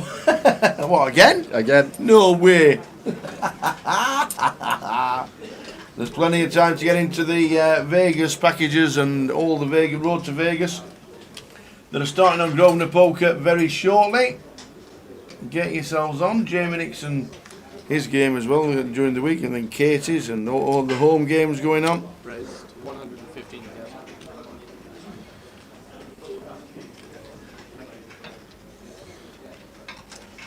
Ludo with the 8-5 here, and Abdul got one that we can definitely free bet here. Heads up, King Jack of Diamonds. Let's make it around 400k. Raised 365. Looks like goes slightly less. Fold from Ludo, nonetheless. You must have put an extra 0 on that, Deaky Bobo. That can't be true. Abdul once played poker for 300 hours straight without sleep. This guy is the grind. Abdul gonna bring it home. Must be an extra 0 on 300. That's surely meant to say 30 hours. It cannot be possible to stay up for 13 days on the trot with not a wink of sleep. 13 days? What is that? Apparently Abdul. You can't do 13. Of course you can't, Tower. That's what I'm saying. It must be an extra 0. I remember Paul Zimble playing heads up for like 76 hours. It was delusional at the end.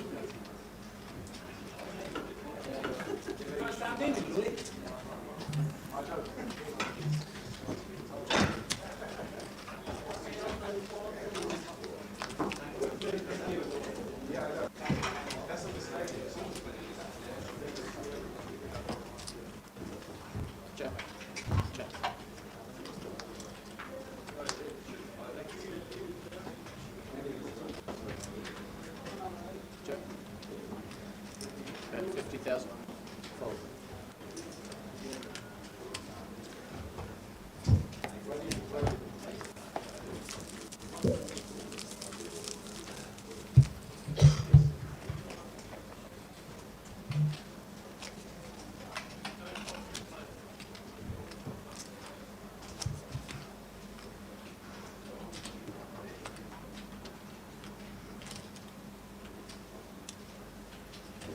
So heads up, Ludo on the left. Abdul on the right. Call. Check.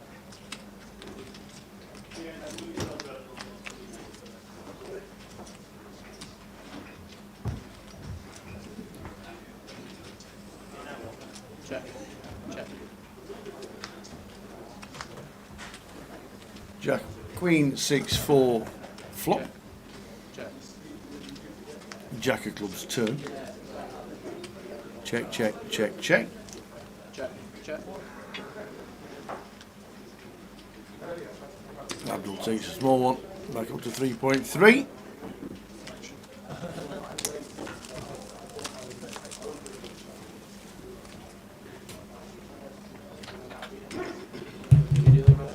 Best of luck. Still pushing.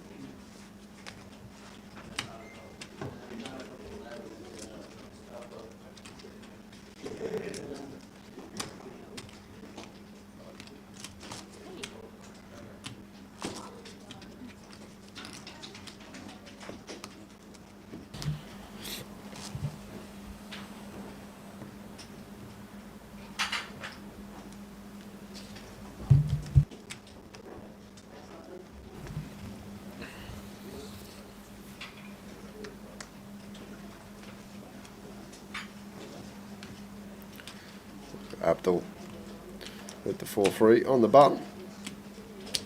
It's like going to raise. Just raise and take. Ludo not defending. Can't defend 100%. We'll need some folds, and the worst hand in poker will definitely be one of them folds.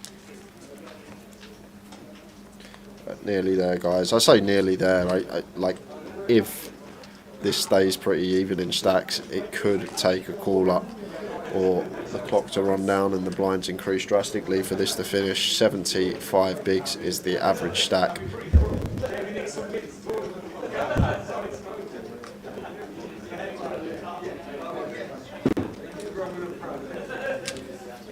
Pocket fours for Ludo. Raises to 115. Abdul with the Jack 10, one that we will be continuing.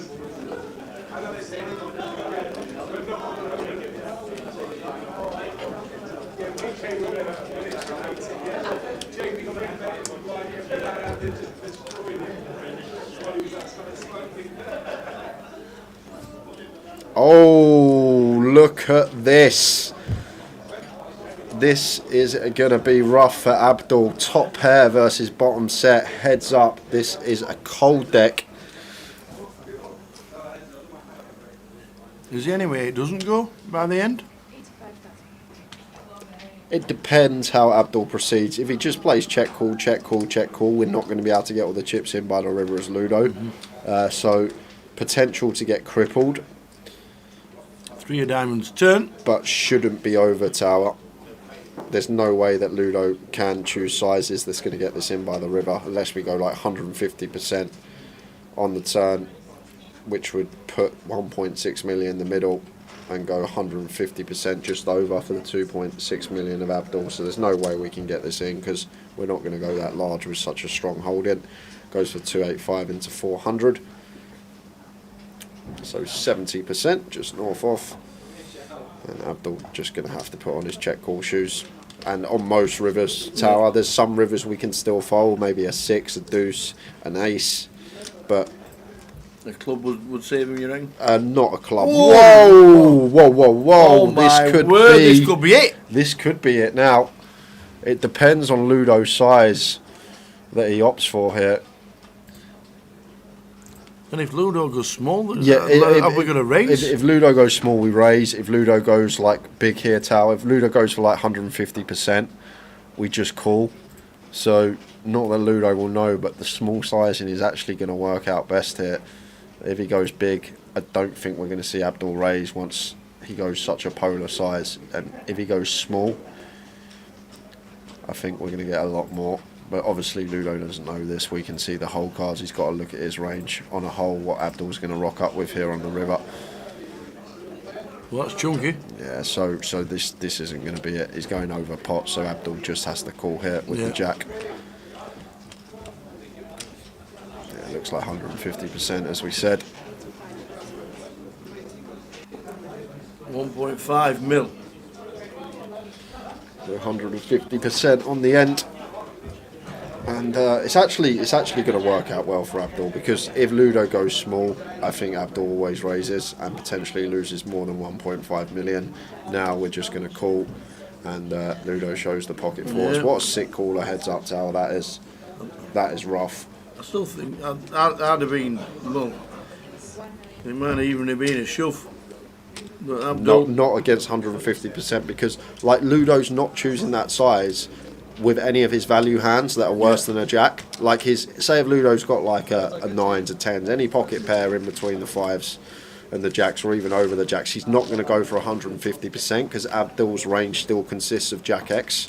So once Ludo opts for the 150%, he's basically saying that he has a jack X holding or better. So now from Abdul's perspective, there's no merit in raising here, because Ludo's really polarised to bluffs and nutted hands. So it just becomes a call with our trip jacks, because if we raise 150%, like, we're never getting called by a worse hand. So just better to call on the end.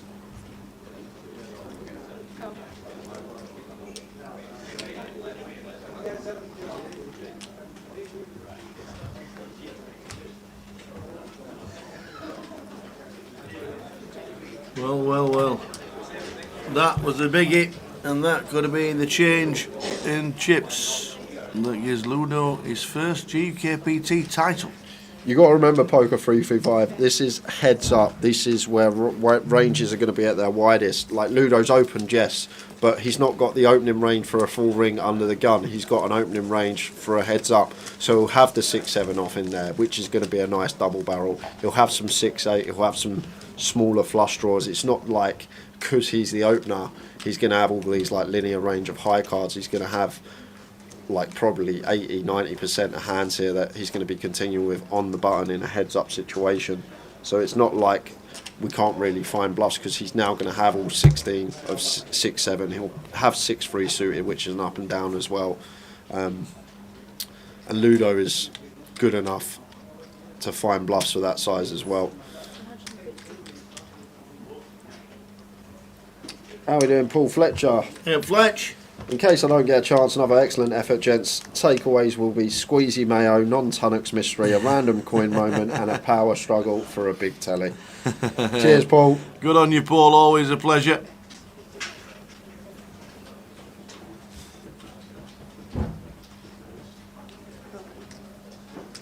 What a sick caller, though. Now Ludo with a substantial chip lead. Big favourite to win this, 5-1 chip lead, heads up.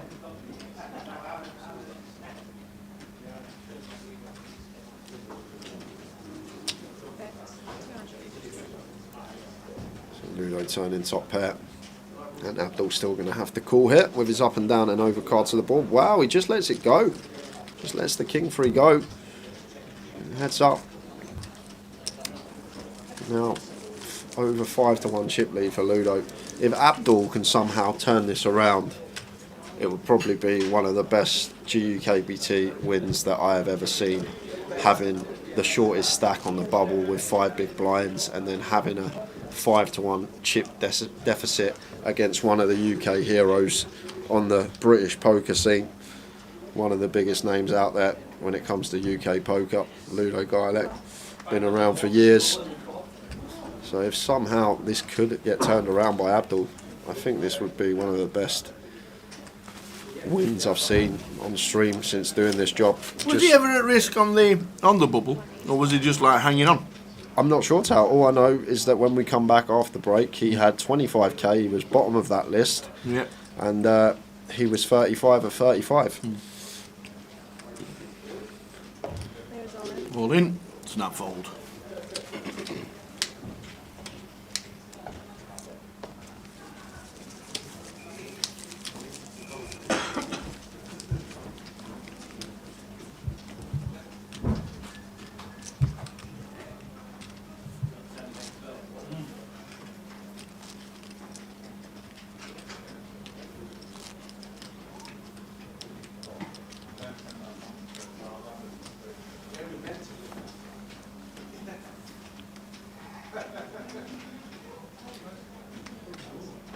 King 6 of diamonds for Ludo on the button. Either or. Not really seen too much limping between these two, actually. Just been a lot of opens. And Abdul here with the ace-8. Just going to move in. And Ludo, King 6 suited, not going to be able to call off for 28. 1.4 million. Shove from Abdul. Rather than asking for a count, has a look at the screen. Makes Katie's life easier.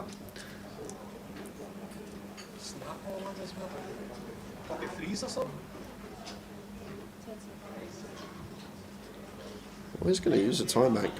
The King 6 suited. No, he's not. Not going to waste one, just in case. This is last time bank. Maybe a crucial decision for the tournament in the next couple of hours or so when he'll need it. So we're going to save it.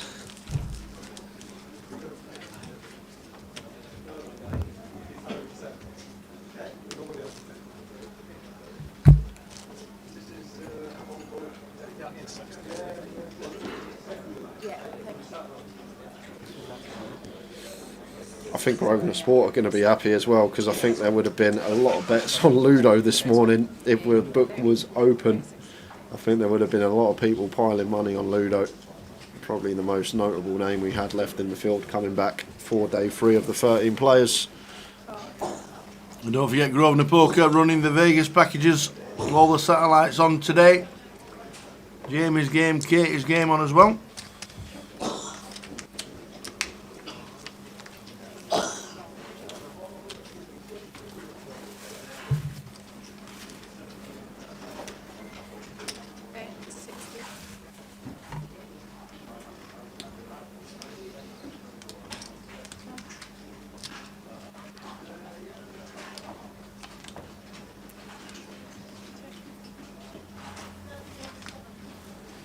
Check on the turn. 9 of spades river.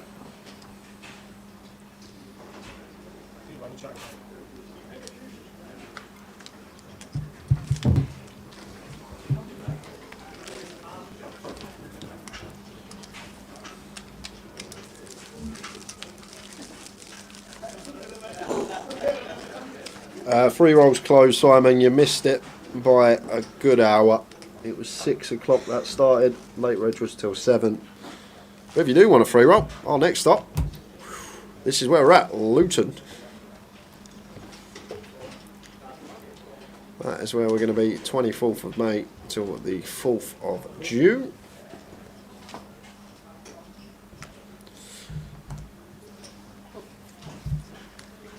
And there will be a free roll on the Sunday of that one. Make sure you hit the follow button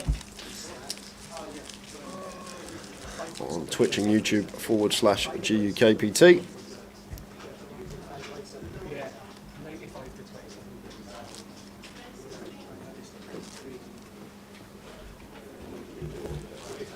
That'll be the last chance to join us before Jay gets a bracelet.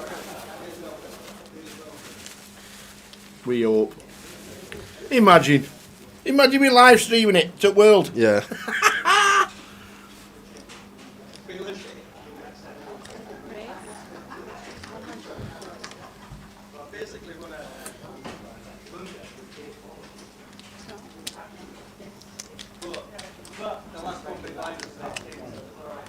Six five clubs.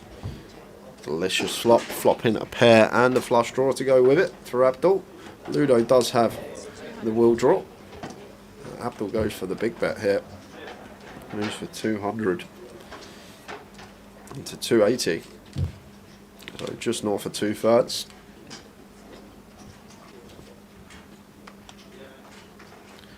Ludo does have a gut shot here, but versus this size out of position, may think about just letting this one go. Like against third or quarter, I think we can pill, but against 2/3 north of, a lot more difficult task to be continuing there. Only Tommy Tucker. I'll be playing my first main at Luton, been grinding local games and winning. Now got enough to play the mini, Good on you. 25.50 and the main. Good luck, Tommy. Well done for that.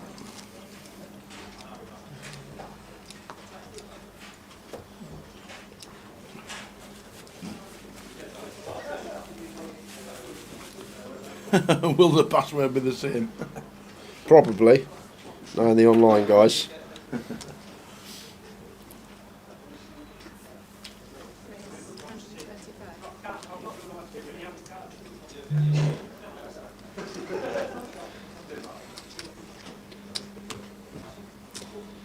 I really hope we have a deep run in Vegas. We make a televised final table on Poker Go. Yep. And I've got all these card room direct patches all over me. And I know Tom will mess me, but if you wear a patch, please, I'll be like, where was mine and Towers Vegas package this year? I'll just be card room directed up. Bring some patches, boss.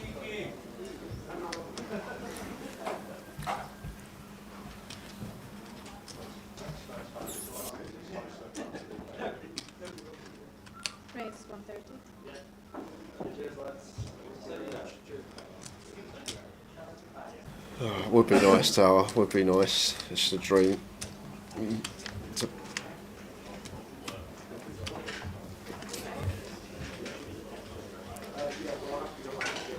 King 4 here. Abdul does catch a pair. It's going to fire.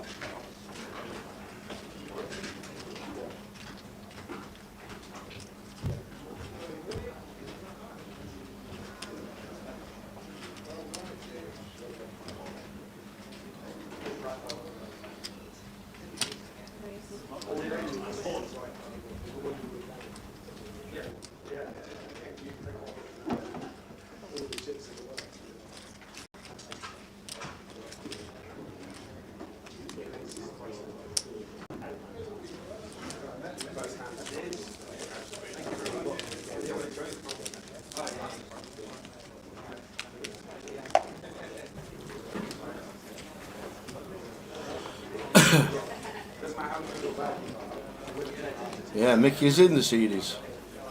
Don't know. He's in the background somewhere. Mick the mod. Richard Whitmore's still in.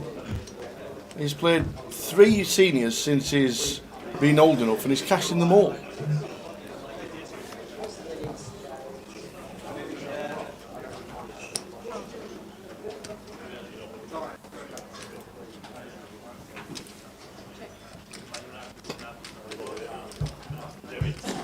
So he's trying for a 4th.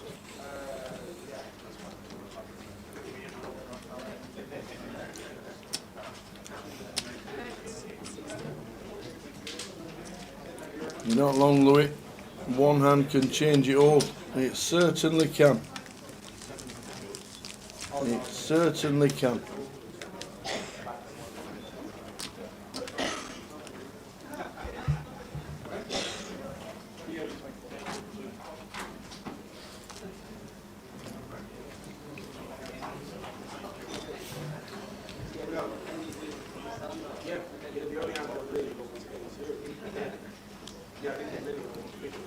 Good to see a lot of people from the London area as well coming. People you wouldn't have expected this week. Good to see Victor Eliukin here in Edinburgh. Been to Edinburgh for the first time in 40 years, he says.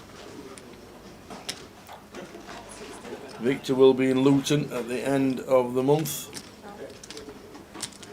And the main event starts on the 1st of June.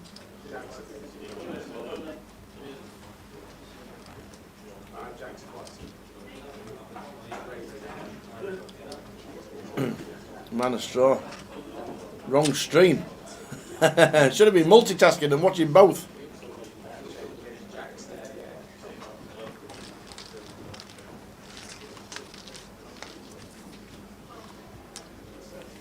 $6 mil to 1.3, but as we know, turn of a card can change it all.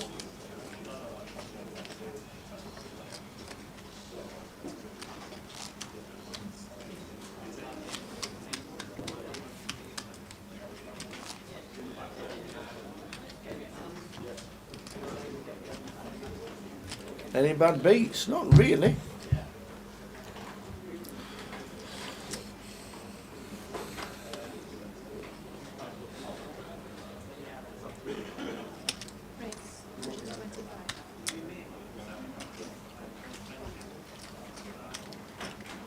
It'd be impressive if you said you'd played 5, Howard. I've final tabled all his senior tournaments. Are we guessing less than 2? Yeah. Why no shuffling machine on the feature? Because it'd be an unfair advantage to every other table in the room, and there's 20 odd tables. So because no other has a shuffling machine, we don't have a shuffling machine on the feature. Actually be a disadvantage to the feature table, not all the other outer tables. It's the other way round. Is it? Yeah. Because you Yeah, you're sorry, your disadvantage because you're playing more. You play less hands on the feature table, you play more hands on the outer table. So we got the shuffle here, yeah.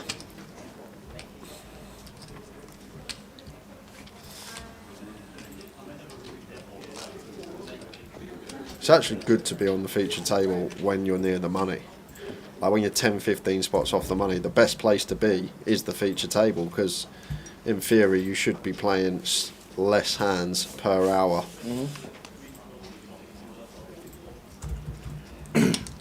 This must be Abdul's biggest cash as Man of Straw. Yes, it is, by a long way. If he wins it, he will double his entire poker earnings in tournaments, as he says on the mob.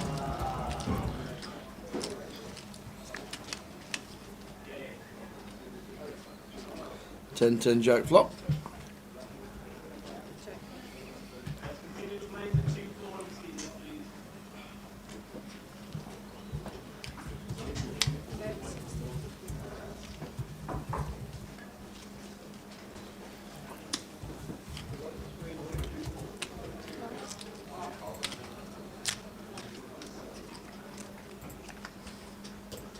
Six of spades turn.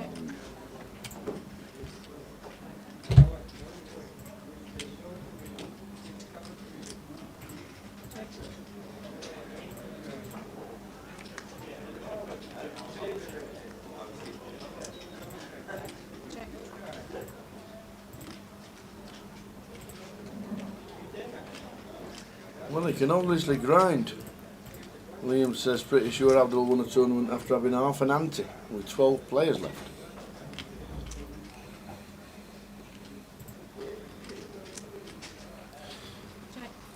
Ludo not bluffing at this one. Shows the queen height. Pot going Abdul's way with the king 5 suited.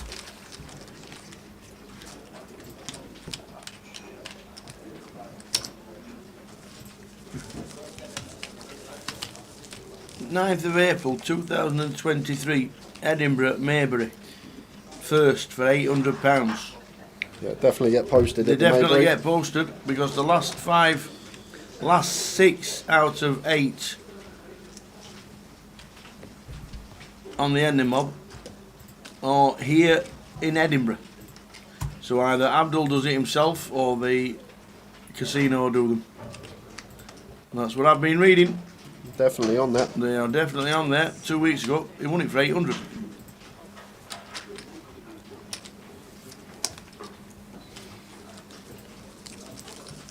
We could list them all. They are all there. Because you can manually post them yourself. if you want to.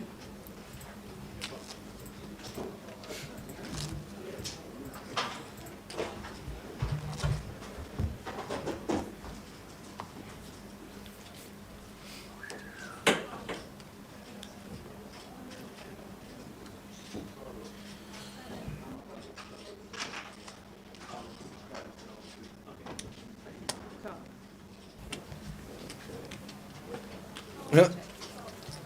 Yeah, Sluss is drinking tea. He is drinking tea.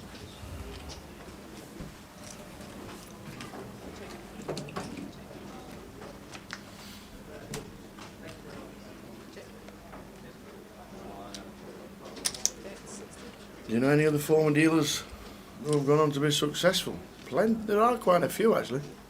Mark de Greed cashed in the main event, and he's still a freelance dealer. There are a few that go on and play and capture titles here, there and everywhere.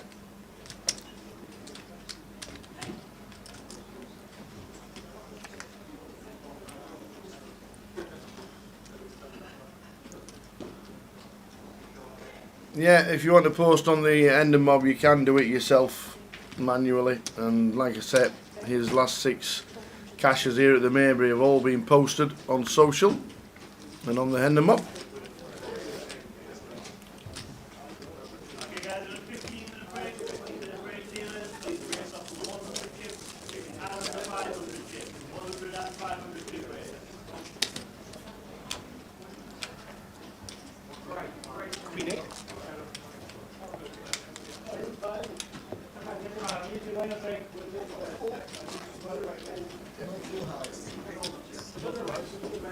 Maybe I was drawing dead. Flush draw? Yeah. Did you have top flush? Oh, you flopped the not flush?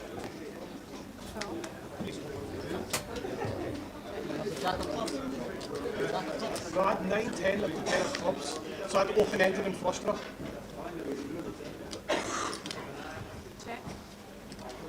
King high flop, King 7-2. Abdul second pair, goes check check, 3 of diamonds turn.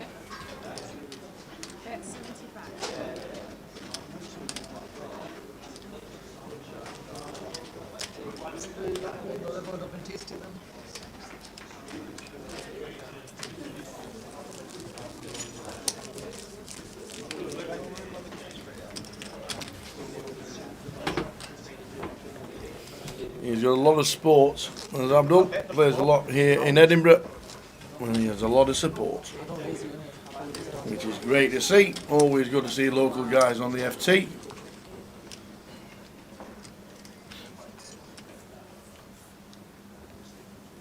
I don't know, I have never done it, but I know you can.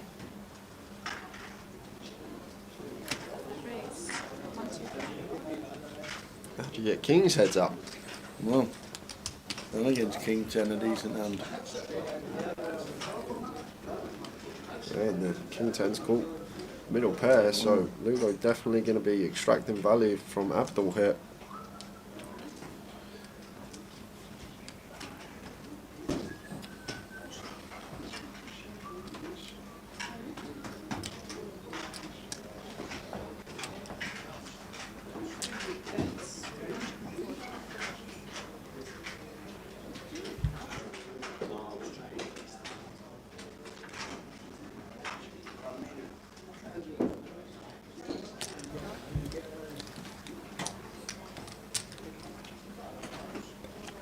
Abdul makes the call, queen on the turn.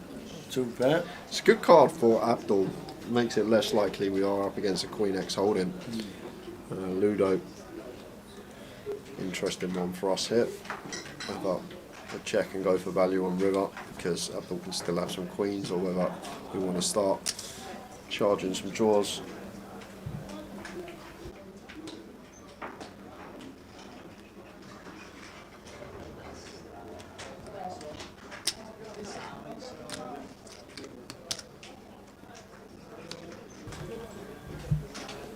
Ace of clubs on the river.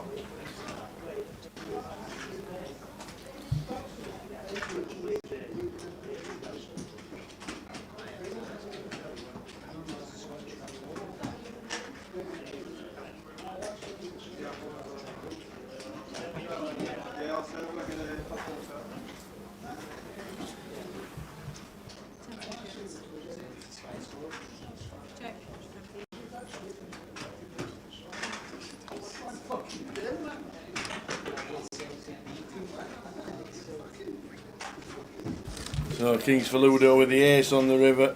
Checkity check. Ambrose back down to 1.3 mil.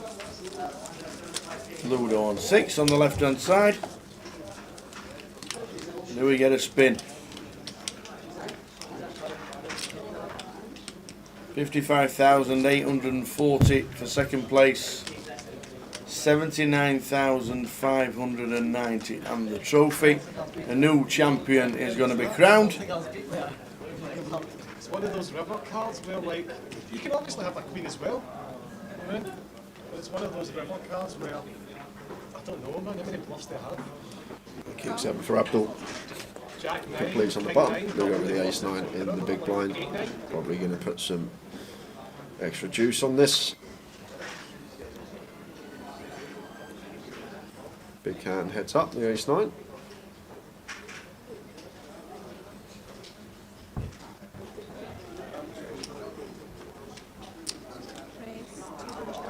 And Abdul, king high. Not going to be continuing. Goes for the old complete fold. Might have called the king high there in a heads up situation, but it was a well timed fold. Ludo did have us beat.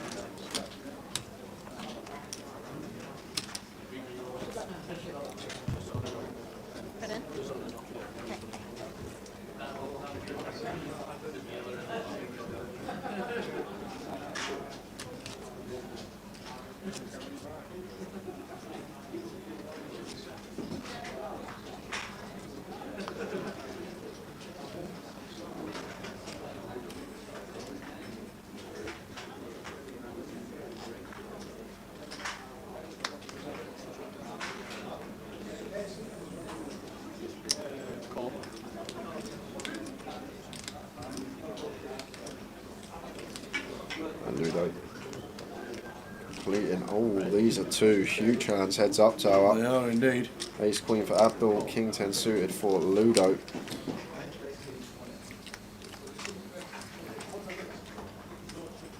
Ludo out flops Abdul. 7, 8, 10, 2 diamonds. King 10 shoots to the lead. Yeah, I don't mind a c-bet here from Abdul, all with the queen of diamonds in here. Ace queen still can be the best hand as well. Fortunately for us, we've just run into a top pair of Ludo here with the king 10. He's thinking how to proceed and just going to go for the shove with his top pair, decent kick up. Will plausibly have a lot of bluffs as well, some 9x in there, some front door diamond draws, maybe even a hand like queen jack suited with the backdoor clubs.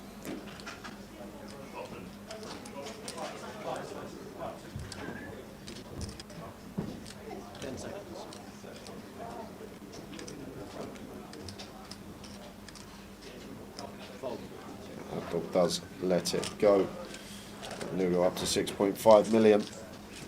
Really grinded Abdul down. Obviously had the call up. The trips versus the boat. Even since then, Ludo been winning a lot of pots. And Abdul going to have to make his move soon.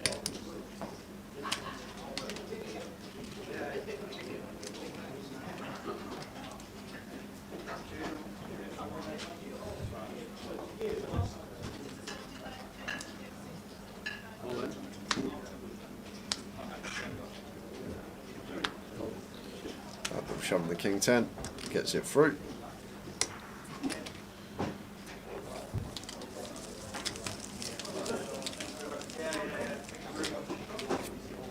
Mixing the money. Oi, oi, Mick the Mod.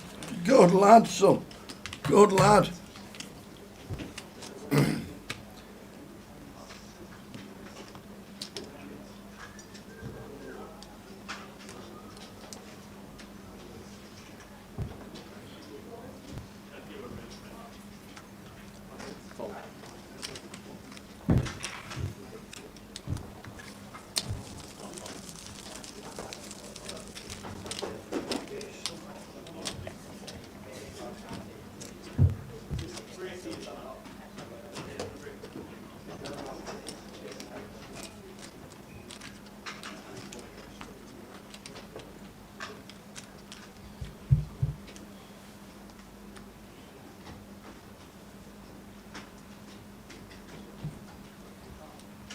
King 4.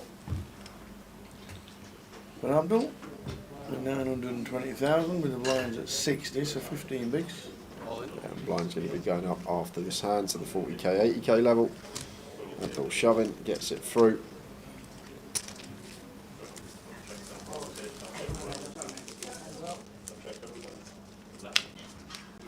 Money 40,000, 80,000.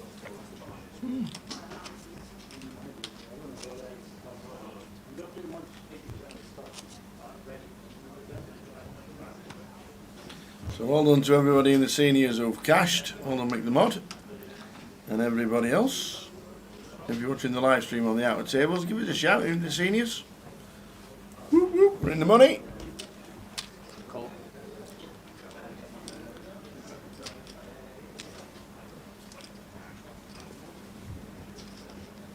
Back 6-4, Ludo.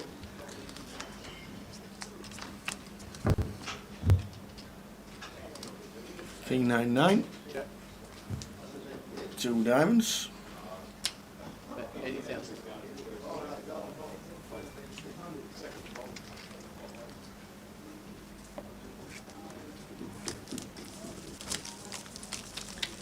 £79,590 and 55,840.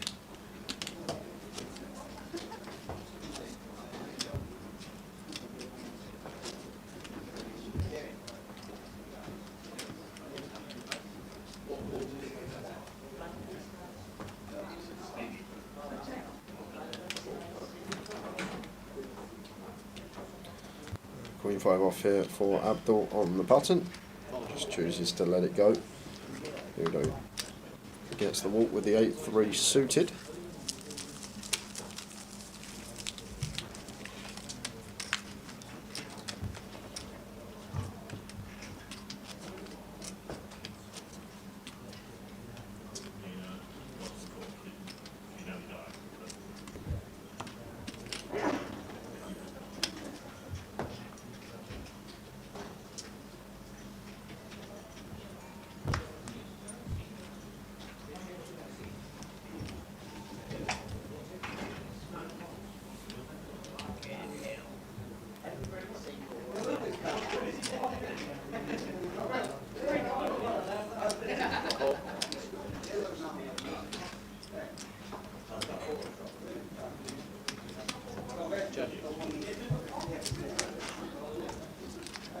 So we get to see a flop with 7-3. Hit the 3. Check. Check.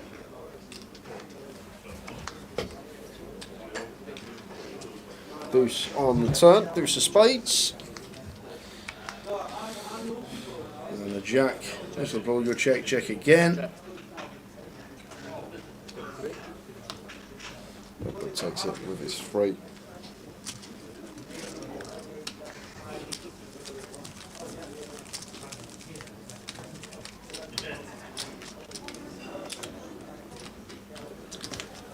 So Ludo, chip leader, and a big one at that, 79 bigs to 12 bigs, but as we know, a double-double and bang level.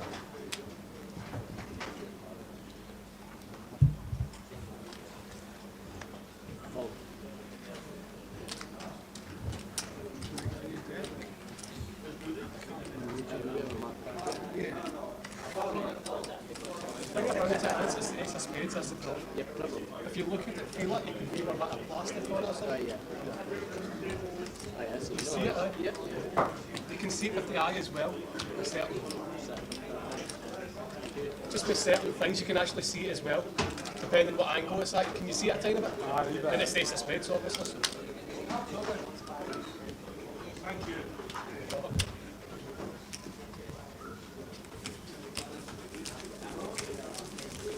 Yeah, 5 bigs on the bubble with 35 players left. Turning it into at least £55,000. Amazing. What a great, great effort. Been a good day. Yep. Start of the day with only 13. But it has been a fascinating day.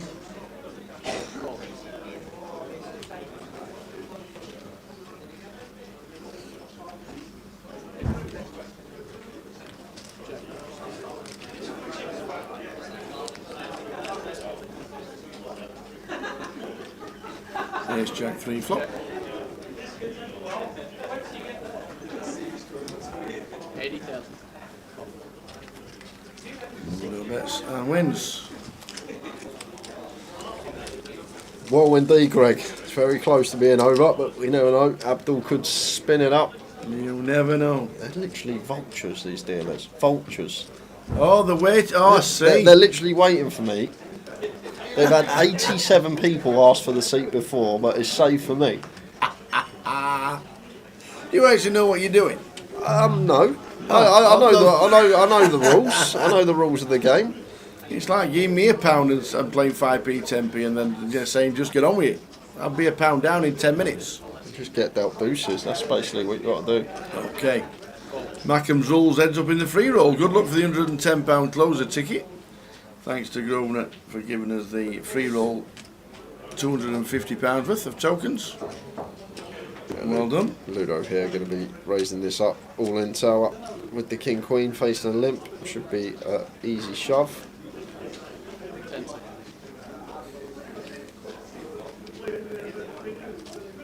This time we've really seen Abdul limp though.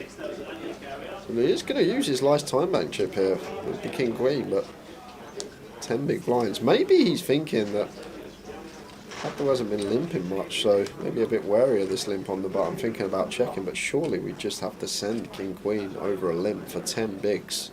Heads up here as Ludo. Oh no, he's going to go for the raise for 10 BBs effective. Same result as a jam. Snap fold from Abdul.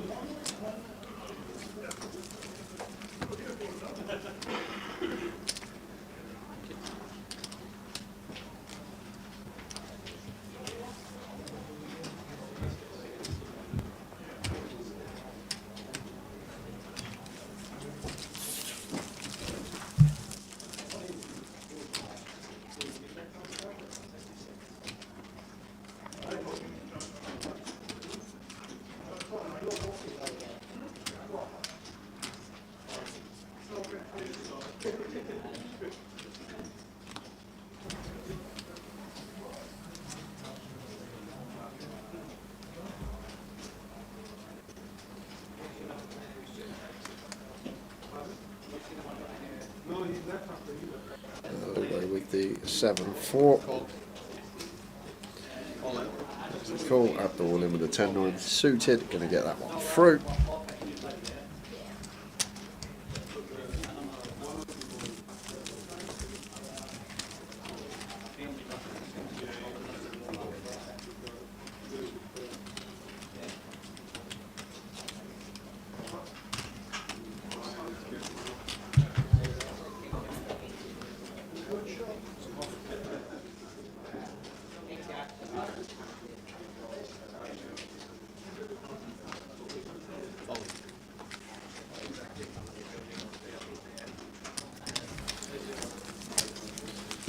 Raise and take. Abdul sitting on this 10 big blind stack. Should be going in pretty soon.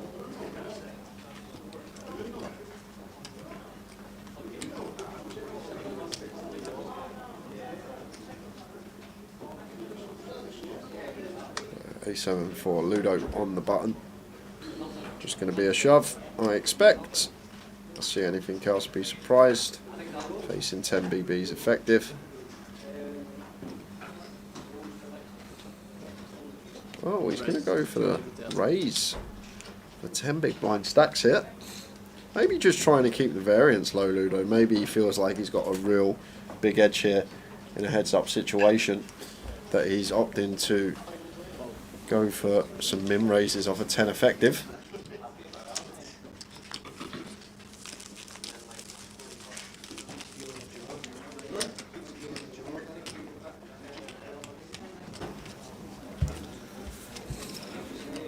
Nine bigs. Come on, son. Loads of fans. Loads and loads and loads of fans in the chat. Everybody knows him. Nicey. Yes, you did win a closer seat. You're on the spreadsheet. I've already sent that over to Tom. If it's not in tomorrow, it will be in some point next week when everything's running smoothly again on the website. Obviously a lot of problems over the weekend Amazing what Eurovision can do, Tower.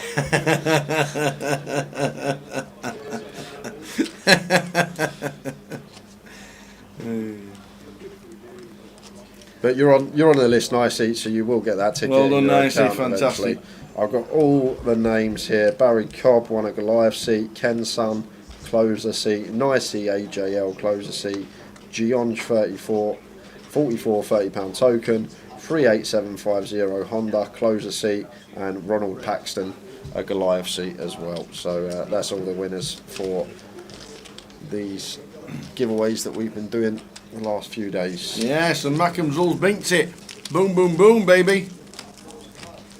Amazing effort.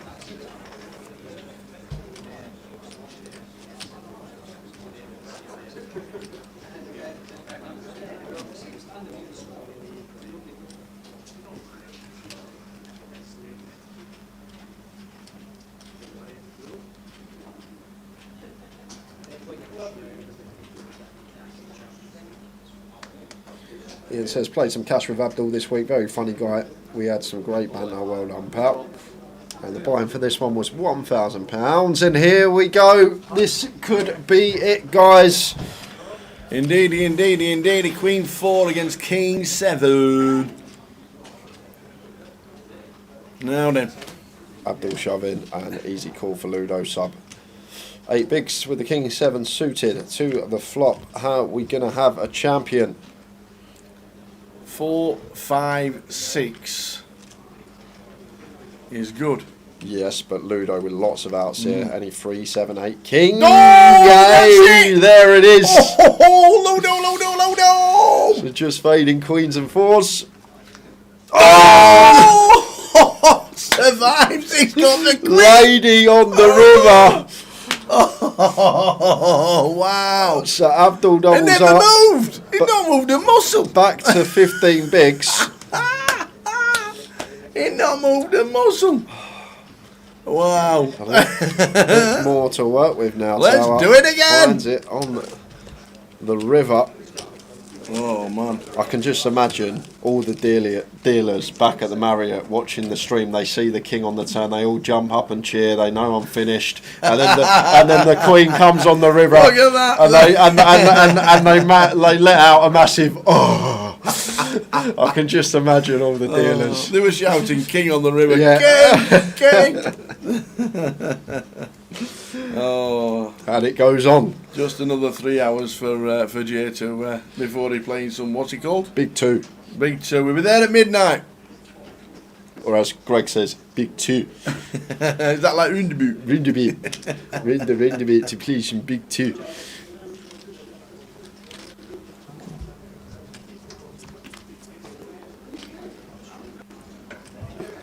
Jack 2 is the flop as we get a full double for Abdul. Yeah, flop's best here. And one we could potentially start check.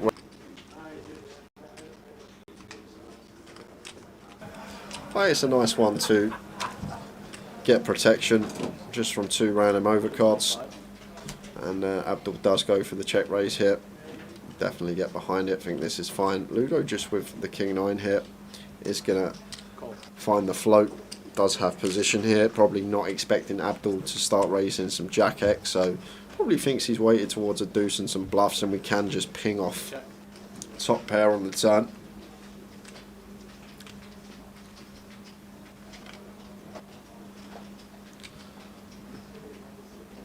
Abdul checking.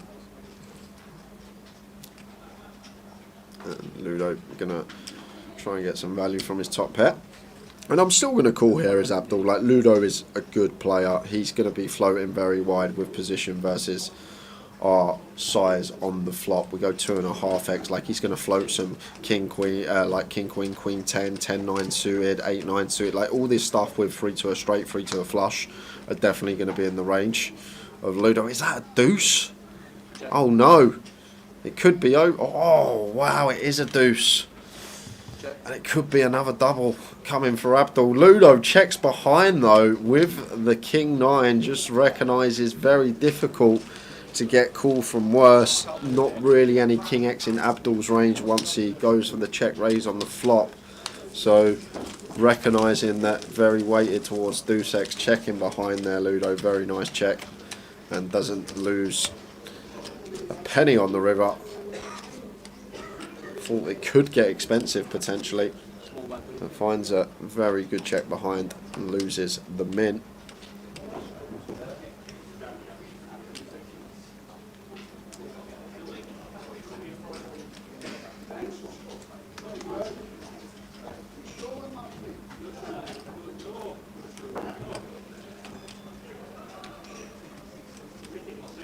Jack 3 suited now. 160. 165.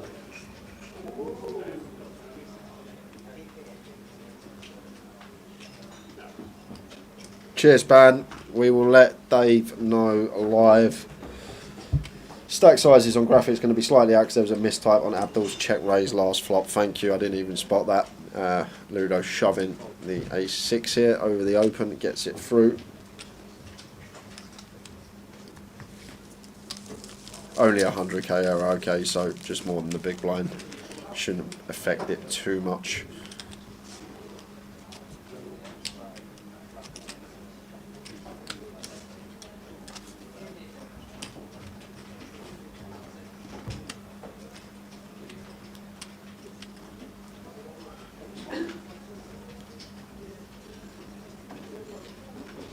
King 8 of diamonds for Ludo on the button.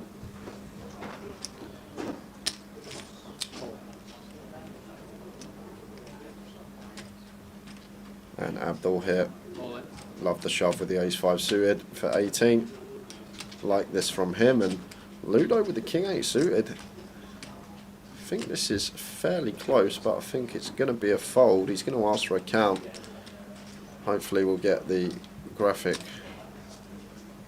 rectified, because Abdul definitely not got 1.4 million here like the graphic says. He's got a lot more, guys. A lot more. It's at least 1.8. Oh, 1.6. 10 seconds.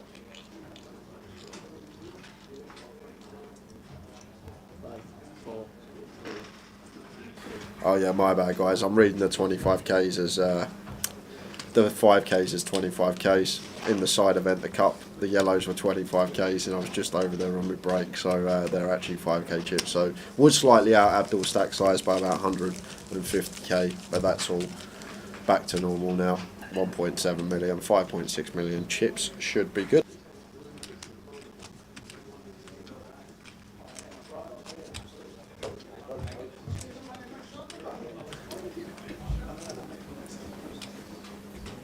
But it's been a pretty good day today. I've enjoyed it, Tower. It's been a long 5 days for us, but it's been thoroughly enjoyed. It's always awesome up here. It's an amazing stop. It really is. And I think this is always the leg where you always get more locals Yeah. on an FT. I agree, yeah. Always. It's brilliant. The thing is, for the Scots, it's tough for players that play recreationally, because their nearest stop after this is going to be Leeds, which is still a trek down. Like, it's still a trek to get there. It's not like someone in London, they can go an hour to Luton, hour and a half to Coventry, hour to Reading. Yeah, and I know there are a lot of people on the tour that don't travel up to Edinburgh, but now you've found out you can fly up. Yep, I have found out. via, I can't fly up, I can't believe I've got to get a train. Why did you not book a flight from Birmingham? So now, it's just, obviously it's very accessible. The airport's 10 minutes away. You can come straight down the road and you're in the casino. And more and more who are doing the tour, and obviously the points on the NPL means that you do get your players that wouldn't normally play up in Edinburgh coming out. But locally, it's fabulous. It really is. It's just a fabulous stop. Let's go, Abdul. Let's go, Abdul. Yeah, definitely from Glasgow. Ludo, big Rangers fan, ain't he? He is indeed. I hope I got that right. Yeah. Sometimes I get it the wrong way around. He is a big Rangers fan. He is.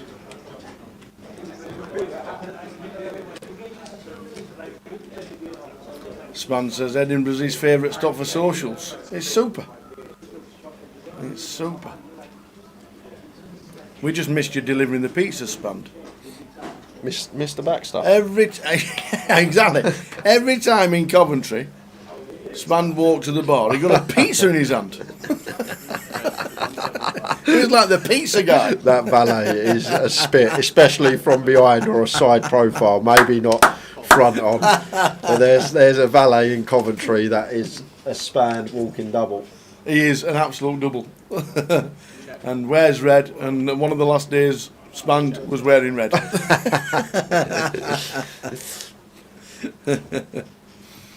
Oh, brilliant. So all the deuces out. Hopefully that's me later, Tar. Hopefully this is that you on the big two? Yeah, hopefully that's me hand. Yeah. There's Ludo Rivers. A flush, but not going to be getting paid. Abdul.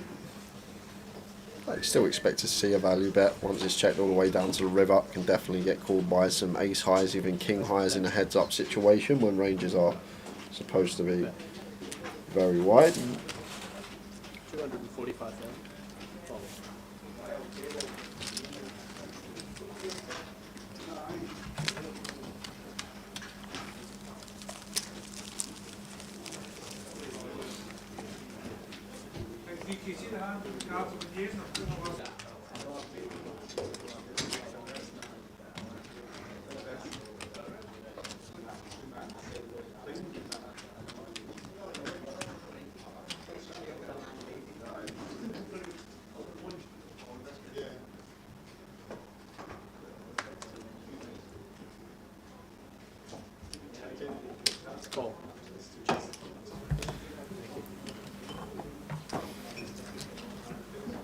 Good to see you this week, Stevie. Stevie Key. Yeah, good run from Stevie as Yeah, well. another good effort.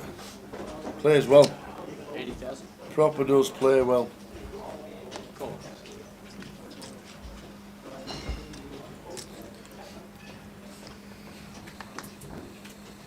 Check.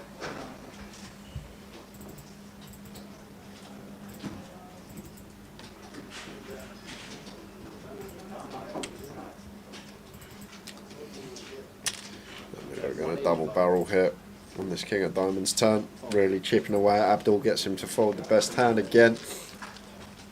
Chipping away yet again. 1.2, 6.1 for Ludo. You see it? Yeah, I do see it. It's just like a bit of like. Another mark on this bad. It's just like a bit of like sellotape that came off and then left a wee bit on, if you know what I mean.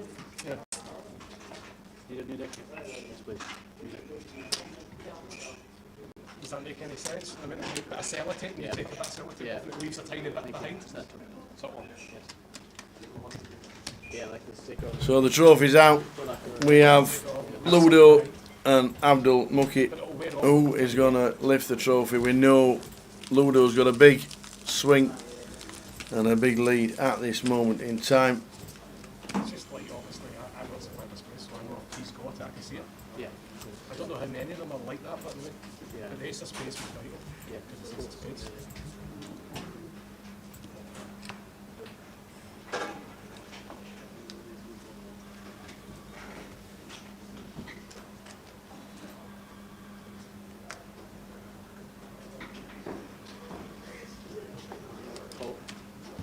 Check.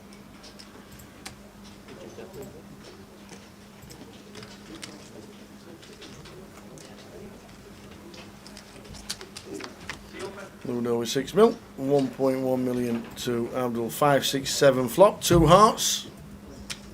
80,000. Not a bad flop. Unfortunately, you got nothing for it. Yeah, we definitely need a double. We definitely need a double.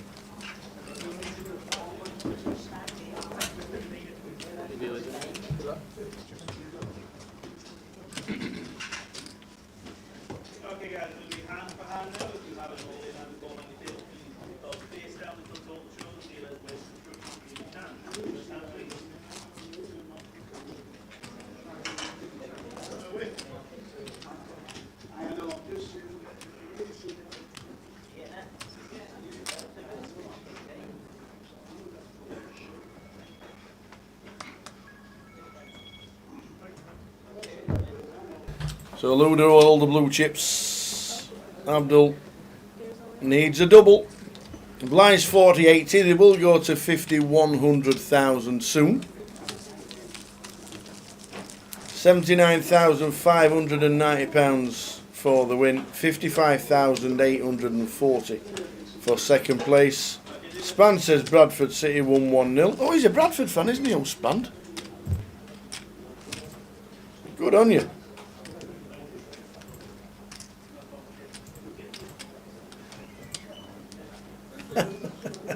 Well, Ludo's been born in Dundee, Aberdeen, Edinburgh and Glasgow.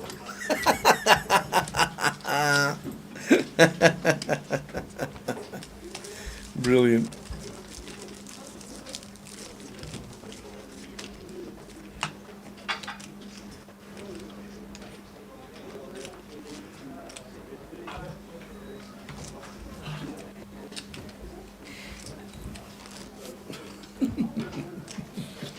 Heads up. It has been a super tournament. Well done, one and all, for cashing.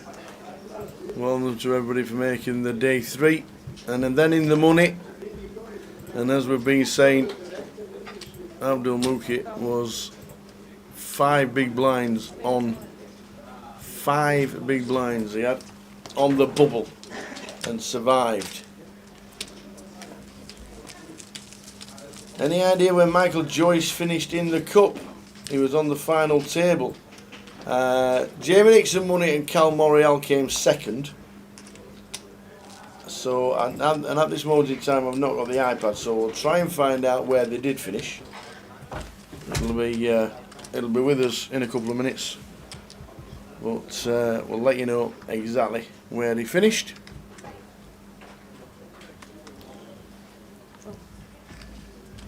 Yeah, heads up for 24k. And that's exactly what the first and second prize money difference is.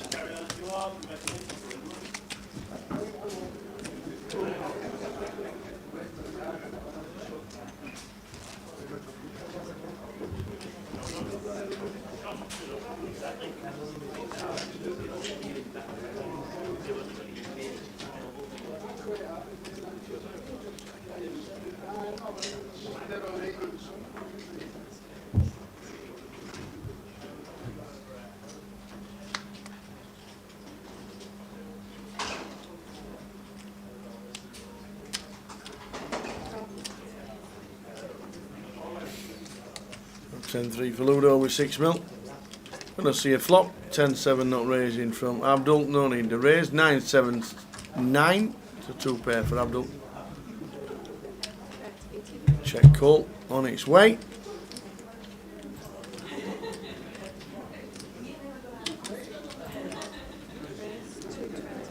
Oh, check raise. Very nice.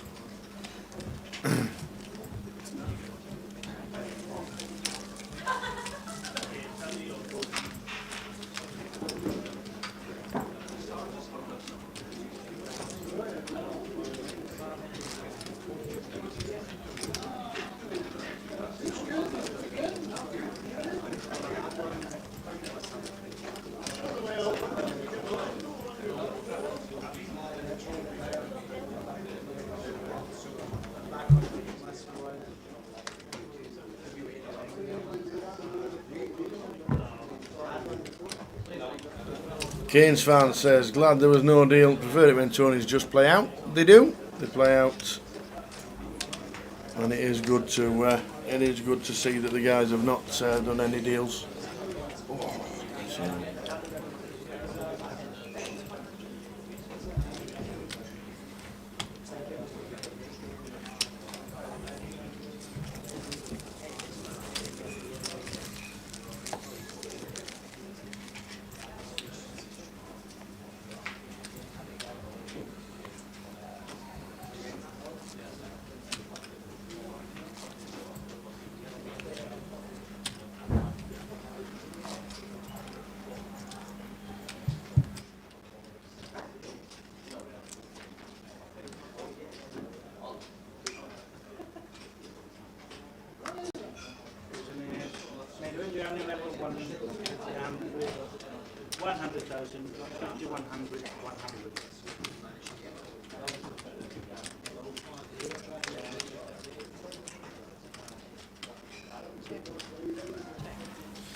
Imagine winning with 7 deuce.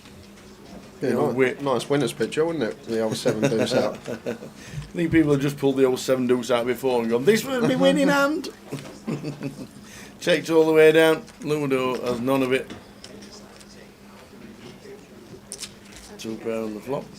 Clawing his way back, slowly but surely. 20 bigs. Like one more double tower, yeah. And it's literally level nearly. Yep. Be 3.2 plays 4.1, hardly anything in it. Yep. That's exactly how it is.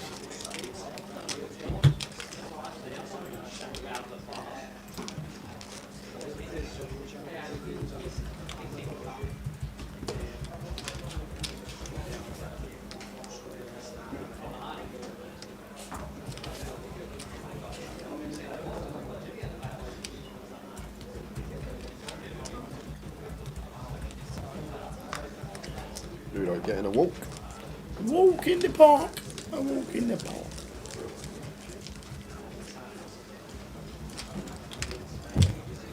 The irresistible force versus the immovable object. Good to have you watching, Alec. Mr. Ayub.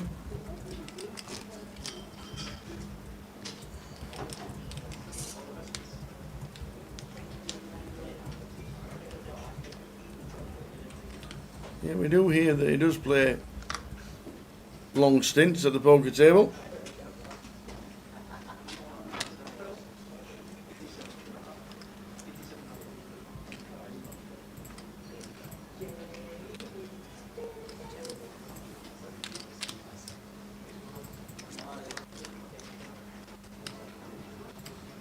Ace, 4, 6, 2 spades. Yeah, nice one for Ludo. To continue with. Completes button. Flopping this gut shot, 7 of spades in there as well. Buys a 1 big blind bet and gets it done. Blind's now at 50k, 100k. Abdul just with the 15 bigs.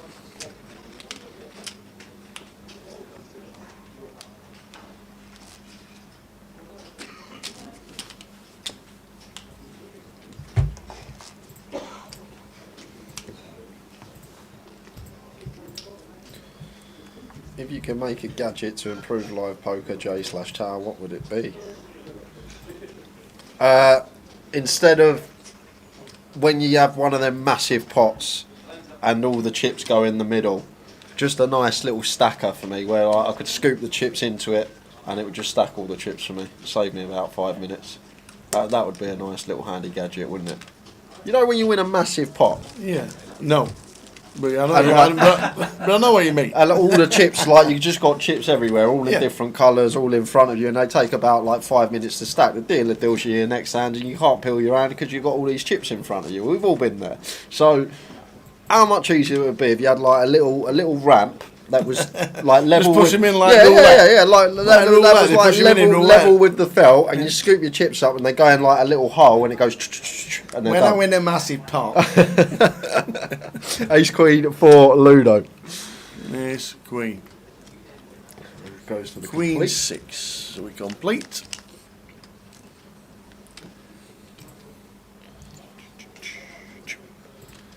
We have a flop. We have paint on the flop. Oh, we've got a Queen Eye flop. Queen 9-5.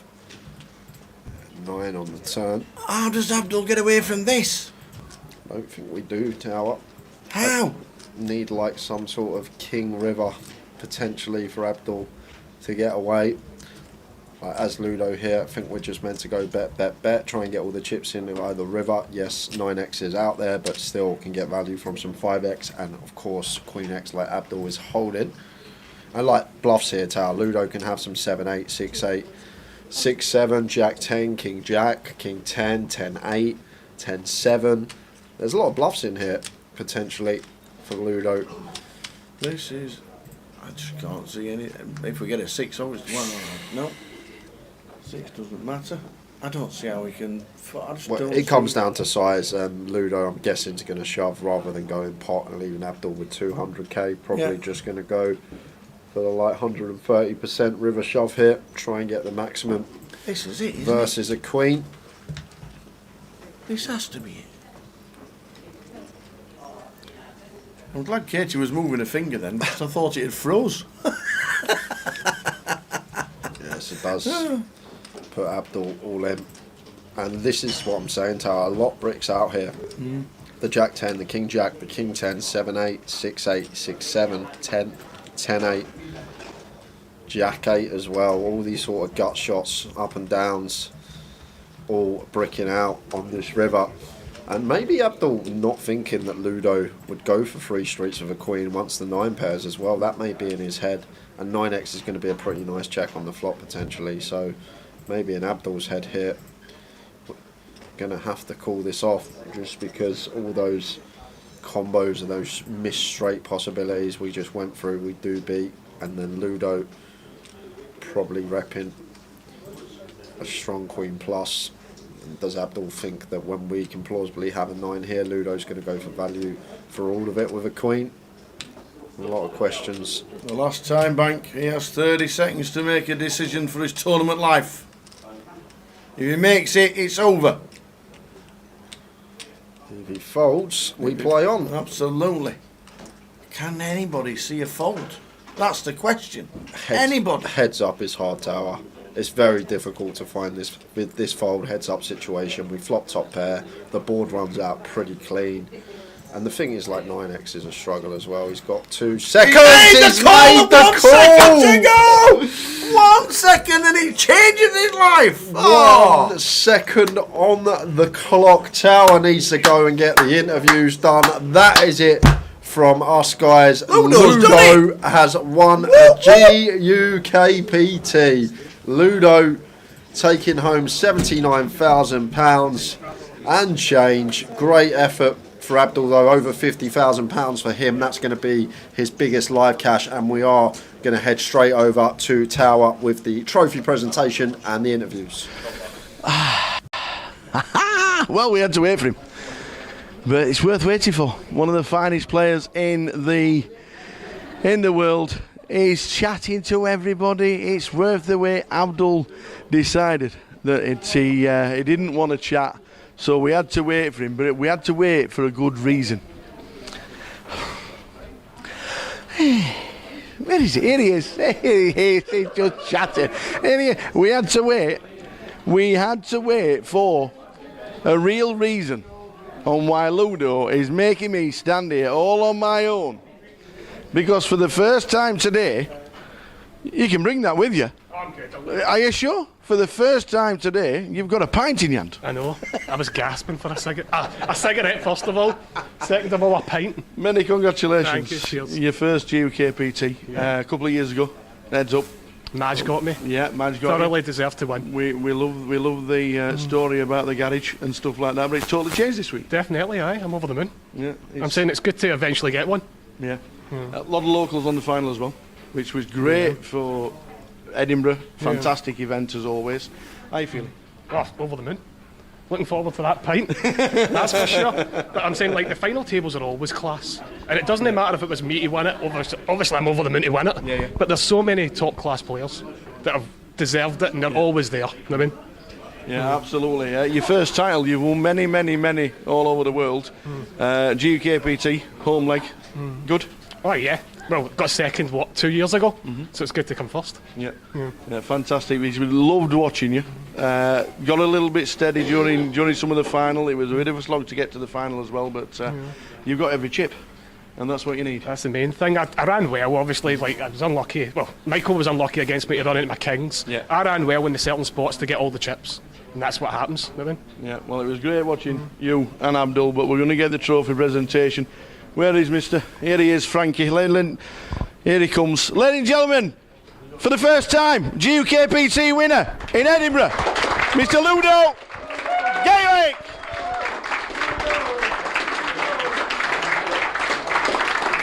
First time in. That's more important than the trophy. Been gasping all day. We're going to quickly get over to Jay to finish us off. Well done, enjoy it. Thank you. First GUKPT, been an absolute pleasure. Over the moon. Ludo, Yeah. thank you very much. Thank you. Jay, finish us off. We're done, guys. That is it for Edinburgh. It's been a fantastic event. Great turnout from everyone. Congratulations to Ludo finally getting his first GUKPT main event title. Thanks to this guy for the interviews at the end. Oh, thanks. Yeah. Abdul just said he didn't want to have a chat.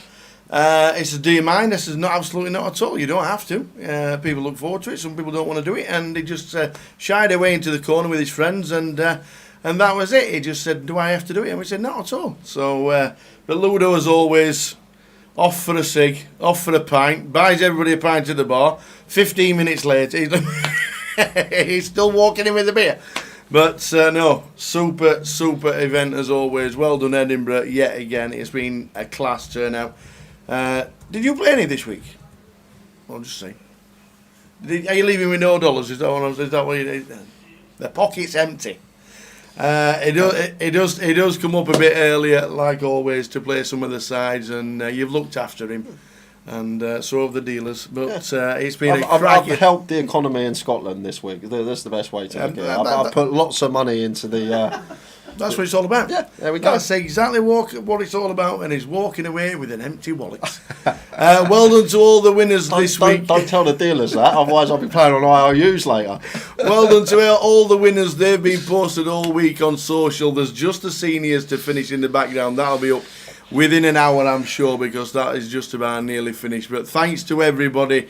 Thanks to you lot, as always, in the chat box. Well done to all the winners as well on the giveaways. I'm glad you were sending the email yet again. And in 3 weeks' time, we'll be crowning a winner in Luton, because it starts on the 24th of May, and we'll be there on the Wednesday, the 31st, for cash, and then the main event and the high roller as well, before we stop for a few weeks before Goliath starts in July. So we've got one more GUKPT before the summer recess, and the Goliath straight after it. Thanks to everybody who's looked after us this week in Edinburgh. It has been an absolute pleasure, and it's been an absolute stormer yet again. And we will see you in Luton in a couple of weeks' time. From the Tower and the greatest team in poker, ta-ta. Good night.